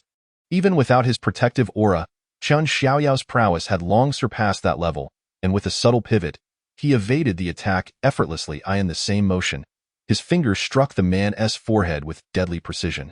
Had he desired, the man would have met his end. The black-clad man's pupils constricted in shock, utterly unprepared for such a swift defeat. Initially, he intended to gauge Chen Xiaoyao's strength, knowing that this underground arena was not a place for the unskilled. Only those with years of martial training could hope to entertain the high rollers within, increasing the stakes significantly. Friend, do not be angry. This is merely a test for entry, he stammered, beads of cold sweat forming on his brow. The aura of danger emanating from Chen Xiaoyao was unmistakable, and the H in the secondary competition, the rules remain consistent. Yet the contestants exhibit a significantly higher caliber than those in the primary tier. Take you, for instance. The ability to evade the ambush of the Iron Claw signifies your status as a martial artist, thereby disqualifying you from participating in primary contests. The participants in the secondary competition must possess the strength equivalent to the initial stage of Mingjin. The prize for each arena match is 3 million. In a round-robin battle, the reward for the first match is 3 million, the second match 4 million, the third 5 million, and so forth. Fat Brother licked his parched lips and cackled.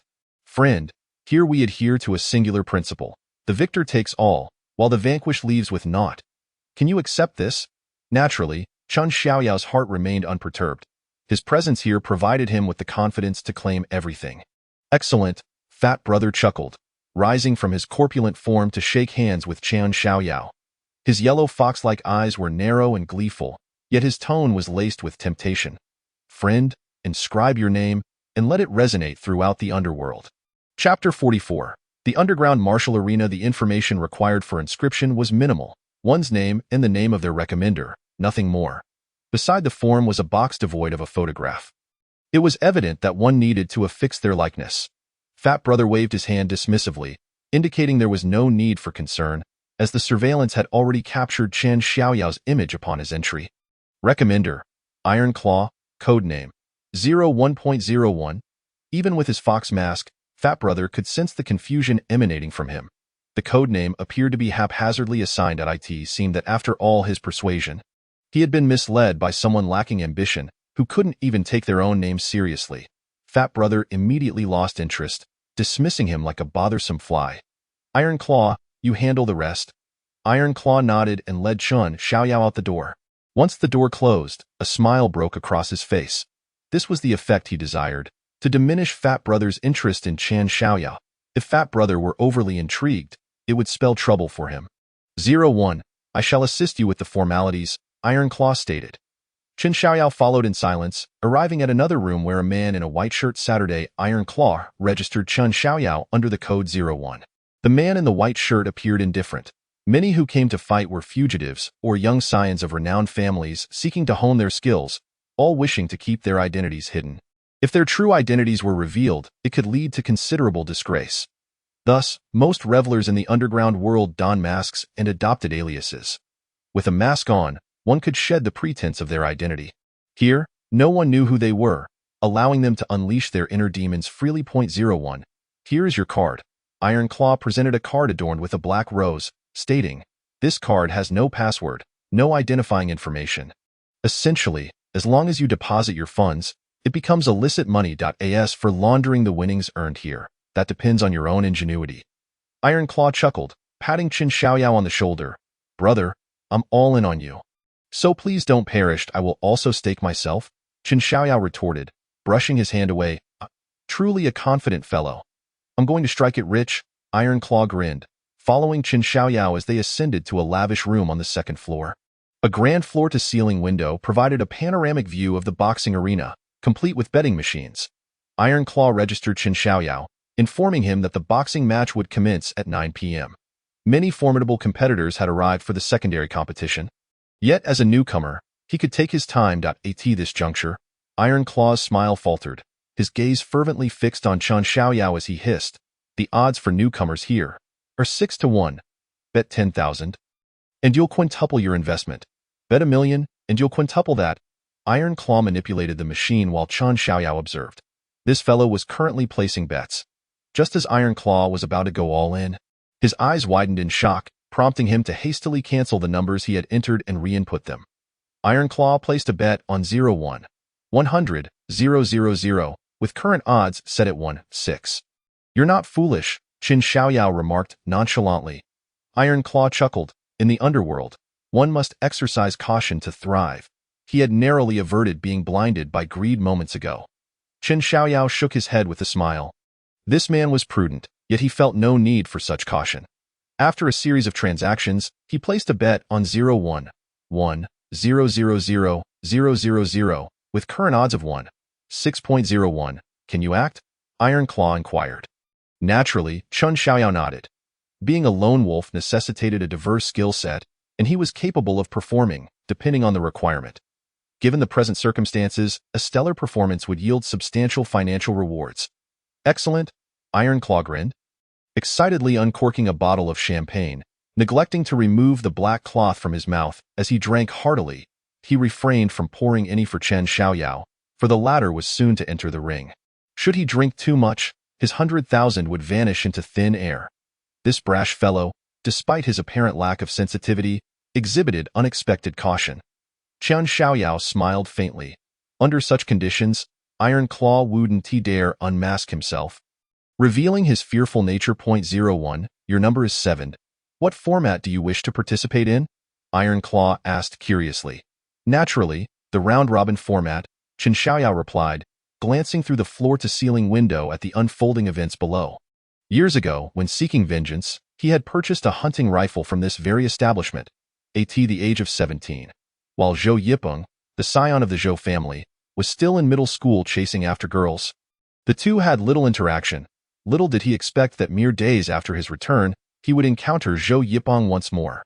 Zhou Yipeng, the dual-faced Buddha, alongside Li Fei and Zhao Dong. It would be interesting to see what other figures the underground harbored. Qian Xiaoyao pondered with intrigue. One could hardly deny that Zhou Yipeng was excessively arrogant, possessing both a commercial empire and a criminal syndicate at such a young age. This raised questions about what means the Wen family might employ in response. With the Liu family's downfall, opportunities for profit and position had emerged. Could a mere youth withstand such pressure? Qian Xiaoyao mused curiously, recalling that night at the Liu family estate, where he had indeed seen Wen Chonglin and Lin Imo standing beside him. His father had maintained a cordial relationship with Wen Chonglin during his lifetime, often visiting the Wen household for drinks. Qian Xiaoyao had accompanied him, and by familial ties, he would refer to Wen Chonglin as Uncle Wen, while Wen Chonglin's daughter would call him Elder Brother. In that light, their relationship could be deemed amicable. Qian Xiaoyao smiled softly, not overly concerned. In terms of relationships, they were all merely human, which felt rather mundane. Business people were inherently profit-driven. Without personal value, there would be little reason to pursue such connections, often leading to self-inflicted embarrassment. At present, Qian Xiaoyao held no interest in these relationships. Should the Wen family still harbor remnants of past goodwill? He would undoubtedly offer assistance. Conversely, if they greeted him with cold indifference, he would not lower himself to seek their favor. Iron Claw, oblivious to Qian Xiaoyao's thoughts, was brimming with excitement, his gaze fervently fixed upon him as he hissed. 01, let me tell you, you must perform well, especially in the first round. It's best not to appear too dominant, for I have placed a wager. If you lose suddenly, a swift rush of wind surged, causing Iron Claw's eyes to narrow in alarm, the bottle of wine suspended in midair. Qian Xiaoyao shot him a cold glance, stating flatly, mind your attitude, brat. Do you think you're speaking to whom? As Qian Xiaoyao's finger hovered threateningly near Iron Claw's throat, a chill coursed through Iron Claw, suddenly feeling the specter of death looming. He quickly raised both hands, stammering, I apologize. Chapter 45. The upcoming match. Cold sweat poured from Iron Claw's brow.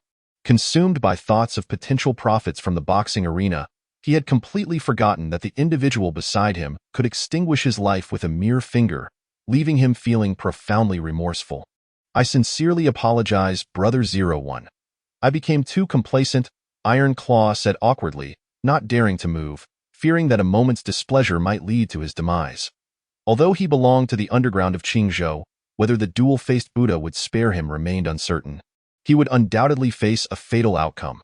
Moreover, those who dwelled in the underground were not known for their loyalty.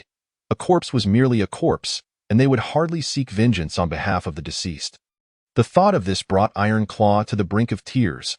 Mere moments ago, he had exuded power after taking a few lives, yet now, half an hour later, his very existence was held in another's grasp.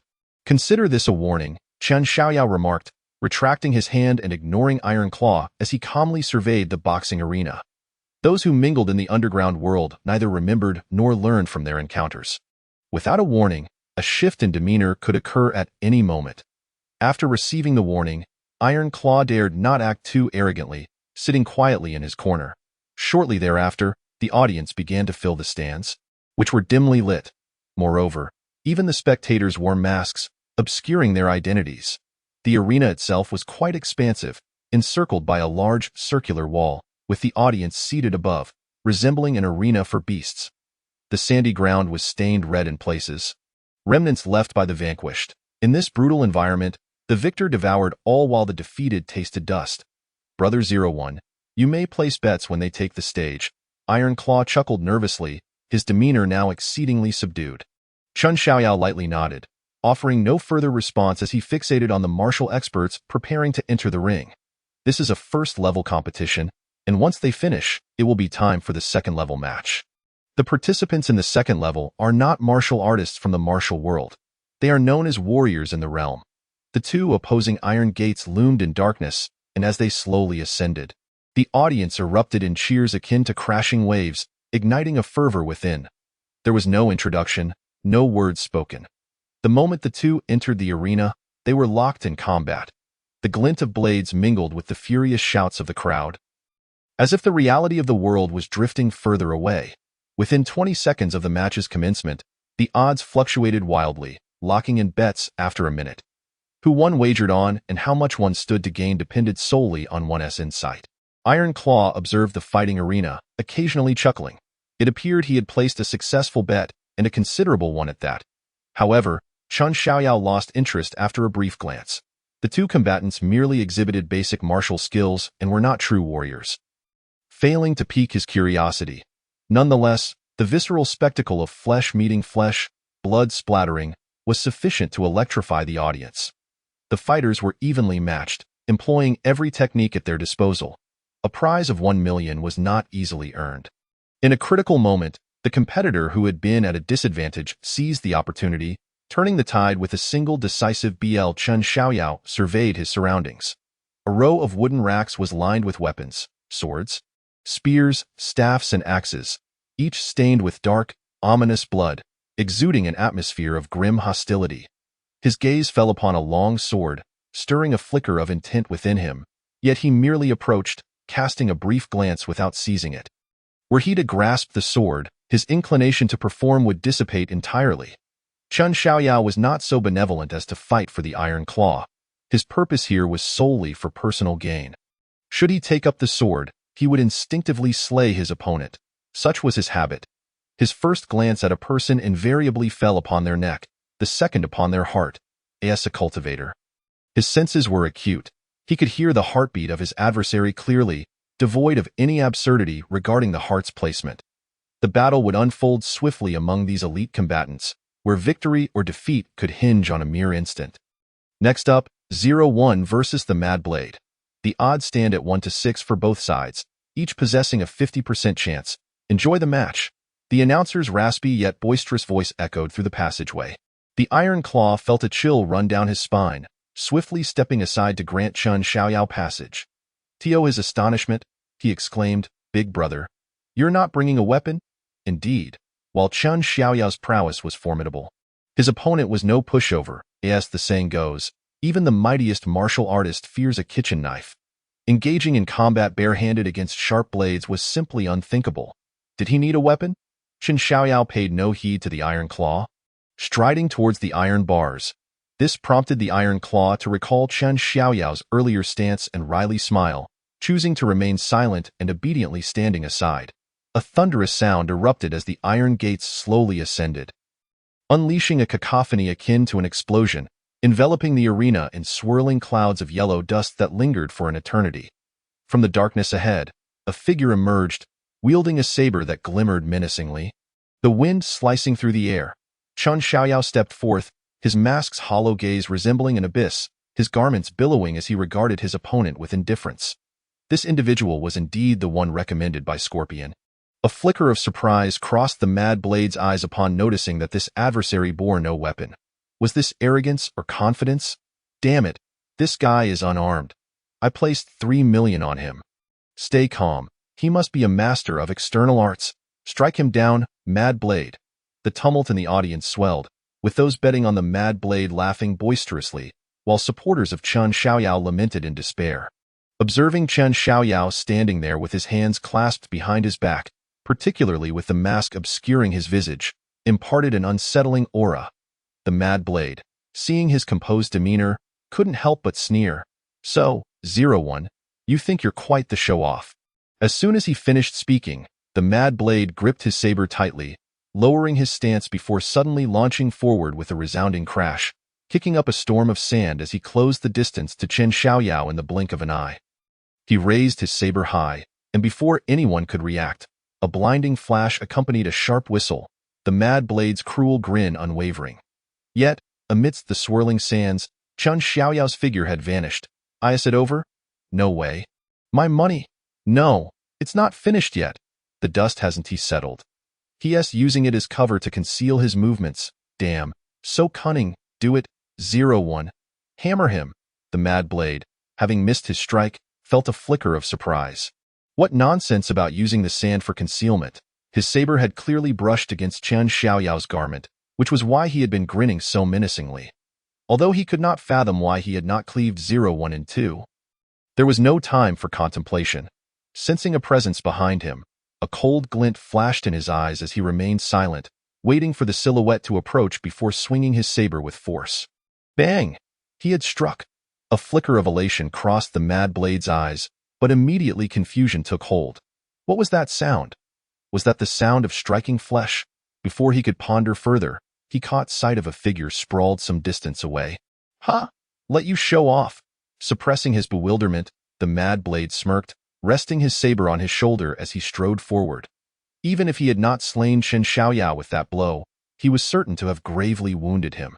Damn it, that sneaky bastard. He actually attacked from behind. Isn't that a load of crap? In a duel, can you call it a sneak attack? It's a split-second decision in battle, relying on one's ability to adapt. Kid, you just ignored me, didn't you? The mad blade questioned, then burst into laughter. But what about now? Ugh. Chen Xiaoyao let out a pained groan, staggering as he stood, blood trickling from beneath his mask. For her. I cannot fail. His voice was barely a whisper, clearly indicating he had sustained severe injuries. Humph. I will personally rip that mask off your face. The mad blade reveled in his triumph, raising his saber high. Its blade shimmering under the neon lights as he stepped forward, grinning maliciously. Die! As the blade descended towards him. Chen Xiaoyao roared, You have no understanding of the bond we share. What do you know? The mad blade retorted angrily. You think you're the protagonist of an anime, that a single shout will grant you power? With that, he swung his saber down, his eyes burning with rage. Boom! A violent explosion ensued, and the yellow dust engulfed the arena, obscuring all vision. The audience's excitement intensified, their eyes alight with fervor, eager to witness a bloodbath. As the dust settled, the arena fell eerily silent, revealing only two figures, neither of whom stood upright. The spectators beheld 01 slumped on the ground, blood pooling around him, while the mad blade lay motionless, oblivious to his fate. What was happening? Who had emerged victorious? The announcer, unfazed, quickly took charge. The first to rise is the victor. Moments later, Chen Xiaoyao wobbled as he stood, albeit unsteadily. Yet he was indeed on his feet. 01. Ha ha ha, I won. What the hell happened, mad blade? Scorpion's eyes widened in disbelief, quickly turning to shout, You useless fool. Useless. Good heavens, 01. You truly are my brother. The Iron Claw laughed, though his face had turned pale moments before. While he had known Chen Xiaoyao was acting, he never anticipated the extent of his performance, speaking of friendship and pledging to transform for her. Even shedding blood. Who would not be bewildered by such a display?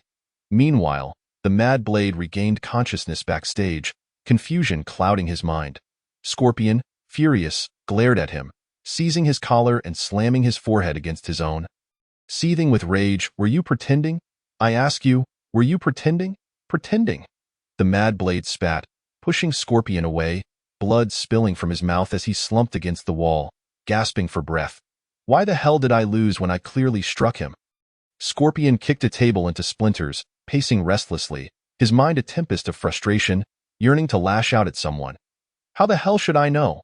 The mad blade grumbled through clenched teeth, recalling how his blade had nearly found its mark on Chen Xiaoyao's neck, only to hear him mumbling about friendship and love, and in the blink of an eye, he was left lying down as if in a peaceful slumber. Upon regaining consciousness, he found himself against a cold wall, mirroring the harsh reality. With a slight movement, excruciating pain surged through him, prompting muffled groans of discomfort. Humph, if Scorpion believes him, he.s. a fool, he muttered, his face a mask of cold fury as he sat silently, contemplating his defeat. Damn it, 01. Are you all right? The Iron Claw exclaimed as he spotted Qin Xiaoyao approaching. I'm fine, Qin Xiaoyao replied, shaking off the yellow dust that clung to him. What was with that blood earlier? The Iron Claw inquired curiously. Just a ruse, Qin Xiaoyao answered nonchalantly, then glanced at him. What are the odds now? Let me check. The Iron Claw, having just made a profit of 500,000, looked eagerly at the odds. His face lighting up. Bro, the odds are now 1 to 4. Ha ha ha, they say odds never lie. But who would have thought a scholar could control the stakes? The Iron Claw chuckled, entering a series of numbers into the machine. I'm all in, Qin Xiaoyao nodded, satisfied that his acting skills had not waned. He glanced at his funds, now totaling 9 million, and decided to go all in. Winning was secondary. He was keen to see his odds. If they were merely paltry, there would be no point in continuing. The blood he had shed earlier had deceived everyone. They believed he was gravely injured. If this were a tournament, his odds would likely be higher. But as he prepared for the upcoming gauntlet against formidable opponents of his past, Qin Xiaoyao's odds remained precariously low. This evening's tournament witnessed the elimination of 5 contenders, leaving only 5 challengers remaining.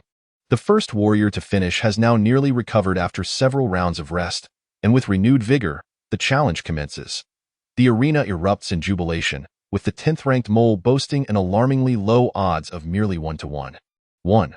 Regardless of the wager, participants are destined for meager returns. The challenger's odds place him as the underdog among underdogs, and many spectators, familiar with the underground realm, are acutely aware of the mole's prowess, leading even the most modest of bets to be placed. Naturally, numerous gamblers harbor hopes for an upset, seeking to fill their pockets, and even losses hold little significance for those who frequent the underground. Their wealth is assured, and they relish the thrill of a wager. The host, doubling as referee and commentator, raised a hand, signaling the start of the match. As the iron gate ascended, 2 figures charged forth like rampaging bulls, exchanging not a word but immediately engaging in combat, much to the audience's exhilaration. What do you think of Li Fei's strength? Zhou Yiping inquired. Li Fei, observing the 2 combatants in the fray, shook his head and replied, though he appears fierce, his battle experience pales in comparison to that of the mole. Within 20 moves, he shall surely be defeated. Zhou Yiping nodded thoughtfully before glancing at Li Fei with a smirk. What, are you not placing a bet? Do not test me, Brother Peng. You simply enjoy jesting. With you providing my wages, do I truly need such trifling gains? Li Fei chuckled softly, waving his hand dismissively, despite his pleasant words. The truth was Li Fei had already placed a substantial wager on the mole during a previous restroom break. Thus, at this moment, he smiled with feigned innocence, regardless of Zhou Yiping's authority, even if he were his own father. Li Fei could not curtail his pursuit of profit. However, the fade of the gambler is easily shattered. After 15 or 16 exchanges, the challenger succumbed, and the mole emerged victorious, prompting an uncontrollable roar of laughter from Li Fei. His stakes had been considerable, and even modest returns were sufficient to cover a month's worth of expenses. Seeing Li Fei's flushed countenance, Zhou Yipeng erupted with anger. Look at you. How can you claim you didn't bet? What do you mean by betting? I'm no rap star, Li Fei replied, perplexed by Zhou Yiping's outburst. Was it merely a matter of earning a modest return? Yet, he remained unperturbed. After all, he had profited. Conversely, Zhou Yiping's ire stemmed from his losses. As the proprietor of the venue, he was obligated to cover Li Fei's winnings, and the sight of Li Fei's triumphant grin only deepened his dissatisfaction. The mole's victory, while a minor setback for the boxing arena, was offset by those hoping for an upset, rendering the overall losses negligible. With each position in the wheel tournament filled by 2 competitors, ensuring optimal performance, the next challenger appeared visibly disheartened. He had anticipated an opportunity, believing the previous bout had drained the mole's stamina. But it was clear that those in the underground were not fools. The new entrant also bore the same odds of 1 to 1.1 at him. Brother Peng, I urgently need to use the restroom. Li Fei grinned, his bandaged body giving off an air of mischief. You stay put, Zhou Yiping warned, his brow furrowing. Li Fei's reasoning seemed flimsy. He had already employed the restroom excuse once, and now he sought to escape again. I simply forgot to relieve myself earlier, Brother Peng. You know me. I never engage in the dubious activities of gamblers. I need to save my funds for a future spouse, Li Fei asserted, his demeanor earnest and eyes bright. I shall accompany you, Zhou Yiping's expression darkened. Li Fei shrugged, waving dismissively. No need. I can hold it for a while longer. Are you becoming a bit too arrogant, Li Fei? Zhou Yiping's voice turned. I see why-aged. Why apologies? Li Fei's smile faded, and he straightened his posture, taking a seat. While he held no fear of Zhou Yiping, he did respect the authority of the enigmatic figure overseeing them, refraining from excessive bravado. As the second challenger engaged in battle for several rounds, he ultimately faced defeat. One after another. Opponents fell before the mold. It was not until Chen Xiaoyao's turn arrived that the iron gate opened slowly.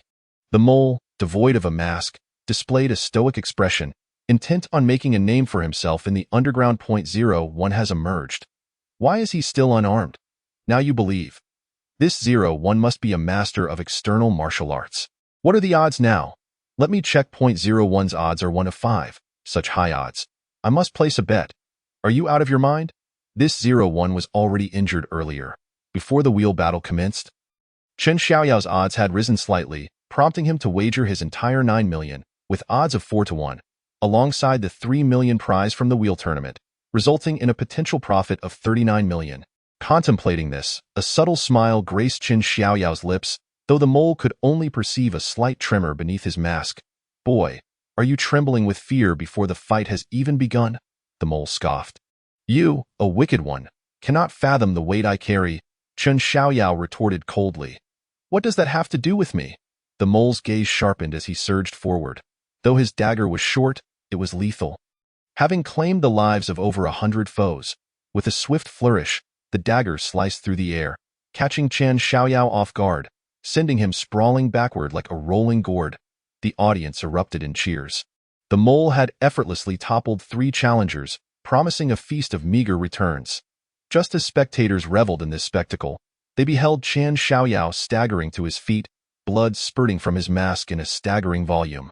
You bastard wild dog, I am a champion of justice! Chen Xiaoyao roared, charging forward. The mole chuckled derisively, dismissing the notion of partnership, and prepared to deliver a fatal blow. Yet, an explosive force erupted within the mole. Clarity returning to his eyes as he gasped, propelled backward by a tremendous impact. The force of that punch was akin to a truck colliding with his chest. The mole collapsed into the sands. Blood. Many have accepted the harsh realities, their lips laced with jest and sarcasm, yet their hearts remain unfulfilled. After all, who would wear a smile when stripped of their very dignity? Only those driven to madness by their losses might manage a grin. Mr. 01, do you wish to continue your challenge? The referee inquired. Chen Xiaoyao nodded, forgoing any respite, quietly awaiting the next contender. His demeanor left onlookers uncertain as to who the true challenger was. The iron clawback stage could hardly contain his eagerness. He too had wagered millions, with odds set at 4 to 1. At that moment, he felt an overwhelming urge to soar above the clouds in sheer exhilaration. Before the next round commenced, the casino adjusted Chen Xiaoyao's odds to 1 to 2, offering merely a single fold of profit. Yet neither Chen Xiaoyao nor Iron Claw placed further bets. Their prior actions had effectively siphoned the majority of the casino's wagers into their pockets, with only a handful sharing the spoils.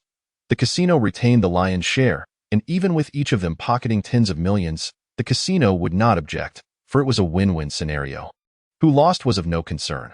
Chen Xiaoyao chose to abstain from further wagers, opting instead for the guaranteed prize of the wheel race, which amounted to 4 million. He harbored no illusions that the casino would honor his previous wagers. Fearing they might deny him the payout altogether and render his efforts futile, it wasn't a matter of the casino's inability to produce a few billion. Rather, they were no fools, and they would undoubtedly recognize his ruse. Who would relish being swindled out of billions? What had transpired earlier favored the casino, but the ensuing events promised to extract their profits. With odds at 1 to 2, many began to calculate their potential returns. The 9th contender, named Iron Fist, was known for his ferocious strikes, having incapacitated numerous opponents. More importantly, Iron Fist practiced external martial arts, possessing a physique that was remarkably resilient, impervious to blades and swords. Mr.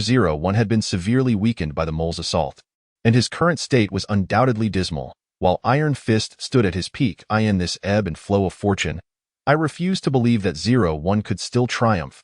The audience, having placed their bets, awaited the outcome. Moments later, the casino announced the closing of bets. The iron gate slowly lifted, revealing a towering figure, muscles rippling, clad in a gas mask and wielding a formidable iron fist, resembling a beast fixated on Chen Xiaoyao's slender frame. Go forth, iron fist, obliterate him. 01. Do you believe in light? You are a beacon. Hammer him down. Light? Spare me, you wretched gambler. Your words are sweet but empty. Chen Xiaoyao chuckled softly, his feet barely touching the ground as he advanced with ghostly grace. Iron Fist's eyes flashed with cold intensity, realizing the swiftness of his opponent. Channeling his energy, he unleashed a punch that thundered like a steam engine, sending shockwaves that stirred the dust beneath them. Chen Xiaoyao tilted his head, feeling the wind rush past, even the lashes of his eyes fluttering. The force behind that punch was formidable indeed. Though you believe in light? He teased. Silence. Iron Fist roared, missing his target in a fit of rage, and unleashed a flurry of punches, each one a gale of fury. Yet, Chen Xiaoyao appeared untouched, his form slightly trembling, eluding Iron Fist's grasp. They exchanged blows, and after several exchanges, the audience gasped as it seemed Chen Xiaoyao had gained the upper hand. Their sentiments shifted like the wind. Oh no, I placed my bet on the wrong fighter. Wait, Iron Fist seems so powerful. I shouldn't have wagered on 01. After dodging a punch, yes, oh, how easy it is to evade. Wait, no, this can't be right. The crowd oscillated in their beliefs. Yes, 01 is maneuvering brilliantly. No, how could Iron Fist get so close? Do you believe in light? I am such a fool. I survived. No, he is dead. Damn it. Chen Xiaoyao's fist connected with Iron Fist's abdomen, sending him flying several meters back. Iron Fist, trembling and dazed, finally muttered an expletive before collapsing into unconsciousness. Chapter 50. A twist of fate. The audience's emotions were a roller coaster, especially for those who had wagered on Chen Xiaoyao, who now found themselves in a surreal state of disbelief. Did we just win? You must be joking. He was clearly acting. Those who had placed their bets on Iron Fist were in an uproar, cursing in frustration, nearly jumping out of their skins. This fellow is quite intriguing, Zhou Yiping mused, turning to Li Fei. You should meet him shortly. Li Fei, drained of spirit, slumped on the sofa, lamenting his poor judgment. How could 01 have triumphed when he was clearly at a disadvantage? This defies logic. His eyes burned with frustration as he recalled his substantial losses, feeling as though he had been dealt a severe blow. From now on, I must wager less, or not at all. Zhou Yipeng, though displeased, couldn't help but feel exhilarated at the thought of enlisting such a formidable individual. If I could bring him under my wing, then that so-called Chen Xiaoyao would merely be a footnote in history, a mere pawn. His gaze turned fiery as it fell upon Li Fei. Li Fei recognized the shift in Zhou Yiping's demeanor and suppressed his own discontent. Despite his losses, witnessing Zhou's predicament brought him a sense of relief. Tomorrow, I'll be tightening my belt, and you'll have to cover your own losses too. Though he knew it was unlikely, the notion of Zhou Yipeng, heir to the Zhou family empire, facing such trials amused him. Chen Xiaoyao had won 7 consecutive matches, including his previous bout with the Mad Blade, and felt it was sufficient. He decided to withdraw from the competition. You keep winning, and I'll be ruined, Zhou Yiping thought, his irritation overshadowed by the thrill of possessing such boundless strength. If only I could have him in my ranks, then the likes of Chen Xiaoyao would be no more than a fleeting shadow. As Chen Xiaoyao approached the lounge, he was intercepted by Li Fei. A flicker of confusion crossed his face, but he quickly quelled it, recognizing the might of the Zhou family. Our brother Peng, Li Fei began, but faltered, clearing his throat. Zhou Yipeng, the heir of the Zhou family, requests your presence. Lead the way, Chen Xiaoyao replied, his tone devoid of emotion. Despite Li Fei's unease at his mask, he maintained his composure, for he represented the face of the Zhou family. With a haughty lift of his chin, he took the lead. Arriving at a door with an excellent view, Li Fei knocked lightly. Enter, came the response, as they stepped inside. Chen Xiaoyao observed Zhou Yiping seated in a grand chair. His back turned to them, the neon lights from outside casting a vibrant glow. Li Fei poured a drink for Zhou Yipeng, exuding an air of authority. Zhou Yiping gradually turned, a cigar perched between his fingers, revealing a watch worth millions on his wrist. A smile crept across Chen Xiaoyao's lips, yet he remained silent, standing still. 01. Your performance was quite the exertion, wasn't it? Zhou Yiping began, seemingly attacking, though it was a truth universally acknowledged. Qin Xiaoyao nodded, responding coolly, life demands it. Imph, do you have any idea how much money I've lost because of you tonight? Zhou Yipeng let out a cold snort, causing Li Fei's eyelid to twitch. This fellow had begun to flaunt his arrogance again, seemingly unaware of the formidable strength of the man before him. If Chen Xiaoyao were to suddenly erupt at this moment, Li Fei lacked the confidence to restrain him. How much money have I lost? I am uncertain, but I am well aware that I have made a considerable fortune. Chen Xiaoyao regarded the two with indifference, plopping down onto the sofa and crossing his legs. Exuding an air of superiority, gazing at his hollow white mask, both men felt a shiver run down their spines. They knew that 01 was exceptionally powerful, yet they did not expect such blatant arrogance. Completely disregarding the heir of the Zhou family, Li Fei stepped forward. 01. What is this attitude? The entire underground is filled with our people. You'd best behave yourself. Li Fei, a seasoned figure in the underworld, understood the nature of these martial artists. He threatened. What use is it to be strong on your own? There are no fewer than 20 people stronger than you in the entire underground. So what? If I were to make a move right now, do you think you could stop me? Chen Xiaoyao cast a fleeting glance at him, his mask betraying no emotion, which only intensified his icy demeanor. Li Fei's expression darkened. He would not dare to make any bold remarks in the presence of such a person, having merely represented Zhou Yiping's stance earlier. Seeing his own bravado suppressed, he chose to stand beside Zhou Yipeng, his gaze constantly wary of Chen Xiaoyao. Chapter 51. A pleasant collaboration. Upon hearing Chen Xiaoyao's words, Zhou Yipeng felt a twinge of irritation but could find no rebuttal, thus he shifted to discussing business. Let us not dwell on my losses. Those are trivial matters. I sought you out to inquire if you might be interested in earning some extra money. What extra money? Though Chen Xiaoyao posed the question, he had already guessed the answer. And indeed, it was a matter of earning some supplementary income. Killing. Zhou Yipeng rested his chin on his palm, a glint of coldness flashing in his eyes. Chen Xiaoyao was not surprised. He merely asked in a nonchalant tone, "What is the name? What are the abilities? What does he look like?" Wow, how professional. Li Fei was taken aback, glancing at Chen Xiaoyao with renewed scrutiny. Could this fellow have once been an assassin? Zhou Yipeng, sensing Chen Xiaoyao's inquiry, felt even more pleased. This man exuded professionalism. He then produced a photograph of Chen Xiaoyao from 3 years prior. Zhou Yipeng was unaware that the current Chen Xiaoyao bore a striking resemblance to the one in the photograph. His name is Chen Xiaoyao, and he possesses the strength of Mingjing. He glanced at Li Fei, asking, what was his strength again? Mingjing mid-stage, Li Fei replied. Chen Xiaoyao took the photograph, studying it. The likeness from 3 years ago matched his current appearance. Yet his demeanor had undergone a radical transformation. This photograph radiated youthful arrogance, a quintessential young master. Watching Chen Xiaoyao inspect the photo for several seconds, Zhou Yipeng felt a swell of satisfaction. This person must have indeed been an assassin. Reassuringly competent. Moments later, Chen Xiaoyao tucked the photo away and declared, 20 million. I will take him out. What?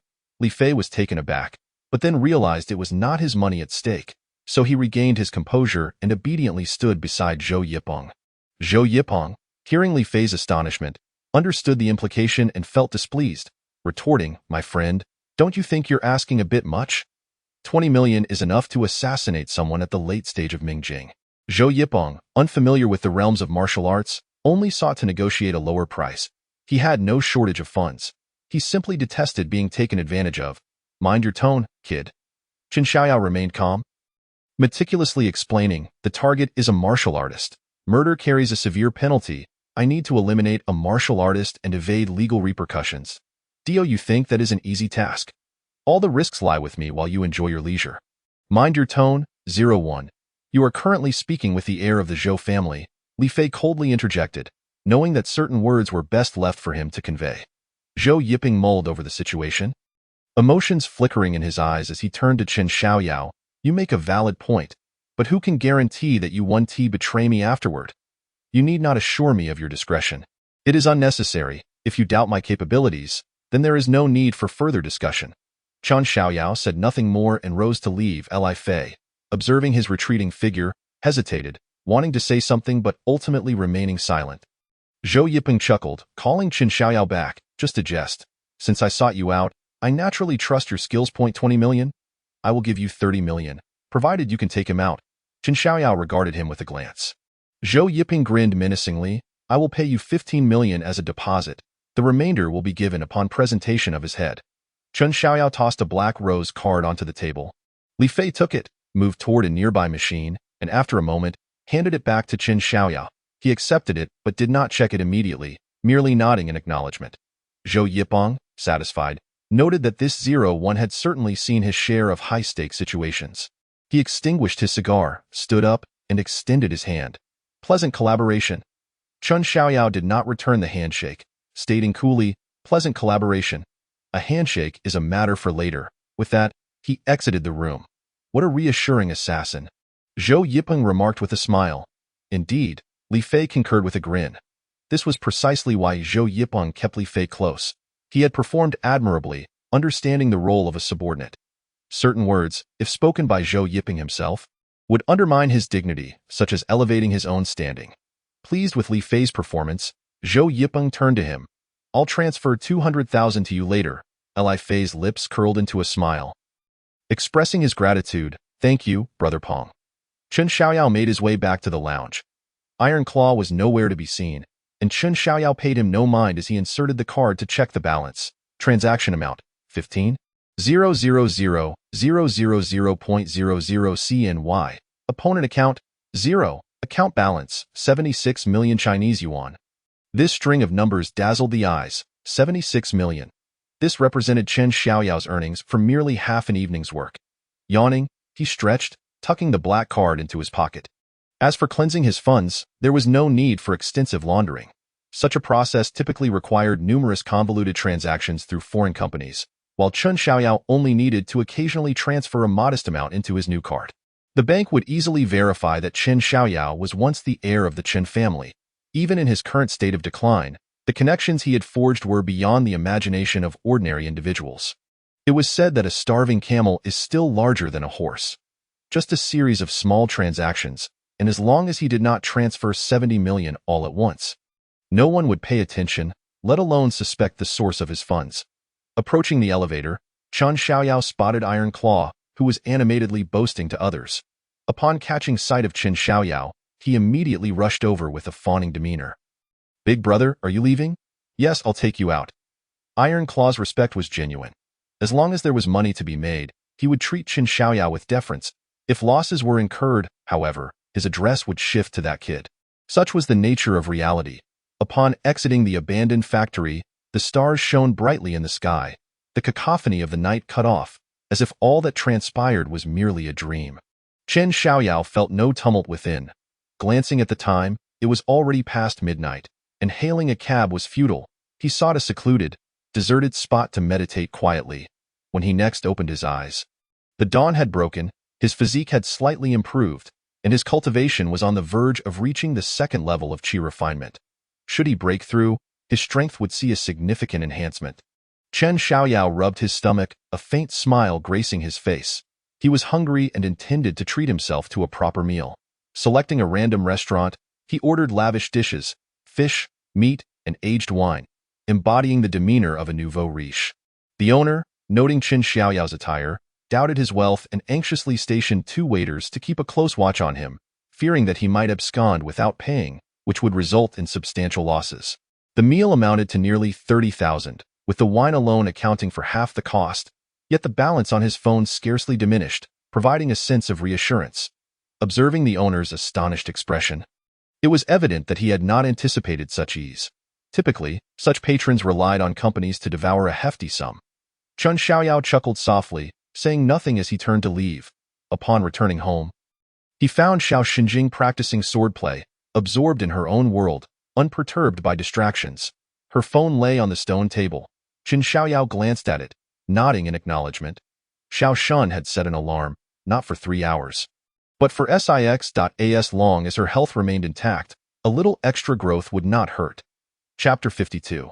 Qingzhou's true smallness. Chen Xiaoyao assimilated the food he had just consumed, and in an instant, he felt a surge of tremendous power coursing through his organs and limbs.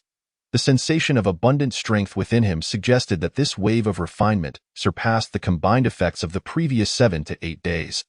An impressive feat indeed. Time to buy some medicinal herbs. Qin Xiaoyao stretched, then promptly rose to see just how much one could elevate their physique with a set of herbs meant for cleansing the marrow and fortifying the bones. The herbal market was located near a high school in Chongqing City. Passing by that school, memories flooded back, prompting a reflection on the unpredictability of life as he made his way to the market. Qin Xiaoyao? Suddenly, a voice of mild surprise rang in his ears. Qin Xiaoyao turned to see a young man, approximately 1.8 meters tall, hastily approaching him.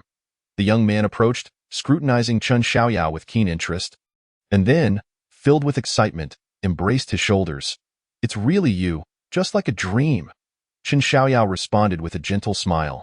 "Wow, it is truly you." Soon after, he calmly brushed off the young man's hand, preparing to head towards the herbal market. "Huh?" The young man paused, momentarily doubting his recognition, and hurried forward to examine him closely, affirming, "No mistake, it's you. Those eyebrows, those eyes. How could you not recognize me? I'm Changlu." "Changlu?" Qin Xiaoyao halted, recalling the other. They had been the best of friends throughout their 3 years in high school, often skipping classes and flirting with girls, both being young masters from Qingzhou. Their bond undeniably strong. Observing the look of dismay on Qin Xiaoyao's face, Changlu wore an expression of sorrow, speaking in a mournful tone, as if he were the wronged party. "Brother Chen? You've actually forgotten me. What a heartless fellow you are. You're not a beauty. What use is it to remember you?" Qin Xiaoyao chuckled lightly, shaking his head. "Let us not dwell on that," Changlu, brimming with excitement, quickly added. "Brother Qin, did you hear? The Lu family has been murdered." Qin Xiaoyao cast him a sideways glance, nodding, and then said, "Weren't they burned to death? Impossible. Those who perished from the Lu family included martial artists. Rumor has it, one of them was the martial arts leader from our Qingzhou. Such a figure could not simply perish in flames." Changlu regarded Qin Xiaoyao's serene demeanor with deep confusion. "Did you already know?" Qin Xiaoyao nodded. "I did it." Ha ha ha. At this revelation, Changlu could no longer contain himself. The contrast in Qin Xiaoyao's calm declaration of responsibility was stark. "Oh well, it doesn't matter in any case. Congratulations, Brother Qin, your vengeance is avenged." Changlu yearned to embrace him, as he was well aware of the events from that fateful night. When he learned that Qin Xiaoyao had nowhere to go, he had immediately intended to send him money, but before he could do so, his father had frozen his account. His father, aware that the Chen family had been obliterated by the Lu family and knowing of his son's close relationship with Qin Xiaoyao, promptly froze his account to prevent Changlu from inciting trouble that could endanger their family. If the Qin family could not withstand such an existence, the Chang family certainly could not either. Thus, Changlu personally borrowed over 100,000 in cash from friends to give to Qin Xiaoyao, hoping to help him escape. Yet, Qin Xiaoyao had refused. That night, he donned a black trench coat, his waist bulging. Changlu comprehended Qin Xiaoyao's intentions, remaining silent as he bought a bottle of liquor on the street and drank it all in one go, leading himself to the hospital. He drank so recklessly that he nearly caused a perforation in his stomach. Upon awakening, the first thing he did was check his family's internal information, and a string of texts caused him to break down in tears in the private hospital. Qin Xiaoyao, the only son of the Qin family, committed suicide by jumping off Laojun Star Mountain last night. Those words signified the death of his best brother. When the nurse noticed his tears and inquired about the cause, he replied that his stomach hurt. His head also throbbed, and his heart felt heavy. The nurse nodded, diagnosing him with gout due to excessive drinking, and promptly administered an injection. Consequently, Changlu wept even more uncontrollably. Feeling utterly misunderstood by the world, it was all the world's fault. Calming the ripples of grief within, Changlu curiously gazed at Qin Xiaoyao's visage, unchanged from years past, and remarked, "Brother Chen, have you had plastic surgery? How have you become more handsome? If I had, would you still recognize me?" Qin Xiaoyao replied with a gentle smile. "All right, I have matters to attend to. Are you heading to the herbal market?" Changlu, glancing in Qin Xiaoyao's direction, grinned and followed suit. "I happen to be going there as well. I'm quite familiar with the place. Let us go together. It's been ages since we last met. We should enjoy a drink together." Qin Xiaoyao smiled, not refusing him. He had not forgotten their past camaraderie. Although his brother was a bit foolish, his feelings were genuine. That night, he downed an entire bottle of white liquor. Tears in his eyes, unsure if it was the liquor's potency or his sorrow that overwhelmed him, ultimately collapsing to the ground. Weeping like a child as they walked and chatted, they entered the herbal market together. Changlu raised an eyebrow and said, "Brother Qin, in this area, I still hold some influence. If you mention my name, they'll give you a 10% discount." Qin Xiaoyao chuckled lightly. "If I buy 100 worth of goods and mention your name, that's just a $10 discount. Is your face worth that? That's not how it works. If you buy 1,000,000, then it's 100,000. Changlu was unfazed, even though their statuses had diverged. The emotions of youth were sincere. Since that night, Changlu had never cried like that again, nor drained an entire bottle of liquor. "What kind of herbs do you wish to purchase, Brother Chen?" Changlu inquired, eager to complete their shopping and converse with his old friend, holding back a multitude of questions. However, he knew if he asked them now, there might be little left to discuss during their meal. "Just some raw materials for herbs," Qin Xiaoyao replied. "Raw materials? High-end or low-end?" "High-end." "Wow, Brother Chen, it seems you've been doing well these past years. High-end raw materials are quite expensive. However, it's fortunate. I also need to buy some high-end materials." Changla grinned, leading Qin Xiaoyao down a somewhat secluded stone path, where the air was infused with the refreshing scent of herbs, pleasantly fragrant. Changlu moved with ease, clearly a frequent visitor. Qin Xiaoyao turned to him and asked, "Why are you buying herbs?" "Hee, I'll tell you later. I've been holding back my questions all this way." Changlu smiled mischievously, but suddenly halted. Qin Xiaoyao looked over to see a newly opened herbal shop. "Hey, Brother Qin, this is quite strange," Changlu said, perplexed. "What is it?" Qin Xiaoyao felt nothing unusual. Changlu glanced around and replied, "This area belongs to the One family, especially this street where all the herbal shops bear the One family's name. Yet this newly opened shop is not under their banner." Hearing this, Qin Xiaoyao surveyed the surroundings and indeed noticed that apart from this shop, which stood out as an anomaly, all other herbal stores were branded with One's name. Hong Family Herbal Shop. "Shall we go inside and take a look?" Curiosity sparked within Changlo. Qin Xiaoyao nodded, and the two entered. Chapter 53. The young lady Hong Ming. "Good sir, what would you like to purchase?" As they stepped into the herbal shop, a voice as melodious as a lark rang out. Qin Xiaoyao raised his gaze to see a young girl in a white lab coat, smiling at him. She appeared to be around 18 or 19, her face free of makeup, her clean smile evoking warmth. Chang Lu was momentarily entranced, the girl's appearance fresh and reminiscent of a neighborly sister, eliciting an inexplicable sense of familiarity. Noticing Chang Lu's intense gaze, the girl's face flushed slightly, and as she looked at Qin Xiaoyao, clad in a plain shirt with brilliant yet tranquil eyes, her features reminiscent of a youth from ancient times, she couldn't muster any feelings of disdain. There's something on my face?" the girl asked uncertainly. "Not at all," Qin Xiaoyao chuckled, redirecting his attention to the raw herbal materials. Meanwhile, Chang Lu was nearly drooling. He wasn't a lecher, but he was genuinely captivated by the girl's beauty. His mouth inadvertently agape in a moment of distraction, saliva trickled down, completely shedding his demeanor as a young master. "Sir, you have some drool," the girl gently pointed out. Realizing his faux pas, Changla quickly wiped his mouth, repeatedly apologizing. The girl smiled lightly, not taking offense, and asked, "What would you like to buy?" "Oh, I need some herbs. Is there a pharmacist here?"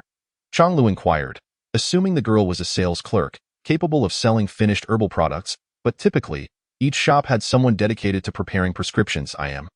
The girl responded, slightly displeased by Chang Lu's condescension, extending her hand. "Give me the prescription." Taken aback, yet still handing over the copied prescription, Chang Lu internally mused about the reliability of her skills. "I hope you don't get the wrong herbs and end up killing my grandfather." However, the girl's next statement dispelled his doubts. She glanced at the prescription, then laid it down, stating, "A prescription for soothing internal injuries? Exactly, you really know your stuff." Chang Lu expressed surprise, as this prescription had been penned by Zhuge Songxing's disciple, and he had only learned of its efficacy after inquiring. "Humph, if I didn't understand, would I be running an herbal shop?" The girl raised her chin, her braided hair playfully swatting Chang Lu's face. Chang Lu, not offended, chuckled awkwardly and stepped aside, allowing the girl to prepare the herbs. He then turned to Qin Xiaoyao, observing him selecting herbs with interest, and curiously asked, "Brother Qin, do you know about herbs?" "Family secret," Qin Xiaoyao replied nonchalantly, his gaze sweeping over the numerous herbs, a hint of puzzlement arising within him. The herbs displayed outside were all no less than 70 years old. If they were even older, they could harbor spiritual energy. Though the earth's spiritual energy was not particularly dense, the value of these herbs was exceedingly high and precious. Yet, they were laid out as if they were mere cabbages. Turning to the girl who was preparing the herbs, Chen Xiaoyao inquired, "Miss, what is the value of these herbs?" The girl, busy with her task, blinked at his question before responding. "They are priced by weight, calculated by age. Herbs aged 70 years are 5,000 per gram. The older they are, the more valuable they become. 50,000 for a gram?" Chang Lu was utterly astonished. The densely packed list of herbs on his prescription would surely amount to several 100,000 for just one batch. "Do you want it?" The young girl gazed at Chang Lu, her large eyes shimmering with excitement. Upon witnessing her expressive gaze, Chang Lu gritted his teeth and stomped his foot. "Yes, hee." The girl with a mischievous smile continued to gather the herbs. "Ming, is it not early for customers to arrive?" An elderly voice resonated, and upon turning, a gray-bearded man donned in a Tang suit, wearing reading glasses, emerged from the back of the shop. Observing his steady yet light-footed gait, one could sense his inner vitality. A martial artist, it seemed his strength was not to be underestimated. After casting a few glances, Chen Xiaoyao returned to his task of gathering herbs. Noticing Chen Xiaoyao's scrutiny, the elder looked over, only to find Chen Xiaoyao alone in his herb gathering, which piqued his interest. "Young friend, do you also know how to gather herbs?" Chen Xiaoyao softly replied, lifting his head. "Are there higher-aged herbs available?" "Higher-aged?" The elder was taken aback, gazing at the fragrant herbs before him, and said, "Herbs aged 70 years possess formidable potency. Anything older, and most individuals would struggle to handle it. No worries, please proceed." Chen Xiaoyao replied, "My grandfather is quite generous. The quality of herbs is not solely determined by age. Herbs that are excessively aged, if unsuitable for use, would only go to waste. Suitability is paramount." The young girl spoke gently. "No problem, I will select the highest age for each herb I gather," Chen Xiaoyao asserted, recognizing that this shop was no ordinary establishment. Some of the herbs he collected were rare, yet here they were abundant. The girl, now intrigued, approached and, upon seeing the herbs he gathered, her expression shifted to one of bewilderment, and her gaze towards Chen Xiaoyao transformed. Are you certain you want to prepare this prescription? And you want the highest aged ones?" The girl scrutinized Chen Xiaoyao from head to toe, her eyes filled with doubt and curiosity. "What's the matter?" Chen Xiaoyao inquired, fully confident that each herb was indispensable. Otherwise, the efficacy would significantly diminish, and even the absence of one would render the entire concoction useless. "The collection of herbs you have gathered, by the shop's pricing, would cost at least over 2 million. If they are of the highest age." The girl was not merely speaking of price. Her curiosity was piqued as she looked at Chen Xiaoyao and exclaimed, "The combination of these herbs is something I have never heard of. Did you come across this prescription somewhere? Of course, I am not questioning you, but herbs cannot be haphazardly combined. Otherwise, they might become exceedingly toxic and no worries." Chen Xiaoyao remained unfazed, explaining that the herbs used in the immortal realm for washing marrow and refining bones were similar. Every cultivator had tested their effects, which could not possibly yield toxicity. However, some herbs from the immortal realm were naturally unavailable here, and selecting herbs with similar effects would only slightly weaken their potency. "Ahem, Ming, do not speak excessively." The elder coughed lightly, reminding Hong Ming, "They are gathering herbs, irrespective of prescriptions or effects, simply gathering. Grandfather, about this customer's prescription." Hong Ming blinked, stepping aside, saying, "I cannot comprehend it at all, and the herbs listed are quite expensive." Upon hearing this, the elder's curiosity was piqued. He stroked his beard and stood beside Chen Xiaoyao, examining the combination of herbs intently. After a moment, although the elder's expression remained impassive, a storm of emotions surged within him. After a few strokes of his beard, he discreetly inquired, "Young friend, from where did you transcribe this prescription? Do you know the purposes of these herbs?" "Ahem." Hong Ming coughed lightly, feeling both surprised and somewhat displeased, thinking, "Wasn't it advised not to ask? Why is my grandfather asking now?" Chapter 54. Black-Red Shumi the Elder, hearing Hong Ming's reminder, felt a flash of embarrassment. In his eagerness, he had blurted out his question regarding the origin of the prescription. Chen Xiaoyao's eyes flickered with surprise. This was a prescription for washing marrow and refining bones used by cultivators. Could it be that this elder understood it as well? Glancing at the elder, he simply replied, It is merely a family secret recipe. Are you aware of the value of this prescription? The elder inquired. Chen Xiaoyao nodded and added, I still need one more herb. The elder, intrigued, asked, What herb? Black red shumi. Chen Xiaoyao stated, Black red shumi? The elder pondered for a moment and said, We do have it in the shop, but the stock is limited. 0.2 grams will suffice. Chen Xiaoyao said casually. He had not seen it here earlier but asked out of curiosity, not expecting it to actually exist. What a pleasant surprise.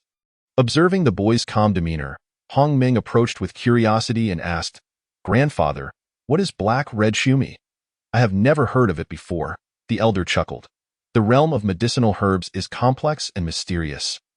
Stretching infinitely, each herb's combination can yield extraordinary effects. Black red shumi belongs to the fire lineage, invigorating blood circulation and promoting hematopoiesis, but it is highly toxic.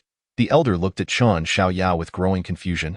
A smile on his face. Young friend, I am quite curious whether this prescription is intended for healing or harm. Hong Ming's eyes widened in surprise as she quickly turned to Chen Xiaoyao. Realizing that this individual must be extraordinary, Chen Xiaoyao smiled gently and said, Do not ask questions that ought not to be asked. If you have it, bring it. If not, I shall seek it elsewhere. Young friend, do not be upset. If we do not have the herbs, you will not find them anywhere else. The elder replied with a confident smile. The ancient medicinal lineage boasts countless combinations. A single prescription is worth a fortune. The herbs I concoct are for my own use. Others, they cannot be used. As for whether they are for healing or harm. Chen Xiaoyao simply smiled faintly, not intending to divulge the effects of the prescription, letting the old man speculate. Among the many herbs he had gathered, nearly half were poisons. If anyone wished to steal the prescription, they could only risk their lives in trial and error. Moshi Moshi? What is happening with you? Chonglu approached, puzzled, sensing the atmosphere had shifted suddenly, and hurriedly tried to lighten the mood. The elder's eyes were filled with shock, astonished by the boy's assertion of being able to concoct his own medicine. This lad appeared to be merely in his late teens. How remarkable must his accomplishments in the ancient medicinal lineage be? Hong Ming, too, was astonished, feeling that the boy's words were incredibly audacious. Having immersed herself in the art of ancient herb combination for over a decade, she still struggled to recognize many herbs. Yet this boy, seemingly only 18 or 19, spoke with such confidence. It was unclear whether he lacked respect or truly possessed genuine knowledge. However, he had effortlessly mentioned an herb she had never heard of. His confidence did not seem feigned. Hong Ming gazed at the boy's refined features, his eyes sparkling brightly. He was undoubtedly no ordinary person. The elder regarded Chen Xiaoyao a few times, acknowledging that the boy's calmness was likely genuine expertise. Even if it were not, the elder had already broken the rules of the Hong family's pharmacy, which dictated that one should not inquire unnecessarily, for the world of martial arts is perilous, and one should avoid creating rifts with others. The elder gently waved his hand, chuckling as he stroked his beard, saying, Black red shumi, 50,000 per gram. 0.2 grams would amount to 100,000. Today, I, the old man, have misspoken. I shall gift these 2 grams of black red shumi to you. Young friend, do not be upset. Harmony brings prosperity. Grandfather? Upon hearing this, Hong Ming looked at Chen Xiaoyao with even more bewilderment. Given their status, it was customary for others to curry favor with them. However, Hong Ming merely stood aside, suppressing her questions deep within her heart. Ming, do not ask too much. Hurry and fetch the highest aged herbs, the elder urged. Oh? Though puzzled, Hong Ming complied and dashed into the pharmacy. Brother Chen, are you serious? Can you really concoct medicine? Chong Li's curiosity reached its peak. Although he did not fully grasp the implications of Chen Xiaoyao's earlier statements, he was astounded that the elder had gifted Chen Xiaoyao 100,000 after just their first meeting. Yes. Chen Xiaoyao nodded, not concealing his abilities from his good friend. Before he began his training, he had traveled with a physician, initially learning medicine. Later, while practicing swordsmanship, he set aside his medical knowledge for a time, only to return to it after entering the martial world, where injuries became commonplace.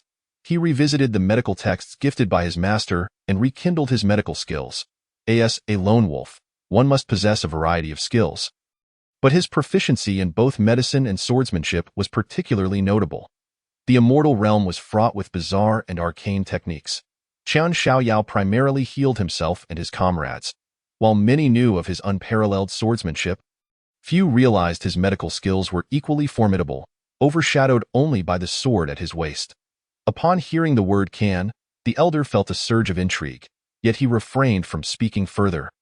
Choosing to sit nearby, taking out a long pipe and sipping leisurely, Brother Chen, can you practice medicine too? Chong Li's anticipation grew. Yes. Chun Xiaoyao nodded. Ahem.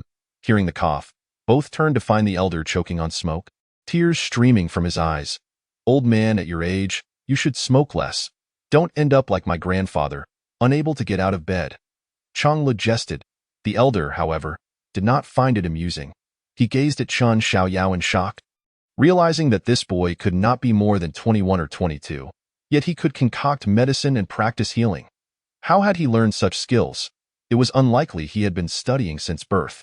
While it is true that the art of medicine and the craft of dispensing prescriptions are closely intertwined, they remain distinct disciplines. Dispensing medicine does not require the practitioner to provide direct treatment to patients. The essential prerequisite for dispensing is a clear understanding of the patient's ailment.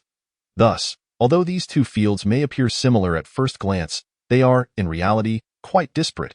Observing the peculiar gaze of the elderly man, Chen Xiaoyao felt an air of indifference within himself. He glanced at him and remarked, "What is it? My friend, do you visit often? I shall grant you a discount." The elder, who could no longer even refer to him as a young friend, found it difficult to discern whether Chen Xiaoyao was boasting or genuinely skilled. Nevertheless, after their previous exchange, it was evident that even if the youth was indeed exaggerating, he possessed some degree of talent. In a short while, Hong Ming arrived, running briskly, her white coat billowing behind her. Noticing her grandfather's glum expression as he puffed on a pipe, she felt a flicker of curiosity but chose not to inquire further. Instead, she picked up a small scale and began weighing the ingredients. "Sir, the total cost of your medicinal materials amounts to 750,000. Hong Ming glanced at Chen Xiaoyao, who nodded lightly in response. The herbs she had procured were of considerable vintage, with some already imbued with a hint of spiritual energy. "What about mine?" Chong Lu inquired. "Ah," Hong Ming exclaimed, suddenly startled, a touch of embarrassment crossing her face as she realized she had been so focused on Chun Xiaoyao's herbs that she had forgotten to prepare Chong Li's prescription. "Ming, you handle the prescriptions first. I will fetch this young." This friend, his Wu Hong Sumi the elder, extinguished his pipe and retreated inside. Chapter 55. The Warm Wine Restaurant. Upon hearing the term friend, Hong Ming's eyes widened in surprise, yet she quickly acquiesced and hurriedly prepared Chong Li's medicine. Once the two had departed, Hong Ming turned to the elder, curiosity etched on her face. "Zhan Lao, why did you refer to him as a friend?" "Miss Ming, that young man is not to be underestimated," the elder replied, his tone shifting towards a more respectful address. It seemed their identities were not as simple as they appeared. "He is rather audacious," Hong Ming stated with conviction. A flicker of concern crossed Zhan Lao's face as he continued. "That young man is likely affiliated with a significant power, and moreover, a formidable one at that." Hong Ming's expression shifted to one of astonishment as she recalled Chen Xiaoyao's demeanor. Apart from his indifference, the brilliance in his gaze was unmistakable. "Are you suggesting," she began, her thought trailing off as she grasped why Zhan Lao had gifted Chen Xiaoyao the medicinal materials. Engaging with such individuals, even without a potential benefit, is certainly not wise to provoke. Yet, a hint of confusion lingered in Hong Ming's mind as she blinked and asked, "How did you deduce that?" Zhan Lao replied with a mysterious smile. "It was merely a guess. Hong Gu, my heart aches. My family only allocated me 100,000, and I have spent 40,000 on this single prescription." Chong Lo lamented, feeling a pinch in his finances. If he continued this way, his savings would dwindle in no time. "The potency of these herbs is quite impressive. This apothecary possesses some merit," Chen Xiaoyao remarked with a calm smile. "The high price is justified. These materials are of genuine quality, and acquiring the Wu Hong Sumi is an unexpected delight. Thus my spirits are quite buoyant." Upon hearing Chen Xiaoyao's assessment, Chong Li felt reassured that he had not been swindled. Eager to catch up with his long-lost friend, he asked, "Cheng Gu, did you know that the little restaurant we used to frequent has now become quite renowned in Qingzhou?" Chong Li chuckled. "It's said that the young lady of the one family often dines there. And eventually, her father, when Chong Lin, purchased it." Goodness, the audacity of such a top-tier family. Although it remains the same little eatery, it has now become a favored spot for many affluent patrons. As they spoke, Changlu pulled out his phone and made a reservation for a private room. The restaurant was conveniently located near the medicinal market, allowing them to walk there in a few minutes. Warm Wine was the current name of the establishment. Chen Xiaoyao glanced at it, suppressing a laugh. Zhan Huaxiong, Changlu said, unable to contain himself at the sight of the name. In truth, it was not just Changlu. Every patron who dined there could not help but utter those three words. Consequently, it became customary for visitors to say, "Brothers, let us go to Zhan Huaxiong today." Upon entering, the ambience of the restaurant appeared more opulent than in years past, yet the owner remained the same, thriving under the auspices of the one family. The prices on the menu had skyrocketed, increasing by 7 to 8 times, a testament to the one family's brand influence. The moment the server spotted Changlu, she hurried over to escort them to their room. Just then, a man with slicked back hair approached, his arm draped around a stunning woman, his voice booming, "Boss, are there any private rooms available?" Upon hearing the owner's negative reply, the man's displeasure was palpable as he scanned the surroundings. Although the establishment was not fully occupied, for someone of his standing, not having a private room was a blow to his pride. Within moments, his gaze fell upon Chen Xiaoyao and Changlu, who were clearly heading toward a private room. "Is he eyeing us?" Changlu mused, amused by the man's scrutinizing look, feeling a surge of good fortune. "Wait a moment, Xiao Mei," the man said, leaning in to give the enchanting woman a passionate kiss, prompting Chen Xiaoyao to wrinkle his brow in distaste at the display of affection. "Why, friends, it seems this restaurant has no private rooms left. How about this? Why not relinquish your room for me?" The man spoke dismissively, his face etched with disdain. "Is this how you negotiate?" Changlu raised an eyebrow, recognizing the man's arrogance. Regardless of his demeanor, Changlu had no intention of yielding their room, especially as he was eager to converse with his long-absent friend. The man, realizing his approach had been ineffective, suddenly had an epiphany and chuckled lightly. He glanced at his brown leather bag, pulling out 10,000 yuan and tossing it onto Changlu's chest. "Since you haven't ordered yet, how about I give you 10,000 for the room?" Seeing that the two did not pick up the money, the man's eyes flickered with irritation before comprehension dawned on him. He sneered, "Oh, I see. You find it insufficient." After rummaging through his bag, he produced another 10,000. "Still not enough?" he demanded, his tone growing harsher. "Let me remind you, greed does not suit you." He then threw down 20,000, slapping it onto Changlu's chest.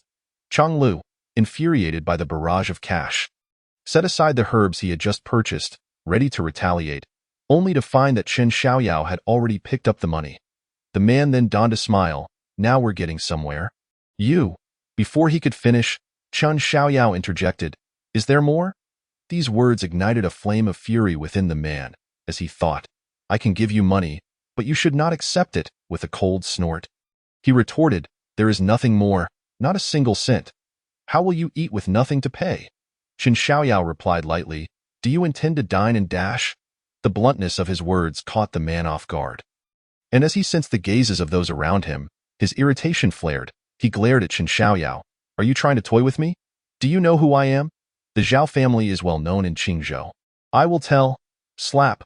Before he could continue, a forceful blow landed on his face, causing him to stagger back a few steps, his vision exploding with stars. It took him a moment to realize the source of the impact was the 10,000 yuan he had thrown at Changlu, now scattered around him like confetti. "You dare strike me?"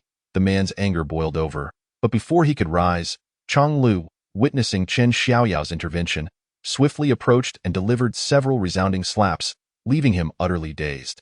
"Oh dear, young Master Zhao, are you all right?" The enchanting woman rushed over, her concern palpable, as she remembered that he had promised to buy her a purse. "Wait, you two, don't go," the man shouted, still reeling from the blows. But Changlu had already moved on, his expression disdainful. "What is your name, Zhao? I'd like to see if the Zhao family has such a character." "What do you mean by that?" The man's heart tightened at Changlu's words. "My meaning is clear. Who the hell gave you the audacity to provoke me?" "I am from the Chang family." A cold glint flashed in Changlu's eyes. While his family may not rival the top families of Qingzhou, suppressing a Zhao family was a trivial matter. The man cursed inwardly, his face turning pale as the reality of his situation dawned on him. He had not anticipated provoking a scion of the Chang family, and fear gripped him as he scrambled to his feet. abandoning the woman at his side in his haste to escape. "Young Master Zhao, wait for me," the enchanting woman, unwilling to lose her chance at a new purse, hurried after him. "Xiaolu, you are quite imposing indeed." Many diners around chuckled, feeling that this scene only made their meals more enjoyable. "Hee hee, dear uncles, please do not jest with me. Enjoy your food and drink." Changlu chuckled awkwardly, hastily clasping his fists in greeting. Although these individuals appeared ordinary, their statuses were anything but. Only the foolish newcomer would dare to act so arrogantly. Chen Xiaoyao smiled gently. Not only was that young Master Zhao someone who could not provoke Changlu, but none of the diners in this establishment were individuals he could afford to offend. He handed 2,000 to the waitress, who repeatedly gestured in refusal, too timid to accept. "Take it. This is a tip from young Master Zhao." Changlu grinned heartily, completely shedding his earlier bravado. Only then did the waitress reluctantly accept it, and the group proceeded to their private room. The scattered bills on the floor drew no attention from the surrounding diners. No one here was lacking such trifles. The owner personally collected the money, but rather than pocketing it, he casually set it aside. He recognized Chen Xiaoyao and Changlu, two patrons who had frequented this place throughout their high school years. Witnessing the owner's rise to prominence firsthand. When Changlu called, the owner was genuinely pleased. Such esteemed customers validated the quality of his cuisine and skills.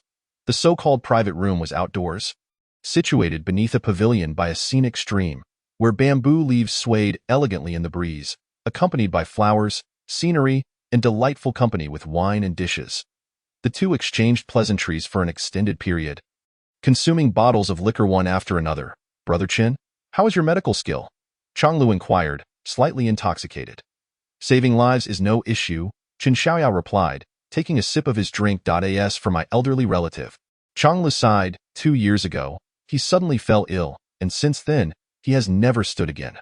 "Brother Chen, are you familiar with martial artists?" "My uncle is one of them. Yet even such a figure has succumbed to illness." "I am indeed familiar. I am a martial artist myself," Chen Xiaoyao stated.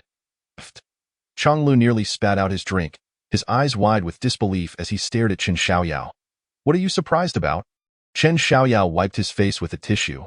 Had it been anyone else who sprayed liquor on him, he would have slapped them by now. "Is that true?" Chang Li's gaze was fixed on him as if Chen Xiaoyao were an unparalleled beauty. "Did I not mention that I killed those from the Liu family?" Chen Xiaoyao appeared unfazed. Chang Lu, however, was anything but calm. He leapt to his feet but stumbled due to the effects of the liquor, collapsing unceremoniously.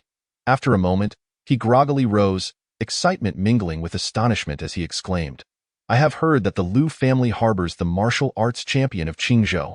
I killed him," Chen Xiaoyao replied with a smile. Feeling immensely satisfied to boast with his good friend, a joy multiplied. "In a way, Brother Chen, you're not exaggerating, are you? That's the martial arts champion." Though Changlu did not fully grasp the implications of a martial arts champion, he recalled how his father spoke of Song Kong with a hint of fear. Such figures were undoubtedly formidable. "I returned specifically to eliminate them," Chen Xiaoyao stated, taking a sip of his drink. Under Chang Li's watchful gaze, he flicked his fingers, producing a sound akin to a sharp gust of wind. To their amazement, a cluster of bamboo several meters away suddenly tilted and fell. Pfft. Changla sprayed again. "Are you looking for a fight?" Chen Xiaoyao shot him a glance, wiping his face once more. Changlu, recognizing his folly, merely chuckled. Sorry. His face flushed with excitement. "Holy moly, my brother is a martial arts master. Am I dreaming?" The more he gazed at Chen Xiaoyao's handsome features, the more surreal it felt. He poked Chen Xiaoyao's arm, growing increasingly boisterous, then poked his face. Chen Xiaoyao frowned slightly and swiftly slapped him. Changla covered his face, grinning. "Thank you, Brother Chen. I feel great now." A dark line appeared on Chen Xiaoyao's face, clearly displeased that this fool had found joy in his slap. Regaining his composure, Changlu asked earnestly, "Brother Chen, would you consider visiting my home later? What ailment afflicts your elder?" Chen Xiaoyao inquired. "I'm not sure, but Wu Xiaolong, a disciple of Zhuge Songsheng, is treating him. The prescription is his concoction, yet it seems ineffective. After 2 months of medicine, my elder remains unchanged, showing no signs of improvement," Changlu explained, harboring some discontent toward that disciple, who was quite arrogant. Had it not been for his treatment of the elder, Changlu would have long since kicked him out. Your actions are rather unseemly, Chen Xiaoyao remarked, eyeing Changlu. If Wu Xiaolong were to learn of this, it would be a minor affair for him to turn against your family. By allowing him to treat your elder, you have shown your trust in him. Now seeking my assistance, how do you think your family will perceive you? Chang Li's expression faltered, realizing he had overlooked this aspect. You have effectively slapped them all in the face, Chen Xiaoyao stated lightly, taking a sip of his drink. But it matters not. I can cure any stubborn ailment. Wow, Brother Chen, you're incredible. Changla had no doubts. When Chen Xiaoyao had severed that bamboo, he believed everything he said. After some time, it grew late, and the two gathered the medicinal herbs to return to the Chang residence. The owner, seeing Chen Xiaoyao and Changlu approach, eagerly asked, "Was the food to your liking?" "As delightful as ever," Chen Xiaoyao replied with a gentle smile. Hee. The owner grinned, appreciating the words of his loyal customer more than anything else, waving his hand. Come often, indeed. Chapter 57. An aura of menace. By the time Chen Xiaoyao and Changlu arrived at the Chang residence, night had already fallen. Upon entering the courtyard, they beheld a scene illuminated by flickering lights and bustling figures. The elder's health had deteriorated, necessitating his stay here for recuperation. Ordinarily, such a gathering would not occur. However, the arrival of Wu Xiaolong tonight to treat the elder had drawn a crowd. Looking at the medicinal herbs in hand, Changlu hurriedly led Chen Xiaoyao inside. There were 7 or 8 individuals in the courtyard, each bearing expressions of solemnity and tension. It was widely rumored that Zhuge Songxing's medical skills were unparalleled, and any disciple capable of inheriting even a fraction of his expertise was certainly no ordinary practitioner. Upon entering the courtyard, Changlu noticed the elder being supported on a stretcher and curiously asked, "Why is the elder on a stretcher?" "Xiaolu, you've returned. Who is this?" Chang Li's father, Chang Bin, glanced at Chen Xiaoyao, feeling a flicker of familiarity but failing to recognize him immediately. Turning to Chang Lu, he asked, "Is Dr. Wu preparing for treatment? Where are the herbs you purchased?" Chang Lu nodded, producing the medicinal herbs and adding, "This is Chen Xiaoyao." Chen Xiaoyao. Upon hearing that name, the expressions of the 7 or 8 individuals in the courtyard shifted to confusion and surprise. Chen Xiaoyao, once the sole heir of a prominent family in Qingzhou, was a name many recognized. However, rumors of his death had circulated. Countless questions swirled in their minds, yet given the urgency to treat their elder, they refrained from voicing them, assuming he was simply here out of goodwill. Chen Xiaoyao remained silent, standing peacefully to one side, prepared to observe before forming any conclusions about Wu Xiaolong's skills. Moments later, Wu Xiaolong emerged from the house with a wooden box in hand. Spotting the gathered crowd, he immediately called out, "Hey, Chang Lu, hurry and fetch a basin of warm water." "What the hell? You expect me to prepare that too? What did you prepare before? A chicken feather?" Chang Lu grumbled internally, rolling his eyes. Nevertheless, he remained silent and dashed into the house. Wu Xiaolong watched Chang Li's retreating figure with satisfaction, relishing the authority he held. When lives were at stake, even those of noble families had to comply with his commands. He then turned to Chang Bin, speaking haughtily, "You, go fetch the mortar for grinding the herbs." Chang Bin's expression darkened. It dawned on him that Wu Xiaolong had prepared nothing in the past half hour. "Brother, I'll go." Chang Bin's brother, Chang Li's second uncle, began to step forward, but Wu Xiaolong blocked him, saying, "What business do you have? Doesn't he, the head of the Chang family, have legs? I'll need your help later." Heh. Chang Bin chuckled but did not express anger. After all, they were seeking his expertise. He proceeded into the house. "You there?" Wu Xiaolong pointed at Chen Xiaoyao. "You'll grind the herbs you just bought into powder." Not receiving a response from Chen Xiaoyao, Wu Xiaolong's eyebrows shot up in irritation. "Did you not hear me?" "Ha, Dr. Wu, please do not be angry. This friend was invited by Xiao Lu and is unfamiliar with our family matters." "Leave the grinding to me," Chang Li's second uncle interjected awkwardly, attempting to mediate. "If you cannot even grind herbs, what face do you have standing here?" Wu Xiaolong scoffed lightly, then turned his gaze to the second uncle, arrogantly stating, "I see you enjoy working hard. Aside from grinding herbs, perhaps you can also assist in bathing the elder?" Upon hearing this, a flicker of anger flashed across the second uncle's face, though he concealed it well, chuckling, "Of course, it is my duty to assist in bathing the elder." "Well, you do have a good temper," Wu Xiaolong chuckled lightly, but a sense of displeasure flickered in his heart, feeling as though he was striking at a cotton ball, as the saying goes. one should not strike a smiling face. With his demeanor so remarkably humble, if Wu Xiaolong were to mock him again, it would reveal a lack of magnanimity on his part. With a slight curl of his lips, he awaited their preparations. When Changbin brought over the small grinding stone, the second uncle accepted it and busied himself with grinding the medicine, not wishing to linger here, for the young Wu Xiaolong had already vexed him considerably. However, there was no choice. After all, he was a disciple of Zhuge Songsheng, and their second-tier family could not afford to invite Zhuge himself, but could only request the attendance of his apprentice. When Chang Le brought the clean water, Wu Xiaolong instructed others to remove the old gentleman's coat. Meanwhile, Chen Xiaoyao observed the elder's condition closely. The old man remained in a deep coma, his complexion serene, yet his lips were parched. At a glance at his upper body revealed a lean form that harbored an ominous aura, particularly around the abdomen, where a faint black handprint could be discerned. Chen Xiaoyao focused intently, tracing from the abdomen to the chest cavity, then to the neck and head. A pervasive malevolent energy enveloped him, circulating within his internal organs.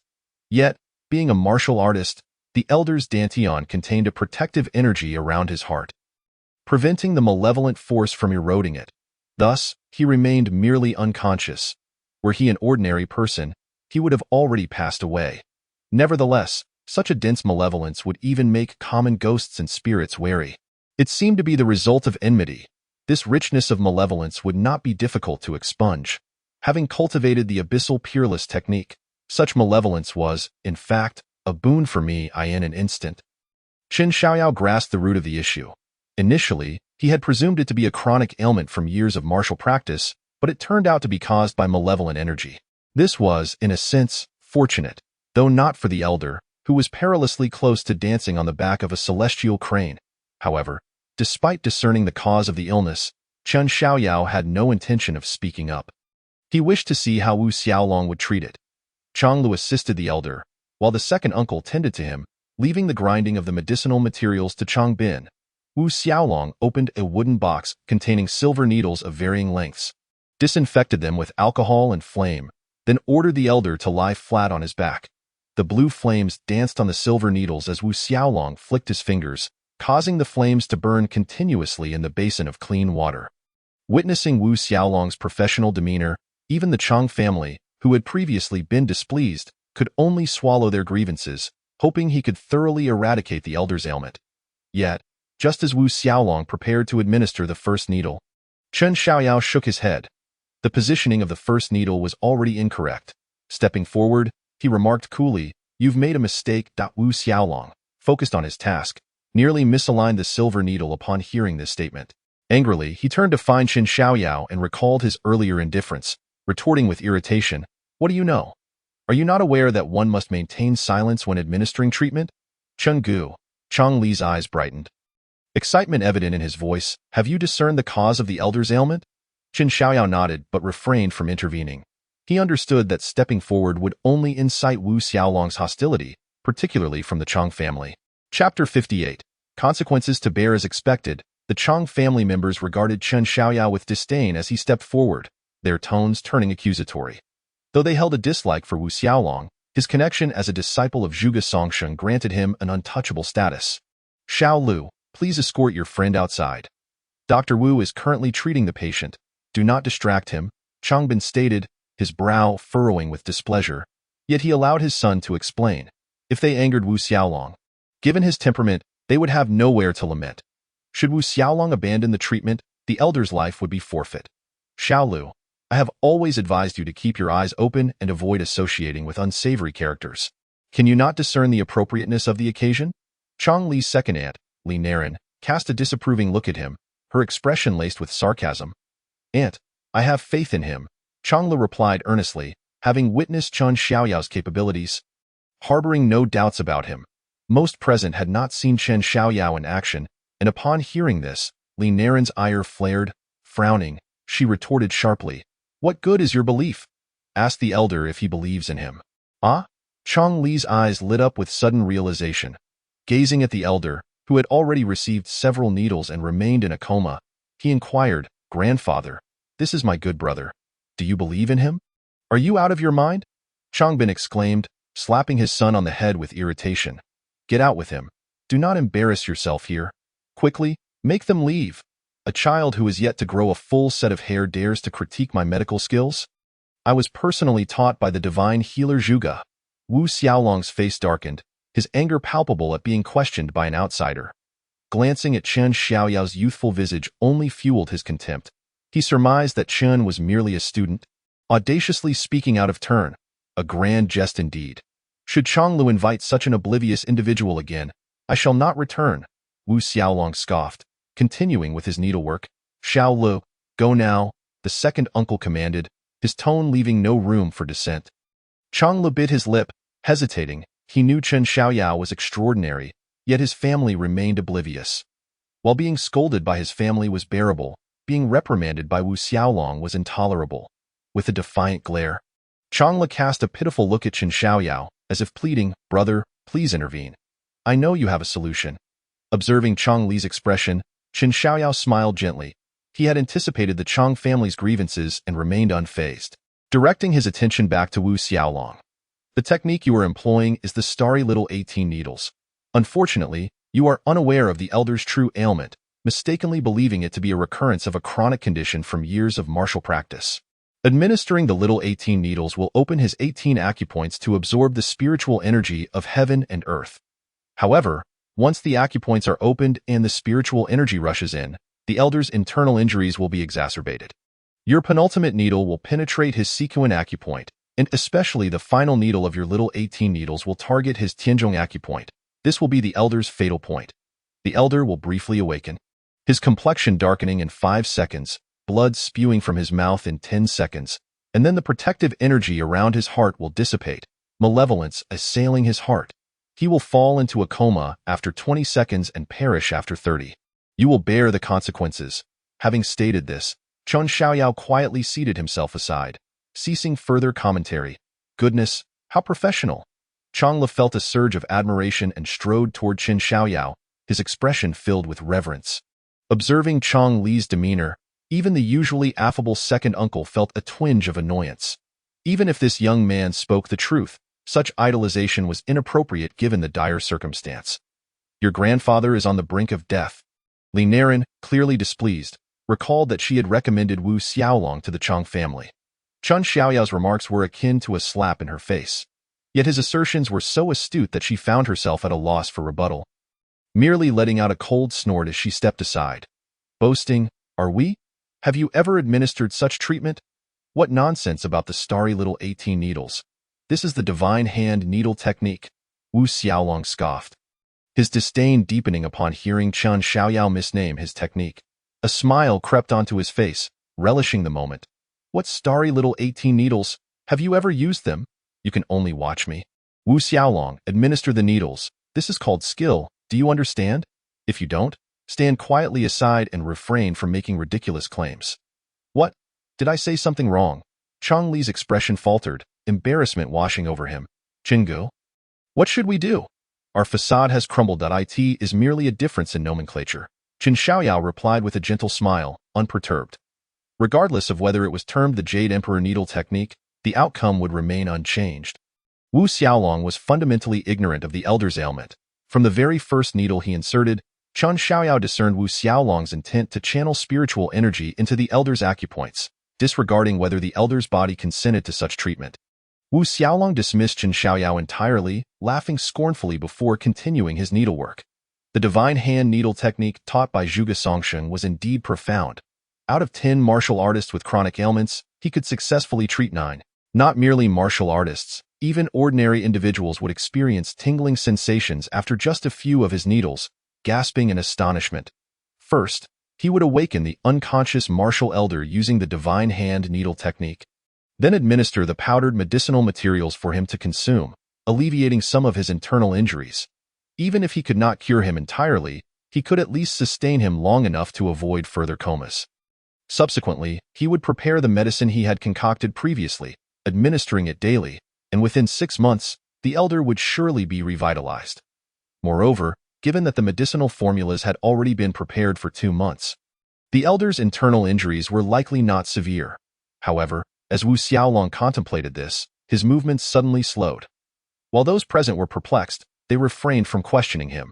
Although Wu Xiaolong had a notoriously bad temper, they still trusted his medical skills. A flicker of shock crossed Wu Xiaolong's eyes as an ominous feeling arose within him. He realized that the acupoints he had been inserting needles into perfectly matched the locations Chen Xiaoyao had previously mentioned. What is happening? Does this kid truly understand medicine? Wu Xiaolong's heart raced. He had already inserted 12 needles, filling the elder's back with acupoints, leaving only the 6 needles for the head. Yet, the penultimate 2 needles of the divine hand needle technique were precisely aimed at the elder's Sichuan acupoint. The final needle, precisely inserted at the Tianzhong acupoint of the elderly gentleman, left everyone in disbelief. How could this be possible? How could Wu Xiaolong possess knowledge of the medical skills of the illustrious Zhuge Shenshi? A torrent of questions surged within him, causing his fingers to tremble involuntarily. If what Chen Xiaoyao had claimed was indeed true, he risked inadvertently causing the demise of the patriarch of the Chang family. Despite the man's prior bravado, if he were to actually bring about the death of the elder, Wu Xiaolong would be hard-pressed to leave this place unscathed. Are you stuck in a frame? Chang Lu observed Wu Xiaolong's hand poised midair, frozen in indecision, and in that moment, he recognized the accuracy of Chen Xiaoyao's words, his admiration for the young man intensifying. What's all this commotion? I'm in the midst of administering treatment. Wu Xiaolong's confidence wavered significantly as he inhaled deeply, refusing to believe that this brash youth could surpass Zhuge Shenshi's expertise. After steadying himself, he resolved to proceed. However, before he could even act, Wu Xiaolong noticed his fingers quivering uncontrollably, rendering him unable to accurately locate the acupoint on the elder's head. He was utterly unable to maintain control. Do you have Parkinson's? Let my brother take over, Chang Lu grumbled with irritation. Wu Xiaolong, already lacking confidence, was further unsettled by Chang Li's incessant chatter, and he shot him an angry glare, exclaiming, "Can you keep it down? Or would you prefer to take over?" Dr. Wu, please don't be upset. We trust you implicitly, Chang Bin quickly interjected, casting a fierce glare at Chang Lu, who was becoming increasingly intolerable. Wu Xiaolong's expression fluctuated between hope and doubt. What good was Chang Bin's faith in him when he himself was beginning to question his own abilities? Moments later, his anxiety eased slightly as he furtively glanced around, noticing that the Chang family members were fixated on his every move. He swallowed hard and adjusted the silver needle in his grasp. The elder had been propped up by Chang Bin and another family member, his closed eyes suggesting a peaceful slumber. Wu Xiaolong focused intently, praying that the elder would not succumb to eternal rest under his watch. Chen Xiaoyao maintained an air of calm indifference as he sat quietly sipping tea, seemingly unconcerned with Wu Xiaolong's plight. From the outset, it had been clear that the young man had yet to grasp the root of the ailment. Sealing his fate in a singular path of no return, Chang Lu licked his dry lips, abstaining from mockery, for his grandfather's life rested precariously in Wu Xiaolong's hands. Yet, compared to Wu Xiaolong, Chang Lu harbored greater trust in Chen Xiaoyao. Not only because he was once his closest brother, but also due to the astounding feat of severing bamboo from a distance of over 10 meters with a mere flick of his finger. Chang Lu knew that Chen Xiaoyao would not deceive him, nor would he take his grandfather's life lightly. His tranquil demeanor indicated that he possessed a solution. Next came the acupuncture for the head. Wu Xiaolong cleared his throat and directed his gaze towards the elder's face, aligning the needle with the acupoint before swiftly piercing it with precision, exhibiting no hesitation. This undoubtedly bolstered the confidence of the Chang family in his medical expertise. Within mere moments, Wu Xiaolong noticed the elder's eyelids twitching slightly, as if attempting to open, though the movement was far too subtle to signify consciousness. Wu Xiaolong's heart soared with elation. Regardless of circumstances, the divine needle technique imparted by Zhuge Shenshi was proving effective, at least sufficient to rouse the elder from his prolonged stupor. Indeed, it appears you have had an impact on me, Wu Xiaolong remarked with a subtle smile directed at Chen Xiaoyao. Before continuing, but tell me, what do you truly understand about medicine?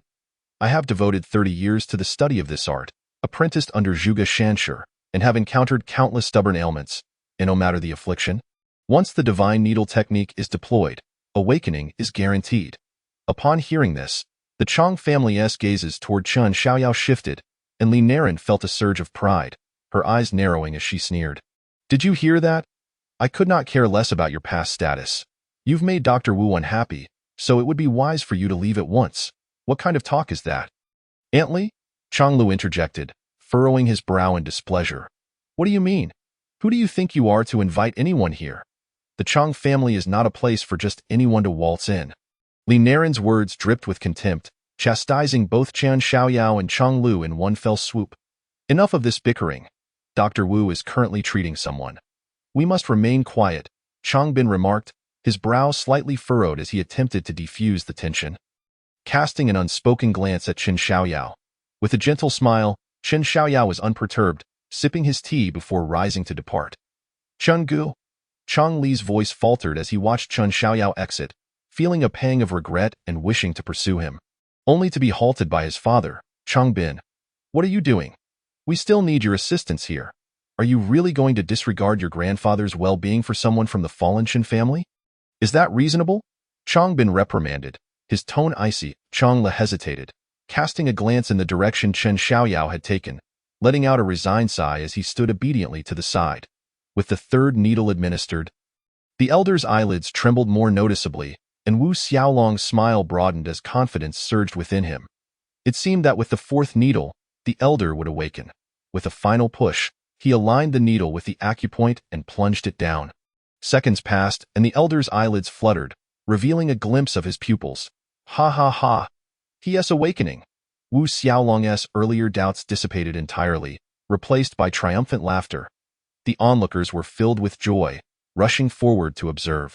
Although the elder had merely opened his eyes slightly, he was unable to speak or move. Dr. Wu, what is happening? Chang Bin inquired, concern etched across his face. This is perfectly normal, Wu Xiaolong nodded, explaining, the divine needle technique is not yet complete. The fact that the elder can open his eyes after 2 years of unconsciousness signifies that recovery is imminent. Once I administer the remaining 2 needles, he shall surely awaken. Ah, I see. Chang Bin felt a wave of relief wash over him, no longer questioning Wu Xiaolong as he anxiously supported the frail form of the elder. Wu Xiaolong's lips curled into a smile, secretly amused at how a mere young man had managed to deceive him. He picked up the silver needle and focused on the elder's Siku acupoint, plunging it down decisively, as anticipated. Following his actions, the elder let out a soft groan. Although the sound was faint, it was enough to bring immense joy to the Chang family. With the final needle targeting the Tianzhong acupoint, the silver needle shimmered, and Wu Xiaolong's fingers deftly tapped the acupoint, his gaze sharpening as he executed the last needle of the divine needle technique.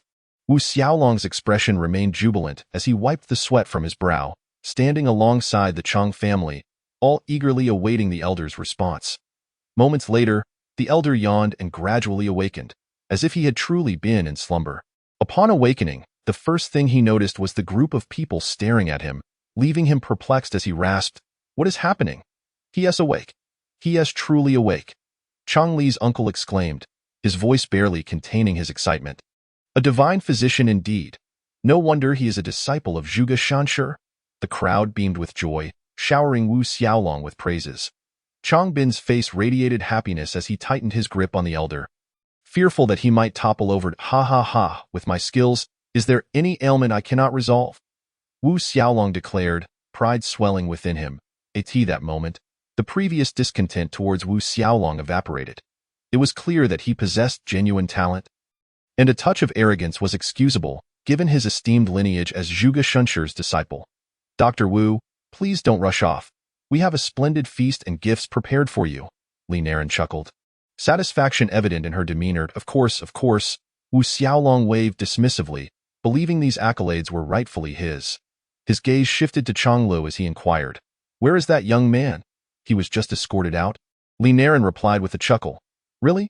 Chang Lu, go fetch him for me. Wu Xiaolong's tone turned irritable. Didn't he claim that I was wrong? Now that the elder has awakened, where is he? I must confront him. Failing to do so would be detrimental to my own integrity. Chang Lu, why are you still standing there? Li Naren pressed, her brow furrowing in impatience. He has already left. What is the point of looking for him? Chang Lu muttered, his emotions conflicted as he understood Wu Xiaolong's intentions all too well. Just go and find him. Chang Bin's expression turned stern, realizing that the Chang family needed to maintain a positive relationship with Wu Xiaolong. At this critical juncture, it was imperative to ensure his satisfaction. Fine, Chang Lu sighed reluctantly, marching out the door. Unbeknownst to him, Barely a minute had passed since he exited when chaos erupted within the room. "Elder, how are you feeling now?" Wu Xiaolong queried anxiously. The elder placed a hand on his chest, about to express that he felt a tightness within, but before he could utter a word, his complexion suddenly turned an ominous shade of dark. This was not merely a figurative darkness. It appeared as if a shroud of black mist enveloped his visage, rendering him indistinct in that instant. Wu Xiaolong's pupils constricted and his heart sank, as Chen Xiaoyao's earlier warning echoed in his mind. A dark complexion indicates imminent danger. 10 seconds until blood is coughed up, 20 seconds until unconsciousness, and 30 seconds until death.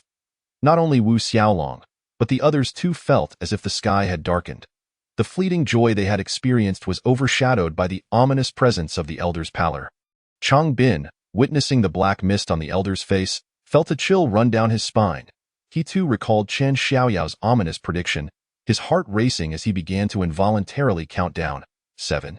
8.9.10. With a sudden jolt, the old man clutched his emaciated hand to his chest, a spurt of thick black blood erupting from his mouth and splattering onto Wu Xiaolong. "This is impossible." Wu Xiaolong heard Chang Bin's countdown. And as soon as it concluded, the old man expelled a mouthful of black blood, as if it had been meticulously choreographed, flawless in its execution. "Hurry, act quickly, Dr. Wu." Li Naren appeared even more panicked than Wu Xiaolong. Her face pale as she gazed at the old man, who continued to cough up blood, her legs giving way as she collapsed onto the ground.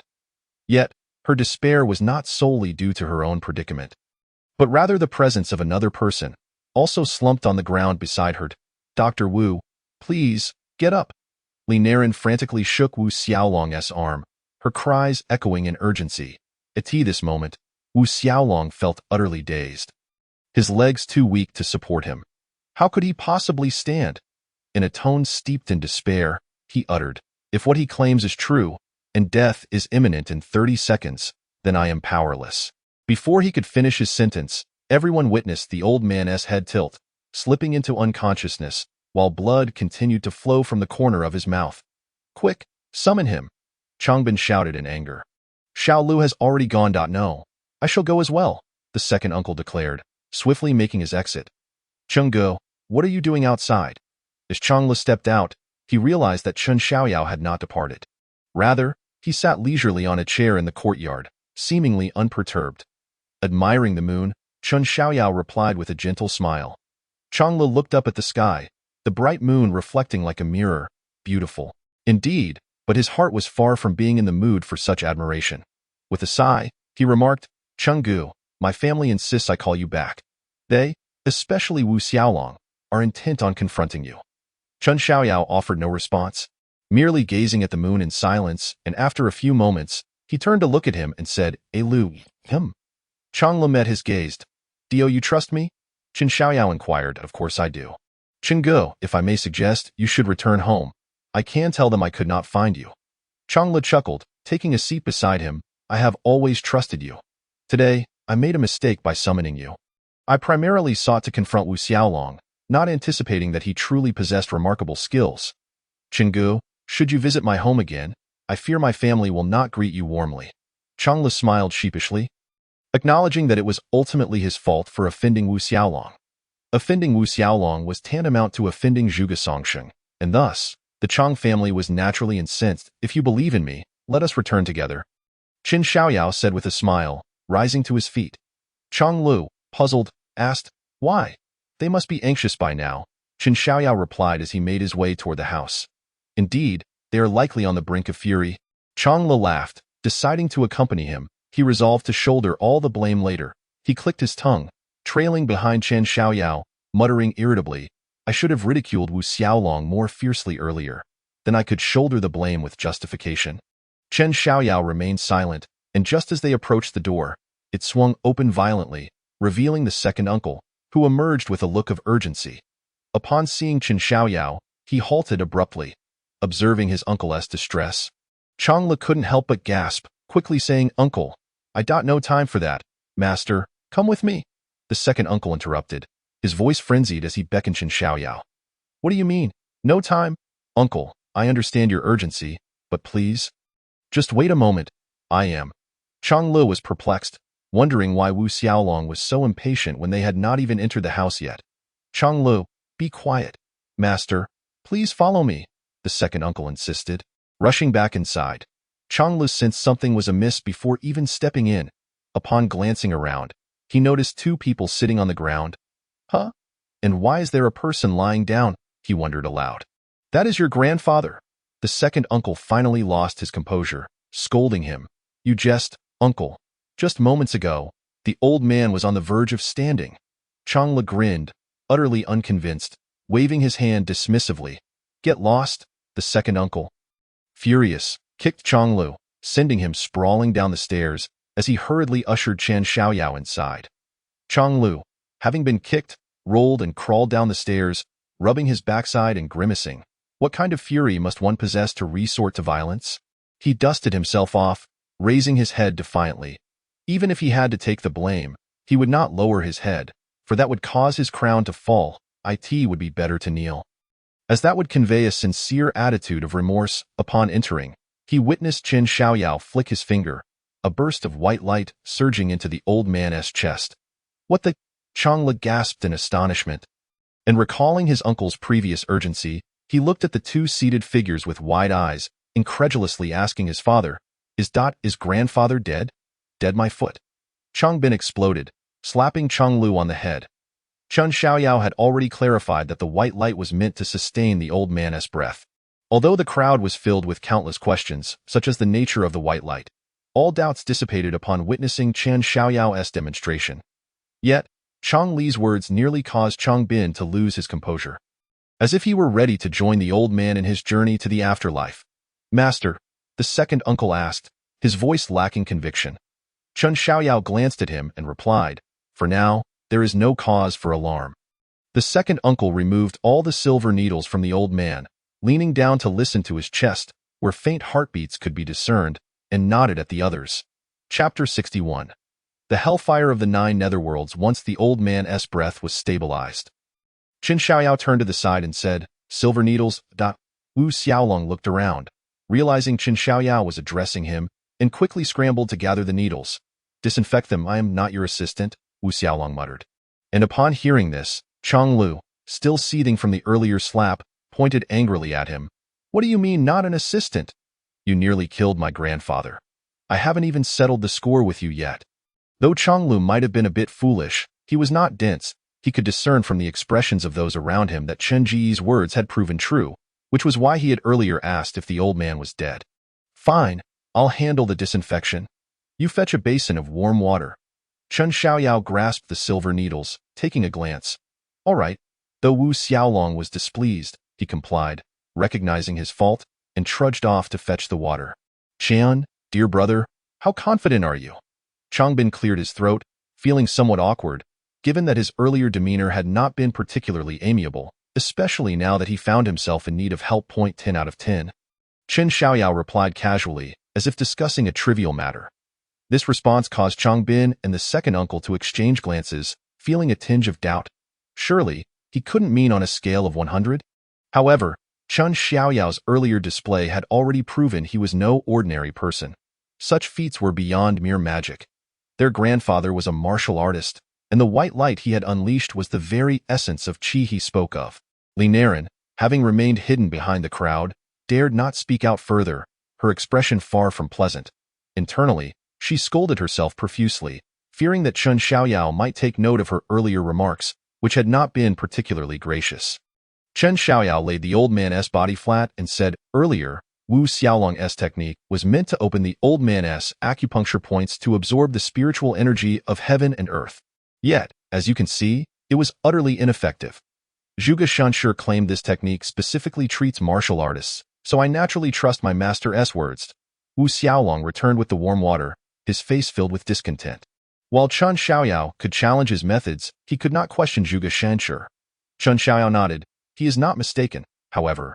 I must add that this technique is intended for treating chronic internal injuries in martial artists. The old man indeed has internal injuries, but they are not of long standing, and although they are chronic, they are not self-inflicted. How do you know that? Wu Xiaolong shot back defensively.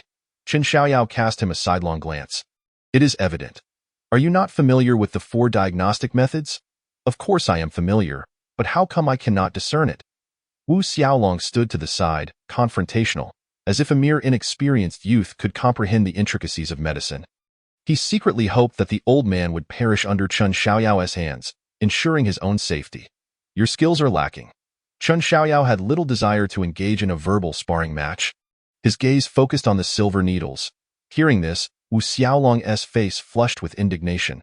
He yearned to retort, yet found himself at a loss, for Chen Xiaoyao had already seen through the consequences of his technique. Stand aside, do not impede my work. You? Wu Xiaolong's anger flared, ready to explode, but Changli yanked him aside, murmuring, Chenggu says you are in the way, and thus you are indeed in the way. Everyone has arrived. Chen Xiaoyao addressed the group. From now on, do not utter a sound. Otherwise, you shall bear the consequences. Changbin felt a pang of anxiety at this declaration, exchanging a glance with the second uncle, and reluctantly nodded in agreement. Humfdai in the heart of Wu Xiaolong, a profound discontent brewed. Today was meant to be his moment of glory, yet unexpectedly, it had been seized by a mere novice. He was, after all, a disciple of the renowned Zhuge Shanshi. It was inconceivable that even a second-tier family from Qingzhou would not show him deference, let alone a first-tier family. As his irritation deepened, he was poised to deliver a scathing remark when Changlu interjected. What are you snorting about? Just now, you nearly killed my grandfather. You scoundrel! Upon hearing this accusation, Wu Xiaolong felt a surge of rage, utterly speechless in his indignation. After a prolonged moment of internal struggle, his face flushed crimson. He flung his sleeve and retreated to a corner, casting a cold glare at Chen Xiaoyao. Chen Xiaoyao, with his deep-set gaze fixed upon the silver needles, flicked his fingertip gently, producing a resonant hum. Suddenly, a brilliant crimson flame materialized from thin air, swiftly enveloping the needles from their base. Moments later, the flames surged upward, dissipating into the ether, leaving only a lingering warmth in the void. Indeed, Changlu inhaled sharply, his mouth agape, eager to inquire about this phenomenon, yet he abruptly recalled Chen Xiaoyao's previous words, stifling his curiosity deep within. How could this be possible? Panic gripped Wu Xiaolong as his pupils constricted, nearly causing him to drop his teacup. Internally, he pondered. What sorcery is this? How could flames appear from nowhere? I have never heard of such a technique. Surely, even Zhuge Shanshi does not possess this capability. The Chang family members appeared equally astonished, with Changbin's mind racing with questions. Wasn't Chen Xiaoyao merely the young heir of the Chen family 3 years ago? In such a short span? How had he acquired such extraordinary skills? Magic? The ethereal fire could meld with the soul. It truly did not deceive me. It seems my absorption of the 9 nether inferno was not in vain. I foresee that beyond its utility in crafting talismans, I may also employ it in alchemy.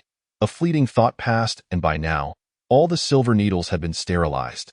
Chen Xiaoyao glanced at the elderly gentleman, his fingers deftly tracing the acupoints on his temples and face. The onlookers felt a sudden blurring of vision, and when they regained focus, they were horrified to see 7 or 8 silver needles embedded in the old man's visage. Good heavens, what astonishing speed! Changbin's eyes sparkled with excitement. This youth was undoubtedly no ordinary individual, his medical prowess far surpassing that of Wu Xiaolong. How could this be? Was he truly so precise in locating the acupoints? This lad cannot be merely putting on a show, can he? Wu Xiaolong, filled with doubt, scrutinized Chen Xiaoyao's actions, but could discern none of the needle techniques employed.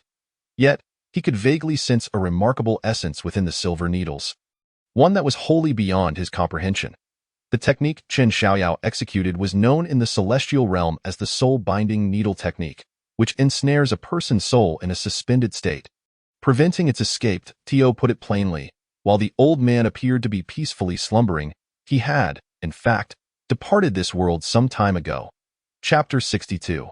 An intricate maneuver. The old man was dead. Yet, the notion was too far-fetched. The soul-binding needle technique could be executed in an instant, and simultaneously, Chen Xiaoyao unleashed a radiant burst of white light that enveloped the old man's chest. Safeguarding his heart at this moment, the elderly gentleman was merely soulless, his vitality intact. His condition resembled that of a vegetative state. While he might perish, it would be contingent upon Chen Xiaoyao's consent. After securing the old man's heart, Chen Xiaoyao commenced the genuine treatment, activating all the malevolent energy within the old man's body, directing it towards his head, and guiding it through the acupoints as it surged forth along the silver needles. The Chang family members were drenched in anxiety, while Wu Xiaolong remained perplexed. None understood what Chen Xiaoyao was undertaking. Yet, moments later, they beheld the dark energy re-emerging on the old man's face. It felt as though they had plunged into the depths of the underworld. The warmth from the nine nether inferno having vanished in an instant, replaced by an unsettling chill. The temperature fluctuated drastically, dropping at least 40 degrees in mere seconds. The goosebumps on their skin remained ever present. Despite their inability to comprehend the situation, they sensed an inexplicable aura of power emanating from this youth. What a dense malevolent energy! Chen Xiaoyao observed the surging dark energy, a faint smile gracing his lips as he activated the abyssal duality technique. The malevolent energy seemed to be drawn towards him, swiftly flooding into his being. To the onlookers, this scene appeared strangely eerie and unsettling. They watched as the dark energy surged into Chen Xiaoyao's chest, fearing that he too might succumb to unconsciousness like the old man. However, their concerns were unwarranted, for while malevolent energy posed grave danger to ordinary individuals and even martial artists, it was a rare boon for one who had mastered the abyssal duality. As he absorbed the energy, he felt an insatiable desire for more. Upon realizing the situation, he found that all the malevolent energy had been drawn into his dantian, awaiting refinement. Chen Xiaoyao opened his eyes to find the Chang family members looking at him with eager anticipation. Chang Lu approached, his expression laced with concern, asking, "Brother Chen, are you all right?" "All is well," Chen Xiaoyao replied with a gentle smile, withdrawing the silver needles. "In 2 minutes, he shall awaken." "Is that true?" Changbin felt a surge of hope as he glanced at the old man, who lay breathing evenly, seemingly in a deep slumber. "I must ask, what was that fire earlier? And what about your needle technique?" Wu Xiaolong, unable to fathom the events, approached with a query. Chen Xiaoyao cast him a sidelong glance. "You wouldn't understand." "What do you mean I wouldn't understand? If you tell me, I shall comprehend," Wu Xiaolong retorted with a scoff, his dissatisfaction palpable.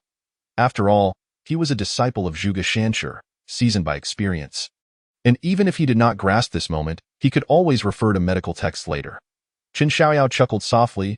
"I could enlighten you about the acupoints and techniques, but I highly doubt you could replicate them." "How audacious," Wu Xiaolong bristled. "How am I to know you haven't employed some trickery? Otherwise, how would you know the outcome of my technique?" "What nonsense are you spouting?" Changlu interjected, visibly displeased. "Am I speaking nonsense?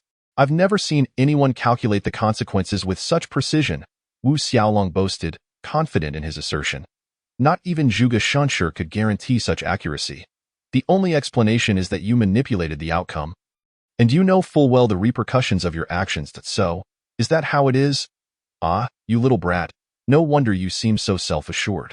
What nefarious intentions do you harbor?" Li Naren interjected, stepping forward to accuse him. "What of your attitudes?"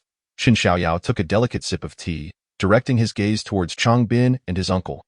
Both men were momentarily taken aback, hesitant to voice their opinions, likely still grappling with the ramifications of recent events.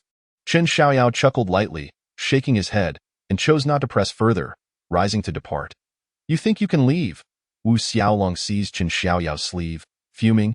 "You think you can escape after your manipulations? Who knows if the old man will awaken? Especially if he will survive. Begone." A glint of coldness flashed in Chen Xiaoyao's eyes as he flicked his sleeve, sending Wu Xiaolong sprawling several meters back, crashing into a flurry of objects. "You dare to strike me? You are far too arrogant," Li Naren glared, blocking the doorway. "What are you doing, Aunt Ran?" Chang Li's temper flared as he shot a piercing look her way. Regret washed over him. Had he known this would transpire, he would never have invited Chen over. Yet, if Chen hadn't come, wouldn't the old man have perished? And now, how could his Aunt Ran act so aggressively? Chang Lu was utterly bewildered, but his confusion was inconsequential. Since Chen had declared the old man would be fine, he chose to trust him. "Are you turning against your own?" Li Naren's anger ignited as she perceived Chang Li's gaze. A young scion of the family, even if he was the eldest son, had no right to look at her in such a manner. The reason for her ire was simple. She had a son of her own. The future of the family's assets was still uncertain. Chen Xiaoyao gently patted Chang Li's shoulder, who looked up to meet his gaze. With a calm smile, Chen Xiaoyao said, "Alu, remain composed. Sit and enjoy tea with me." Very well." Chang Le shot a resentful glance at Li Naren before taking a seat beside Chen Xiaoyao. Chen Xiaoyao sipped his tea, maintaining an air of tranquility, unaffected by their attitudes. The absorption of malevolent energy had significantly enhanced his physique, rendering this endeavor quite fruitful. Thus, he bore no resentment. "You still have the audacity to drink tea?" Wu Xiaolong, trembling as he steadied himself against the wall, rose with great difficulty. He had narrowly escaped a fate worse than death from Chen Xiaoyao's earlier flick. He pointed an accusing finger at Chen Xiaoyao, seething, "Let me remind you, I am a disciple of Zhuge Shanshi, and his connections are beyond your imagination. You have struck me today, and that is tantamount to striking Zhuge Shanshi. Then perhaps I should eliminate you," Chen Xiaoyao replied with a faint smile, his tone utterly placid. What Wu Xiaolong's heart sank, fear washing over him as his trembling finger faltered. In the end, all it came down to was the degree of offense. Was it not? Chen Xiaoyao lightly flicked his fingertips, and a fierce gust of wind surged forth. The onlookers could feel the surrounding air sharp enough to slice through their throats, leaving them all in a state of astonished dread. As their gazes fell upon Wu Xiaolong, his face was ashen, his pupils constricted, and he had collapsed to the ground. A crimson streak marred his face, and the ground beneath him was damp, exuding a foul odor. The wall bore the marks of a blade, a chilling scar measuring over a foot in length, the indentation exceeding 4 inches, truly terrifying. This. Chang Bin's complexion instantly turned pale. Could it be that Wu Xiaolong had perished? Died in the Chang family? No, it can't be. His second uncle was equally startled, and upon closer inspection, he noticed Wu Xiaolong was merely gasping for breath, having soiled himself in fear. As long as he was alive. That was sufficient. Chapter 63. Why be polite? Wu Xiaolong had never before felt life to be so fragile. He clearly saw that gust of wind, swift yet slow, and by the time he realized it, it was far too late. He could not evade it. By the time he comprehended the situation, he was already warm in his trousers. He had not died, merely spared by Chen Xiaoyao's mercy. Big brother. I was wrong. Wu Xiaolong, drenched in cold sweat, felt a chill in his heart and hastily knelt down, banging his head against the ground. Throughout his career, he had treated numerous ailing martial artists, those individuals gasping for breath, and he had always regarded them with a condescending attitude, never considering them remarkable. But just moments ago, Wu Xiaolong had come to a stark realization. These individuals could easily end his life with a mere finger, terrifying beyond compare. He understood that Chen Xiaoyao had no intention to kill him. They often spoke of the great terror between life and death, but Wu Xiaolong thought it was nonsense. He felt not an ounce of terror, and if it weren't for his wet trousers, he wouldn't have realized he was teetering on the brink of the underworld. All that remained was the lingering fear. Wu Xiaolong wished he could slap himself twice for daring to question such an existence. He truly felt he had been living too long. Chen Xiaoyao, unfazed, did not permit him to rise. Individuals like him needed to experience some lessons to avoid thinking themselves superior. After sipping his tea, he said indifferently, "Continue bowing. You may rise only when the old man awakens. Big brother is right." Wu Xiaolong's forehead was covered in sweat, but he still managed to give a thumbs up before continuing his kowtowing. "Brother Chen, is he a masochist?" Chang Lu nearly burst out laughing at the sight, but seeing Li Naren's expression, he managed to stifle his laughter. Chen Xiaoyao glanced over but chose not to respond. However, Chang Bin and the second uncle exchanged glances, their expressions revealing a mix of hesitation and restraint, as they observed Chen Xiaoyao sipping his tea and refrained from intervening. Chen Xiaoyao could endure Wu Xiaolong's kowtowing, but the Chang family could not afford such displays from him. After all, this man was a disciple of the renowned Zhuge Shanshi, and witnessing him bow so deeply was indeed unsettling. Chang Lu seemed to share this sentiment, muttering, "My family's floor is quite expensive.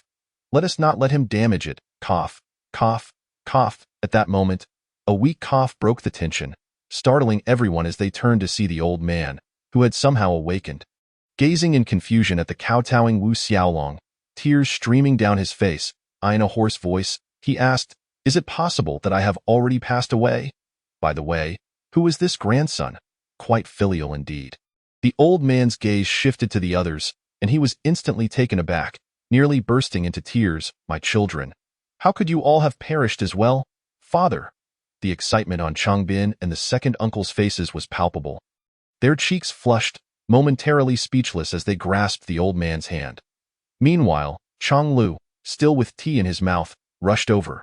The old man looked at Changlu, his mouth agape, finally unable to hold back. "Grandson, have you truly turned into a fool?" Then, bursting with anger, he exclaimed, "Who on earth is so audacious as to not spare even my foolish grandson?" "Huh?" Upon witnessing the old man's profound sorrow, Changlu halted in disbelief. Looking at the old man with confusion, I have also died. When did this happen? An illusion, perhaps? No, it's a mirage, damn it, that cursed blue dye. You little rascal. Changbin, seeing Chang Li's expression, erupted in fury and slapped him on the head. At that moment, Changbin himself received a swift slap, turning to find the old man glaring at him. "My grandson is in this state, and you little brat, dare to strike him? No, father, you are still alive." The second uncle finally gritted his teeth, exclaiming, "What is the meaning of this? Ordinarily, you should have many years left to live." "Huh?" The old man looked puzzled. He distinctly remembered a time long ago when he had a moment of clarity, only to then cough up blood. Was he truly still alive? Truly a testament to the resilience of martial artists. "No, we have all fallen victim to the mirage. We are all dead," Changla sobbed, clutching his grandfather. "Get away from me!" The second uncle, seeing Changla causing further chaos, was instantly enraged and kicked him aside. Chun Xiaoyao chuckled softly, recognizing that Changlu's personality was inherited from someone, and it was evident to anyone who looked up. "Be big brother?" Wu Xiaolong weakly gazed at Qin Xiaoyao, wanting to leave but too afraid to do so. "Dio, as you wish." Qin Xiaoyao, uninterested, picked up his medicinal herbs, preparing to depart. "Brother Qin, thank you." Changlu expressed his gratitude, realizing he had not misjudged. His elder brother was indeed an unparalleled master. "Mr. Chun, I sincerely apologize for the misunderstanding earlier," Changbin said, his expression somewhat awkward. As he had indeed believed Wu Xiaolong's words, thinking Qin Xiaoyao had tampered with things. Li Naren stood at the back, her expression fluctuating, hesitant to step forward, and even more reluctant to apologize to Chen Xiaoyao. "Ha ha ha, Master Qin's medical skills are unparalleled, and he possesses a magnanimous spirit. He would not be perturbed by our words." Wu Xiaolong chuckled, scratching his head, internally cursing himself for being a fool for speaking out. He had truly embarrassed Zhuge Shini. Qin Xiaoyao shot Wu Xiaolong a glance, causing him to shiver, but he chose to ignore him and address the others. "The looks you gave me earlier were quite irksome." Upon hearing this, Chang Bin's mood plummeted, yet he dared not speak further.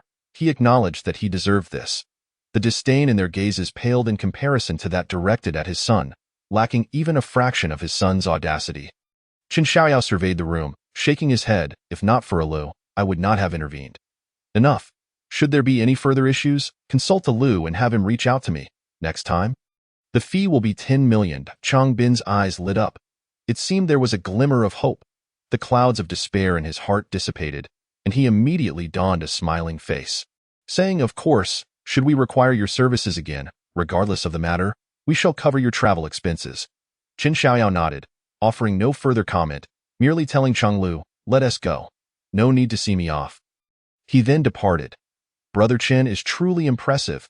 If only I could extort a few million from my father, my small fortune would become a grand one." Changlu thought to himself, grinning, but his smile was soon met with a slap to the head, leaving him bewildered as Changbin glared at him, frustrated. "You truly won't see him off? Hurry and go." "Oh, oh, oh." Changlu dashed forward, catching up to Qin Xiaoyao. Qin Xiaoyao turned to see Changlu grinning. "Brother Qin, thank you. Between us, there's no need for formality. Treat me to a meal next time." Qin Xiaoyao replied with a gentle smile. "That is a promise." Changlu thumped his chest. "Next time, order whatever you like." "Your words are sufficient. Very well, if there are any matters, contact me by phone." As Changlu watched Qin Xiaoyao's figure gradually recede, his smile faded.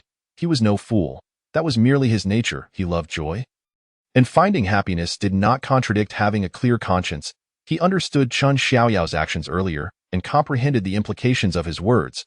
He intended to elevate his importance in the eyes of the Chang family. especially now that he had Chen Xiaoyao's connections, solidifying his position within the family. However, would this not pose some trouble for Brother Chen? Suppressing many of his grievances solely to assist himself, Chong Li's heart brimmed with gratitude. And a smile graced his face. Brother Chen, you are truly wonderful. If I were a woman, I would certainly offer myself to you. Offer yourself to him for what? Wu Xiaolong inquired, preparing to leave but reluctant to depart alongside Chen Xiaoyao. Why are you so chatty? Do you want me to see you off? Chong Li shot him an irritated glance, annoyed that he was eavesdropping. Your attitude has shifted rather abruptly. Today, I accept my defeat. There's nothing more to say, Wu Xiaolong replied, rubbing his forehead, grinning and snorting, ignoring the foolish boy as he limped away. Chapter 64. Resigned to my fate, the night had yet to deepen, and the lights twinkled like stars. Outside Qingyue Mountain Villa, security was tightly enforced. Chen Xiaoyao sensed the malevolent energy he had absorbed earlier stirring within him, as if it might burst forth from his control at any moment. Hence, he sought out a nearby pavilion to refine it. His actions naturally attracted the attention of the on-duty security personnel. Though Chen Xiaoyao's behavior seemed suspicious, the guards recognized his identity and did not pursue the matter further. Luxury cars came and went, some understated, others ostentatious. The ostentatious ones were typically driven by young masters or young ladies. The sight of the young man sitting cross-legged in the pavilion piqued their interest. Though most regarded him as a madman, revving their engines as they commenced their nocturnal revelries, in a white BMW, Su Qian gazed out of the window as usual, admiring the enchanting yet chaotic neon lights. 3 years ago, her family was not as well off as it is now. Back then, she felt a tinge of inferiority, always clad in her school uniform. Perhaps life just passed by day, especially when she caught sight of the flickering lights outside the car. Su Qian often found herself lost in thought. Life is indeed wondrous, and seizing a moment of fortune can lead to soaring success. Her father's keen instincts had led him to seize an invaluable opportunity following the demise of a prominent family, allowing him to ascend the social ladder. Yet, 3 years later, Su Qian's mindset had not shifted. She had become a wealthy individual. Soon, Su Qian noticed Chen Xiaoyao sitting cross-legged beneath a pavilion. The fleeting memories shattered, and her brow instinctively furrowed. What was Chen Xiaoyao doing here? Was he deliberately waiting for her? Was he still unwilling to give up? As Li Ming, who was driving, also recognized the familiar face, he couldn't help but express his annoyance. He had been stabbed multiple times that day. Although his injuries were not severe, the incident had left a lasting grudge in his heart, and he was still wrapped in bandages. Huang Lili, sitting in the passenger seat, glanced back and felt a surge of anger, scoffing disdainfully. No need to guess. He must have learned that Xin Xian lives here and came to scout the area. How shameless! Just thinking about that day makes my blood boil. Turning her gaze to Su Qian in the back seat, Huang Lili urged, Xin Xian, you mustn't let this scoundrel deceive you. Luckily, we spotted him today. Ugh, what a disgusting stalker. Su Qian cast a brief glance before retracting her gaze, assuring, don't worry, I have no feelings for him whatsoever. That's right, Li Ming scoffed, he should take a good look at himself. Does he even belong in Qingyue Villa? How shameless. Qingyue Villa was the residence of the affluent in Qingzhou, where most wealthy individuals own properties. My dear, today presents a splendid opportunity. Huang Lili's eyes sparkled, her smile returning. They had planned a race with the daughters of the rich tonight, and now encountering Chen Xiaoyao was a rare chance indeed. Heh, just as I intended. A glimmer of coldness flashed in Li Ming's eyes as he took out his phone. Hello, Brother Jiang. Hold on for a few minutes. I've run into an acquaintance. As he spoke, he parked the white BMW to the side, and the group exited the vehicle, their gazes drawn to the luxury cars that had come to a halt behind them, which only delighted Li Ming further. Is this really necessary? Although Su Qian harbored no fondness for Chen Xiaoyao, witnessing the aggressive demeanor of the group made her feel a twinge of sympathy, knowing the nature of these wealthy youths. Xin Qian, your heart is just too soft. If you drive this shameless person away, he won't dare to cling to you again, Huang Lili said contemptuously, convinced that they wouldn't let Chen Xiaoyao off easily, especially with their numbers. Well, fine, Su Qian conceded, recognizing that this might indeed be a viable solution. As they awaited the approach of the wealthy heirs, Li Ming inquired, what acquaintance? Brother Jiang, accompanied by a group of young gentlemen and ladies. approached, and it was evident that he was their leader. Brother Jiang, these injuries of mine are all thanks to him. Li Ming seethed, raising his arm to reveal his wounds, knowing it would take at least half a month to heal. And scars were inevitable. The thought of seeing those scars and recalling Qin Xiaoyao made him feel miserable. Oh, is there someone so bold as to lay a hand on you? A boy behind Jiang chuckled, showing no concern for Li Ming. Sun Xiao, don't tease me. I'm preparing to settle the score with him now, Li Ming replied, though he could say little more. Let's take a look, Brother Jiang said, feeling somewhat amused. As it was merely a matter of stepping on a few people, there were hardly any in Qingzhou who could withstand him. Young Master Qin, how have you been lately? Huang Lili called out angrily as they drew near. Chen Xiaoyao slowly opened his eyes, a hint of menace flickering within. Young Master Qin, without a place to stay, are you sleeping here? Li Ming sneered, wishing to physically confront Chen Xiaoyao rather than engage in a verbal spar. Is it really him? Brother Jiang raised an eyebrow, unimpressed by Chen Xiaoyao's appearance, wondering if he was still a high school student. Li Ming, why don't you just slap him and be done with it? Sun Xiao remarked, clearly irritated. You all, Xu Qian observed the aggressive crowd, hesitating to speak further. Perhaps it was for the best. After this, Chen Xiaoyao might think twice before approaching her again. Chen Xiaoyao cast a casual glance at them, stating, Zhang Wenjie, Sun Qian. Oh kid, you've got good eyesight. You recognize us, Sun Qian mocked with a sneer, leaning casually against a pillar, his gaze condescending. Qin Xiaoyao, do you have no shame? You know Su Qian lives here, yet you still follow her? Huang Lili exclaimed loudly, pulling Su Qian close and pointing at him. Qian, you should say something to him. Su Qian looked into Chen Xiaoyao's eyes, feeling a pang of sympathy. Yet, recalling her lack of feelings for him, she thought it best for him to give up early, for everyone's sake. Taking a deep breath, she addressed Chen Xiaoyao with a cold gaze. Chen Xiaoyao, there is no need for you to act this way. You must understand that we are no longer on the same level. What I desire, you could never provide in your lifetime. Even if your feelings are genuine, what is sincerity worth in this era? Chen Xiaoyao, can you not let go of your affections for me? Oh. Sun Qian laughed heartily, clapping his hands. What a hurtful statement. Poor boy, are you about to cry? Zhang Wenjie wore a mocking grin, reveling in the ridicule directed at Chen Xiaoyao. Huang Lili, upon hearing Su Qian's words, smirked with scorn and taunted, Chen Xiaoyao, did you hear what Su Qian just said? You should show up less in front of her, if you wish to pursue her. You might want to take a good look at yourself first. Their shouts attracted the attention of passers-by, their gazes filled with curiosity. Did you hear that? You should leave quickly. A con artist like you has the audacity to remain here. Do you know where this is? Do you know who resides here? The money you've scammed in your lifetime wouldn't even be enough to buy a toilet here, Li Ming added gleefully, suddenly feeling his wounds cease to ache. Actually, that kid looks quite youthful, but his background is too far removed from theirs. Though their words are harsh, they do speak the truth. A woman nearby with delicate features shook her head gently. Had she been a decade younger and still in school, she might have fallen for Chen Xiaoyao's charms. Unfortunately, they were in Qingyue Villa, a haven for the affluent. The man beside her chuckled, shaking his head. Differing in opinion. I think this kid has some potential. The woman looked puzzled. Why do you say that? The man pointed at Chen Xiaoyao. Did you not see the look in his eyes? Do you wish to die? Chen Xiaoyao's indifferent gaze fell upon them, utterly apathetic. His words rendered Zhang Wenjie and Sun Qian momentarily speechless. Are you threatening us? Sun Qian glared at Chen Xiaoyao, his handsome face twisted in anger. Filled with disdain for someone who seemed merely a student, yet spoke so arrogantly. Chen Xiaoyao, you are quite audacious. You have no idea of the identities of the individuals standing before you. Huang Lili seethed, her eyes tinged with fury, as the audacity of this man to threaten the offspring of a prominent family left her incensed. Kid, though I might come off as boastful, I must say, I, Zhang Wenjie, still hold some clout in Qingzhou. If the opportunity arises, we could all have some fun together, Zhang Wenjie replied with an amused smile, a glint of menace flashing in his eyes. Su Qian's gaze trembled slightly, her hand rising in an attempt to intervene. She knew that after Chen Xiaoyao's words, he would likely face dire consequences. Though she felt a pang of sympathy, she ultimately lowered her hand. Su Qian had finally integrated into the circle of Qingzhou's wealthy youth. She couldn't afford to stand out. Her expression was complex as she sighed.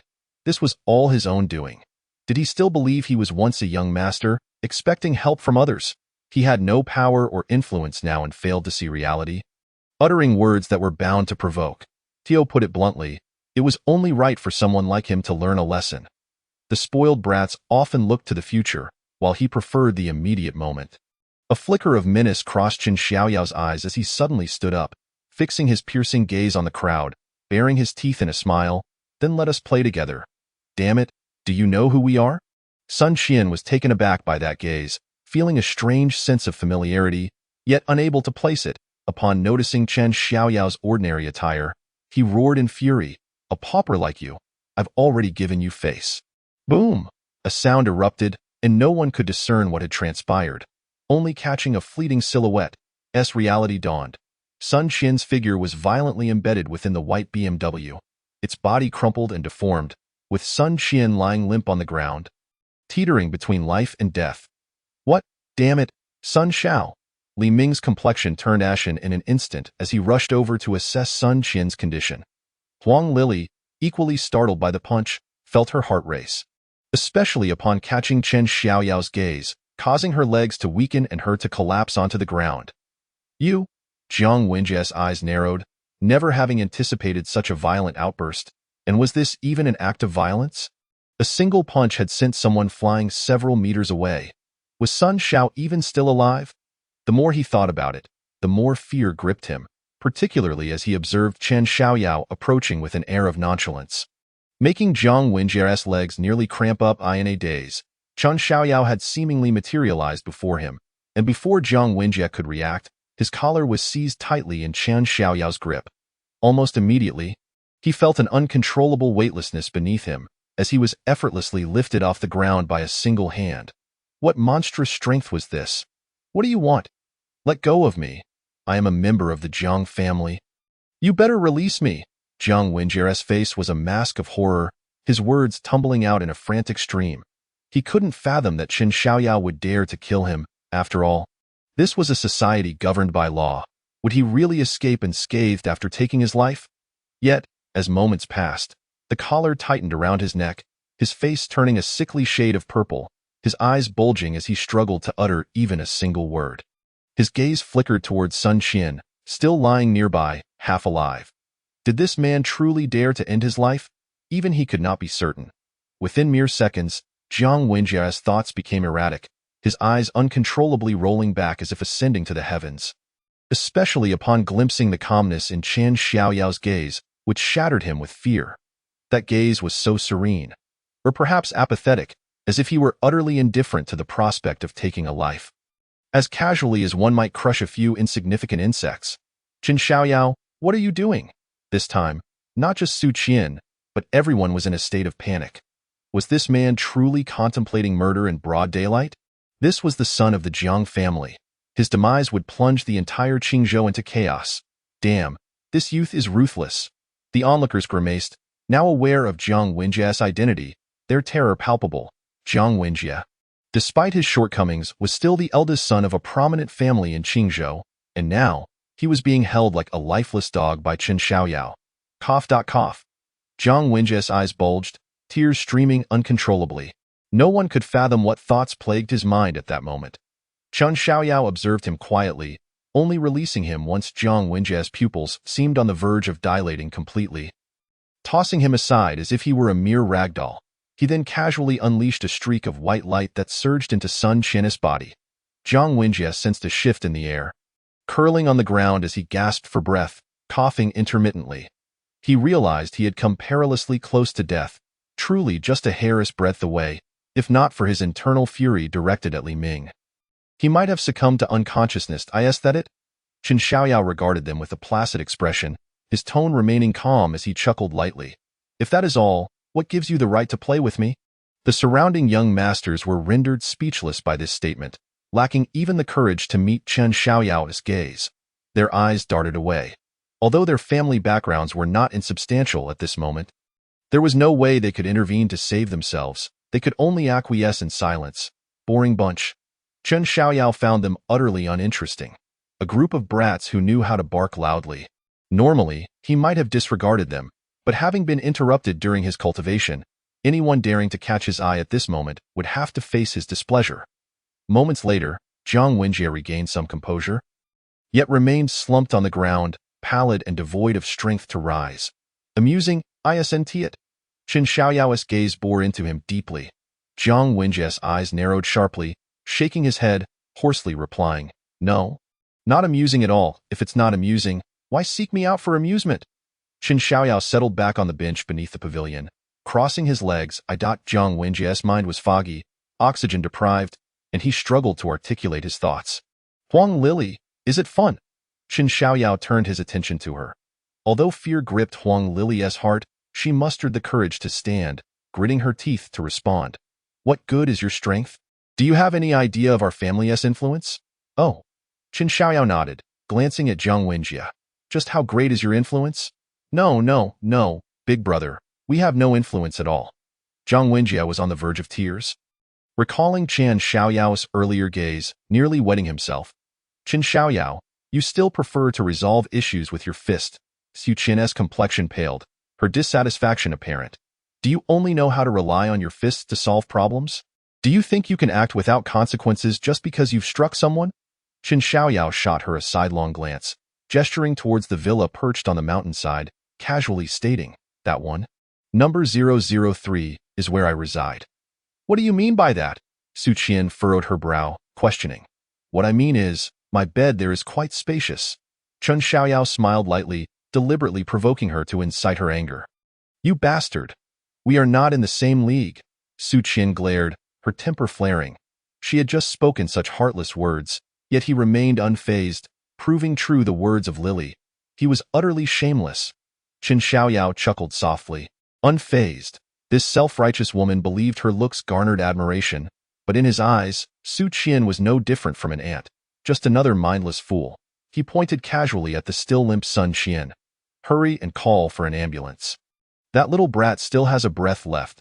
"Do the individual hiding behind the car. Are you playing hide and seek with me?" Qin Xiaoyao cast a light glance, a smirk playing on his lips. "I've just recalled something amusing. I wonder if you can handle it." With a gentle snap of his fingers, he distorted their perception, and as Qin Xiaoyao surveyed the astonished crowd, he smiled lightly, completely indifferent, leisurely turning to leave. Chapter 66. Artificial Respiration Hemph. "What can you withstand? You've struck someone from the Sun family. Just wait for your death." Li Ming, hiding behind the white BMW, harbored a fierce resentment. This vehicle had cost nearly 2 million, and within just 2 months of ownership, it had been ruined by Qin Xiaoyao.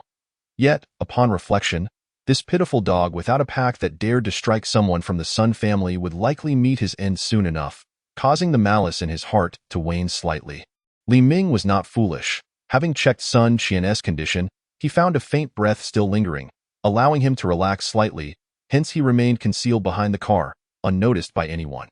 After Qin Xiaoyao snapped his fingers, it was as if a resounding bell tolled in everyone's minds, their bodies shuddering slightly before their clarity returned. Su Qian, feeling utterly lost, clutched her phone in confusion. She had already dialed for help. Yet she pondered the futility of involving the police. Li Ming had attempted to ram Qin Xiaoyao, but instead had collided with Jiang Wenjie and Sun Qian. Would she be reporting her own people? Moments later, Sun Qian, lying on the ground, briefly regained consciousness, spitting out a few mouthfuls of blood, trembling as he pointed weakly at Li Ming, wanting to curse him.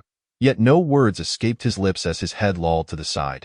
Slipping back into unconsciousness, Jiang Wenjie limped over, spotting Li Ming behind the car, a flash of coldness crossing his eyes, and he delivered a resounding slap, seething. "Are you out of your mind? Do you want to kill us?" "I am sorry. I'm sorry." Li Ming's face turned pale, nearly crying, covering his face as he pleaded. "Brother Jiang, I didn't mean it. I was just overwhelmed with anger and lost control." "Lost control?" Jiang Wenjie's eyes blazed with fury, and he slapped him again. "Li Ming, you've got some nerve, daring to hit someone in broad daylight? Even if Qin Xiaoyao truly lacks power, there are so many eyes watching you here. Do you really dare to strike? Would your father have the audacity to be so brazen?" Jiang Wenjie coughed a few times in anger, his gaze fixating on the crumpled car. Wishing he could strangle Li Ming. "Look at what you've done to this car. It's practically totaled, and you dare claim it was a drift?"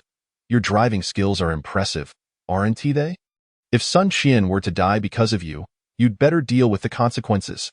Hearing this, Li Ming felt his blood run cold, eyes locking onto the unconscious Sun Qian, nearly in tears as he rushed over. "Sun Xiao, hang in there. I'll perform artificial respiration with that." He quickly knelt on the ground to commence mouth-to-mouth resuscitation, hesitating to perform CPR, fearing he might inadvertently kill Sun Qian. Huang Lili was already in tears. If Sun Qian were to die due to Li Ming's actions, they would all be doomed. Despite being younger than the few of them, Jiang Wenjie and Sun Qian belonged to the upper echelons of Qingzhou's families. While they barely reached the second tier, which is why Li Ming referred to Jiang Wenjie as Brother Jiang, Xu Qian attempted to reassure him. "It's fine. The ambulance is on its way." Jiang Wenjie's ominous expression lingered.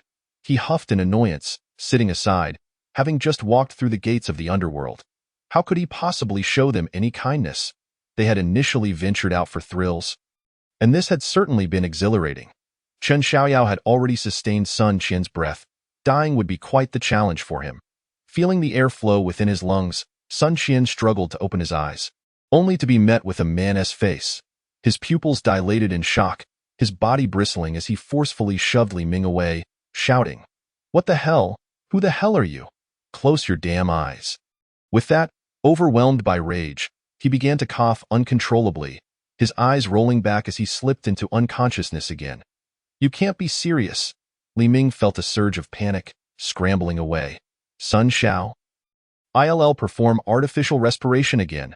Jiang Wenjie closed his eyes, his jaw muscles tense. Though he was furious, at least Sun Qian was relatively unscathed.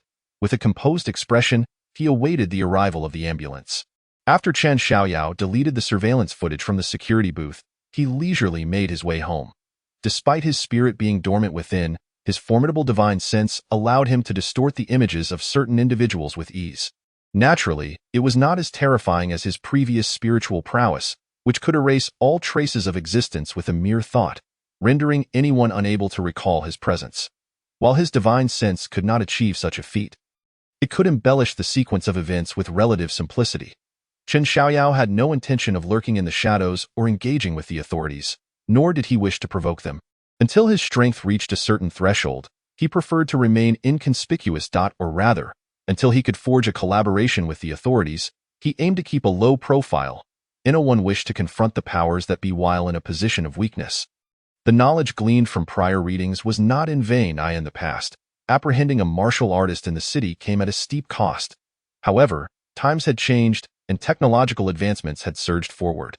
With cordoned-off areas, evacuations of crowds, deployment of robotic dogs and drones, and relentless self-detonations to exhaust resources, the subsequent involvement of military forces or martial artists for extermination was remarkably low cost. Chen Xiaoyao was not so arrogant as to believe he could reign supreme with his current capabilities. Nor did he harbor the trivial ambition of becoming a regional ruler, which would merely paint a target on his back. A target, after all, exists to be shot at. Instead of becoming a target, he opted for steady development. If collaboration was possible, he would pursue it. If not, he would maintain a respectful distance. Chen Xiaoyao regarded the authorities with apprehension, knowing that should his safety be threatened, he could always release his spirit, plunging everyone into despair together. Ultimately, such an act would be deemed an inhumane folly. The correct approach lies in cultivating more friends while minimizing enemies.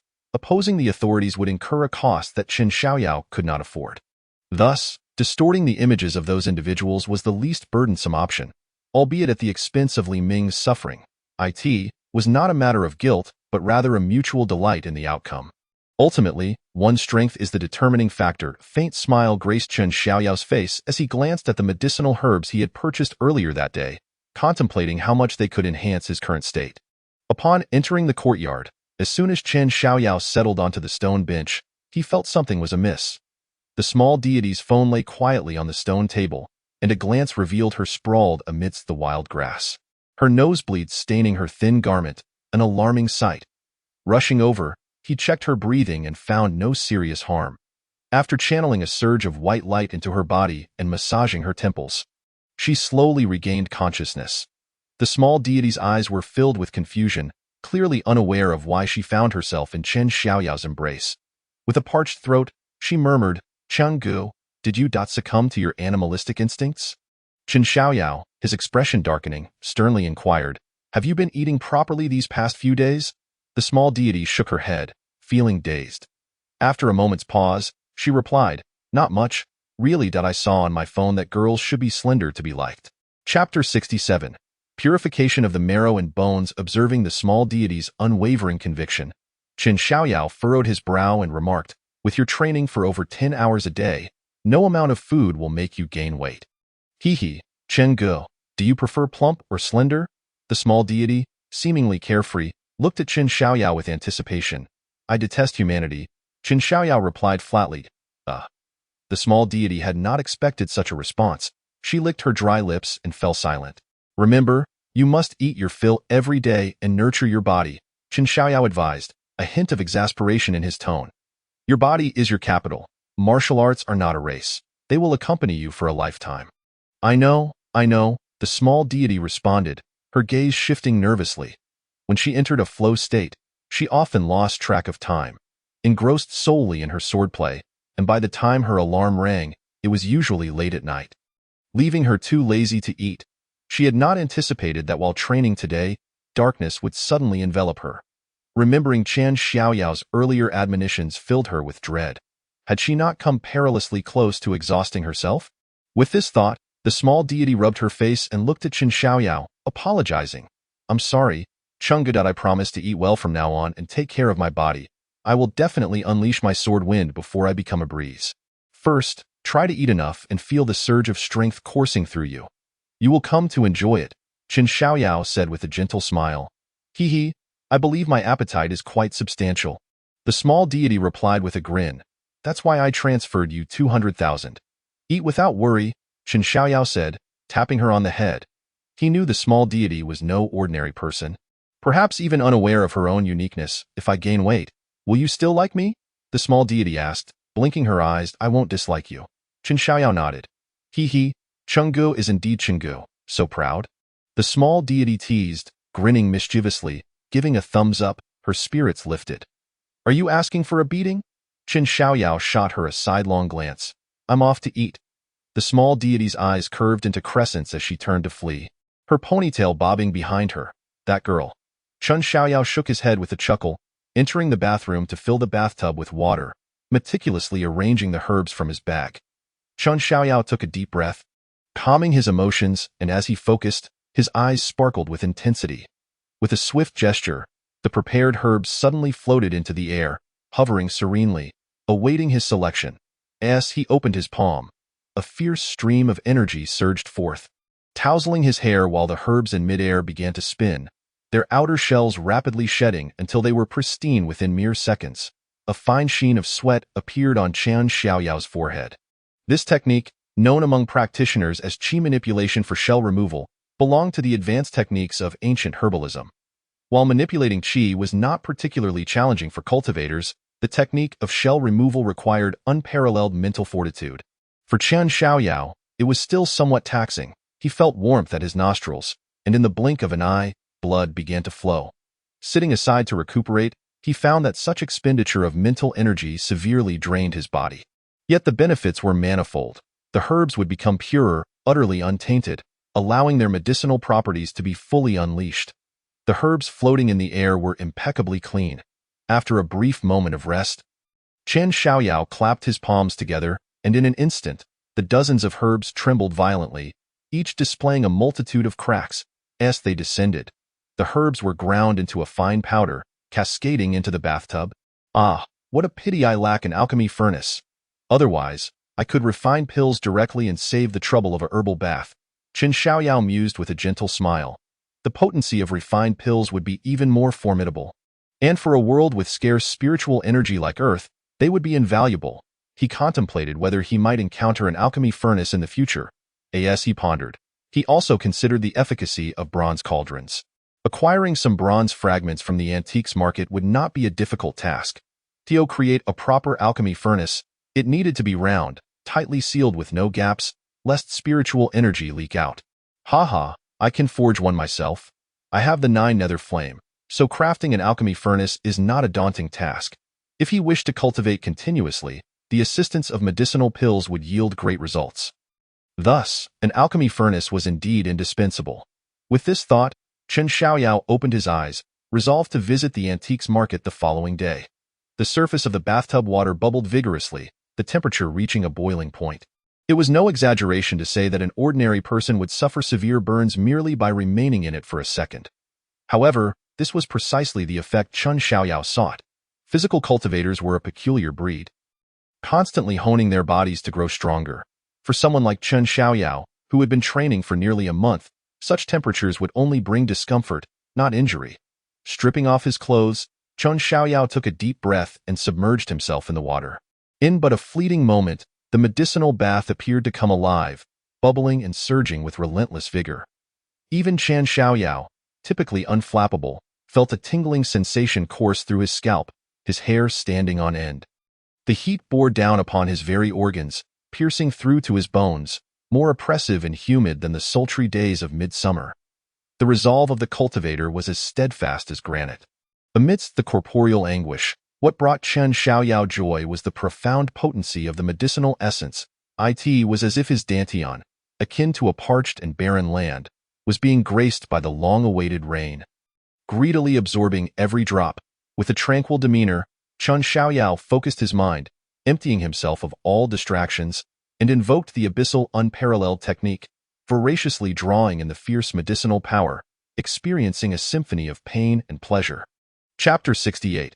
The antique market. Uncertain of how much time had elapsed, Chen Xiaoyao slowly opened his eyes, a flash of golden light flickering momentarily as he expelled a breath of stagnant air.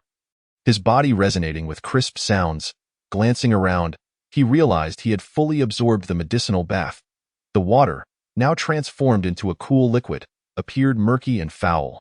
The cleansing of marrow had banished all impurities from his organs. The fortification of his bones had rendered the meridians of his dantian more resilient, and with each breath, he felt a surge of life force.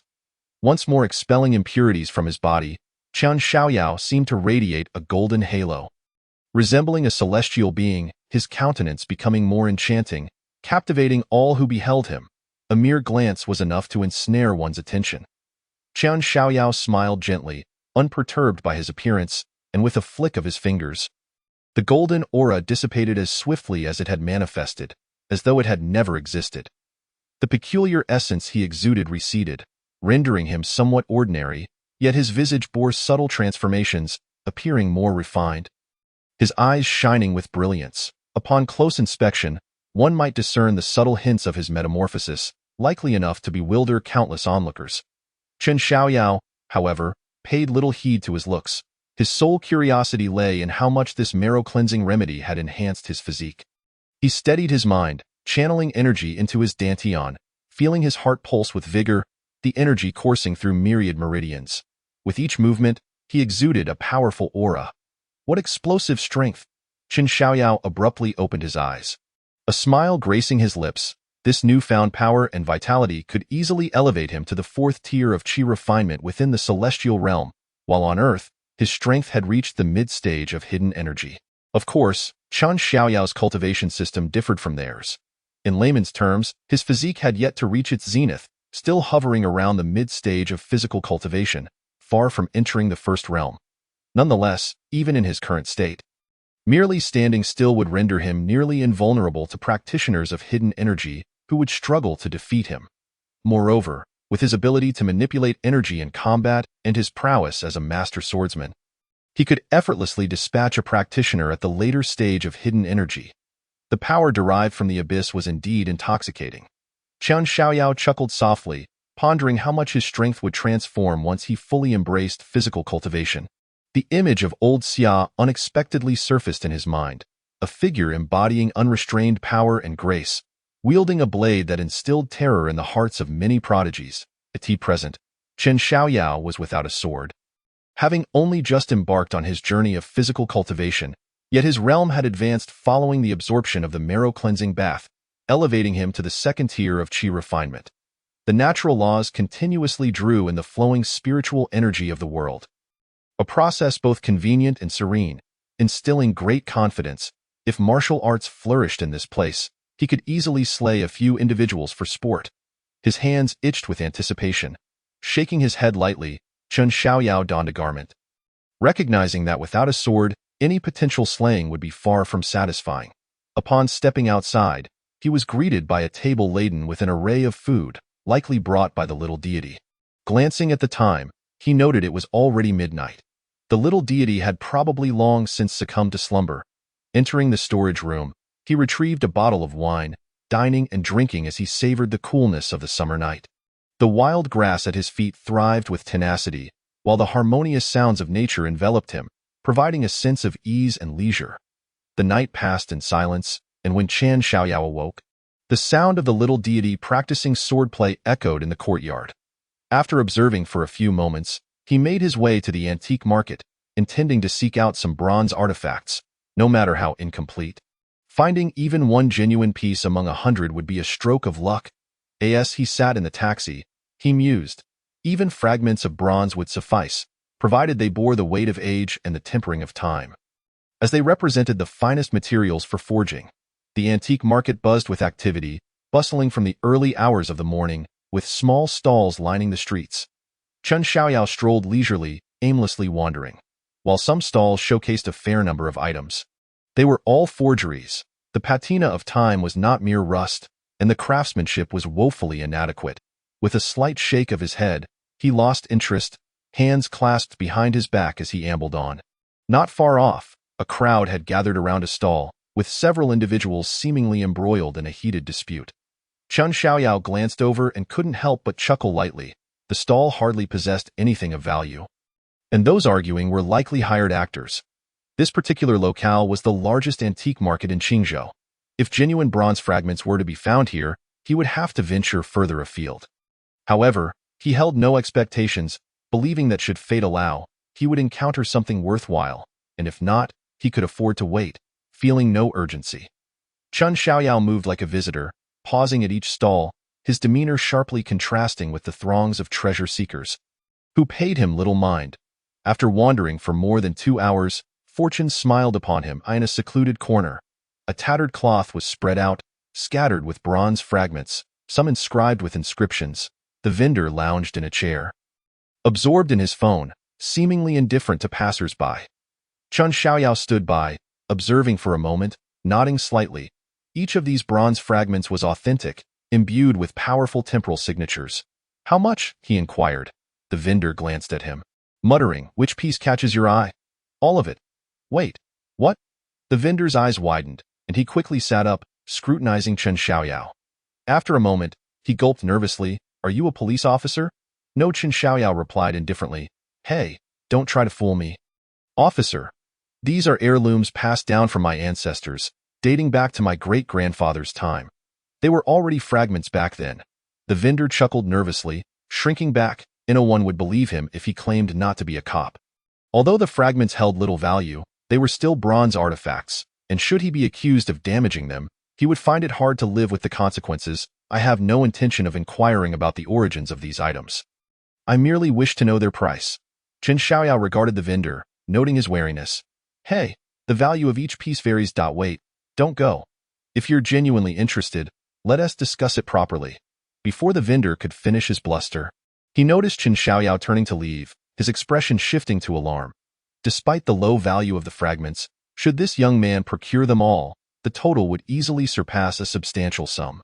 Only a fool would let such a lucrative opportunity slip away. Chapter 69. "I have my eye on it, let me calculate for you. Each piece has a different value," the vendor began. But as his gaze darted around, he cleared his throat, addressing Chen Xiaoyao. "Look, brother, are you playing games with me? If I calculate each piece individually, it'll take at least 2 hours. If I'm busy doing the math while you slip away, I'd look like a fool. Besides, who collects this many fragments anyway? The value of these bronze pieces isn't high, and I can't even ascertain their precise age, but it's safe to assume they're worth more if I estimate high. Let us agree on a flat price," Chen Xiaoyao suggested, unwilling to wait for the vendor's slow calculations. "A flat price? You think this is just a cabbage?" the vendor murmured, realizing a flat price would mean a significant loss for him. 100,000. Chen Xiaoyao stated, giving him a knowing look. Though he knew he would be selling at a loss, the prospect of receiving a genuine 100,000 in cash was tempting. The vendor blinked rapidly, clearly conflicted. It's just some fragments. How long will it take to sell at your own pace? Can you even sell them at all? Chen Xiaoyao's offer was hardly a steal. After a moment of hesitation, the vendor nodded, hastily packing the large bundle of bronze fragments into a box. After receiving the payment, he wore a broad grin, neglecting to gather the tattered cloth from the ground as he hurried away. Fearful that Chen Xiaoyao might change his mind, Chen Xiaoyao watched the vendor's retreating figure unperturbed.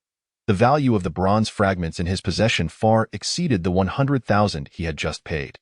He intended to forge a unique alchemical furnace from them, a creation worthy of the 5,000 years of history within China.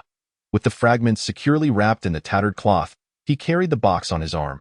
Although the estimated weight exceeded 200 pounds, he lifted it effortlessly, his face betraying no sign of exertion. Just as he was about to depart, Chen Xiaoyao suddenly paused, turning his gaze toward the west. A curious sound escaping his lips, this sensation. His brow furrowed slightly, and he pivoted, walking in that direction. Within his line of sight, a stall emitted wisps of azure smoke, catching his attention. Chen Xiaoyao followed the trail of the azure mist and soon discovered that he had stumbled upon a jade stone stall. Rather than finely carved jade ornaments, he found an array of unrefined jade stones, each with its own unique appearance. They're truly a stall selling raw stones in this antique market. The proprietor of the stall, a burly man with thick eyebrows and a robust physique, was panting as he squatted beside it, puffing on a cheap cigarette.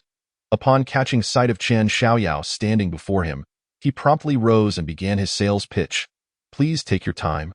Esteemed guest, these are all freshly arrived materials, just unloaded from the truck, so they have just arrived. Chen Xiaoyao thought, glancing at the small truck that still bore remnants of unrefined stones. Without further ado, he pointed at a piece emanating a faint green smoke, which appeared rather ordinary, and declared, I'll take this one. The stall owner's smile grew increasingly pronounced as he recognized that this young man was merely a novice in the realm of raw stone purchasing. After all, who would choose raw stones without scrutinizing them for at least several minutes, as if selecting a watermelon? Though the stall owner entertained such thoughts, his hands were nimble. He swiftly lifted the chosen stone and placed it on the scale. Flicking off the ash from his cigarette and looking towards Chen Xiaoyao as he stated, Our stones are priced at 400 per jin. Once purchased, it's non-refundable. The quality is solely at your discretion. Should you misjudge, we bear no responsibility. How much? Chen Xiaoyao inquired, seemingly unconcerned. Let me see. It weighs 52 jin, totaling 20,800. However, I can give you a discount, making it 2,700. Would you prefer cash or card? Card. Chen Xiaoyao handed over his card, a hint of delight shimmering in his eyes. He had unexpectedly encountered a remarkable stone, one that could greatly assist in his cultivation, providing tranquility and serenity to its bearer, even enhancing the quality of sleep if kept close at night. Even if its utility for Chen Xiaoyao was limited, it could serve as a thoughtful gift, a commendable choice nonetheless. Just then, a slightly shrill voice interrupted the pleasant exchange between Chen Xiaoyao and the stall owner. Wait!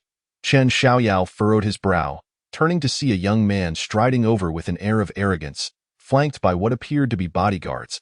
He approached the stall owner, looking down his nose and declaring, I have my eye on that stone. The stall owner's expression shifted instantly, adopting a sycophantic demeanor. Is this Li Weitian, the young master of the Li family? What a surprise to see you here today. The murmurs among the nearby vendors revealed their envy. The young master of the Li family has arrived. One of the top 10 families in Qingzhou, they whispered, glancing at the jade stall owner with a mix of admiration and envy. Li Weitian? Chen Xiaoyao was momentarily taken aback, recalling that this individual had once been his subordinate, a mere bag carrier in his wake. Chen Xiaoyao, what brings you back to Qingzhou, and you didn't even bother to inform me? Li Weitian sneered, his gaze filled with contempt as he glanced at Chen Xiaoyao. Li Weitian had recognized Chen Xiaoyao from a distance, and the familiarity of his features sparked a complex whirlwind of emotions within him. Satisfaction, mockery, anger, and arrogance. I carried your bags for 3 years, and now I finally have the chance to confront you. Although Li Weitian had heard from Li Ming that Chen Xiaoyao had returned, he was unaware of his whereabouts. Today, as fate would have it, he happened upon him at the antique market, prompting a wave of excitement. Young Master Chen, what an interesting outfit you have. Just returned from working in the big city? Li Weitian taunted, eyeing the cardboard box that Chen Xiaoyao was holding. "Where's your servant? Isn't that you? Or do you wish to carry my bags again?" Chen Xiaoyao replied with a light chuckle, seemingly unfazed. "How dare you?" Li Weiyan's face flushed with indignation. After the Chen family fell to the Liu family, resources and positions had opened up, allowing the Li family to ascend. Yet now, Chen Xiaoyao had the audacity to speak to him in such a manner. "Have you lost sight of your own status? Do you not see the disparity in our current standings?" Li Weiyan retorted, pointing at the raw stones on the ground with a flourish. "I'll take this entire batch." "All of it?" The stall owner was taken aback, but excitement soon replaced his surprise. A pile of stones like this could easily fetch 1 to 2 million. Not just him, but the other antique vendors nearby looked on with envy. Quickly turning to Li Weiyan, fawning, "Young Master Li, why not take a look at our trinkets?" "Of course." Li Weiyan smiled slightly, casting a haughty glance at Chen Xiaoyao, as if to say, "Do you now comprehend the chasm between us?" Chen Xiaoyao remained unfazed, while the jade stall owner, beaming with joy, swiped Chen Xiaoyao's card and processed the payment, handing back the card and receipt. "Here is your receipt." Chen Xiaoyao nodded and tucked it into his pocket. "Hey, wait a moment. Are you deaf?" Li Weiyan glared at Chen Xiaoyao, his irritation boiling over. "I am currently standing atop your head, and you show no reaction whatsoever? Are you daft?" The jade stall owner looked on, somewhat perplexed. With a cold snort, Li Weiyan pointed at the stone in Chen Xiaoyao's hand and declared, "Did you not hear? I want the stone he is holding this." The stall owner hesitated, glancing between the two. "Young Master Li, that stone has already been sold, and it is merely a piece that this gentleman selected at random." The stall owner subtly hinted to Li Weiyan, implying that the stone Chen Xiaoyao possessed was likely worthless. "And it would be best not to escalate matters unnecessarily," Li Weiyan scoffed, his patience wearing thin. He did not care whether Chen Xiaoyao's stone was valuable or not. He was here to demonstrate the disparity between them. With a glint of cold determination in his eyes, he contemptuously asserted, "People like him do not deserve to buy raw stones. I'll either pay a premium for all your stones today, or you can forget about selling any here in the future." The atmosphere shifted, the once eager antique vendors now standing on the sidelines, fearful of incurring Li Weiyan's wrath. Li Weiyan looked at Chen Xiaoyao with a triumphant smirk, reveling in his perceived superiority. "You see, your former bag carrier is now standing over you." The stall owner, feeling the pressure, turned to Chen Xiaoyao with an expression of regret. "My friend, you heard him. This gentleman is from the Li family. May I buy it back for 30,000? Not for sale." Chen Xiaoyao replied coolly. The stall owner's expression darkened, and with a resolute breath, he pressed, "How about 35,000? I wouldn't sell it for 300,000. Chen Xiaoyao shook his head.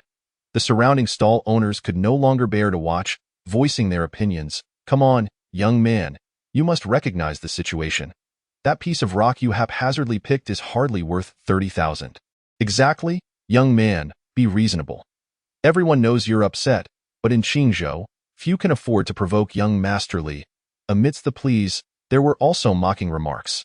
"This fellow is simply clueless. How dare he ask for 30,000? He might end up with nothing at all." Li Weiyan grinned, feeling vindicated, his gaze condescendingly fixed on Chen Xiaoyao.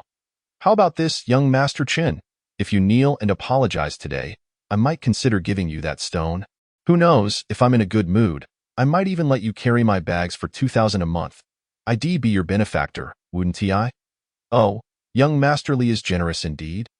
2,000 for carrying a bag. What a windfall!" The crowd murmured, alternating glances between Li Weiyan and Chen Xiaoyao, realizing that there was an old grudge between them. "How is it going, young Master Chen? Finding work is no easy feat, is it?" Li Weiyan relished their reactions, intent on humiliating Chen Xiaoyao while enhancing his own reputation.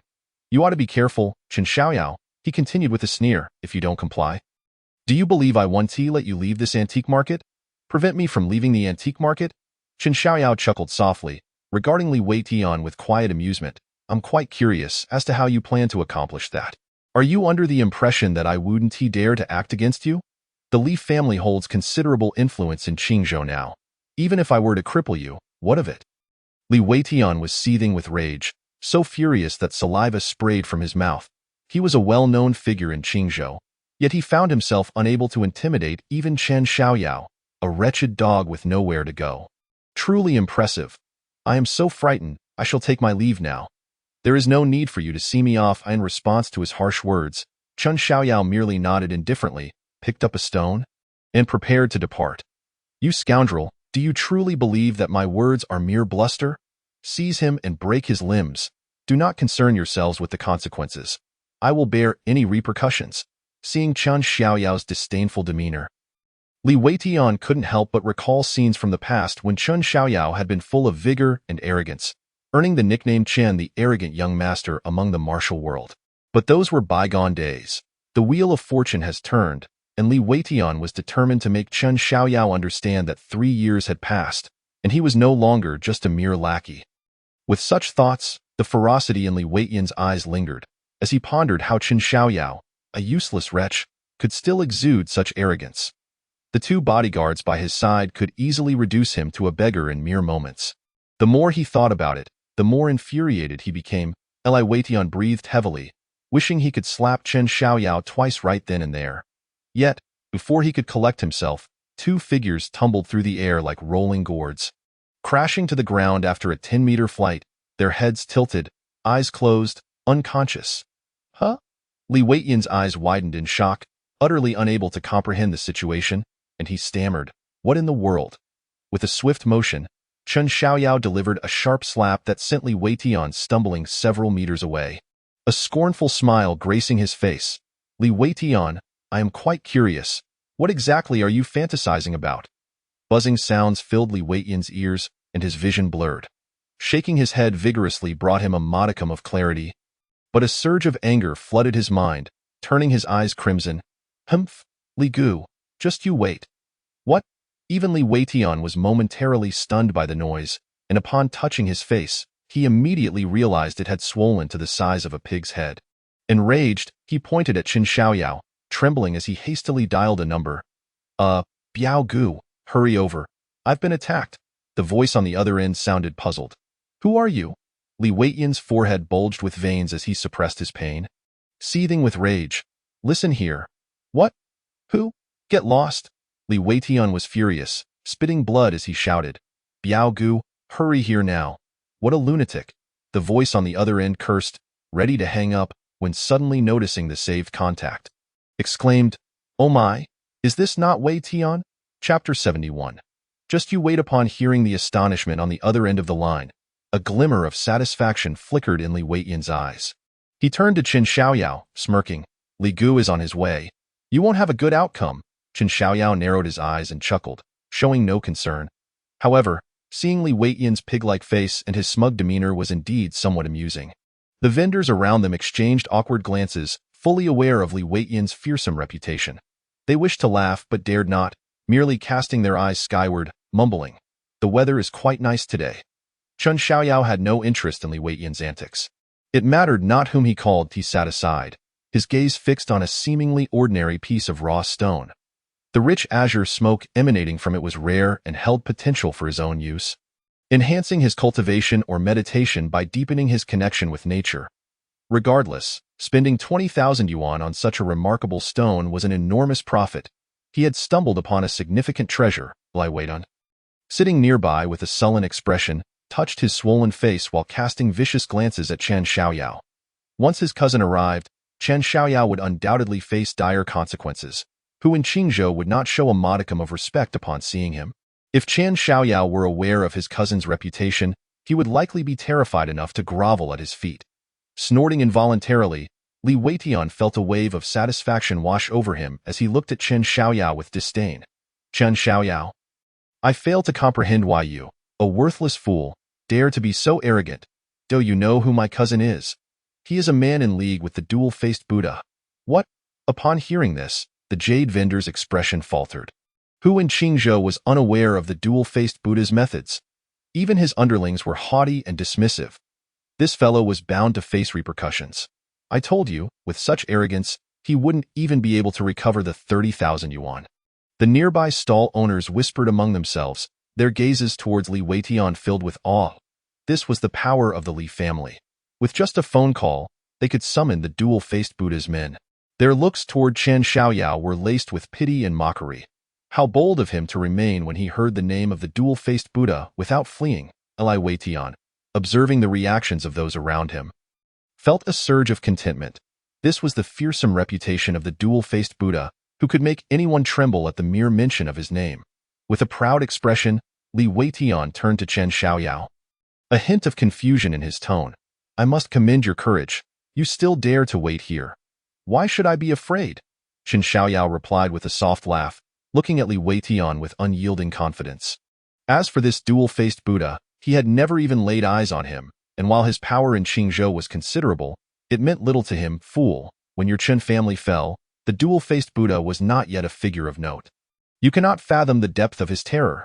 Seeing Chen Xiaoyao's calm demeanor, Li Weitian's fury intensified. I find myself curious. I recall this antique market was once under the Zhou family's control. Chen Xiaoyao quietly inquired. Glancing at Li Weitian, this, Li Weitian chuckled, satisfaction gleaming in his eyes. Do you think your channels of information are still the same as before? A prominent family in Qingzhou has fallen, and this territory was recently claimed by the Zhou family, which means it now belongs to my cousin. You struck me. Today, I shall ensure you leave crawling. So it is. Chen Xiaoyao raised an eyebrow. Feeling unsurprised, the prominent family Li Weitian spoke of was none other than the Liu family. He paid little mind to it. Killing members of the Liu family was merely an act of revenge, and he had no interest in their territory. Hemph, Chen Xiaoyao, you continue to feign grandeur. When they arrive, we shall see if you can still smile. Li Weitian's expression darkened, and he spat. After enduring a slap today, he was determined to exact a fierce reprisal. That Li Ming fellow boasts continuously about his capabilities, yet he couldn't even handle a mere dog like you. Li Ming, huh? Chen Xiaoyao recalled the previous night's events and chuckled lightly. That fellow is likely terrified out of his wits right now. What do you mean by that? Li Weitian didn't grasp the implication, but upon hearing the distant roar of approaching vehicles, his face lit up with delight. My cousin has arrived. You shall wait to kneel and apologize. Chen Xiaoyao turned his gaze towards the entrance of the antique market, where several domineering Land Rovers blocked the way, preventing any other vehicles from entering. Burly men, smoking cigarettes, clad in black t-shirts with dragon and tiger tattoos, wielding baseball bats and other blunt instruments, poured out of the cars, truly intimidating. It was said that the dual-faced Buddha's henchmen numbered nearly 1,000. Oh, not speak. They are coming as the ominous figures drew near. The nearby stall owners shrank back, refraining from uttering a word, hiding to the side. The group discarded their cigarettes and converged, glaring at Li Weitian, now resembling a pig, with disdainful shouts. Young Master Li, who dares to cross us? We shall make him pay. Li Weitian pointed at Chen Xiaoyao, his face darkening as he commanded. Cousin, it is this brat who toppled my 2 bodyguards and had the audacity to slap me. Oh, quite the audacious one. The lead bald man laughed menacingly, stepping forward with bravado. Who in Qingzhou possesses the gall to strike the dual-faced Buddha's cousin? I will break your legs. Who are you threatening to break? Chen Xiaoyao's airy voice floated over. The muscular thug, namely Sanshi, glared fiercely, his eyes flashing with menace. Who dares to speak out of turn? Cousin, it is him. He is the one who struck me. Li Weitian spat, pointing at Chen Xiaoyao, his eyes gleaming with vengeful delight. Gah, the bald man, Li Sanshi, opened his mouth to curse but froze in shock, all words caught in his throat as he stared at Chen Xiaoyao. Unable to utter a single sound. This cannot be. Li Sanshi's expression fluctuated between shades of pale and green, especially when he met Chen Xiaoyao's calm gaze, which was fixed upon him. He nearly broke down in tears. Li Sanshi's underlings, witnessing their boss's reaction, turned to look, their faces reflecting the same shock. Wasn't this the young man from that night? Even the dual-faced Buddha's right-hand man, Zhao Dong, had cowered before him like a dog. Just moments ago, the boisterous and arrogant group of burly men had fallen silent, their faces flushed with embarrassment as they cast bewildered and fearful glances at Chen Xiaoyao. The shock this young man had delivered that fateful night was akin to that of the dual-faced Buddha. Meanwhile, Li Weitian, with his face swollen to that of a pig, could barely discern the atmosphere around him. Perhaps it was his solitary eye that made his vision poor, with a sense of misplaced bravado. He pointed defiantly at Chen Xiaoyao and shouted, Chen Xiaoyao, kneel down and apologize to me at once. Chapter 72. Heart and trepidation. Stop talking, Li Sanshi exclaimed. his voice tinged with a hint of desperation as his eyelids twitched uncontrollably. What? Li Weitian, puzzled, turned to Li Sanshi. What did his cousin mean? Was he suggesting that Chen Xiaoyao should not speak? Didn't you just say you were going to break someone's legs? Chen Xiaoyao cast a casual glance at Li Sanshi. That single glance instilled a profound fear in Li Sanshi, who vividly recalled the night of his own tragic ordeal. Not even Zhao Dong could maintain order in the current situation. Break your legs! Li Weitian's eyes burned with malice as he sneered. Chen Xiaoyao, you truly are arrogant. Have you not inquired about the true nature of the dual-faced Buddha? Silence, Li Sanshi shouted, his heart racing with indignation. He had no intention of provoking this formidable figure. If Chen Xiaoyao set aside the raw materials and bronze fragments, turning towards her, and what of that person? Is grandfather in the back room? Do you need my assistance? Hong Ming's voice was as clear and melodious as a bell, evoking a deep sense of joy within one's heart upon hearing it. Ever since the last time when old Zhan discerned that Chen Xiaoyao's identity was anything but ordinary, curiosity had taken root in Hong Ming's mind. She gazed at Chen Xiaoyao, blinked playfully, and surreptitiously cast a few glances his way. Chen Xiaoyao nodded, requesting the same medicine as before but this time for 2 doses. Very well, Hong Ming replied, rising from her seat and walking towards the back room. Chen Xiaoyao sat quietly to the side, waiting patiently. His gaze drifted towards the paper and pen on the wooden table, his mind deep in thought. After a moment, he inscribed the names of a dozen herbs. Ah, my friend, you have indeed returned. I have been awaiting your arrival for quite some time, old Zhan exclaimed with a beaming smile as he emerged from the room. Behind him, Hong Ming carried a large pile of herbs. Her eyes filled with a hint of resentment. She never anticipated that old Zhan would approach with his hands behind his back, exuding an air of masterful grace, yet he left her to carry all these herbs. How infuriating! Why was this old man so overly enthusiastic? Chen Xiaoyao cast him a light glance, murmuring to himself, there's something amiss here. Upon hearing this, old Zhan's face turned slightly awkward. He cleared his throat a few times before sitting beside Chen Xiaoyao and taking small sips of tea. Hong Ming giggled softly, arranging the herbs as she worked alone. After a few sips of tea, old Zhan glanced at Chen Xiaoyao a few times, sensing his gaze, which prompted Chen Xiaoyao to turn his head. Old Zhan stroked his beard and said, my friend, when you next visit, there will be no more Wu Hong Shumi. These reserves are from my youth, a rare stroke of fortune. That will suffice, Chen Xiaoyao replied.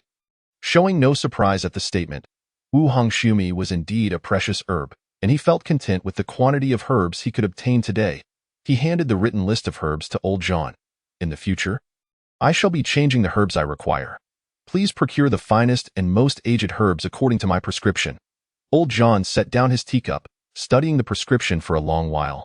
After a moment, he looked at Chen Xiaoyao, hesitating for a few seconds before speaking. I dare to inquire, sir, from where do you hail? Chen Xiaoyao regarded him with a puzzled expression, although he did not know what old Zhan meant by where. He was certain that he was not from the place old Zhan alluded to. Thus he shook his head, replying, not from there. Old Zhan nodded, satisfied, convinced that Chen Xiaoyao was indeed from that place, as those from there typically kept their affiliations secret. Previously, old Zhan had merely speculated, but after examining the prescription penned by Chen Xiaoyao, he was nearly certain of his origins. Clearly, this prescription was freshly written. The ink still wet, the strokes bold and sharp, reminiscent of a swordsman. More importantly, he recognized each of the herbs listed, yet their combination eluded his understanding. Such a mysterious prescription hinted at the profound depth of this youth, suggesting a formidable force backing him. May I ask for your name, sir? Old Zhan discreetly placed the paper aside. Chen Xiaoyao. Chen Xiaoyao noticed old Zhan's subtle movement but paid it no mind, for he had not included any unnecessary herbs in the prescription. This prescription was intended for his alchemy, and most would not grasp their significance. Those who did understand their uses might not be able to concoct the elixirs. Mr. Chen, how about we form a friendship? Old Zhan suggested, stroking his beard with a smile. Upon hearing this, Hong Ming's actions came to an abrupt halt. She discreetly glanced at Chen Xiaoyao and then at old Zhan, a hint of reproach stirring within her as she muttered, Oh, old Zhan, you truly are an old man, too blunt in your words.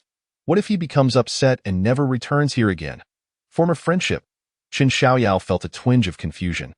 He believed there was nothing particularly noteworthy about himself that warranted such a connection. Old John adjusted his spectacles and chuckled lightly. "We speak plainly, Mr. Chun. You are not an ordinary person. Likewise, our Hong family's apothecary is no ordinary establishment." "Oh?" Intrigued, Chen Xiaoyao lifted his teacup and took a gentle sip. "In what way is it not ordinary? From your prescription, I discern that you are no simple character. Many of the herbs listed are rare and precious. I do not comprehend their uses, which is not what I intend to convey." Old John, now in good spirits, lit his long pipe and leisurely continued. "Our Hong family's apothecary collects spiritual and rare herbs from around the world. I can assure you, any herb we do not have here, no other apothecary in the world possesses." Hong Ming, having measured out the herbs, was equally curious about Old John's thoughts. She settled down beside them, keenly listening. Chen Xiaoyao remained silent, awaiting Old John to elaborate. Old John took a puff from his pipe and gazed at Chen Xiaoyao, and despite wearing reading glasses, he could perceive the brilliance emanating from the young man's eyes. "Our Hong family wields considerable influence. Every moment, unknown spiritual herbs flow into our shop. I can allow you early access to these herbs. Whether or not you wish to procure them is of no concern to us. This is the value we can offer you." Chen Xiaoyao quietly observed Old John and Hong Ming, his fingers lightly tracing the rim of his teacup as he pondered. Undoubtedly, Old John's proposal was enticing. The opportunity to peruse spiritual herbs collected from across the globe would save him an immense amount of time. However, Chapter 74, Forging the Alchemy Furnace. "Then, what would you like me to do?" Chen Xiaoyao inquired, knowing well that there is no free lunch in this world. A truth understood by all, Old John must have seen something of value in him to propose such an offer. "Mr. Chun, what I require from you is not much. I simply need you to share your thoughts on the combinations of these herbs. The ancient art of herbal medicine is vast, and it is challenging for us to navigate it alone." Old John's demeanor was sincere. He had weathered many storms. When he first saw Chen Xiaoyao's prescription, he revealed nothing on his face, yet inside, he was undoubtedly tumultuous. Old John found the combinations of herbs perplexing, and perhaps with a different perspective, or simply more insight, he could achieve clarity. The conditions were generous, and the cost trivial, even negligible. This was the wealth that knowledge brings. Yet, Chen Xiaoyao did not appear eager. Instead, he calmly regarded Old John, saying, "You say that you need it, but is it you or your family that truly requires it?" "I need it, and we all do. However, I understand that once the ancient herbs are combined, it is they who will reap the benefits. Will not disclose your prescription, as it pertains to the reputation of our Hong family's apothecary." Old John marveled at Chen Xiaoyao's perceptiveness, raising his esteem for him further. Can you speak on behalf of the Hong family apothecary?" Chen Xiaoyao asked. "Absolutely," Old John proclaimed, thumping his chest with confidence. Hong Ming blinked, wanting to interject, but instead took a sip of her tea. Smiling faintly, she swallowed her words, deciding to observe quietly. Though Old John's status may not equal hers, he undeniably could represent the Hong family apothecary. After contemplating for a moment, Chen Xiaoyao smiled lightly. "Next time, bring some wine. I do not particularly care for tea." Understood." Old John's face flushed with delight as he laughed heartily, his laughter resonating like the tolling of a bell, his joy unabated. "However, Mr. Chun, let us not wait for a future date." Chen Xiaoyao chuckled. "Very well." Hong Ming, ever quick-witted, dashed into the back room, her white coat fluttering as she swiftly returned with a jar of fine wine, promptly closing the door behind her. Today, the Hong family apothecary would not entertain guests. Once the wine was opened, the conversation flowed freely, with Chen Xiaoyao explaining the combinations and uses of the herbs in depth.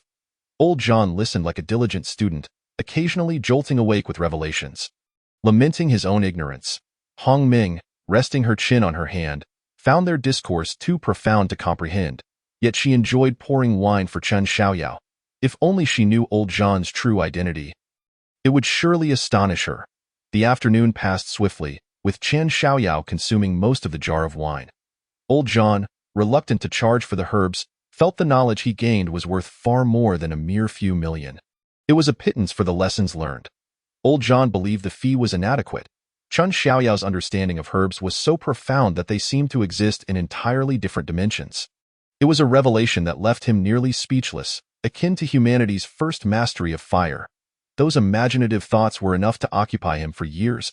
However, Chen Xiaoyao waved his hand, insisting on paying for the herbs. He exchanged contact information with Hong Ming, recognizing that opportunities for future dealings would abound, and thus, he was indifferent to the pettiness of monetary gains. Hong Ming, brimming with excitement, felt as if stars were dancing in her eyes. Old John's discerning eye for talent was indeed sharp. Having only met Chen Xiaoyao twice, he was already convinced of the youth's extraordinary potential. It seemed there was much for her to learn, especially from this remarkably gifted young man. Gazing at the items set aside, she curiously inquired, "Mr. Chen, what are these materials for?" "Forging materials," Chen Xiaoyao replied, lifting the items and waving his hand dismissively. "No need to see me off." Unaware of the profound shock that had left him numb, Master Jean sat beside them, enveloped in a cloud of smoke, pondering whether Mr. Chen would still forge. Jean felt a wave of frustration wash over him. How could someone as young as Chen Xiaoyao possess such talents, apothecary skills, medical knowledge, and the art of forging? In stark contrast, Jean felt like a mere relic of his age, his years seemingly wasted. Meanwhile, Hong Ming's admiration for Chen had reached its zenith as she gazed at his WeChat profile picture, momentarily lost in awe. Though it was already evening when they returned home, the summer nights were long, and the sun had barely dipped below the horizon, bringing a refreshing breeze that dispersed the remnants of their previous revelry. "Brother Chen, the sword wind is incredibly difficult to master," Xiao Shun lamented. Resting her round face on the stone table, despite practicing for half a month, she felt no closer to understanding it. "There's no need to rush, Xiao Shun. This is merely your journey from 0 to 1. Take your time to savor the experience," Chen Xiaoyao replied with a gentle smile, arranging the bronze fragments meticulously on the table. "Hee, this is a result of my own trials." Xiao Shun seemed to recall something, her expression turning mischievous. "What have you been reading? Where has my innocent Xiao Xin gone?" Chen teased. "The internet is like this. The timid Xiao Shun of the past has been vanquished by my own hands, leaving behind an even more timid version of you." Xiao Xin grinned, picking up the wooden sword and, with a flick of her wrist, sent a few jujubes tumbling down, while she could unleash a gust of wind. It paled in comparison to the sword wind, being far from sharp enough. Yet, conversing with Chen Xiaoyao lightened her mood. As she munched on jujubes, her curiosity piqued. "Brother Chen, what are these materials for?" "They're for forging the elixir furnace," Chen Xiaoyao replied, his gaze shifting to her as he organized the bronze shards. "When I forge, remain silent."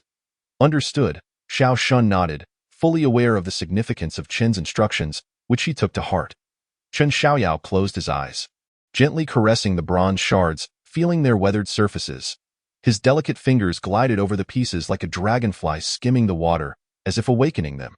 Xiao Shan watched intently, her curiosity piqued, but suddenly, Chen Xiaoyao's fingertip shot forth, causing thousands of fragments to soar into the sky. Simultaneously, the enchantment he cast upon himself seemed to dissipate, and a golden halo enveloped his handsome face, his very essence becoming ethereal and timeless. Xiao Shan was captivated in an instant, as Chen Xiaoyao's fingers danced in circles. The bronze fragments followed suit, swirling faster and faster, the air slicing like a blade, until it became a dizzying spectacle. The gusts of wind tousled Xiao Shan's short hair, and the rustling leaves and wild grass added to the chaotic symphony. With wide eyes, she wanted to speak but remembered Chen Xiaoyao's words. Quickly covering her mouth to stifle her astonishment, blinking her tear-filled eyes as she gazed on. The speed of the flying bronze fragments was terrifyingly swift, though Xiao Shan, the sky had transformed into a hue of bronze. Chapter 75. The Unmatched Elixir Furnace. Time. Do you sense it? Time, lend me a breath of your essence. Chen Xiaoyao's expression turned serious, his fingers forming a sword-like gesture. In that instant, Xiao Shan nearly cried out as a flame erupted from thin air, coalescing into a swirling dragon that incinerated the void. The bronze-colored sky flickered and burned, a wave of heat crashing over Xiao Shan, drenching her in sweat. Unable to endure the heat, yet unwilling to retreat, she stepped back, her heart racing as she gazed at Chen Xiaoyao with trepidation. "With the 9 nether inferno and the essence of time, I grant you a breath of spirituality. Once you solidify, you shall be the unrivaled elixir furnace of the world." Chen Xiaoyao's eyes sparkled with brilliance, as if they could pierce the soul. while the winds of the heavens converged into a visible fist that relentlessly hammered the bronze liquid, infusing it with the ethereal essence of time. Even from a distance, Xiao Shun felt the heat clinging to her short hair. She had no idea what Qin Xiaoyao was doing, but it was undoubtedly a monumental event. Moments passed, and the nine-nether inferno returned to Qin's core, the bronze liquid now shaped into a sphere. His fingers continued to weave and inscribe in the air, crafting intricate runes upon the elixir furnace. Xiao Xin focused intently, realizing she could not decipher a single character. The script was neither ancient nor oracle bone writing. It was a chaotic yet harmonious collection of symbols, exuding a mesmerizing rhythm. Yet, she was certain these were not words from the Huaxia language. Qingjian, Xiaoyao. Xiao Shun seemed to awaken suddenly, those four characters flashing through her mind. She had heard of Qin Xiaoyao's past in the cemetery, but witnessing it firsthand sent her heart racing, igniting a fervent desire to follow him. Transform! Qin Xiaoyao struck the bronze elixir furnace with a resounding thud, reverberating through the air and causing Xiao Shun's heart to tremble.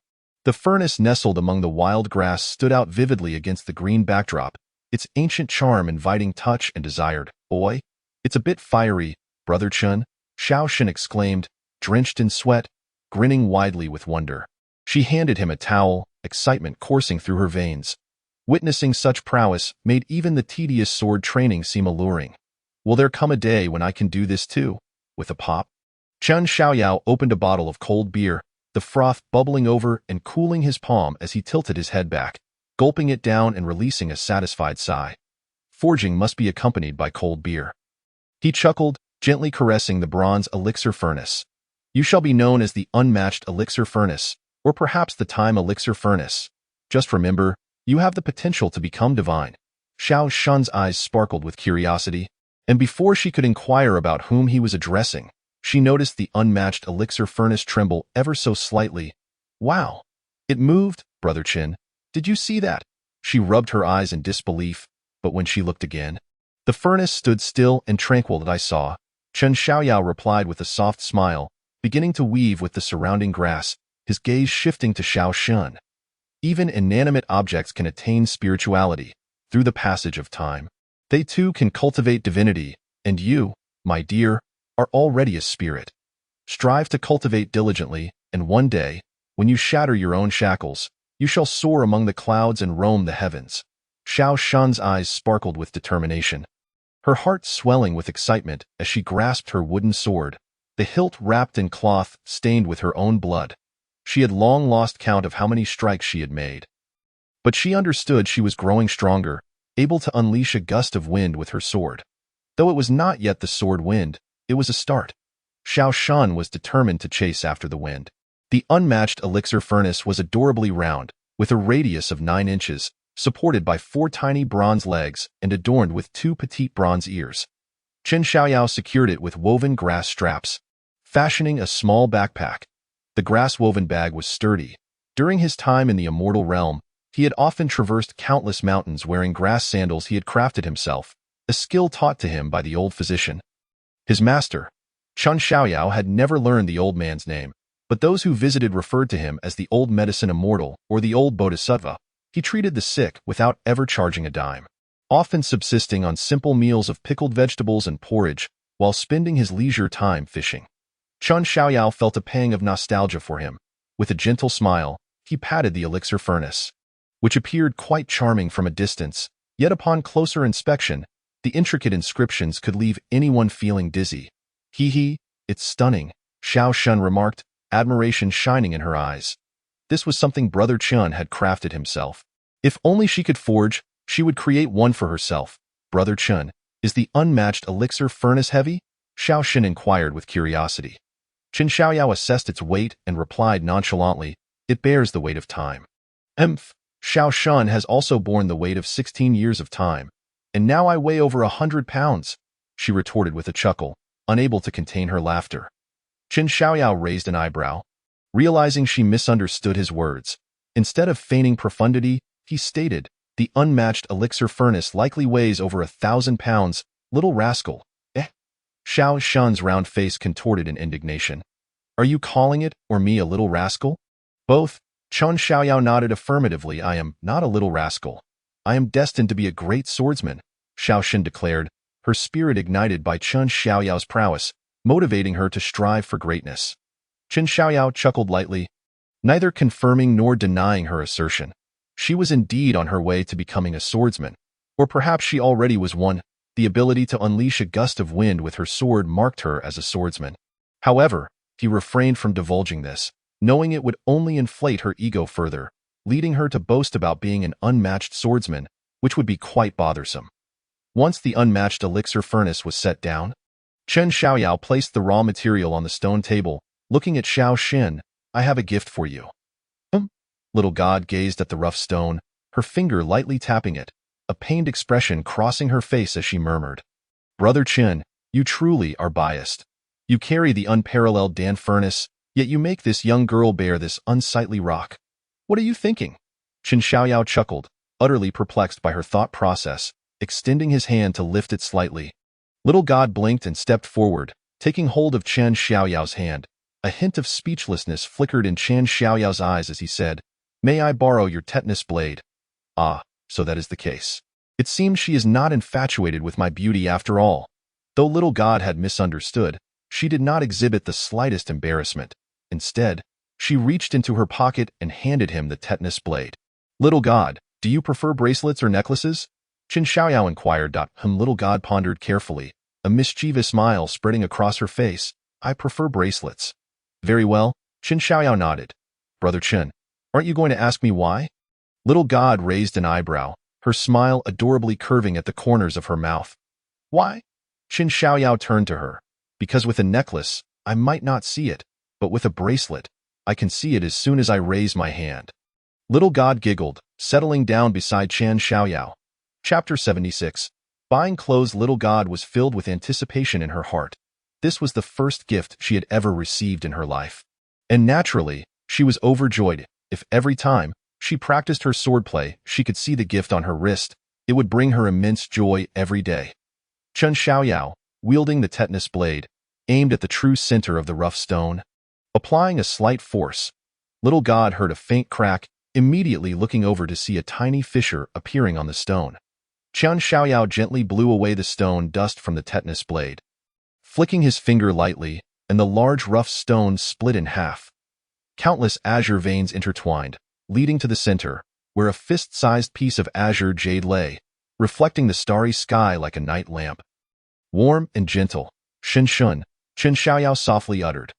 This azure jade, known as Shin Shun or Shan Xin, was a rare treasure for cultivators.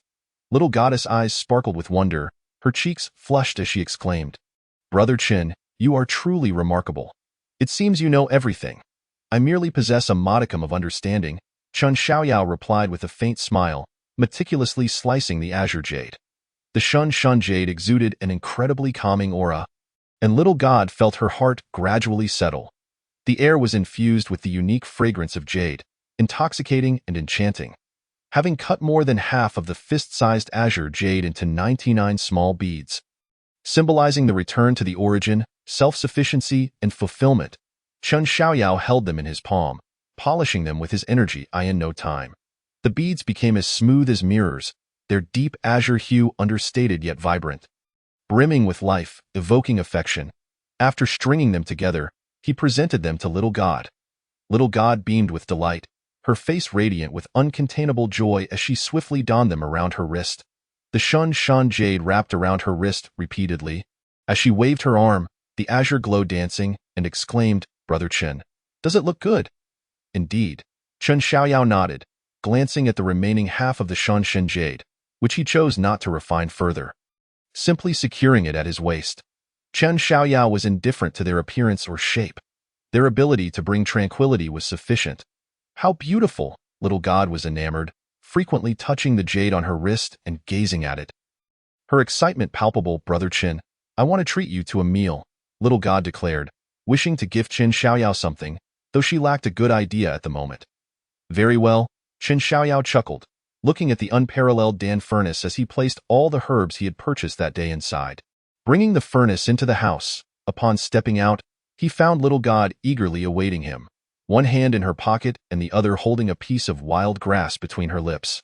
Resembling someone attempting to smoke, It was evident she was trying to appear cool. "Aren't you going to change your clothes?" Chen Xiaoyao inquired, observing little god still clad in the t-shirt from a few days prior. The summer heat was intense, and the sweat evaporated, leaving numerous salt stains on the t-shirt, which she humorously referred to as electrolytes. "I have no clothes left. Only that jacket," little god replied, noting how wearing it in this weather was unbearably hot. And despite washing it several times, the grass stains remained stubbornly. Thus, she had little desire to wear it anymore. "Very well, let's buy some clothes together," Chen Xiaoyao suggested, having not considered this aspect.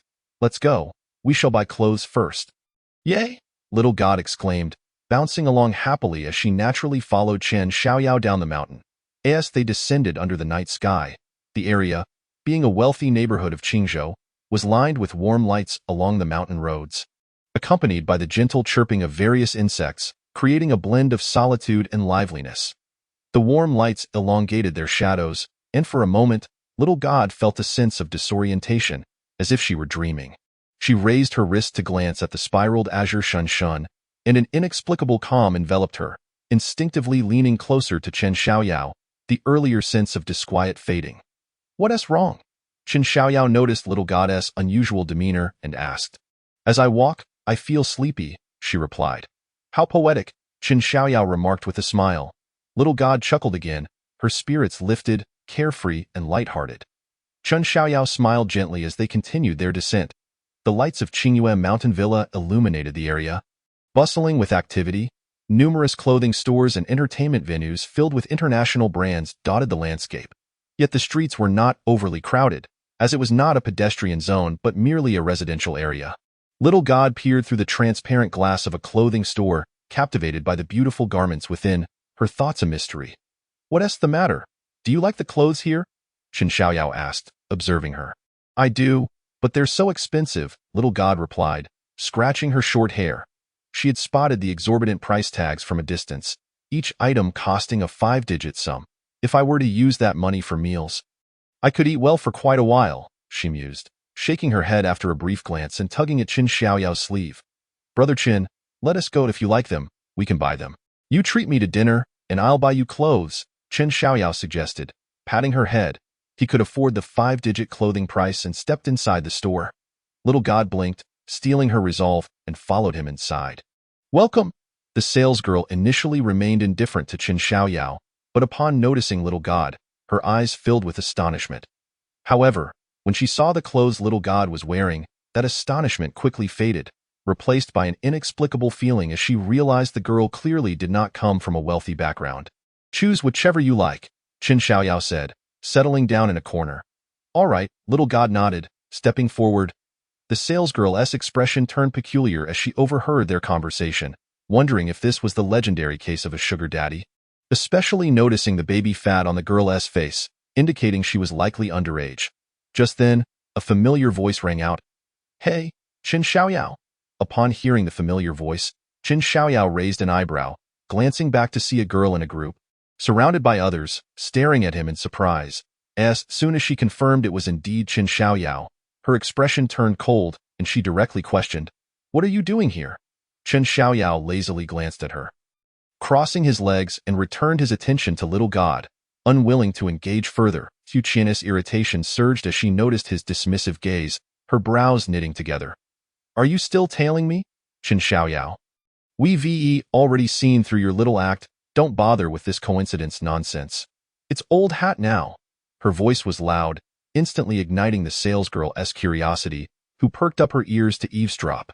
The salesgirl looked down on Chen Xiaoyao, regarding him as a pervert. Not only was he supporting a young girl, but he also appeared to be a stalker, despite his handsome looks and charming demeanor. Engaging in such despicable acts was unexpected. Truly, one could not judge a book by its cover.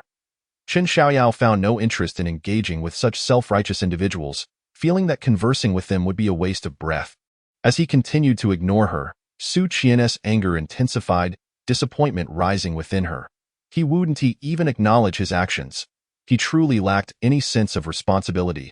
They had exposed his ruse that night under the pavilion, and yet he still had the audacity to follow her. Did he not feel a shred of shame? Moreover, Li Ming had even crashed into Chen Xiaoyao's car. Although it was a case of mistaken identity, Chen Xiaoyao had fled in fear that night. How could he dare to reappear in front of her now? Su Qian was utterly perplexed as to why such shameless individuals existed in the world. Taking a deep breath to suppress her displeasure, she spoke coolly. All right, you needn't pretend any longer. If you have something to say, just say it. If not, you can leave. Chapter 77. Here lies a pervert. Upon hearing this, Chen Xiaoyao finally cast a languid glance at her, speaking in a disinterested tone. Is this store owned by you? What kind of nonsense is this? Su Qian's delicate visage flushed with anger. How could her family possibly afford to open a clothing store in Qingyue Manor? Is this a place where just anyone can qualify to establish a shop? Despite already being aware of her whereabouts, Chen Xiaoyao continues to utter such remarks. Is he intentionally mocking her? Truly irksome. At this moment, a group of people accompanying Su Qian also reacted, initially thinking they had encountered acquaintances, but they soon realized that this situation bore no resemblance to familiarity. Rather, it felt more akin to enmity. Qian, who is this? A man clad in designer attire approached Su Qian, scrutinizing Chen Xiaoyao with a furrowed brow. Su Qian's gaze flickered evasively towards Chen Xiaoyao as she replied, He's my high school classmate. I didn't expect to run into him here. A high school classmate?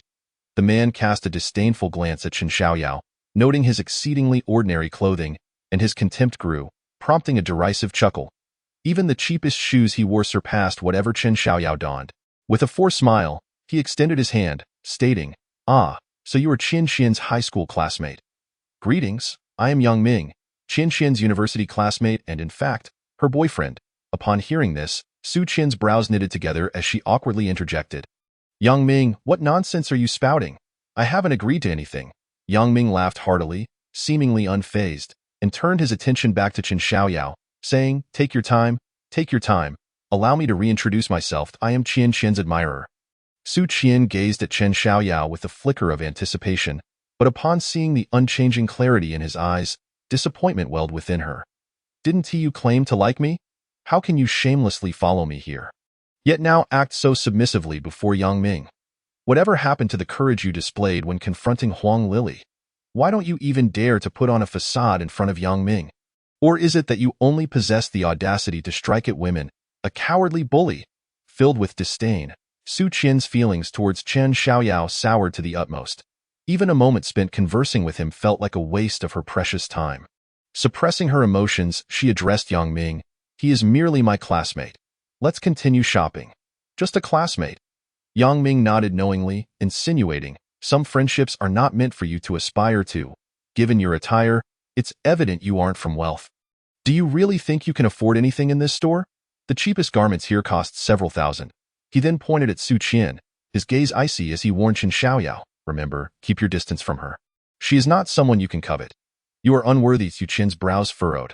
After all, Chen Xiaoyao had pursued her for 3 years in high school, and she had indeed developed feelings for him back then. Who would have imagined that in the subsequent 3 years, they would not cross paths again? Now, seeing Chen Xiaoyao being insulted in such a manner, her face bore an uncharacteristic discomfort as she retorted, Yang Ming, he has no relations with me. Please refrain from speaking of him in that way. Yang Ming resumed his playful demeanor. What is there to fear? Wealth is wealth, and poverty is poverty. He is in someone else's store. Does he expect not to be judged? Brother Chen, I've made my selection, Xiaoshan chirped, bounding over with glee. Chen Xiaoyao smiled and stood, completely disregarding the two beside him. Brother Chen? Su Qian's expression momentarily froze upon hearing this address, her gaze shifting to Xiao Shun, filled with both admiration and envy. Xiao Shun was utterly adorable, with round cheeks and a hint of baby fat, her complexion a rosy pink, especially her bright, lively eyes. Though young, she was destined to be a great beauty. While Su Qian herself was exquisite, Xiao Shun seemed to belong to a different realm altogether. An inexplicable charm enveloped her, rendering even her worn white t-shirt insufficient to conceal it. Su Qian could not articulate what this charm was, but she sensed that this little girl was certainly no ordinary person. Who are these two? Xiaoshan inquired, her gaze flitting between Su Qian and Yang Ming. Hello, I am Yang Ming. He straightened himself, donning an air of formality, extending his hand, eagerly anticipating the softness of Xiao Shan's touch. Little did he know that Xiao Shan merely glanced at him dismissively, showing no intention of shaking hands, instead nodding and stating, Xiao Shan. Xiao Shun's keen eyes had detected the flicker of inappropriate thoughts in this man's gaze. She refused to shake hands with someone harboring such ill intentions. Instead, she turned to Chen Xiaoyao, murmuring, "Brother Chen, let us leave quickly. There's a creep here." "Creep?" Su Qian nodded in agreement, finding the sentiment resonant. For was not Chen Xiaoyao himself a bit of a creep? "That outfit you're holding, this guy certainly cannot afford it," Yang Ming boasted, despite having failed to shake Xiao Shun's hand. He pointed at her clothes, declaring, "These pieces are quite expensive. They won't come cheap without tens of thousands." "Oh." Xiao Shan had little interest in his words, having clearly perceived the sinister glint in his eyes. Yang Ming turned to scrutinize Chen Xiaoyao, sneering, "Little sister, this poor fellow couldn't possibly afford that. Stick with me. And you can buy as many outfits as you desire." "Yang Ming, what are you saying?" Su Qian could scarcely believe her ears at the audacity of her suitor, feeling as though she had misheard. With Xiao Shun's earlier accusation of a creep echoing in her mind, her eyes filled with disdain. "Fool." Xiao Shun huffed, having anticipated Yang Ming's thoughts, and without hesitation, she voiced her contempt. Were it not for the crowd, she would have wished to deliver him a fatal blow. How could this little sister speak so crudely? And, Qian Qian, it's not what you think. Yang Ming instantly noticed the change in Su Qian's demeanor and began to defend himself.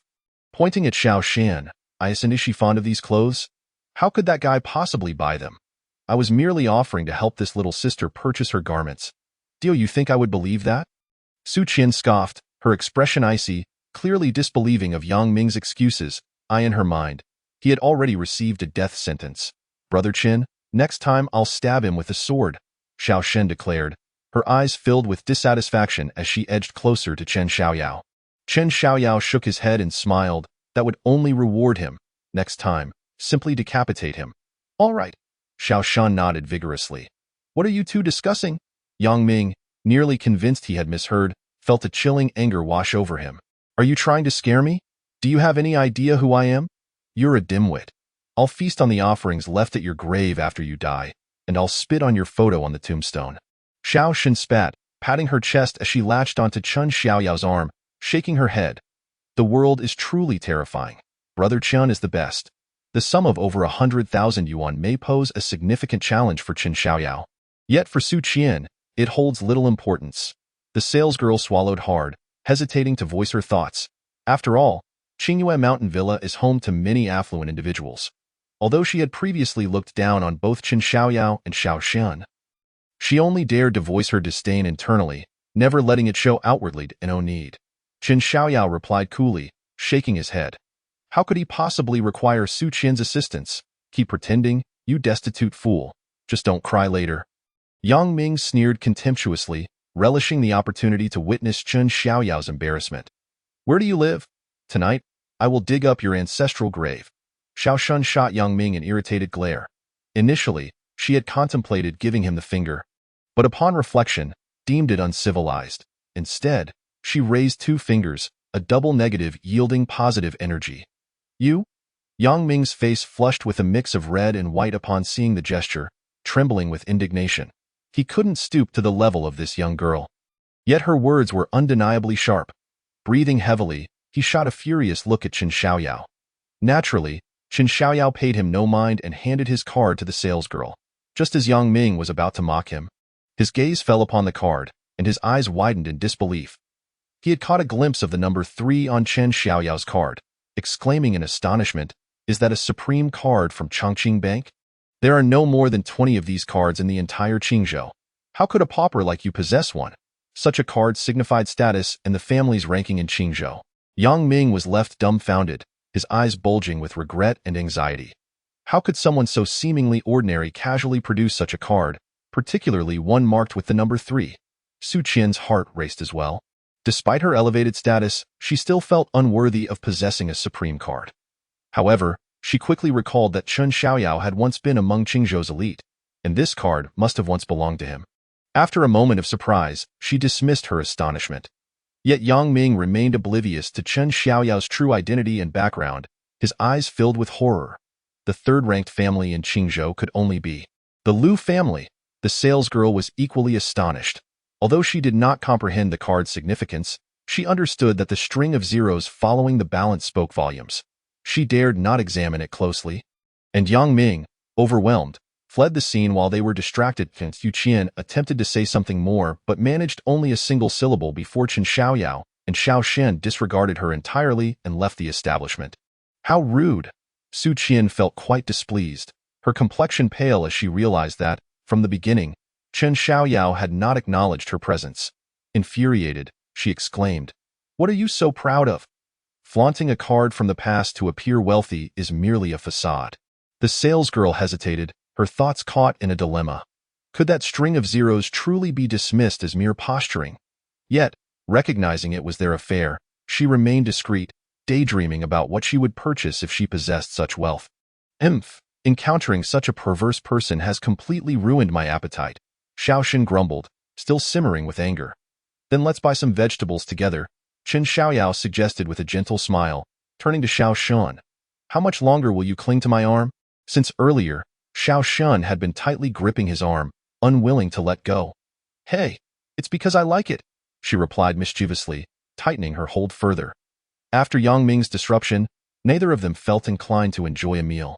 After purchasing an abundance of meat and vegetables at the market, they settled for a casual roadside meal before returning home, somewhat satisfied. Their appetites were hearty, and even a simple roadside meal cost several thousand yuan. Nevertheless, Xiao Shen relished the food, completely casting aside her earlier frustrations, and generously paid the bill without a hint of remorse. Upon returning home, Chen Xiaoyao sat beside a jujube tree, exhaling a deep breath as he activated his abyssal unparalleled technique for several cycles. When he awoke, it was already the early hours of the morning. After yawning and checking the time, he noticed several unread messages on WeChat.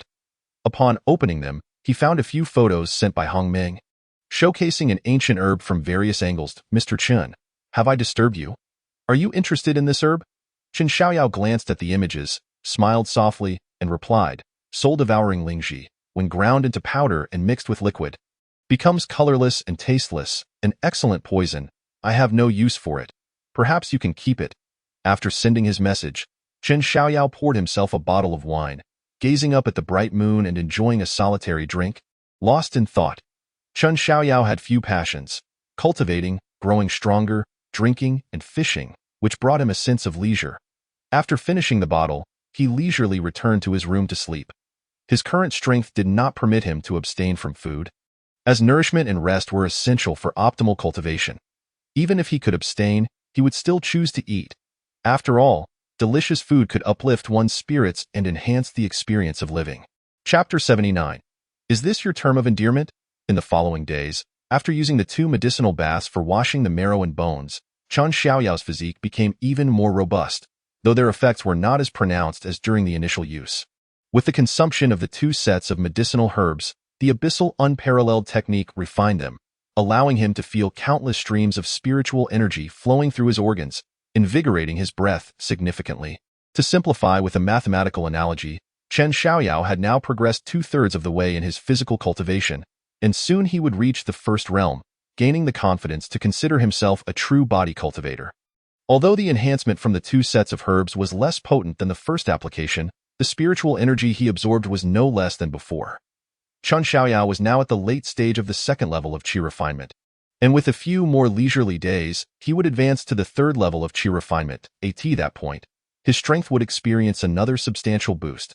However, his urgency for qi refinement paled in comparison to his desire for physical cultivation. He sat comfortably beneath the shade of trees, 2 bottles of aged wine resting on the stone table, engrossed in his reading. Not far away, Xiao Shen practiced her swordplay, still donning the new clothes she had purchased days earlier. According to her, it was best to wear the clothes from the donation box while practicing swordplay, so as not to feel regretful.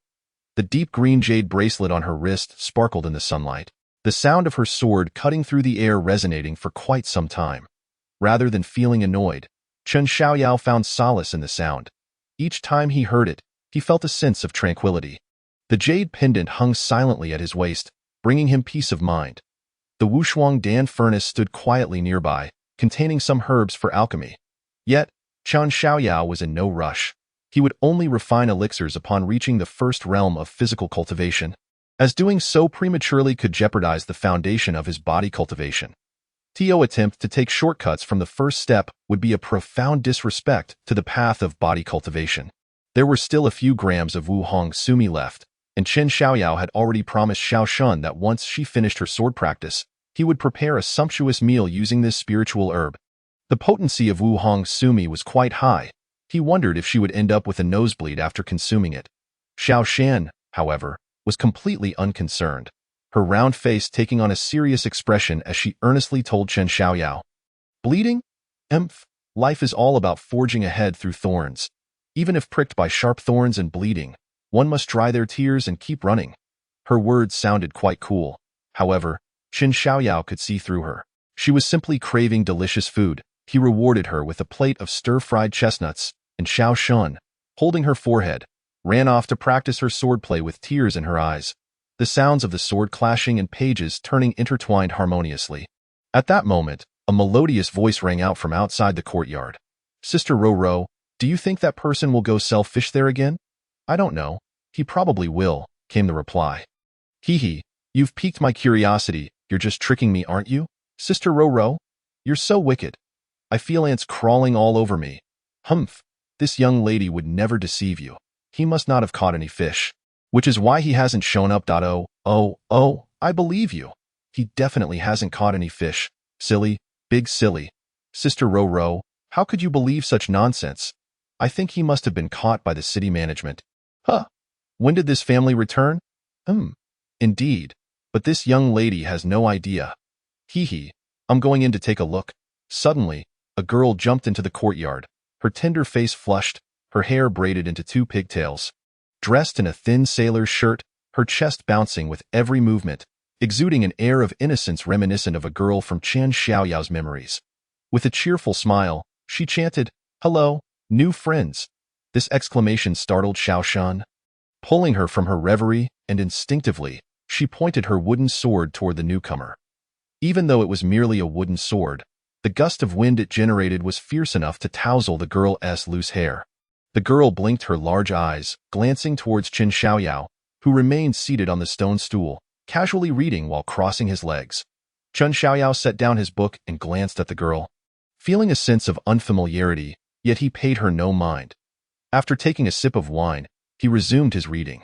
"What a curious combination you are. Does it imply a literal mastery of both literature and martial arts?"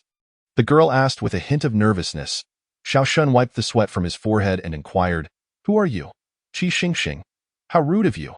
Another girl rushed over, grabbing Qi Xingxing's arm and pressing her head down, hastily apologizing. "I'm sorry, my friend isn't quite all there." "Huh? Boss." Xiao Shun's face was filled with confusion, unable to grasp the meaning behind her words. Chen Xiaoyao looked at the pretty girl whose face was now bright with joy and recognized her, gently nodding and saying, "Penny Pincher." "Penny Pincher." The girl with braids blinked in bewilderment, turning to the gentle and innocent one. "Ruru, is this a term of endearment between you two?" "This you? Qi Xingxing." Ruru felt a surge of excitement. Having anticipated walking down that street every day after school for over a month, hoping to catch a glimpse of that figure, she never expected to encounter them here, just as she was about to revel in her happiness. The cold remark "Penny Pincher" from Chen Xiaoyao struck her down. Ruru's face fell, and upon hearing Qi Xingxing's words, she was nearly rendered speechless with indignation. "Changgu, do you know each other?" Xiao Shun looked at Chen Xiaoyao. "Oh, I used to sell fish. I saw she had no money, so I gave her a grilled fish." Chen Xiaoyao smiled warmly at Ruru, saying, "No worries, we're all penny pinchers, just looking out for each other." "Huh?" Ruru was completely stunned by this statement. Penny pincher, is he referring to me?" She almost wanted to retort fiercely, but looking at Chen Xiaoyao's smiling face, she couldn't help but think he was quite kind-hearted. So kind-hearted. This lady is certainly not a penny pincher. Ruru felt tears welling up. The more kind-hearted Chen Xiaoyao was, the more frustrated she became, and the thought of rebutting him faded away, at the very least. This boy had a good heart, but she is certainly not a penny pincher. Oh, I get it. You're the boss who sells grilled fish. Ruru told me about you. Qi Xingxing's crescent-shaped eyes gleamed mischievously, smiling in a way reminiscent of that famous meme. Hearing Chen Xiaoyao call Ruru a penny pincher was a joke she could use to tease Ruru for a lifetime. Upon seeing Qi Xingxing's mischievous grin, Ruru instantly understood her intentions and grew anxious, quickly grabbing Qi Xingxing's arm. Xingxing, forget it. Just forget it. Do you hear? MHM, Xingxing understands. Xingxing has completely forgotten that Ruru is a penny pincher. Ruru is definitely not a penny pincher. Qi Xingxing nodded emphatically. Don't say that. Ruru was on the verge of tears, quickly covering Qi Xingxing's mouth. Chapter 80. We are neighbors hee. Qi Xingxing, sensing Ruru's emotional state nearing its breaking point, decided to refrain from mentioning the term penny pincher again. Her eyes sparkled as she looked at Chen Xiaoyao, stepping in front of him, inspecting him up and down, and nodding to herself. No wonder Ruru can't forget you. You're really handsome. You are quite beautiful as well. Chen Xiaoyao replied calmly, taking another sip of wine, rubbing his eyes, which felt slightly strained from reading all morning. Hee, just as expected of the boss, your words are delightful to hear. Qi Xingxing accepted her beauty with a smile, preparing to sit down and have a pleasant chat with Chen Xiaoyao. Don't be ridiculous. Ruru quickly pulled Qi Xingxing aside. After all, they had intruded without invitation, so how could she sit down? Moreover, if there was conversation to be had, it should be between her and him. Watching Ruru sit down, Qi Xingxing pouted, looking at Xiao Shan and saying, Ruru is so selfish. She won't let me sit. Yet she sits down herself. Xiao Shan nodded in agreement indeed. Then should I sit down too? Qi Xingxing grinned. No. Adults are talking. We children shouldn't interrupt. Xiao Shan replied with a faint smile, stretching her limbs and wiping the sweat off her sword's hilt, as it had been slipping from her grip lately. Just the other day, she had nearly flung the sword out of her hands, and had it not been for her quick reflexes, it would have surely landed on Chen Xiaoyao's head. I am not a child, Qi Xingxing immediately retorted. Oh really? Xiao Shan raised an eyebrow at her. Yes indeed. Qi Xingxing straightened her posture, proudly puffing out her chest. Her sailor shirt seemed to accentuate her figure even more enticingly. Xiao Shan widened her eyes, glanced down at herself, huffed in annoyance, and chose to ignore her. Boss, did you buy this villa? Ruru asked curiously, pondering if even selling grilled fish could afford such a grand villa these days. However, she quickly reconsidered. With the enchanting aroma of Chen Xiaoyao's grilled fish, owning this villa might not be an insurmountable feat after all. You don't need to call me boss. Just call me Chen Xiaoyao. Chen Xiaoyao smiled faintly. My parents bought it a long time ago. What a coincidence, we are neighbors. I live in Villa 002. Ruru was saying, when she suddenly realized something was amiss and looked over in astonishment, exclaiming, You are Chen Xiaoyao. What is wrong? Qi Xingxing, quite at ease, sat down and looked at Ruru in confusion. Isn't that name lovely? No. Chen Xiaoyao is my brother? Ruru's beautiful eyes were filled with suspicion as she gazed at Chen Xiaoyao. Brother? Chen Xiaoyao's eyes also showed some confusion as he looked at her, recalling for a few moments, You are the eldest daughter of the one family? Yes, indeed. Ruru is the biggest eldest daughter. Qi Xingxing giggled, revealing her two little tiger teeth, waving her arm and complaining, Every spring festival, we come to your house to clear out the weeds. It's simply exhausting. So it was you all along. Chen Xiaoyao nodded. Understanding everything now, he had sensed something peculiar upon his arrival. If the wild grass in this yard had been allowed to grow unchecked for 3 years, it wouldn't be in such a state. At that moment, Ruru was left dumbfounded. She had heard her father mention the Qin family numerous times, especially that she had an elder brother named Chen Xiaoyao. Ruru had not been in Qingzhou before. She and Qi Xingxing had studied in Kyoto until high school before transferring to Qingzhou, all at Wen Chonglin's behest. Though Ruru was unaware of the circumstances, she complied with her father's wishes to attend school here. Therefore, ultimately, Ruru only knew of this brother by name, never having met him. The same went for Chen Xiaoyao. He knew only that the one family had an eldest daughter who should address him as brother. They had never met, so Chen Xiaoyao had no impression of Ruru at all. They exchanged glances, and an eerie silence enveloped the atmosphere. Brother. Ruru's cheeks turned as red as an apple, her mouth stammering as she struggled to utter the word brother. Daylight is breaking. Qi Xingxing laughed heartily, unable to contain her amusement. Just call me Chen Xiaoyao. Chen Xiaoyao observed Ruru's awkward demeanor and chose not to press her. After all, a title was merely a label as long as one knew who it referred to. Chen Xiaoyao. Ruru's face flushed slightly, feeling somewhat unnatural. Suddenly having a legendary brother was jarring for anyone. By the way, Ruru shook her head, quickly dismissing her thoughts, retrieving 200 yuan from her bag. I didn't give you this the other day? So I thought if I ran into you, I would hand it over. Stop talking nonsense. Qi Xingxing shook her head, looking at Qin Xiaoyao with a grin. Ruru is lying. She has been looking for you for days. The urgency in her demeanor indicates it's not just to give you money. Qi Xingxing, caught off guard, Ruru's face turned crimson as she pounded her little fist on Qi Xingxing's chest. Qin Xiaoyao glanced at them, then looked again, clicking his tongue. While Qi Xingxing was indeed youthful, her appearance was rather charming, particularly with her slightly chubby cheeks that drew one's gaze.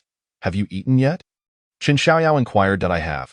Rurik began to respond, but was interrupted by Qi Xingxing. No, not yet. I'm about to starve to death. Qi Xingxing, you're really too much. Rurik felt utterly embarrassed by her friend's behavior.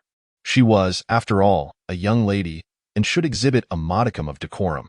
How could she just waltz into someone else's home to mooch off of their meals? Everyone knew Qin Xiaoyao was merely being polite. And now it left everyone in an awkward position. What's wrong, Ruru? Qi Xingxing looked at Ruru with a hint of confusion, confidently stating, Qin Xiaoyao is your brother. He is your brother, which makes him my brother too. It's perfectly normal for a sister to come over to her brother's house for a meal. Qi Xingxing's logic was remarkably solid, leaving Ruru momentarily speechless. Then let us eat together. Qin Xiaoyao shrugged. It was merely a matter of adding a couple more bowls and chopsticks. Yay! Qi Xingxing raised her arms, beaming with joy. Stars, you truly seem devoid of heart and soul. Wenru cast a gentle glance at her. It's all your fault, dear Ro. You've been singing praises of Qin Xiaoyao's skills. Naturally, he must be looking forward to it as well. Qi Xingxing chuckled mischievously, her words gliding effortlessly. That's not the case, this young lady. Wenru felt a twinge of frustration. When it came to banter, she was utterly no match for Qi Xingxing. Besides, dear Ro, I am merely speaking on your behalf. Qi Xingxing flashed her little tiger teeth, brimming with pride. Clearly, it's just you who desires to indulge. Wenru's confidence faltered. Qi Xingxing had hit the nail on the head. Wenru too longed for a taste. Yet her bashfulness held her back from voicing it. Such at Sundra, O Qi Xingxing, Chapter 81. He is the charming one, and I am. Swish, swish, swish. The sound of slicing wind filled the air around Wenru and Qi Xingxing. Curiously, Qi Xingxing approached Xiao Shun and asked, Are you practicing your swordsmanship? Xiao Shun, lost in her flow state, offered no response. Ever since Qin Xiaoyao gifted her the string of Shun Shun, she had noticed a marked increase in her ability to enter this state quickly. Typically, it required her to concentrate deeply for several minutes before achieving this wondrous state. But with the Shun Shun, it was instantaneous. It merely required her will. Xiao Shun realized that this jade string was no ordinary treasure, but an exceptionally precious gift. She was nearly moved to tears, pouring her heart into her sword practice. Moreover, during the day, Xiao Shun was not fond of speaking, or rather, it wasn't that she disliked conversation. It was that she suppressed her desire to engage. Time passed swiftly as she devoted herself to her swordsmanship, reserving her evenings for rest. Ever since that day she fainted, Xiao Shun vowed never to overexert herself again. A good night's rest ensured she awoke revitalized. Especially during dinner, she could share moments with Qin Xiaoyao, exchanging laughter, which filled her heart with joy and contentment. She had no intention of slacking off, for she feared that one day, Qin Xiaoyao might vanish without a trace. If he did, how could she pursue him without the strength to support herself? Those with such prowess perhaps belong to the heavens above. After several calls, Qi Xingxing's eyes sparkled to life, her initial gaze reflecting concern and fear. Xiao Shun's previous state had been somewhat alarming. She had been swinging her wooden sword with a vacant expression, as if a soulless automaton. Noticing Qi Xingxing's worried eyes, Xiao Shun inquired, What troubles you a him? Qi Xingxing blinked, timidly asking, Were you just possessed? Certainly not. Xiao Shun found the suggestion rather peculiar. What is your name? She had only learned Qin Xiaoyao's name moments ago. Qi Xingxing held a considerable fondness for Xiao Shun, sensing that their wavelengths resonated. Xiao Shun replied, I am called Xiao Shun. Xiao Shun. Qi Xingxing pondered for a moment before asking, Do you share the surname Qin? Xiao Shun shook her head. Then what is your surname? Qi Xingxing inquired, believing Xiao Shun might be a sibling of Qin Xiaoyao, yet now it seemed they were perhaps distant relatives. I have no surname, Xiao Shun replied nonchalantly. Qi Xingxing was taken aback, while Wenru also turned her attention. Xiao Shun continued, It is a name bestowed upon me by Chen Gu. Wow, Ro, don't think too much about it. Chen Xiaoyao already has children. Qi Xingxing exaggeratedly shook Wenru's arm, then suddenly burst into laughter. With how charming he is, he surely is quite the dashing brother. Wenru furrowed her brow slightly, exasperatedly replying, "What nonsense are you spouting? Chen Xiaoyao is only 20, yet Qi Xingxing seemed unfazed, as if recalling a delightful joke, laughing to herself, dashing brother, I am the black handsome." A flicker of emotion passed through Xiao Tian's eyes, not comprehending the humor behind Qi Xingxing's words. Having never watched cartoons, she was oblivious to the meaning. Although Wenru understood, she had grown accustomed to Qi Xingxing's peculiar logic and refrained from commenting. Wenru recognized that Qi Xingxing was merely trying to lighten the mood. Upon learning that Xiao Shen's name was given by Chen Xiaoyao, they both understood her background. Yet, moments later, Wenru pondered, was Qi Xingxing truly attempting to uplift the atmosphere? "Hey, why aren't you two laughing? Is it not amusing?" Qi Xingxing questioned, bewildered by their expressions. Ro, isn't it funny? Not at all. In fact, this young lady is sweating profusely from the chill of your joke. Wenru couldn't help but retort. "Xiao Shan, do you not find it amusing?" Qi Xingxing asked, looking somewhat pitiful. "It's not funny. I don't even grasp the meaning of your joke. Should I pretend to laugh along?" Xiao Shan pouted, then forced a laugh that was as fake as it could be. "Humph, it's this world's fault.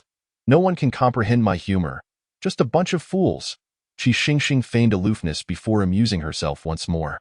"Xingxing, this young lady thought you were going to take vengeance upon the world. Your smile appeared far too quickly." Wenru regarded Qi Xingxing with exasperation, her thoughts spilling forth. She often struggled to comprehend her friend's thought processes. Upon learning about Xiao Shen's background, one would expect a few tears of sorrow to follow, yet Qi Xingxing's lightheartedness stifled any mood for melancholy. Wenru observed Xiao Shen, who showed no trace of sadness. Rather, her eyes sparkled with happiness. This realization lifted Wenru's spirits as she sat at the stone table, glancing up at the ancient jujube tree, its branches laden with round green fruit. She mused on the marvels of fate. In the first year after she and Qi Xingxing returned to Qingzhou, just days before the Spring Festival, the three of them, herself, her father, and Qi Xingxing, had tended to this courtyard together. Wenru had inquired why. Considering her father had mentioned it was abandoned, he had also asserted that he would never sell it to another. Memories flickered in Wen Changlin's eyes, and Wenru recalled that her father only exhibited such emotions when reminiscing about her mother. He had said that Chen Bo was his childhood friend, one he had called Brother Chen for most of his life. The implications behind that statement were profound. Their friendship must have been quite strong. When Changlin stated, "Xiaoro, you have an elder brother." Wenru nodded, aware of her brother's existence, as her father had mentioned it numerous times, yet she had never met him. Though curious, she refrained from asking further. "That lad may be deceased, but there's a chance he is alive. Perhaps one day, the rightful owner will return to this courtyard." Wenru blinked, a hint of confusion crossing her face as she took a few steps toward the ancient jujube tree. In winter, this place appeared desolate, with fallen leaves covering the stone table. Beneath the table lay several army green boxes. As she swept the leaves aside, she discovered they contained ammunition. She recalled her father mentioning that her brother held a blood feud with the Liu family. After clearing the weeds from the courtyard, Wenru picked up the scattered shell casings, her imagination conjuring images of Qian Xiaoyao's past experiences, especially upon seeing the scarecrows standing in the yard. Riddled with charred bullet holes, she placed the casings on the stone table, knowing that after a year, they might be swept away by the wind, yet upon her return, she would gather them once more. One thing that remained unchanged was that every time Qi Xingxing visited this courtyard, she energetically cleared away the dead grass with fervor. Chapter 82. I want 3 big bowls. Others often say my mind is sharp. Qi Xingxing gazed at Wenru and Xiao Shan in disbelief. One was lost in thought, occasionally breaking into silly laughter, while the other practiced swordplay like a machine. With a sigh, she remarked, "In my view, the two of you appear even more foolish than I." Seeing that neither acknowledged her, Qi Xingxing pouted defiantly. "How boring. I'm off to find the dashing brother." Stealthily, she crept into the kitchen, her heart racing with excitement upon spotting Chen Xiaoyao cooking. Her face lit up, and as she leaped in joy, her exuberance caused her to collide headfirst with the doorframe. Hearing the loud thud, Chen Xiaoyao turned to find Qi Xingxing crouched on the floor. clutching her head in confusion. "What are you doing? Are you evading the police?" he asked, puzzled that I am on the verge of tears, feeling a painful ache in my eyes. Upon hearing Chen Xiaoyao's merciless jibes, I immediately rose to my feet, revealing my little tiger teeth, one hand propped against the doorframe, the corners of my mouth curling into a cold, disdainful smile. "Xiaoyao, it seems I must unveil my true identity. You might not perceive it, but I am, in fact, a foreigner, a humble plumber honored with the task of vanquishing small monsters. My next mission is to rescue the princess." "Very well, Mr. Plumber, I wish you success. However, before your triumph, do wipe away those tears and take care not to damage my doorframe. It is not akin to those shattered bricks." Chen Xiaoyao nodded and continued cooking. I wiped the tears from my eyes and, cradling my head, sat down to the side. Moments later, I inexplicably began to swing my two braided pigtails, creating a blur of motion. It was as if, like a panting puppy cooling itself by sticking out its tongue. I believed this action could alleviate the throbbing pain in my forehead. Upon seeing Chen Xiaoyao retrieve several gram-like tendrils, I rubbed my eyes, convinced I had misseen, and hurried over to glance into the pot, exclaiming in astonishment. "Black red shumi. Sharp eyes," Chen Xiaoyao remarked, somewhat surprised. Black red shumi is a rare herb, typically unrecognized by the untrained eye, prompting him to regard me with renewed interest. "Hee, I am quite familiar with ancient herbs. My grandfather insisted on feeding me such concoctions during my childhood," I stated, inhaling the fragrant aroma and swallowing hard as I gazed at Chen Xiaoyao. "Xiaoyao, you are so generous to us. These ancient herbs are extraordinarily precious." Although my mouth watered at the thought, my heart brimmed with doubts. I recalled how Chen Xiaoyao had been selling grilled fish not long ago. Could one truly afford such ancient herbs with the proceeds from selling fish? Such treasures of nature cannot simply be purchased with wealth. Think of them as radish sprouts. Aren't ancient herbs meant for consumption? Chen Xiaoyao replied with a nonchalant smile. It was quite fortuitous that both of us had come today. Such hospitality was not a daily occurrence. The pot simmered with tender chicken leg meat, igniting a fervent hunger within us, while the array of spices and chilies released an intoxicating aroma that even stirred Chen Xiaoyao's appetite.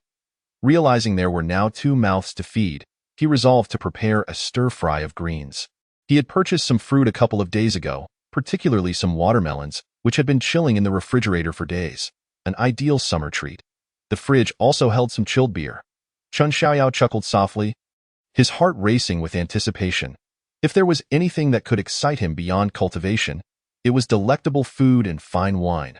Not to mention fishing. As he prepared to fetch some ingredients, he glanced back, and the corner of his mouth involuntarily twitched. There was Chixing, donning a pot atop her head and wielding a spatula, engaging in a battle of wits with the air. Just as he was about to retrieve her, Chen Xiaoyao's eyes lit up. Her spatula wielding resembled a certain sword technique, blending softness with strength and slowness with grace. A true display of skill. "Xiaoyao, am I not impressive?" Sensing Chen Xiaoyao's gaze, I grinned widely. "My grandfather taught me this. Quite interesting." Chen Xiaoyao chuckled, reclaiming the pot and spatula from her. "A swordsman must never be without her sword," I huffed, extending my chubby little hand to seize the spatula, only to find that Chen Xiaoyao lightly tapped my forehead with a finger, a thunderous yet gentle gesture. My eyes widened in disbelief. I attempted to struggle but found myself completely immobilized, as if under Chen Xiaoyao's spell. His movement had been ghostly, and as I realized what had happened, his finger had already lightly touched the center of my brow. Though gentle, it was undeniably powerful. I stared at him with wide eyes, awestruck. "So impressive, you rascal. I will need to scrub the pot once more." Chen Xiaoyao, unfazed by his own prowess, cleaned the pot, serving the exquisite ancient herb stew, and as he passed by me, he noticed I was still in shock, rousing me from my stupor. "What are you dawdling for? Aren't you going to eat?" "Yes, of course." I patted my chest, gazing in disbelief at Chen Xiaoyao's retreating figure, muttering to myself, such an impressive person. No matter how you look at it, he is simply extraordinary. Soon after, I broke into a carefree laugh, exclaiming, "I want 3 huge bowls." After placing the dishes on the stone table, Chen Xiaoyao popped a date into his mouth, flicking another date from his palm that landed gently on Xiao Shen's forehead. "Xiao Shen, Go wash your hands. Xiao Shen rubbed his forehead, accustomed to such wake-up calls from Chen Xiaoyao, and after regaining his composure, he grinned mischievously. Mama, wash my feet. He then giggled and dashed outside. Having seen this ad on the old television at the orphanage, it left a deep impression on him. Upon hearing Xiao Shen's words, I burst into laughter, and echoing his sentiment, I turned to Chen Xiaoyao. Mama, when are we having dinner? Chen Xiaoyao shot me a bemused glance. Oh, I shall refrain from speaking. I recoiled a bit, feeling sheepish. You had it coming. For a glutton like you, the best lesson is to deprive you of food. A gentle smile graced his face as the savory aroma of the dishes filled the air, igniting my anticipation. Ever since that day I savored Chen Xiaoyao's grilled fish. I had been unable to forget it. Each day after school, I would chance upon his place, but upon failing to find him, I would settle for grilled fish from elsewhere. Though decent, it paled in comparison to Chen Xiaoyao's culinary delights. This man not only possessed martial prowess but also culinary skills. He was, after all, the older brother of this young lady. I cast a furtive glance at Chen Xiaoyao, my spirits high. Observing my sheepish demeanor, Chen Xiaoyao chuckled softly. The wild grasses and flowers swayed gently, and this courtyard, once neglected for 3 years, felt unusually vibrant today. How delightfully mischievous, I thought. Xiaoyao must be harboring some unsavory thoughts. My delicate face lit up with a playful grin, resembling a comical expression that rivaled Chen Xiaoyao's. Xing, Wenru called out in irritation. You are enjoying his meal. How can you speak of him like that? That's common sense, I retorted playfully. Oh, I shall not say anything further. I playfully stuck out my tongue. What do you mean I've eaten his food? He hasn't even had a chance to eat yet. Wenru, be mindful. Don't eat too much, or you'll have a nosebleed, I added, nodding sagely. Wenru regarded me with puzzlement. Xing, are you mocking me? She assumed I was referring to the notion of seeing a handsome man and being unable to contain a nosebleed. Yet given my train of thought, her assumption was not entirely unfounded.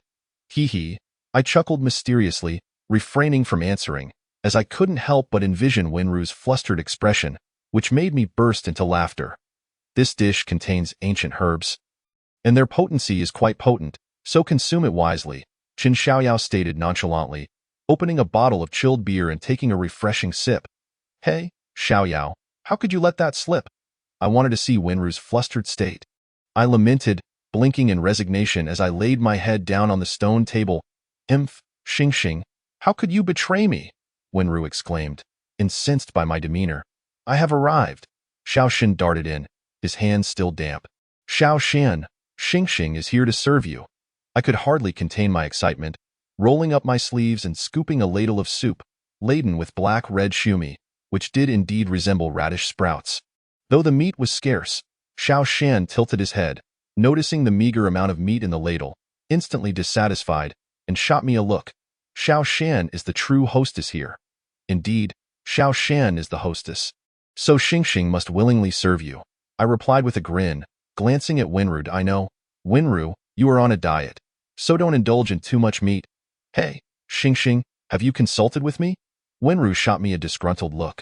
She had been eagerly anticipating enjoying Chen Xiaoyao's cooking. How could she possibly eat less meat? Whenever food was involved, I seemed to lose all restraint. Xiaoyao is an outstanding chef. He works hard to prepare meals for us. So we must eat well, I exclaimed, revealing my little tiger teeth, my braids gleaming, projecting an utterly innocent demeanor. Chen Xiaoyao nearly choked on his beer at the mention of Mama, casting a bemused glance at me. This fellow had spoken sensibly at first, but those last few words were entirely superfluous. You are merely copying Xiao Shen's lines. Xiao Shen was even more incensed, declaring with righteous indignation, as a joke-teller, one must be original. I find your abysmal imitation utterly disgraceful. You cannot be Xiao Shen's apprentice. My apologies, dear mentor. I have come to realize my error. The shumi in this dish is the most precious. So I shall abstain from it and only consume meat. I proclaimed cheerfully. Meat was hardly valuable. Black-red shumi was rare and precious, and I encouraged Xiao Shen to partake more for her health while I begrudgingly settled for the less expensive meat. Chen Xiaoyao chuckled softly, finding the situation amusing. Qi Xing appeared carefree and light-hearted, yet she never engaged in anything truly irksome. The Wuhong sumi here was indeed precious, and for the petite deity, Consuming more would greatly benefit her frail constitution. As he gazed at the glistening rice, Chen Xiaoyao had infused it with a touch of vitality, enhancing its flavor. However, if he possessed true elemental power, the taste would be simply irresistible. To acquire elemental power, one must attain the gathering spirit realm, a level that Chen Xiaoyao could not reach in the immediate future. He was only at the second level of qi refinement, still far from the third. Beyond qi refinement lay the spirit control realm, each realm comprising 9 minor levels. Nevertheless, having traversed the celestial realm for 9 millennia, Chen Xiaoyao understood that each realm contained not just 9 minor levels, but also 10 stages of perfection, often referred to as the ultimate realm. Now, firmly within the qi refinement stage, he was determined to cultivate to the pinnacle of this phase. With delectable food before him, what was there to ponder? Chen Xiaoyao smiled lightly, indulging in hearty bites of meat and generous sips of wine, especially relishing the medicinal broth, where the spiciness intertwined with the herbal essence, sending shivers of delight coursing through him. Oh, this is delicious. Qi Xingxing's eyes sparkled as if they held stars, utterly captivated by the flavor. It felt as though she hadn't eaten for 3 days. Typically chatty, she fell silent after a mouthful of meat, completely engrossed in savoring each bite. This young lady has declared that Chen Xiaoyao's culinary skills are truly exceptional. With tender grace, she lifted her bowl, taking a delicate sip of the ancient medicinal broth. Her eyes closing in bliss, a smile spreading across her face as a wave of happiness washed over her. It was not a romantic feeling between genders, but rather the innate joy of humanity, the sheer contentment of having a warm meal after days of hunger. Chomp, chomp, chomp. Qi Xingxing paid no mind to the others, shoveling rice into her mouth, realizing for the first time that even plain rice could be this delectable. Sipping chilled fruit juice followed by the rich broth, then devouring another large piece of meat, she felt utterly satisfied. The petite deity's eating style was quite unabashed, and indeed, Chen Xiaoyao had not misled her. He was indeed a master of culinary arts. Little deity, be sure to drink more broth. All the essence lies within, Qi Xingxing mumbled, her mouth still full. The little deity quickly responded, cheeks stuffed with rice and food. Why drink more broth? Little deity, you should eat more meat and those delicacies. Chen Xiaoyao observed Qi Xingxing's unrestrained manner of eating and was at a loss for words. Aren't you always with Wenru? Isn't she a young lady? Why does it seem as though you've never had a proper meal? Brother Xiaoyao, you're biased. Qi Xingxing's little mouth was smeared with grains of rice, and what was baffling was that a few grains clung to her braided hair. Wenru struggled to suppress a laugh. She understood, sitting beside Qi Xingxing, that this girl was so fervent in her eating that she flung rice everywhere. The circle of rice around Qi Xingxing's mouth resembled a white beard, making it hard to look at. Chen Xiaoyao, seeing her in this state, couldn't help but smirk. Although he appreciated girls who were carefree, Qi Xingxing had taken it to an extreme. He pointed to his own face, gesturing for her to wipe away the grains of rice. Qi Xingxing blinked in surprise, set down her bowl and chopsticks, and with a newfound determination, approached with a pout. The little deity's intention was clear, and Chen Xiaoyao widened his eyes in alarm, swiftly interjecting. What a ridiculous notion, too absurd. Qi Xingxing. Wenru nearly choked, hastily restraining her, mortified by the thought. Oh! Qi Xingxing observed their reactions, realizing her misunderstanding, feeling embarrassed, yet her rosy cheeks were barely noticeable. She lifted her chin proudly, declaring, this is merely my affirmation of Brother Xiaoyao's culinary prowess. Nodding with conviction and glancing at the three, she casually stated, for extraordinary culinary skills, the best affirmation is a kiss. That's common sense. Chapter 84. You have a nosebleed, is that so? How come this young lady has never heard of such common sense? Wenru paused, her tone laced with amusement as she awaited Qi Xingxing's next outrageous explanation. Of course, just like the Western custom of cheek kissing. It's quite normal. Qi Xingxing nodded confidently, unbothered by whether they believed her. For as long as she did, it was truth enough. All right then, so annoying. Silence is golden during meals. I want to eat. Unfazed by their incredulous stares, she resumed her feast. After the meal, she slumped against the stone table, rubbing her belly and letting out a satisfied burp. True to her word, she had devoured 3 bowls of rice. Even Wenru had consumed a bowl and a half. and upon reflecting on her own appetite, she felt a blush creep onto her cheeks. Typically, she only ate a small bowl at home.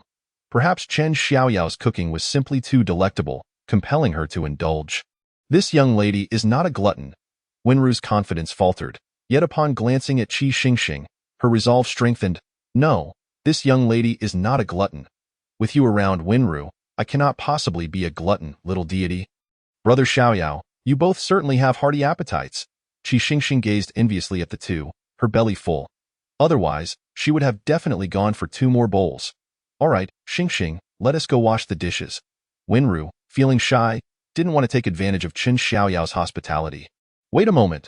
I want to add Brother Xiaoyao and the little deity on WeChat. Qi Xingxing looked at Chen Xiaoyao and the others expectantly. Of course, Chen Xiaoyao had previously used WeChat but had deleted most of his contacts during his absence, returning to a clean slate. Now, only 4 remained: the little deity, Changlu, and his parents. Perusing his parents' posts brought forth a wave of nostalgia. Chen Xiaoyao retrieved a hefty black phone that resembled a brick, weighing a full pound. Marketed as a rugged phone, it boasted resistance to drops and water, equipped with a satellite feature, and could last over a month on a full charge. He was pleasantly surprised at how well it suited him. Noticing a new red dot in his contacts, he clicked on it, glancing at Qi Xingxing, and declared, "The universe's super invincible #1 beauty, Qi Xingxing. Indeed, that is me." Qi Xingxing maintained a straight face, replying earnestly, "Alas, there's a character limit. Otherwise, I would have added the unparalleled beauty of the world as well." Without a hint of shame, Qi Xingxing embraced her ID, embodying the famous saying, "As long as I am not embarrassed, the embarrassment belongs to others." Wenru's sense of shame surged, leaving her restless. "And you, Wenru?" Chen Xiaoyao turned to her. Wenru blinked, a touch flustered. "Well, this young lady will reluctantly add you." Upon hearing this, Qi Xingxing nearly burst into laughter. But Wenru shot her a fierce glare, prompting Qi Xingxing to cover her mouth and stifle her giggle. "Now, Wenru," Chen Xiaoyao stated in a remarkably serious tone, reading out her ID, which made the recipient feel utterly mortified. Wenru's cheeks flushed, and she quickly tugged at Qi Xingxing's arm, exclaiming, "Xingxing, let us go wash the dishes." "Oh, let me just lie down for a moment, Sister Wenru." Qi Xingxing, still full from the meal, clearly wanted to lounge a bit longer. Wenru, however, paid her no mind and smiled at Chen Xiaoyao, leading her to the kitchen. "Little deity, after eating, go practice your swordsmanship. It's beneficial for you," Chen Xiaoyao advised. The little deity nodded, aware that these precious materials were immensely advantageous for her. And thus she hastened to finish her meal. Unbeknownst to her, her appetite had significantly increased. The filling nature of such nourishing fare was undeniable. Even Qi Xingxing struggled to finish her bowl of meat soup after gulping down 3 bowls of rice. Wenru, too, had consumed a bowl and a half of rice, only sipping a small portion of the soup, having cleared the meat from her plate, leaving the precious Wu Hong Sumi untouched. She felt it a pity to waste such treasures. Yet being in another's home, she couldn't very well insist that Chen Xiaoyao eat the leftovers. As they washed the dishes, Qi Xingxing's rosy cheeks deepened further. Wenru supported her as they exited, her little belly swollen. Qi Xingxing lamented, "I might gain 2 pounds." Wenru shot her a glance, knowing it was entirely her own doing. Spotting a few remaining pieces of Wu Hong Sumi in the bowl, Qi Xingxing, as a self-proclaimed foodie, could not allow them to go to waste. The thought of them being carelessly discarded into the drain made her heart ache. "It's all right, Xingxing. Your meat has grown where it should." Wenru reassured her, her tone tinged with irritation as she glanced at Qi Xingxing's figure, pondering why her own results were not as apparent despite consuming the same food. "Very heavy. If you had some too, Sister Wenru, you would understand my plight," Qi Xingxing exclaimed, nearly bursting from being so full. "Oh, it will come," Wenru replied, supporting Qi Xingxing with determination. "This young lady must believe in the power of belief." Observing the two, Chen Xiaoyao wore an amused expression, pointing to his own nose. Qi Xingxing paused, breaking free from Wenru's support, and pouted as she approached. "Hold on." The little deity quickly set her bowl and chopsticks down. Looking at Qi Xingxing, "Once is enough. Hee."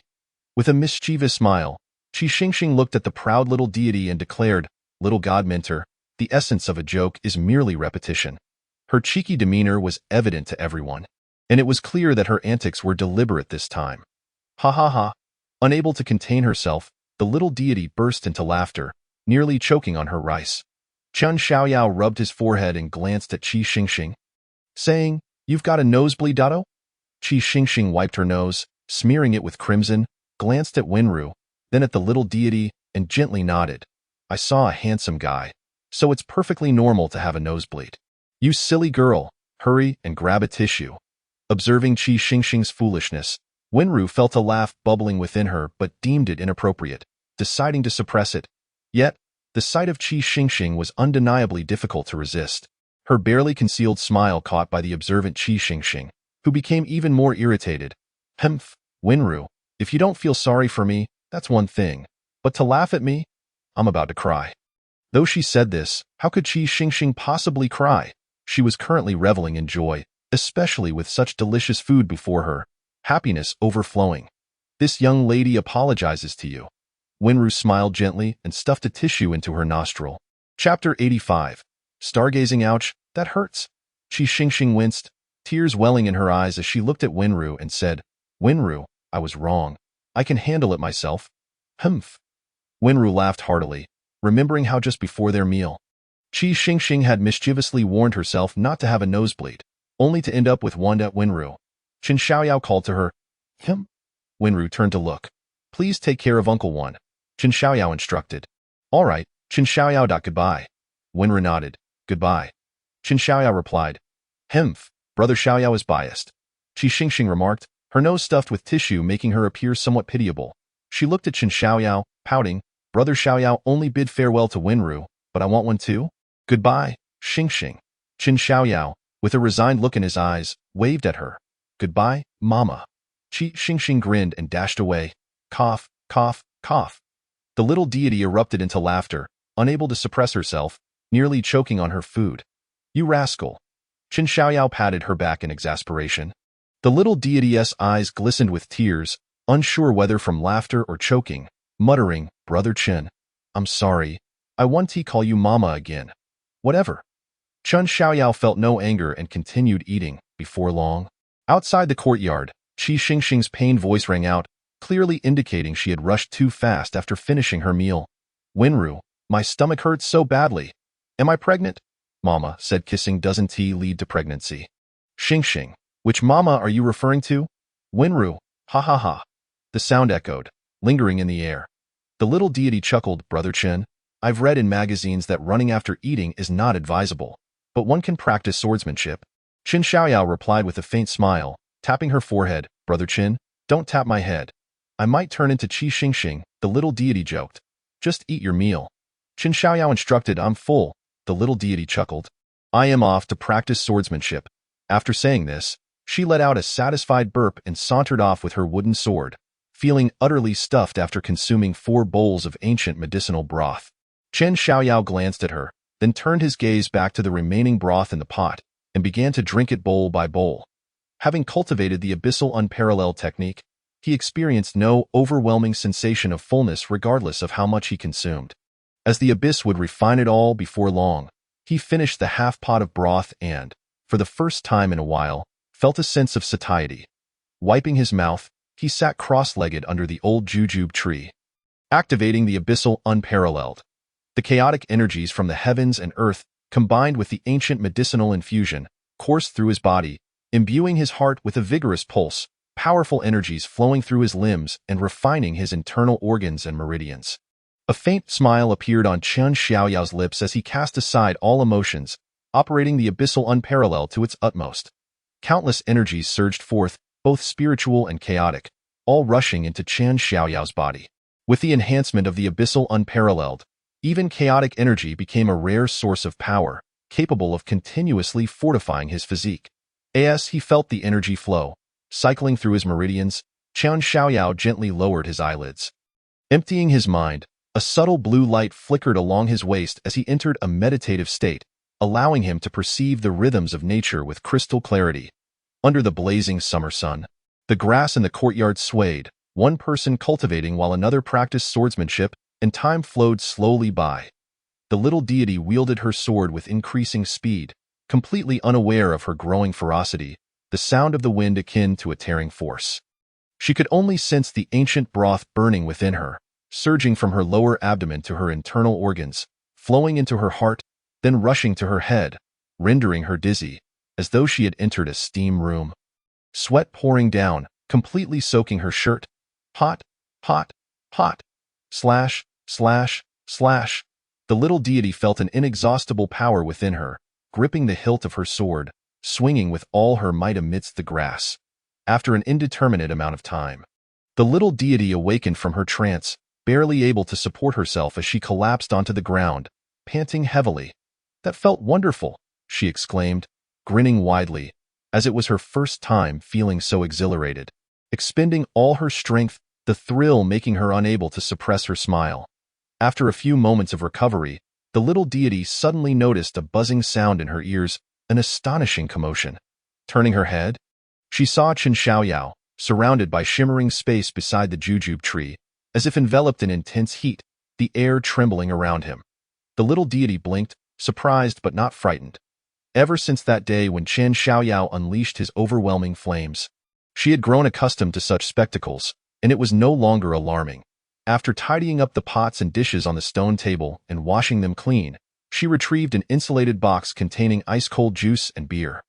Sitting in the shade, she sipped her juice while quietly observing Chen Xiaoyao's cultivation. When cultivating, the spells he normally cast would often fail, and a golden aura would envelop him, whether from sunlight or otherwise. It was unclear.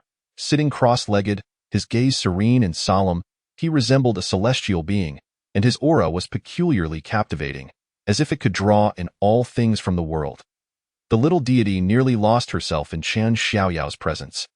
Snapping back to reality as she noticed droplets of water forming on the cup's surface, she quickly took a few sips to steady herself. Moments later, Chen Xiaoyao opened his eyes, the golden light dissipating in an instant. Clenching his fist, he remarked, "I've reached the 3rd level of qi refining. That was swifter than I had anticipated." Chen Xiaoyao nodded in satisfaction.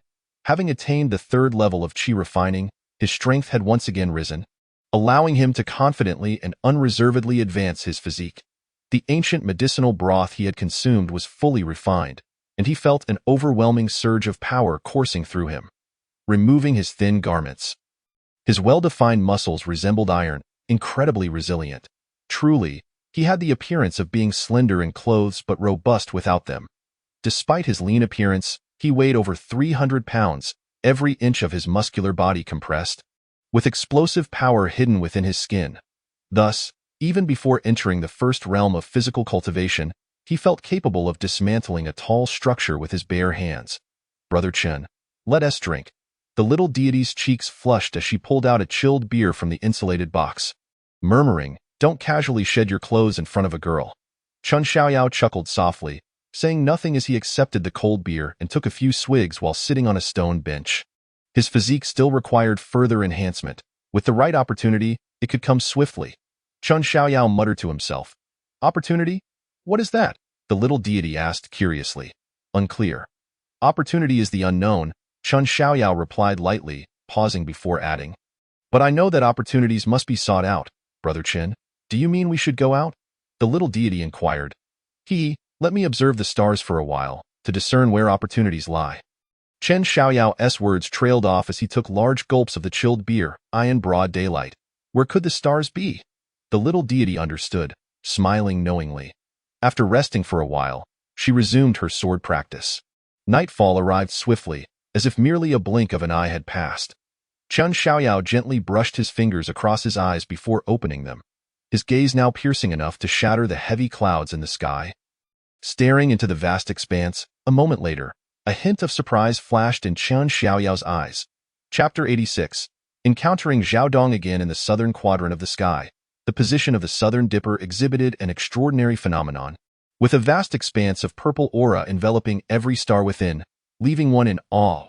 The stone table served as a chessboard reflecting the heavenly constellations. Chen Xiaoyao formed a hand seal and suddenly opened his eyes. The purple aura rises from the east, golden light flashing. In the southern lands, the current Chuan mountain region, a great opportunity awaits.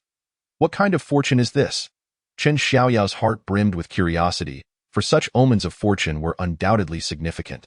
and the opportunity it heralded must be substantial. Regardless of its nature, Chen Xiaoyao felt compelled to embark on this journey personally. Chuan Mountain. Chen Xiaoyao gently caressed his fingers, his gaze directed towards the south. Chuan Mountain. A faint smile graced Chen Xiaoyao's lips as an object manifested in his mind's eye. An embodiment of clarity, tranquility, relentless self-improvement, and profound virtue, aptly named bamboo. The bamboo of Chuan Mountain is indeed remarkable. Isn't it? Chen Xiaoyao chuckled softly, reminiscing about his once beloved sword. A bamboo sword can both take life and elevate one's name in the world. Little God had already retired for the night, and Chen Xiaoyao refrained from disturbing her, instead transferring her an additional several tens of thousands of yuan. To his surprise, Little God had yet to fall asleep and messaged him, "Chenggu, what's up?" Upon reading her message, Chen Xiaoyao replied, "I'll be heading to Chuan Mountain tomorrow and may not return for several days." Little God responded, "You still haven't spent the money you transferred to me before." Chen Xiaoyao replied, "It's all the same, Little God. Love you, Chen Xiaoyao, don't slack off these days." Little God, Little God, never slack off. I only steal hearts. Chen Xiaoyao, time for sleep. Little God, good night. Chenggu. Chen Xiaoyao yawned, went through his evening routine, and slept soundly until dawn. When he opened his eyes, the sounds of sword practice echoed in the courtyard. Clearly, Little God exhibited far more discipline than he did. Chen Xiaoyao was generally adept at many things, but he lacked a sense of time. He had lived enough days, and they passed in an ordinary fashion, devoid of anything particularly special. Noticing that Little God had already achieved a state of flow, he chose not to disturb her. Shouldering the Wushuang Dan furnace and hailing a taxi outside Qingyue Villa, the moment he settled into the seat, the driver distinctly felt a sudden weight in the back, nearly lifting him off his seat. The driver glanced back in confusion, realizing that Chen Xiaoyao was hardly a heavy individual. Thus, the obvious sensation of weightlessness puzzled him. The distance from Qingzhou to Chuan Mountain was neither too far nor too near. It took approximately 3 to 4 hours by high-speed train. Upon departing the taxi and stepping into the motor vehicle station, Chen Xiaoyao had yet to purchase his ticket when he spotted a sharp-looking young man with a scar on his forehead and sunglasses. He seemed somewhat familiar, and after a few moments of contemplation, Chen Xiaoyao recognized him as Zhao Gu from that fateful evening, the right-hand man of the dual-faced Buddha. Zhao Dong was alone, devoid of any lackeys. And with a hint of boredom, he glanced around until his eyes landed on a refined young man with a round backpack. Instantly, his gaze sharpened, shifting from indifference to enthusiasm. Zhao Dong had not forgotten Chen Xiaoyao's mysterious aura from that night, especially the emotions displayed by the young lady from the distant Yu family, which had both astonished and ignited his fervor. A single stroke of Chen Xiaoyao's fortune could mean survival for him. Naturally, Zhao Dong sought to befriend such a significant figure, Mr. Chen. Zhao Dong promptly removed his sunglasses and tucked them into his pocket, warmly greeting him. Chen Xiaoyao replied nonchalantly, acknowledging him. Zhao Dong perceived no impropriety in this interaction. After all, figures of such stature often bore a certain air of arrogance. He approached Chen Xiaoyao, lowering his voice and inquired, "Mr. Chen, where are you headed?" Chen Xiaoyao raised an eyebrow and replied coolly, "Chuan Mountain." "Oh?" Zhao Dong's eyes brightened as he glanced around and lowered his voice further. "Mr. Chen, have you also received the news?" "News?" Chen Xiaoyao felt a flicker of curiosity but chose to conceal it, responding instead, "You too?" "Indeed." Zhao Dong smiled. "The Buddha sent me to the mountain and water auction in Chuan Mountain to acquire some collectibles. It is said there are several fine items." "What fine items?" Chen Xiaoyao inquired. Unknown, Zhao Dong shook his head. The mountain and water auction only released a statement saying it would surely entice us. Yet they did not specify what the items are. The Buddha is curious and asked me to come. If there are indeed good things, we should bid on them. After Zhao Dong's explanation, Chen Xiaoyao grasped the nature of the news he mentioned. However, his heart remained unperturbed. His purpose for visiting Chuan Mountain was not for this. In a few days, the ethereal purple energy would envelop Chuan Mountain, heralding an unknown opportunity. "Mr. Chen, would you like to join me?" Zhao Dong's eyes sparkled with anticipation. If he could forge a connection with Chen Xiaoyao, discussions of power and influence became unnecessary. Merely increasing his chances of survival was invaluable in this world. Chen Xiaoyao shook his head and replied coolly, "If it is indeed a valuable item, I lack the funds to bid on it." Zhao Dong realized this was true. If Chen Xiaoyao had money, He wouldn't have been fortune-telling on the street that night. If he hadn't fortune-told, wouldn't he have perished long ago? Contemplating this, Zhao Dong's heart froze momentarily, realizing the uncanny coincidence, and he awkwardly chuckled. Mr. Chen, you jest. With your abilities, money is merely a trifle. Chen Xiaoyao chuckled lightly, offering no rebuttal. He simply regarded it with indifference. When the need arose, he could easily procure funds. After all, wasn't he the underground black market in Qingzhou operated by the Zhou family? It would be quite simple to secure a sum from Zhaodong's boss, Mr. Chen. Why not accompany me to the mountain and water auction? If you find something you like, I can pay for you. Zhao Dong patted his chest proudly. Although he had not brought his lackeys today, he possessed a substantial amount of cash. After all, he represented the dual-faced Buddha in Chuan Mountain, and his status was well supported. In fact, the cards in his pocket held nearly 100 million yuan in cash. Even those who were worth billions found it challenging to gather such liquid assets on short notice. You re quite generous, Chen Xiaoyao remarked with a slight smile. Mr. Chen, you flatter me. I merely possess a modest fortune, Zhao Dong replied with a grin. While he presented himself as a formidable figure in front of others, in Chen Xiaoyao's presence, he was but a docile lamb. When does the mountain and water auction commence? Chen Xiaoyao inquired, as if it were to start in the next couple of days. He would have time to attend? Especially since the arrival of the purple energy was still 3 to 4 days away. Tomorrow evening at 7, Zhao Dong replied. Then let us go together, Chen Xiaoyao nodded. Excellent, Mr. Chen. I will procure the tickets. Zhao Dong's face lit up with joy as he hurried to operate the ticket machine. Chapter 87. The stench of poverty behind the two. A couple in their 20s whispered to each other, their hushed tones clear enough for Chen Xiaoyao and Zhao Dong to overhear. Can you believe they're fighting over who pays for a ticket? Do they think this is a restaurant? Such a lack of ambition. The girl's eyes were filled with disdain as she spoke sharply to her boyfriend. Darling, don't be so harsh. Just look at how long those two haven't bathed. Especially that lad. He reeks of sourness. The boy chuckled, shaking his head, and added apologetically, our destination is close to Qingzhou, and there are no flights.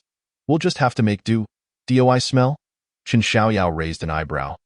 Puzzled. As a cultivator, he remained unsullied by the mundane world. Even on the hottest days, he never broke a sweat or accumulated a speck of dust. Zhao Dong sniffed the air. While Chen Xiaoyao's attire may not have been from a luxury brand, it was nonetheless clean and fresh, devoid of any foul odor, only carrying a hint of laundry detergent's fragrance. Certainly not unpleasant, let alone sour. He then lowered his gaze to his own attire. Equally perplexed, dressed casually yet cleanly in a white shirt, how could he possibly smell? Stop searching. That sour stench iced coming from our clothes, the girl chuckled mockingly, her tone dripping with scorn. The boy beside her smiled softly, praising her. Chen, you're so clever. You grasped it right away. That sour smell is the stench of poverty. Upon hearing this, the girl burst into laughter, playfully swatting her boyfriend's shoulder. Don't be so blunt. It might upset some people. You're going to be a boss one day. You should temper your words.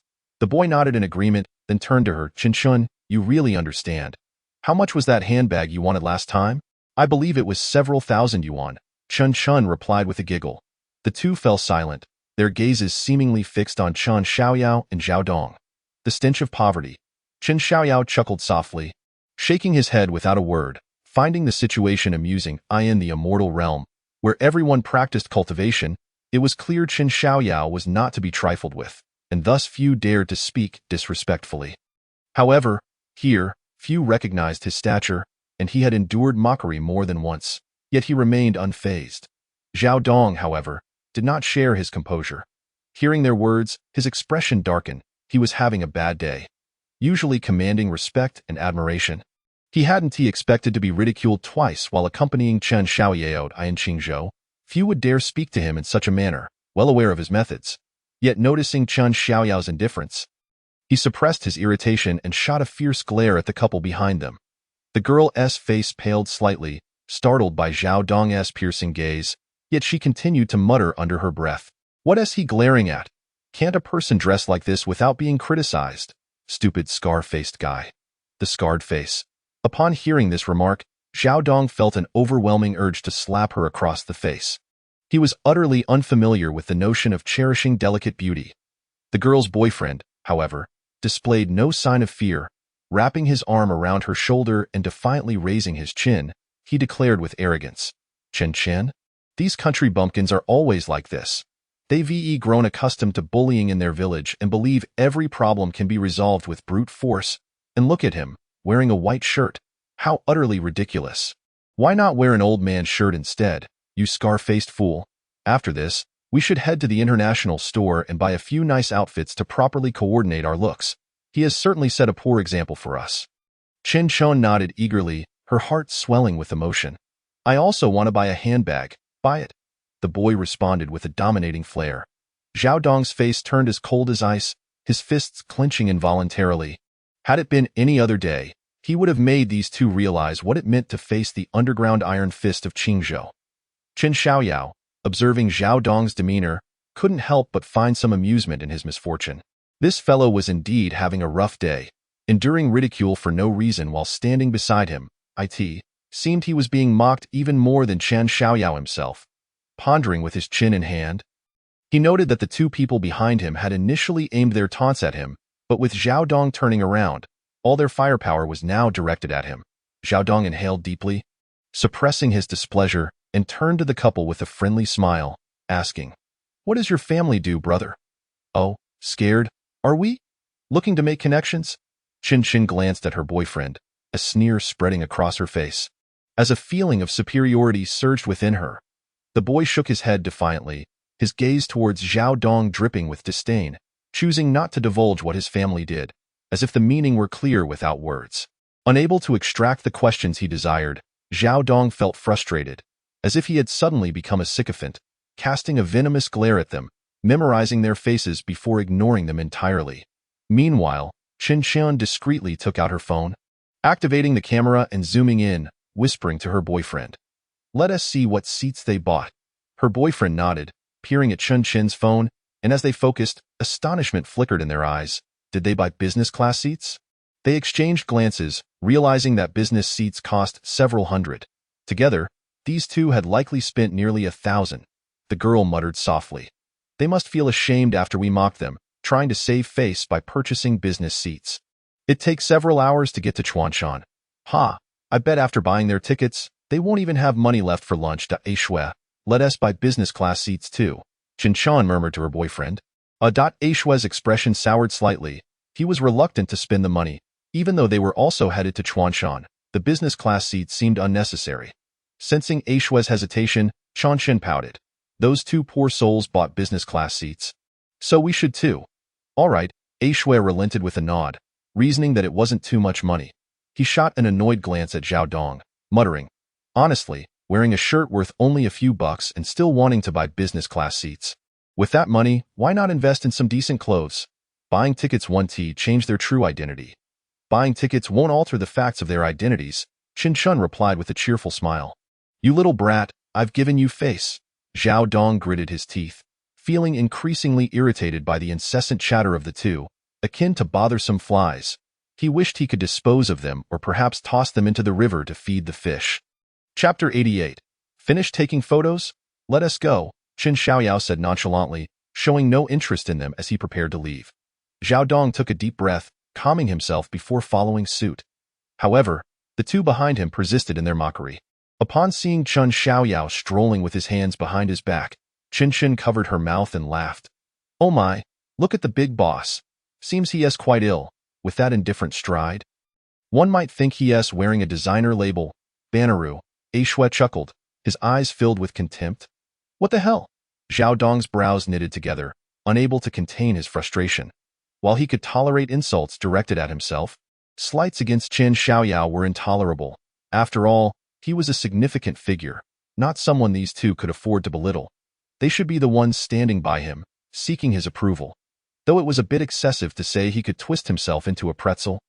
Zhao Dong glared at the pair with a fierce countenance, startling them. "What are you staring at, scar-faced freak?" Chin Chun spat disdainfully, snapping her phone open and capturing a picture of Zhao Dong's face. Satisfied with the clarity of the shot, she waved her phone triumphantly. "See? Do you believe I'll post this online?" "Humph, it won't scare him," Shui scoffed, declaring that in this era, one need not use fists to harm. It was a classic case of a bloodless knife. Feel free to take more snapshots, Zhao Dong replied dismissively, smirking. You think you can post me online? If you dare, don't blame me for the consequences in real life. Click, click, click. Chun Shun eagerly complied, her eyes gleaming with provocation. Are you done taking pictures? Zhao Dong inquired. All done, Chun Shun replied, her chin held high, brimming with disdain. Now it's my turn to take action. Zhao Dong grinned, baring his teeth and rolled up his sleeves. Slap, slap, slap. In a flurry, he landed 3 resounding slaps that sent her reeling. A Shui, witnessing his girlfriend being struck, felt an eruption of rage. He pointed a finger at Zhao Dong, shouting, You, a mere laborer, dare to lay hands on others? To hell with you. Zhao Dong retaliated with a powerful kick, sending A Shui flying 3 meters away. After delivering the blow, he spat on the ground, flipped his hair, and donned his sunglasses, leaving while muttering curses under his breath. What an absolute nuisance. With his anger vented, Zhao Dong felt elated, switching to a smile as he scampered after Chen Xiaoyao. Oh, damn! A Shui clutched his chest, feeling winded from the kick, glancing anxiously at Chen Chen. Are you all right, dear? Chen Chen, her cheeks stinging from the slap, crouched down, tears streaming down her face. Wiping her eyes, she glared fiercely at Zhao Dong's retreating figure. Gritting her teeth, I'll post them online right now. Leveraging her modest fame, Chun Shun had garnered a few thousand followers on social media. Her fair fingers tapped away, crafting a headline. Unfortunate encounter. 2 rascals at the train station, trying to save face by purchasing business class seats, resorted to violence after my well-meaning intervention. A Shui rubbed his chest, grimacing in pain, then immediately liked Chun Chen's post. Chen Shan also rubbed her face, her meticulously applied makeup ruined by Zhao Dong's slap. As she left, he had smeared some powder on the wall, and she cursed him fiercely, her anger gradually replaced by a sense of vindication. Ding, ding, ding. Suddenly, Chun Chen's phone vibrated wildly. Puzzled, she checked it, discovering an avalanche of comments beneath her recently posted photos. Rascals? I want to comment on the student beside him, but the one in the white shirt has a watch on his wrist worth enough to buy a car. And especially that scar-faced guy. Why does he look a bit like Zhao Gu? Following that comment, another replied, That's definitely Zhao Gu. I heard he went out for business today. This guy's bold for calling Zhao Gu scar-faced. The original poster responded, Wow, it really is Zhao Gu. No wonder that scar-faced fellow looked familiar, a bystander chimed in. You call him scar-faced, but Zhao Gu despises being addressed that way. The original poster retorted, Well, you just did too, accompanied by a smirking emoji. A bystander quipped, What a clever tactic. But this is all the blogger's fault. Look at how furious Zhao Gu is, his glare could almost tear her apart. Is the blogger still alive? The original poster assured. She is doing just fine. Haven't you seen her posting Zhao Gu online? A bystander laughed. I'm cracking up. I will immediately pray for the blogger's well-being. Ignoring the ongoing chatter, Chun Shun felt puzzled. Zhao Gu? Who on earth is that? A Shui, having read the comments, recalled something. His eyes widening in horror, his face draining of color as he exclaimed, Delete it now. What's wrong? Chin Chin asked, increasingly confused by her boyfriend's reaction. Being from outside Qingzhou, she was oblivious to Zhao Ji's significance. Give it to me. A Shui's blood ran cold, a mix of anger and fear flooding him as he snatched the phone, swiftly deleting the post before collapsing onto the ground, utterly drained. After a moment, A Shui gathered himself, though his complexion remained pale. He turned to Chen Chen, explaining, This Zhao Gu is the right-hand man of the dual-faced Buddha.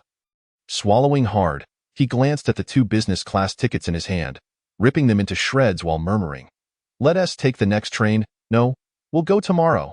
Upon hearing the name of the dual-faced Buddha, Chen Chen's expression changed abruptly as she nodded in a daze. They exchanged a glance, both filled with unease and regret. I didn't mention what my family does, did I? A Shui asked. Chen Chen, still in shock, nodded slowly, completely stunned. A Shui wiped the cold sweat from his forehead, relieved to have narrowly escaped disaster. Chen Xiaoyao and Zhao Dong were naturally unaware of these matters and paid them no mind. After waiting for a few minutes, they embarked on their journey to Chuanshan. Chen Xiaoyao had intended to rest for a moment, but upon seeing Zhao Dong's hesitant expression, he inquired, What's the matter? Zhao Dong chuckled, his body erect and stiff, resembling a diligent student attentively listening to a lecture. With a hint of nervousness, he asked, "Mr. Chun, could we exchange contact information?" Chen Xiaoyao couldn't he help but find it amusing. Merely exchanging contact details didn't he warrant such apprehension, making him appear like a shy youth about to confess to his crush. As Zhao Dong glanced at the ID, his first reaction was one of confusion, followed by disbelief as he looked at Chen Xiaoyao, wondering if he had mistakenly given him his aunt's WeChat ID. Zhao. Chen Xiaoyao also shot him a glance. The name seemed oddly familiar, reminiscent of something one might hear in the news when referring to a suspect. Zhao something something. A glance at Zhao Dong's social media left Chen Xiaoyao speechless. 3 days prior, he had posted a high-definition photo of a group of followers bowing before him. Chen Xiaoyao chuckled softly, choosing not to comment, and tucked his phone away, squinting his eyes to rest a bit. Zhao Dong also peered at Chen Xiaoyao's social media, his feelings mirroring those of Chen Xiaoyao. Chen's posts were sparse, consisting of one about drinking and reading, and 2 related to fishing, all taken by a stealthy observer. Chen Xiaoyao said nothing, treating it as a record of a beautiful life. Indeed, it was just as it appeared. Zhao Dong smiled, pondering that the mindset of a master was beyond his comprehension, and he too closed his eyes to rest for a while. Hours drifted by, and when they disembarked, the sunset painted the sky in hues of twilight. The mountain and water auction house was nestled halfway up the Nanshan Gorge, where martial arts thrived, and the spiritual energy was notably rich, leading to the emergence of peculiar items. The layered mountains and lush greenery obscured what treasures might be hidden deep within the forests. Unlike Sihui, known for its jade, the auction house primarily showcased items related to martial artists. Even those who came to bid, if not martial artists themselves, were often connected to the martial world. The auction house had previously sold several martial arts manuals, earning a reputation within Chuanshan's martial circles. Whether it was a mere gimmick or truly as claimed, discovered in a cave on a sheer cliff, was up for debate. In this era, many martial artists had read martial arts novels as children, leading some to foolishly leap from cliffs with nothing but a rope. As for the outcome, it was merely a source of amusement post-meal. The auction was set to commence at 7 o'clock the following evening, and the streets of Nanshan Gorge were ablaze with lights, adorned with numerous luxury vehicles and dedicated personnel for reception. A bespectacled youth, seemingly around Zhao Dong's age, held a sign bearing Zhao Dong's name prominently. "Zhao Dong, they're looking for you." Amidst the youth's boredom, he heard this announcement and turned to see 2 figures approaching, one of whom wore sunglasses and bore an imposing demeanor, while the other looked youthful and delicate, hardly seeming older than a student. The bespectacled youth wrinkled his nose, feeling his enthusiasm for Zhao Dong wane. Did this fellow not know what kind of place Chuanshan was, arriving with just a young subordinate, who was indeed a student, and to top it off, taking a taxi? What a shameful sight this was. Is this the right-hand man of the double-faced Buddha? He doesn't seem to be faring well. The youth casually scratched his ear, speaking flippantly. "You must be Zhao Dong from Qingzhou. I am Hu Kai. Here on Mr. Zhang's orders to welcome you. I'll be responsible for escorting you to the venue." As for Chen Xiaoyao, Hu Kai instinctively overlooked him, considering him merely a subordinate, unworthy of any attention. Zhao Dong sensed Hu Kai's condescending attitude, feeling a twinge of displeasure but refraining from expressing it. He simply could not fathom the root of Hu Kai's disdain. Was it directed at him or at the Buddha himself? Zhao Dong turned to look at Chen Xiaoyao, who was observing the surroundings. Seeing Chen Xiaoyao's contemplative gaze, Hu Kai felt even more contemptuous. After all, the area was merely filled with mountains and trees. What was there to admire? Truly, a naive student unaccustomed to the world. "Mr. Chen, the auction starts tomorrow evening at 7. Shall we take a stroll around now?" Zhao Dong said, attempting to ingratiate himself. Chen Xiaoyao surveyed the western mountains, sensing the ethereal energy swirling within, resembling wisps of green smoke. Even without celestial treasures, the area's spiritual energy was undoubtedly abundant. He nodded, declaring, "Let us head to the western mountains." "All right," Zhao Dong replied, turning to Hu Kai. "Please take us to the Shishan Gorge." Hu Kai cast a dismissive glance at Zhao Dong, showing no signs of movement. Zhao Dong raised an eyebrow, uncertain of his meaning. Hu Kai, with a smile that didn't reach his eyes, coolly remarked, "I'm sorry, Mr. Zhao, but I am only responsible for escorting you to the mountain and water auction house. Everything else is beyond my purview. Please hurry. I have important guests to attend to." With that, he lifted his chin and scoffed. At this hour, You might still catch a taxi, but soon it will be quite impossible. What kind of attitude is that? Zhao Dong's expression darkened suddenly. Although he was merely the third in command of the double-faced Buddha, he was not someone a minor character like Hu Kai could afford to offend. Humph! Hu Kai displayed no kindness, ridiculing. What attitude? I, Hu Kai, have never encountered someone like you. Your subordinate is merely a student. Is this the third in command of the double-faced Buddha? It seems he is not doing too well. You have quite the audacity to mock the double-faced Buddha. Zhao Dong's eyes narrowed, a crimson veil of rage shrouding his vision. Humph! Hu Kai snorted coldly, disdain evident on his face. Do I have such audacity? Are you displeased? If you are, feel free to file a complaint. Do you think this is your territory in Qingzhou? Even if it weren't, you have no right to act insolently before me. Zhao Dong was infuriated. His forearm muscles tensed, fists clenched. He had encountered far too many fools today. Even though he was not a local of Chuanshan, he had connections linked to the top families of Chuanshan, the infamily's young master. This connection was unknown even to the double-faced Buddha. Me, unqualified? Hu Kai sneered, a glint of derision in his eyes. Do you know who I associate with? My benefactor is none other than the young master of the Zhang family. Upon hearing that name, Zhao Dong's eyes narrowed sharply, suppressing the fury boiling within him, glaring fiercely at Hu Kai. What terrible luck! Zhao Dong cursed inwardly. If Hu Kai truly was the young master of the Zhang family's subordinate, he would have to swallow his indignation. The top three families in Chuanshan were the Yin family, the Kong family, and the Zhang family, if the young master of the Yin family were called upon. Hu Kai, this minor figure, could be dealt with in an instant. But alas, Hu Kai was one of Zhang's men. Inviting the young master of the Yin family would be tantamount to inserting his hand into Zhang's territory, certainly a losing proposition. Qin Xiaoyao cast a casual glance at Hu Kai, saying nothing, merely stating, "We will explore on our own." "Very well, Mr. Chun." Zhao Dong was panting, a button from his shirt popping off. If he couldn't confront him, he could at least retreat. "Zhao Dong, your subordinate lacks awareness." Hu Kai, seeing Zhao Dong back down, burst into laughter, jeering, "There's a sign ahead. It's easy to hail a taxi there. Ha ha ha, take your foolish subordinate and scram." Zhao Dong's expression darkened like coal, his fists cracking ominously. He had invited Chen Xiaoyao with good intentions, yet it had drawn him into this mess. Foolish subordinate? Chen Xiaoyao raised an eyebrow, stifling a laugh. Witnessing Chen Xiaoyao's mirth, Hu Kai's disdain deepened as he looked at Zhao Dong with contempt, saying, "My apologies, I take back what I just said. Zhao Dong, your subordinate is as deranged as you are." Zhao Dong, his face clouded with anger, fell silent, committing Hu Kai to memory. This was their territory, and Zhao Dong had chosen to back down. But should Hu Kai ever find himself in Qingzhou, Zhao Dong would ensure he was treated as a guest of honor. Chen Xiaoyao halted, turned to glance at Hu Kai, and stepped forward.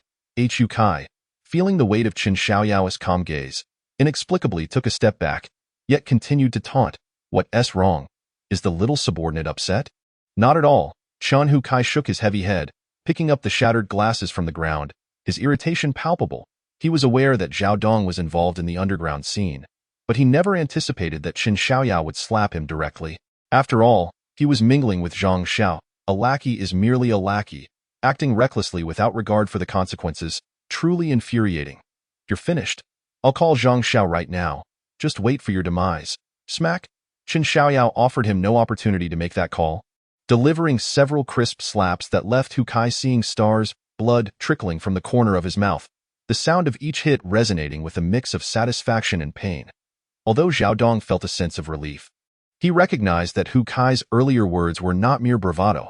He was not afraid of being barred from the auction. With the names of Shuimian Foy or Anjia Xiaoya, he could suppress any discontent in their hearts. What he feared was the enmity they were incurring now, which might result in unforeseen obstacles when Zhao Dong returned to Chuan Mountain in the future. After all, this place was far from Qingzhou. Chen Xiaoyao's silhouette was etched in Zhao Dong's mind, and his gaze hardened, a smile curling at the corners of his mouth. Damn it, he had called Mr. Chen here. Now that Mr. Chen was standing up for him, how could he remain hidden behind him? What kind of man was that? Furious, Zhao Dong rolled up his sleeves, took a running leap, and executed a graceful flying kick that sent Li Kai crashing into a nearby trash pile. Zhao Dong unleashed a flurry of kicks and punches, relishing the fight, akin to a farmer vigorously tossing wheat into the sunlight, shimmering as it danced.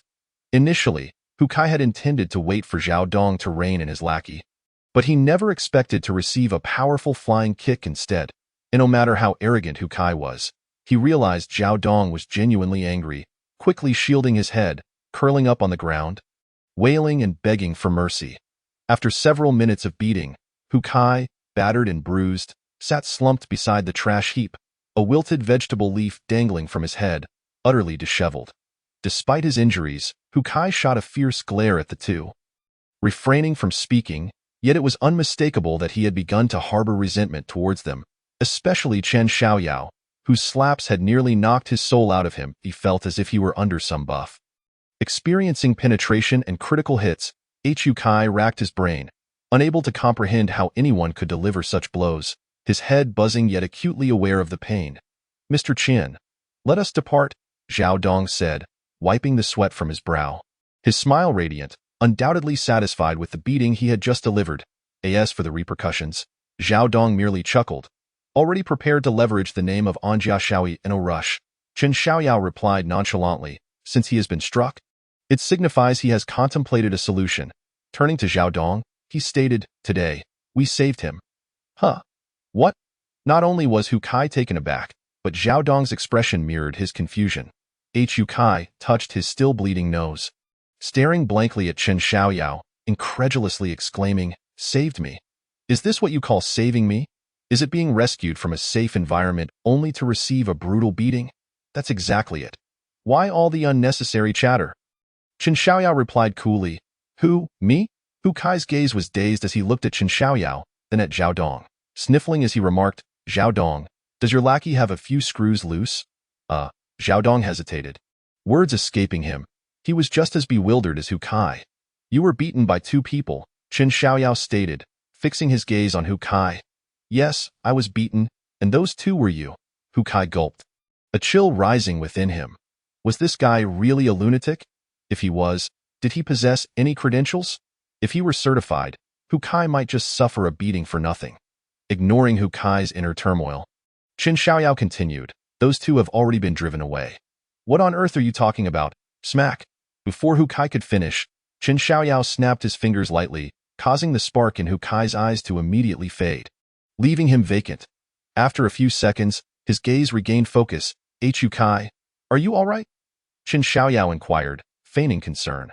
Zhao Dong blinked, standing silently to the side, not daring to utter a word, still grappling with the bizarre situation. "Why would anyone trouble you?"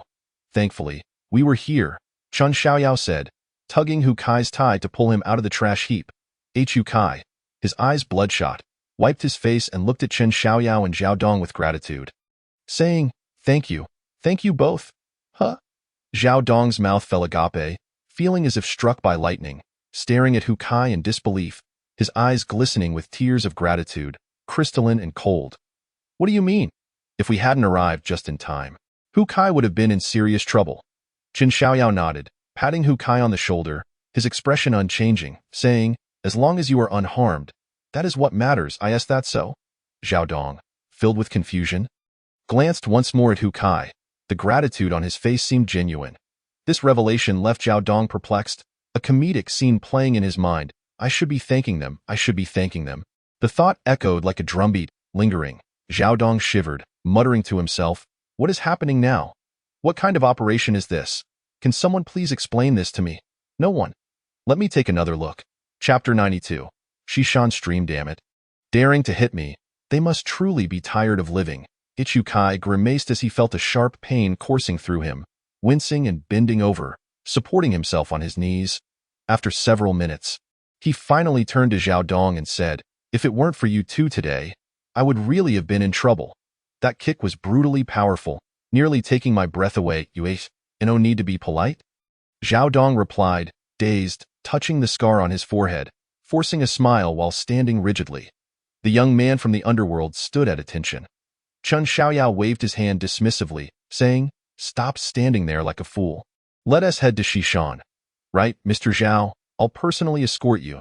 If we encounter those two rascals again, we can shove them right into the sea air." Hu Kai gritted his teeth and put on his broken glasses, cursing as he opened the car door.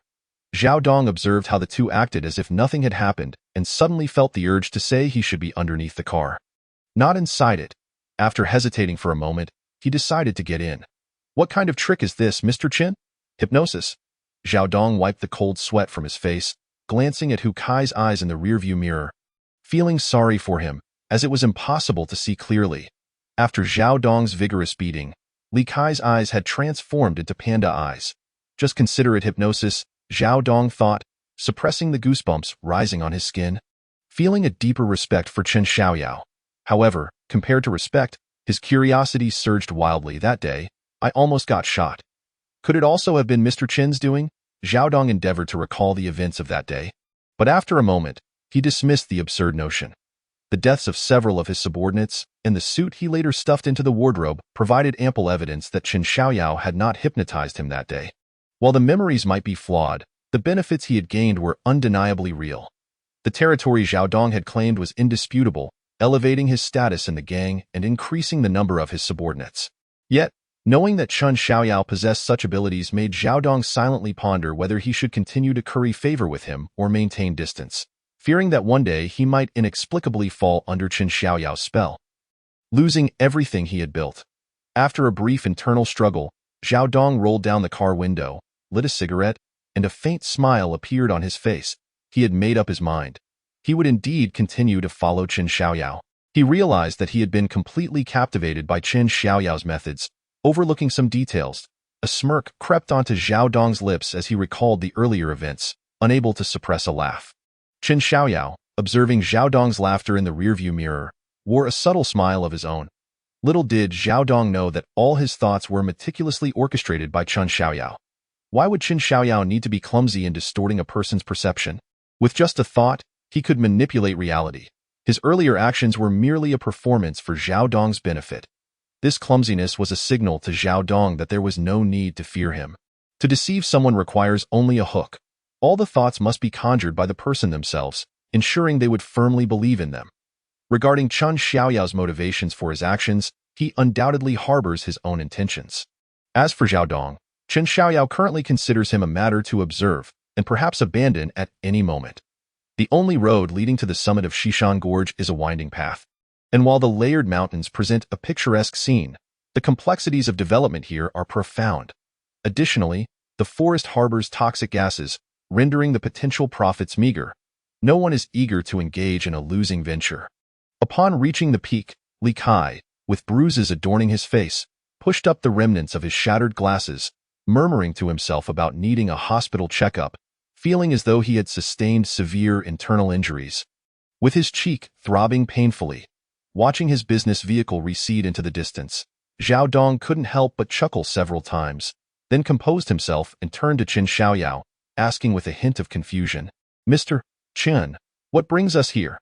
Certainly, the scenery of Xishan Gorge is delightful, offering a splendid view of the bustling nightscape of Chuanshan. However, such beauty can lose its charm after a few glances. Chen Xiaoyao did not clarify his thoughts. Instead, he replied calmly, "You may enjoy the breeze atop the mountain. I shall explore the area within." Zhao Dong hesitated for a moment, contemplating for several seconds before donning a somewhat obsequious smile and saying, "Mr. Chen, allow me to accompany you. Should you go, what can you accomplish?" Chen Xiaoyao glanced at Zhao Dong, recognizing that he was no martial artist and would only hinder him. "Go and assist," was the expected retort.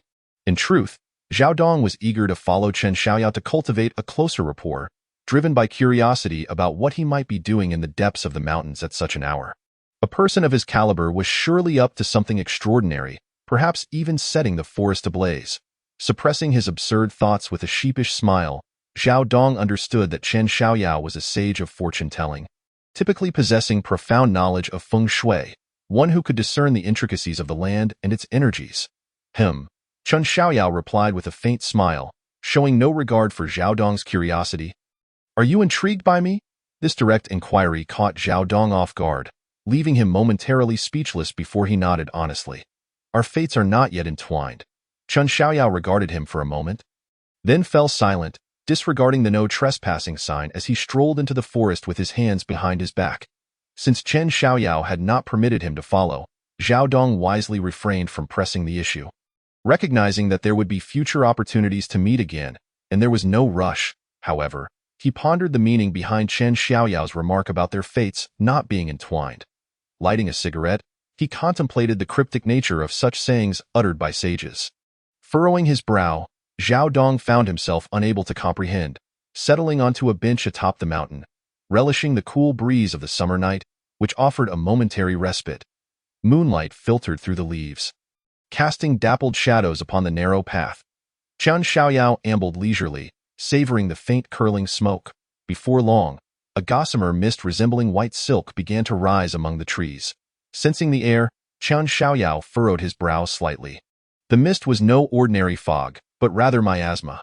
This miasma arose from the forest's low population density, heightened decomposition of primitive flora, and the area's unique topography, which formed a basin, trapping the noxious vapors within, lingering indefinitely. Not even the moonlight could penetrate it, let alone the sunlight during the day. Any ordinary person who lingered here overnight would meet their demise, and even martial artists would find it intolerable. For the miasma is indeed toxic. Yet, for Chen Xiaoyao, this place could be considered a paradise. His gaze sharpened, and he fully engaged his abilities. Miasma, while inferior to the spiritual energy of heaven and earth, could nonetheless bolster his physique. Chapter 93. The twin-blade brothers enveloped in the obscured white miasma, he maximized his cultivation techniques, drawing in the swirling miasma. The farther he ventured, the richer the mist became. And suddenly, his eyes brightened. He realized the miasma had dissipated, revealing that the surrounding white mist was actually dense spiritual energy, visible to the naked eye. A true paradise. As he absorbed the energy while walking, he unknowingly approached a cacophony of heated air, the sound of a waterfall crashing into a pool resounding with a dull roar. Just as he intended to investigate, he heard several voices. Peering through the gaps in the foliage, he observed two groups of individuals tense in confrontation by the waterfall. Chen Xiaoyao squinted, remaining concealed. His interest piqued as he observed. "Are you three from the sword sect truly courting death?"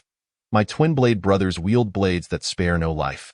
The speakers were two burly men clad in black martial attire, their eyes fierce and muscles taut, each carrying a weapon known as the wujidao, adorned with red cords strung with several bones, a jarring sight.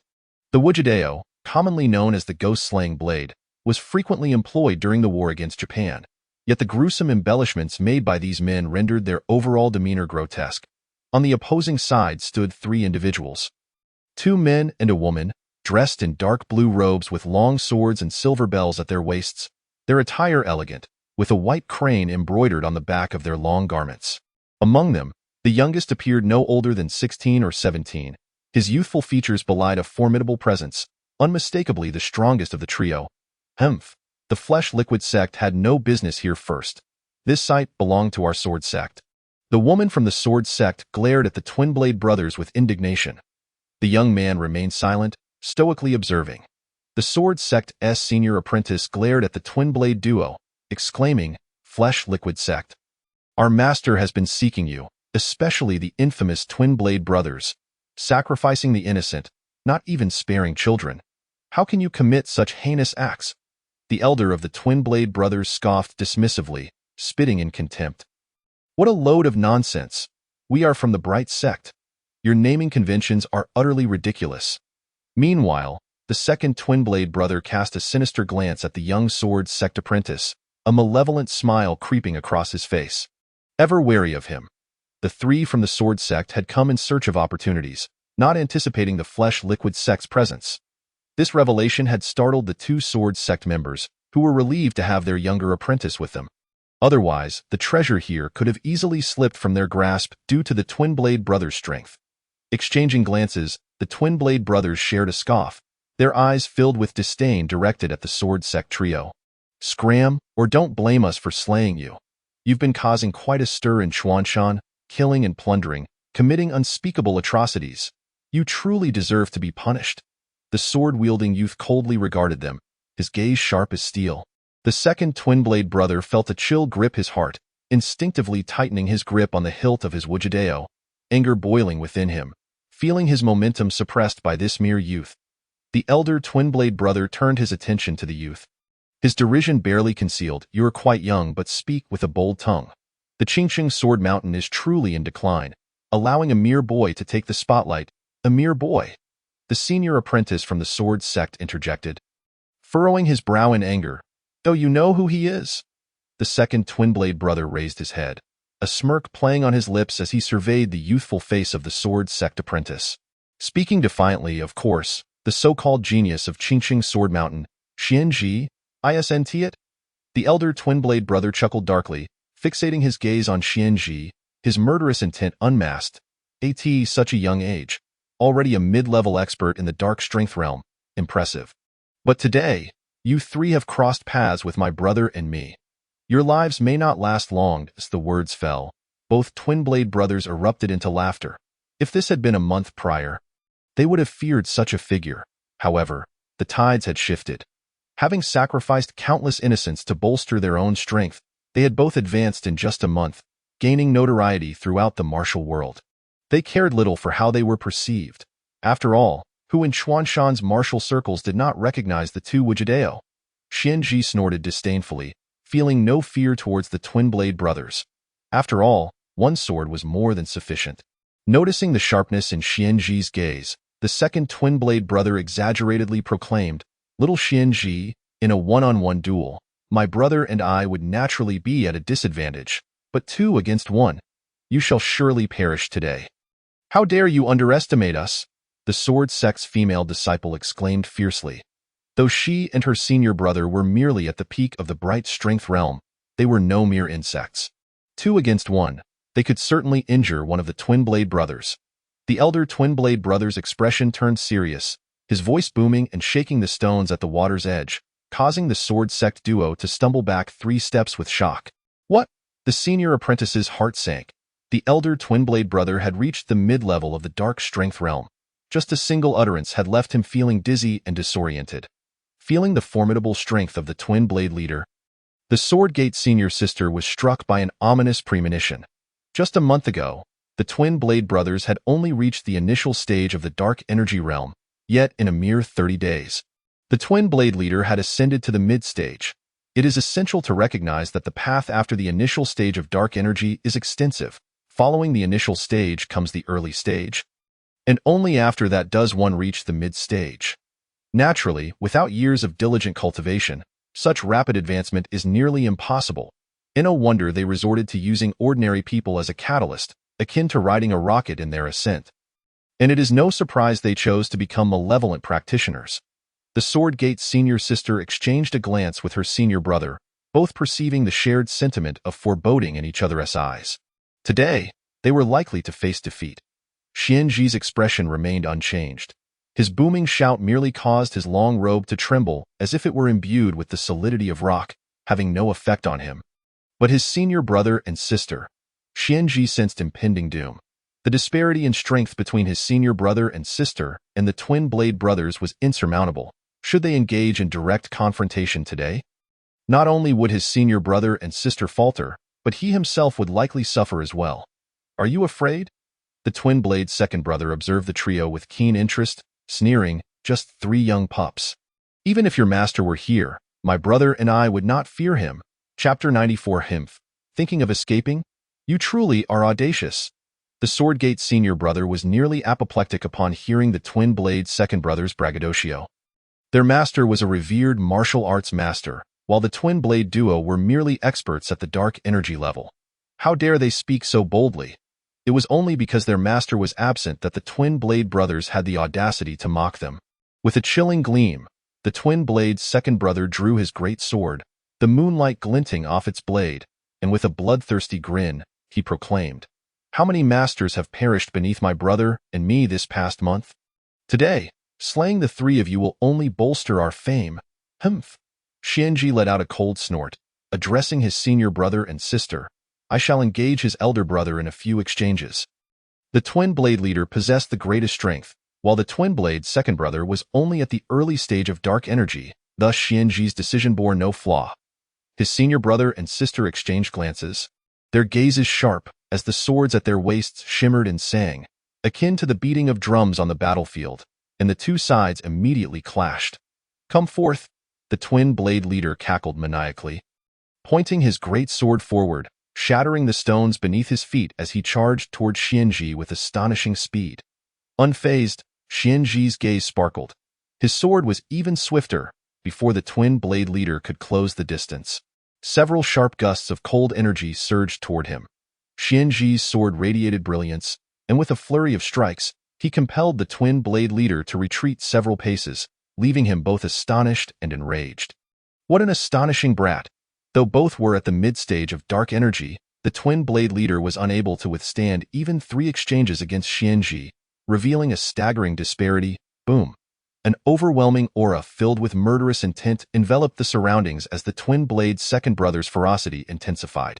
You have forced my elder brother back. Then I shall slay your senior brother and sister. With a lethal glint, the twin blade's second brother lunged forward at a breathtaking speed, while the senior brother and sister gritted their teeth to resist. With their swords drawn in unison, they exerted all their strength to counter the incoming strike. The clash of blades produced a piercing sound that reverberated through the air, their swords trembling violently as they fought with all their might. Observing this, the twin blade's second brother let out a disdainful snort, channeling a ruthless surge of dark energy along the edge of his blade. In the midst of their resistance, a terrifying backlash surged forth, accompanied by a visible wave of energy that struck them brutally. The sleeves of the S regarding the fate of this individual, Xianji had already devised a plan. Tomorrow, he would come here, armed with pots and pans, to perform several rites in gratitude for the immense kindness bestowed upon him. However, there was no escape. The dual blade leader, having discerned Xianji's intentions, could not allow his plot to unfold. Drawing his weapon, he surged forward, determined that even if he could not take Xianji, he would ensure the demise of his senior brothers and sisters. With a thunderous boom, a figure shot forth like a swiftly released arrow, violently carving a deep pit into the ground before plunging into the stream, the force of the impact nearly embedding his head into his chest cavity. His body lay there, feebly quivering, breath escaping like a whisper. Hovering on the brink of death, the dual blade leader cast a casual glance, only to be struck by a sudden horror as his heart raced. Was this not his own second in command? The unexpected twist of events left everyone momentarily stunned. Xianji's gaze sharpened, and without a moment's hesitation, he slammed to a halt, drew his long sword, and charged towards the dual blade leader. The latter, sensing the formidable aura emanating from Xianji, felt a wave of dread wash over him. There was no time to contemplate. He turned to flee, but as he did so, his gaze collided directly with Chen Xiaoyao's. Instinctively halting, the dual blade leader's mind raced with confusion and fury as he growled. "Who the hell are you?" A passerby, Chen Xiaoyao replied coolly, his tone unchanged from before. "Cut the crap." The dual blade leader's anger erupted like a volcano, furious that a mere passerby could disrupt a situation he had deemed secure, especially one who could instantaneously eliminate a master of hidden strength. The dual blade leader could not reconcile this reversal of fortune, but Xianji was already barreling toward him. Knowing he could not win, he cast a deadly glare at Chen Xiaoyao, stepping closer and gritting his teeth. Die! The furious strike of the massive blade, infused with countless strands of hidden strength, aimed to obliterate Chen Xiaoyao's internal organs should he dare to parry. This was not merely a furious blow. It was the dual blade leader's desperate gambit. Should he fail to kill Chen Xiaoyao with this strike, he would surely meet his end at the hands of Xianji's 2 swords. Following the fate of his second in command, boom! The dual blade leader witnessed Chen Xiaoyao respond with a seemingly effortless palm, as if entirely dismissing the impending assault of the massive blade. In an instant, the dual blade leader felt as though he had collided with an immovable mountain. His fury evaporating, replaced by sheer terror. The pale hand glided forward, and as it met his blade, it shattered like fragile ice. He watched in horror as that palm inexorably pressed into his chest. This was impossible. The dual blade leader's eyes widened in disbelief as he attempted to retreat, but there was no escaping the divine pressure that bore down upon him, as if thrust into soft sand. The bones in the dual blade leader's chest disintegrated into dust. His mouth gaped open, desperate to utter something, yet no words emerged. The ferocity of Chen Xiaoyao's strike even tore a ragged imprint into the fabric of his clothing, sending shreds flying into Xianji's youthful visage, where his eyes widened in stark clarity. Thud! The dual-blade leader's body tumbled awkwardly through the air, blood splattering in a grotesque display. He had anticipated that hidden strength would crush Chen Xiaoyao's organs. Yet he was utterly unprepared for the overwhelming might of that palm. Not only were his internal organs shattered, but he could distinctly feel his bones reduced to mere pulp, with a resounding crash. His body slammed against his fallen second-in-command, extinguishing the last remnants of life from him. He plunged into the water. He spat a mouthful of blood, his chest devoid of pain, yet his upper body lay numb. Trembling, the dual-blade leader gazed at the composed Chen Xiaoyao, struggling to utter a garbled warning. The Guangming sect will not spare you. The Guangming sect will not spare you. In a moment of clarity, he seemed like a vengeful spirit, muttering this phrase repeatedly, crimson blood erupting from his lips. His eyes, bloodshot and filled with malice, shot a final venomous glare at Chen Xiaoyao, but unbeknownst to all, the cursed insects within the hearts of the dual-blade brothers perished alongside them. His lips quivered, as if he wished to convey more, but ultimately his head tilted, and he succumbed to death in mere moments. 2 casual strikes had obliterated the infamous dual-blade brothers of Chuanshan. A flicker of shock crossed Xianji's eyes. He had witnessed that previous palm clearly, yet he could not fathom how such a slow motion could yield such explosive power.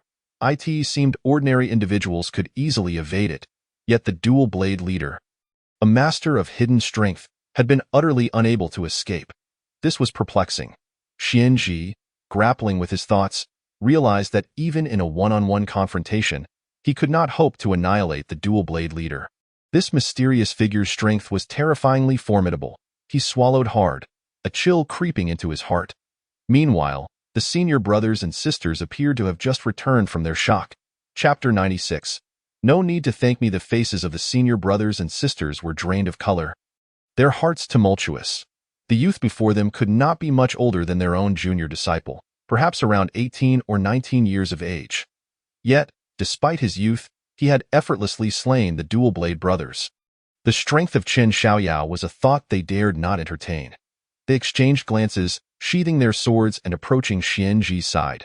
Xianji suppressed his astonishment and clasped his hands in gratitude, saying, "I thank you, friend, for your timely assistance today." Though Xianji's words expressed gratitude, his sword remained unsheathed, its blade pointed downward, his left hand covering his right, indicating that while he was thankful, his vigilance had not waned. Chen Xiaoyao raised an eyebrow, a light laugh escaping his lips. "No need to thank me. I came here for this opportunity." "What the hell?"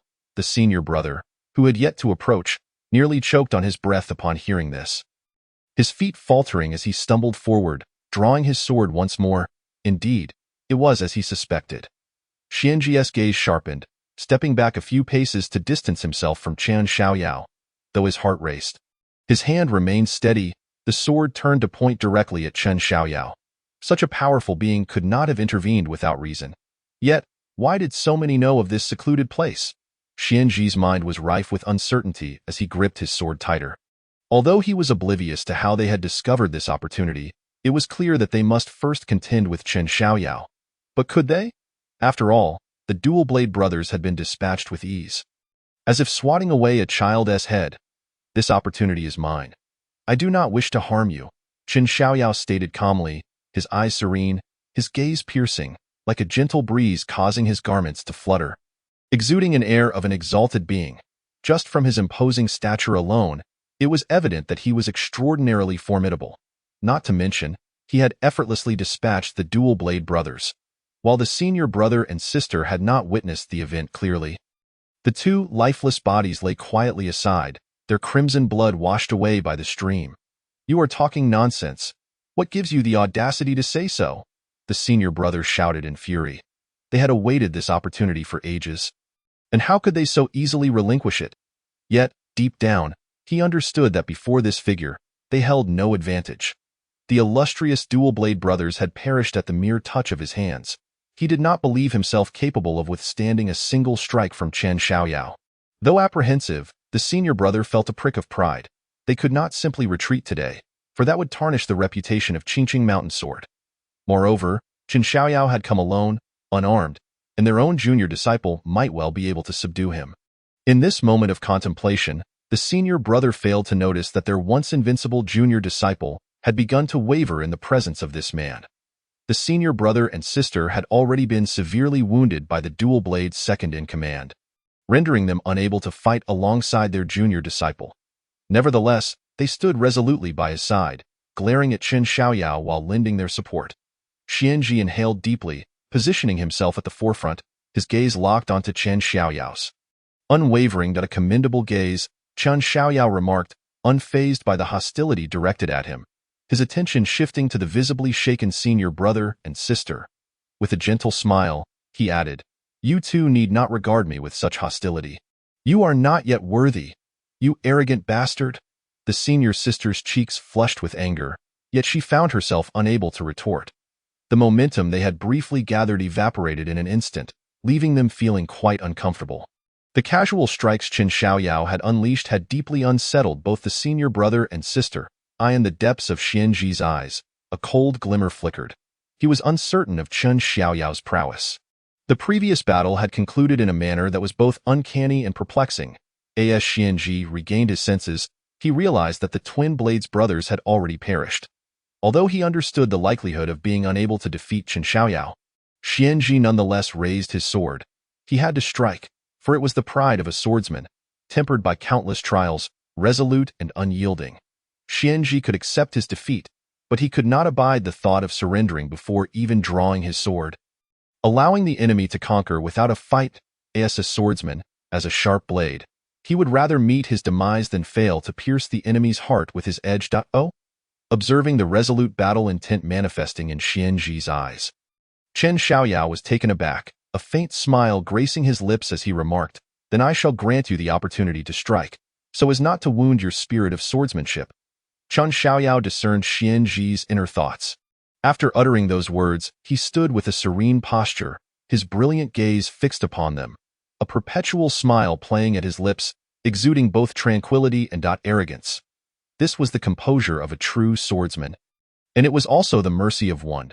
Should a swordsman shy away from drawing his blade, then come what may, no matter how many years pass or how powerful he becomes, even if he forgets the visage of his adversary, that shadowy figure would forever be etched in his mind. Whether it be regret, sorrow, or remorse, the path of swordsmanship, no matter how far one advances, would always be overshadowed by that haunting silhouette. Grant him an opportunity to strike? The senior brother, upon hearing this, was incensed, his anger boiling over as he exclaimed, "Do you not realize that he is a prodigy of swordsmanship, born only once in 2 centuries at Qingqing Sword Mountain?" The senior sister's ire was no less fierce. Her beautiful eyes glared at Chen Xiaoyao as she declared, "You are far too arrogant. After a single strike from my junior brother, whether you can survive is another matter altogether." If Chen Xiaoyao's earlier 2 strikes had dealt a critical blow to the brother and sister, then this moment, marked by his words, obliterated all lingering confidence. Those who hold themselves in high esteem rarely meet a good end. Though Xianji was but 16 or 17 years old, his strength was formidable, capable of standing toe-to-toe with either of the twin Blades brothers. Grant him a strike would be akin to inviting death. For Xianji's blade was razor-sharp. If Chen Xiaoyao had previously instilled a sense of trepidation in Xianji, after uttering those words, Xianji's gaze transformed into a blade of light, coldly fixed upon him. Since he was so self-assured, Xianji naturally felt his battle intent surge to a boiling point. He exhaled deeply, dispelling all hesitation and distractions from his mind, as cold as the sword in his hand, and declared, "I know you are powerful, and I may indeed be unable to defeat you, but simply based on your words, I must draw my sword and leave my mark upon you." Chen Xiaoyao nodded subtly, the smile on his face gradually fading, not from anger, but from a singular focus and calmness, his gaze emanating a brilliance that seemed capable of piercing through the very hearts of others. Have you ever seen the eyes of a swordsman? They shine with such clarity. Taking 2 steps forward, Chen Xiaoyao closed the distance between them. Under the moonlight, he slowly extended a hand, exuding utmost elegance, and said softly, "Please." The senior brother gulped, his words caught in his throat, unable to escape. He suddenly felt that the man before him was so powerful that he seemed insurmountable, even without having made a move. The aura radiating from him had already subdued the battle intent of all 3. This was confidence, unmatched confidence. Xianji exhaled, his gaze unwavering as he locked eyes with Qian Xiaoyao. The tension in the air enveloped them.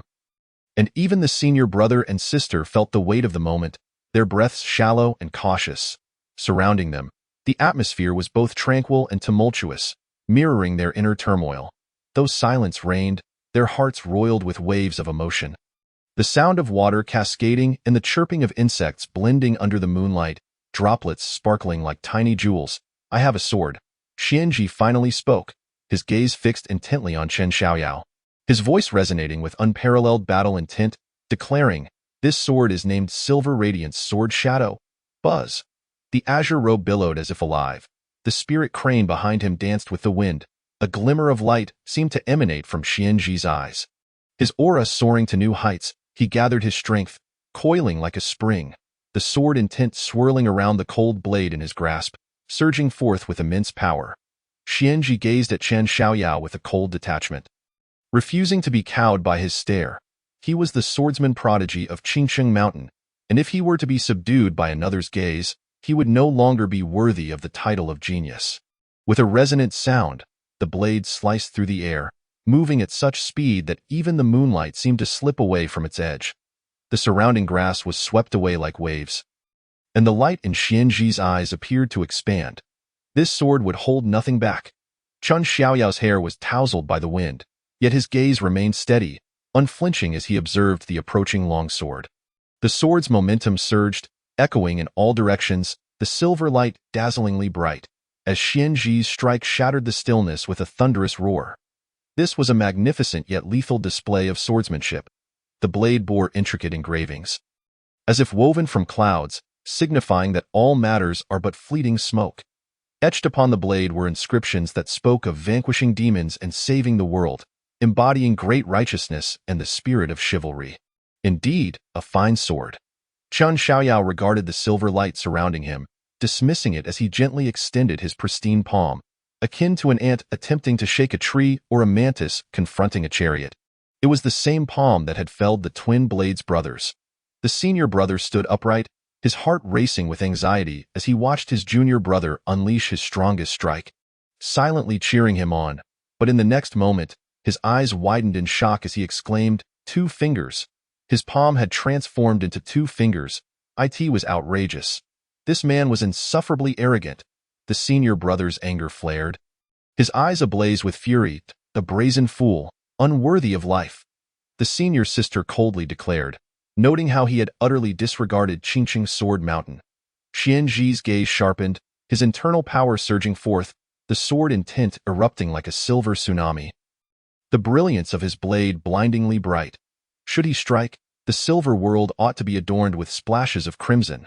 But suddenly, Xianji's heart thundered wildly, his pupils narrowing to pinpricks. He saw Chen Xiaoyao take a single step forward, effortlessly traversing the myriad lights, disregarding the long sword, and with that single stride, shattering Xianji's long-prepared sword intent. Chen Xiaoyao's pale fingers, rising from below, were unstoppable, ethereal in their approach. Smack!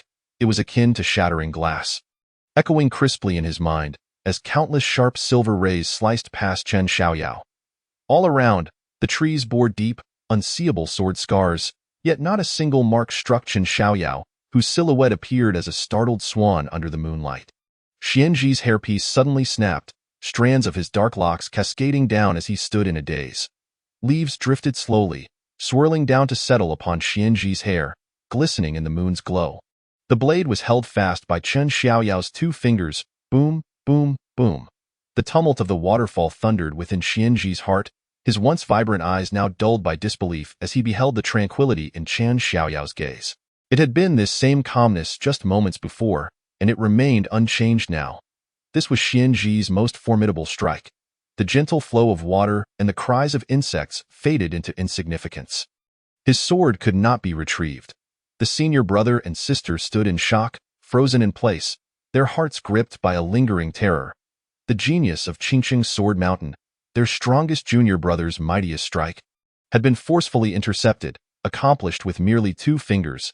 A faint smile reappeared on Chen Xiaoyao's face, still exuding that same tranquility as he gently released his grip and walked past Xianji, who remained motionless, his sword suspended in the air, his wrist trembling slightly, his heart overwhelmed with unspeakable shock. "You still need more practice," Chen Xiaoyao remarked nonchalantly, making his way toward the waterfall.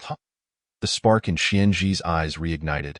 Breaths coming in ragged gasps as cold sweat dripped down his back, nearly collapsing to the ground. In that fleeting moment, he had believed he was as good as dead.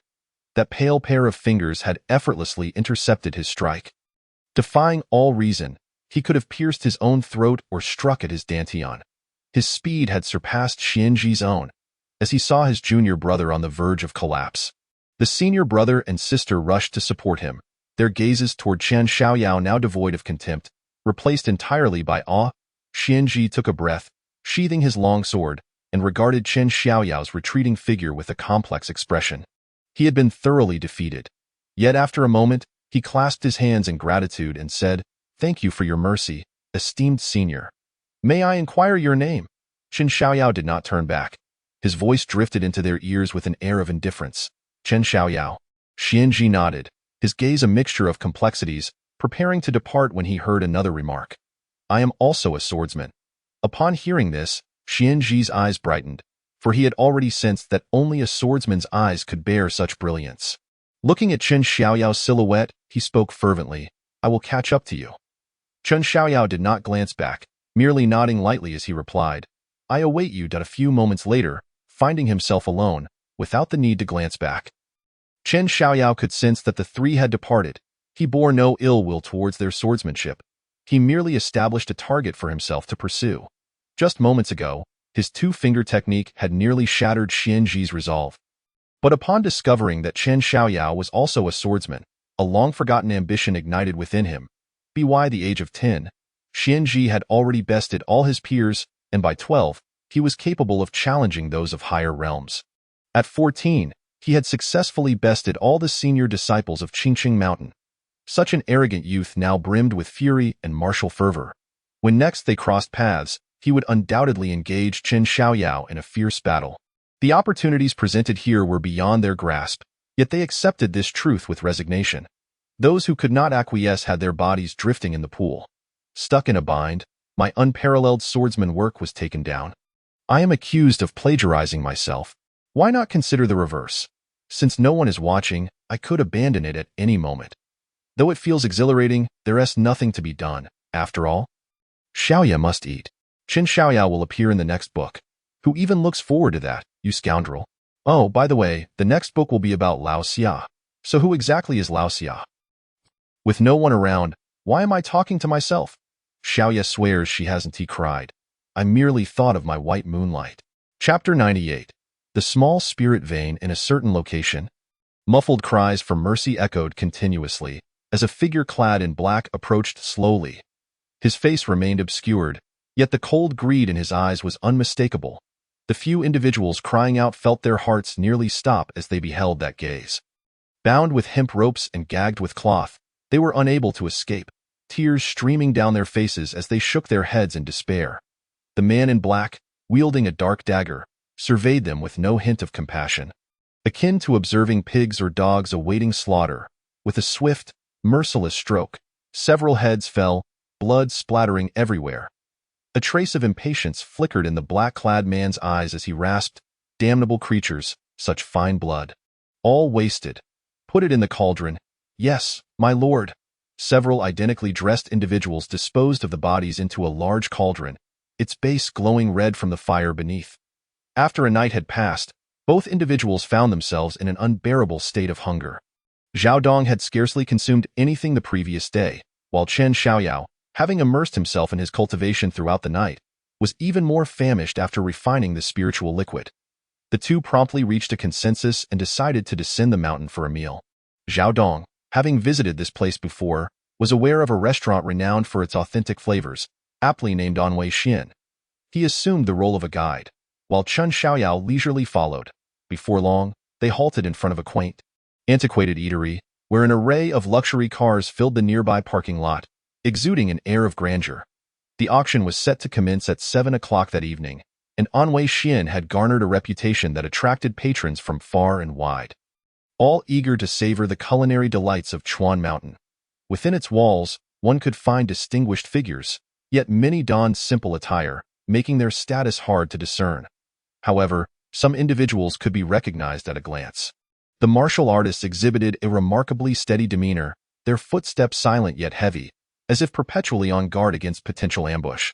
Zhao Dong, naturally assuming the role of host, treated Xiaoyao to a meal. Soon, an array of delectable dishes and warm porridge was served. The two, too hungry to engage in conversation, focused intently on their meal.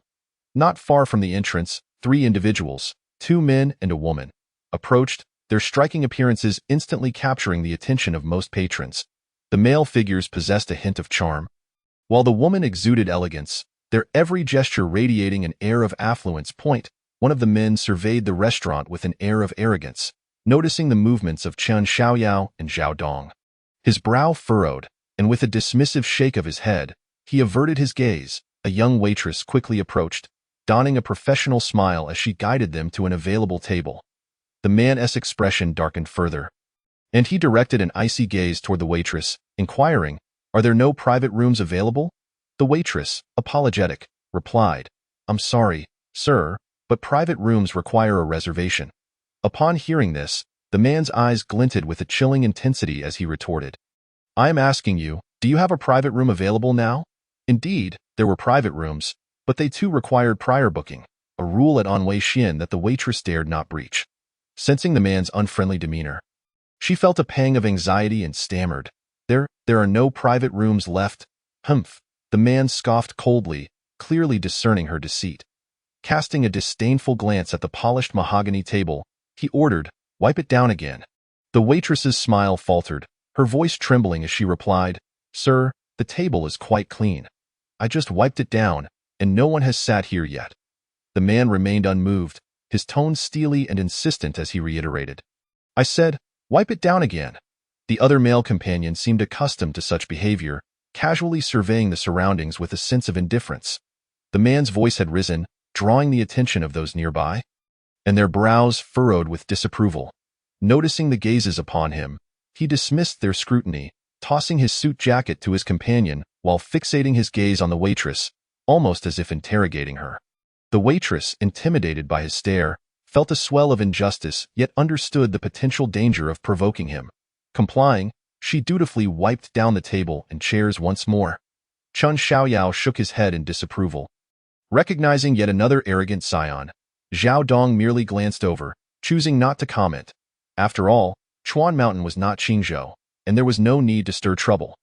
The discerning young man noticed the two's scrutiny, and his expression soured further, revealing an unmistakable disdain that surpassed even his previous contempt for the table and chairs. The noise from the roadside stalls was far more boisterous than that of a typical restaurant. With a grim countenance, the fastidious young man took a seat. Zhao Dong paused mid-bite, his expression darkening as he felt his appetite wane. "What are you staring at?" the man suddenly growled, his countenance deepening as he caught Zhao Dong's gaze. It was evident that the two seated by the window were not affluent offspring, yet they dared to glare at him. Truly, they seemed to have a death wish. The waitress, hearing his words, felt a slight tremor of discontent but recognized the danger these individuals posed. Suppressing her emotions, she inquired, "May I ask what the guest would like to order?" The two young men were utterly indifferent to the waitress's plight, tossing the menu aside as they casually selected a few specialties. Only the accompanying woman furrowed her brow, glancing at them but refraining from comment. "What's wrong with Qiu Xiao today? He seems particularly irritable," the other young man queried, puzzled, as he had only joined them midway and was unaware of the earlier events. Typically, Qiu Shan's temper was known to be unpleasant, yet today he resembled a powder keg, ready to explode at the slightest provocation. The irate Qiu Shan offered no response, his expression growing increasingly grim. The girl seated beside him smirked derisively. "It seems young Master Qiu is in a rather foul mood today. Wu Liantian, do be cautious not to provoke him." Hearing the girl's words, Wu Liantian glanced at the sullen Qiu Shan, hesitating momentarily before daring not to inquire further. The atmosphere among the group grew heavy. The girl shot an impatient glance at Qiu Shan, exclaiming, "Enough already, Qiu Shan. Is it really worth sulking over not receiving an invitation?" Though Wu Liantian had held back his questions, he perked up at the mention of the invitation. Although his family background was not comparable to the other two, being in their company suggested he was not far behind. After a brief silence, he could not contain his curiosity. Sister Zhongqing, what invitation are you referring to? What else could it be? You know about the mountain and water auction, right? Zhongqing replied dismissively. Wu Liantian nodded.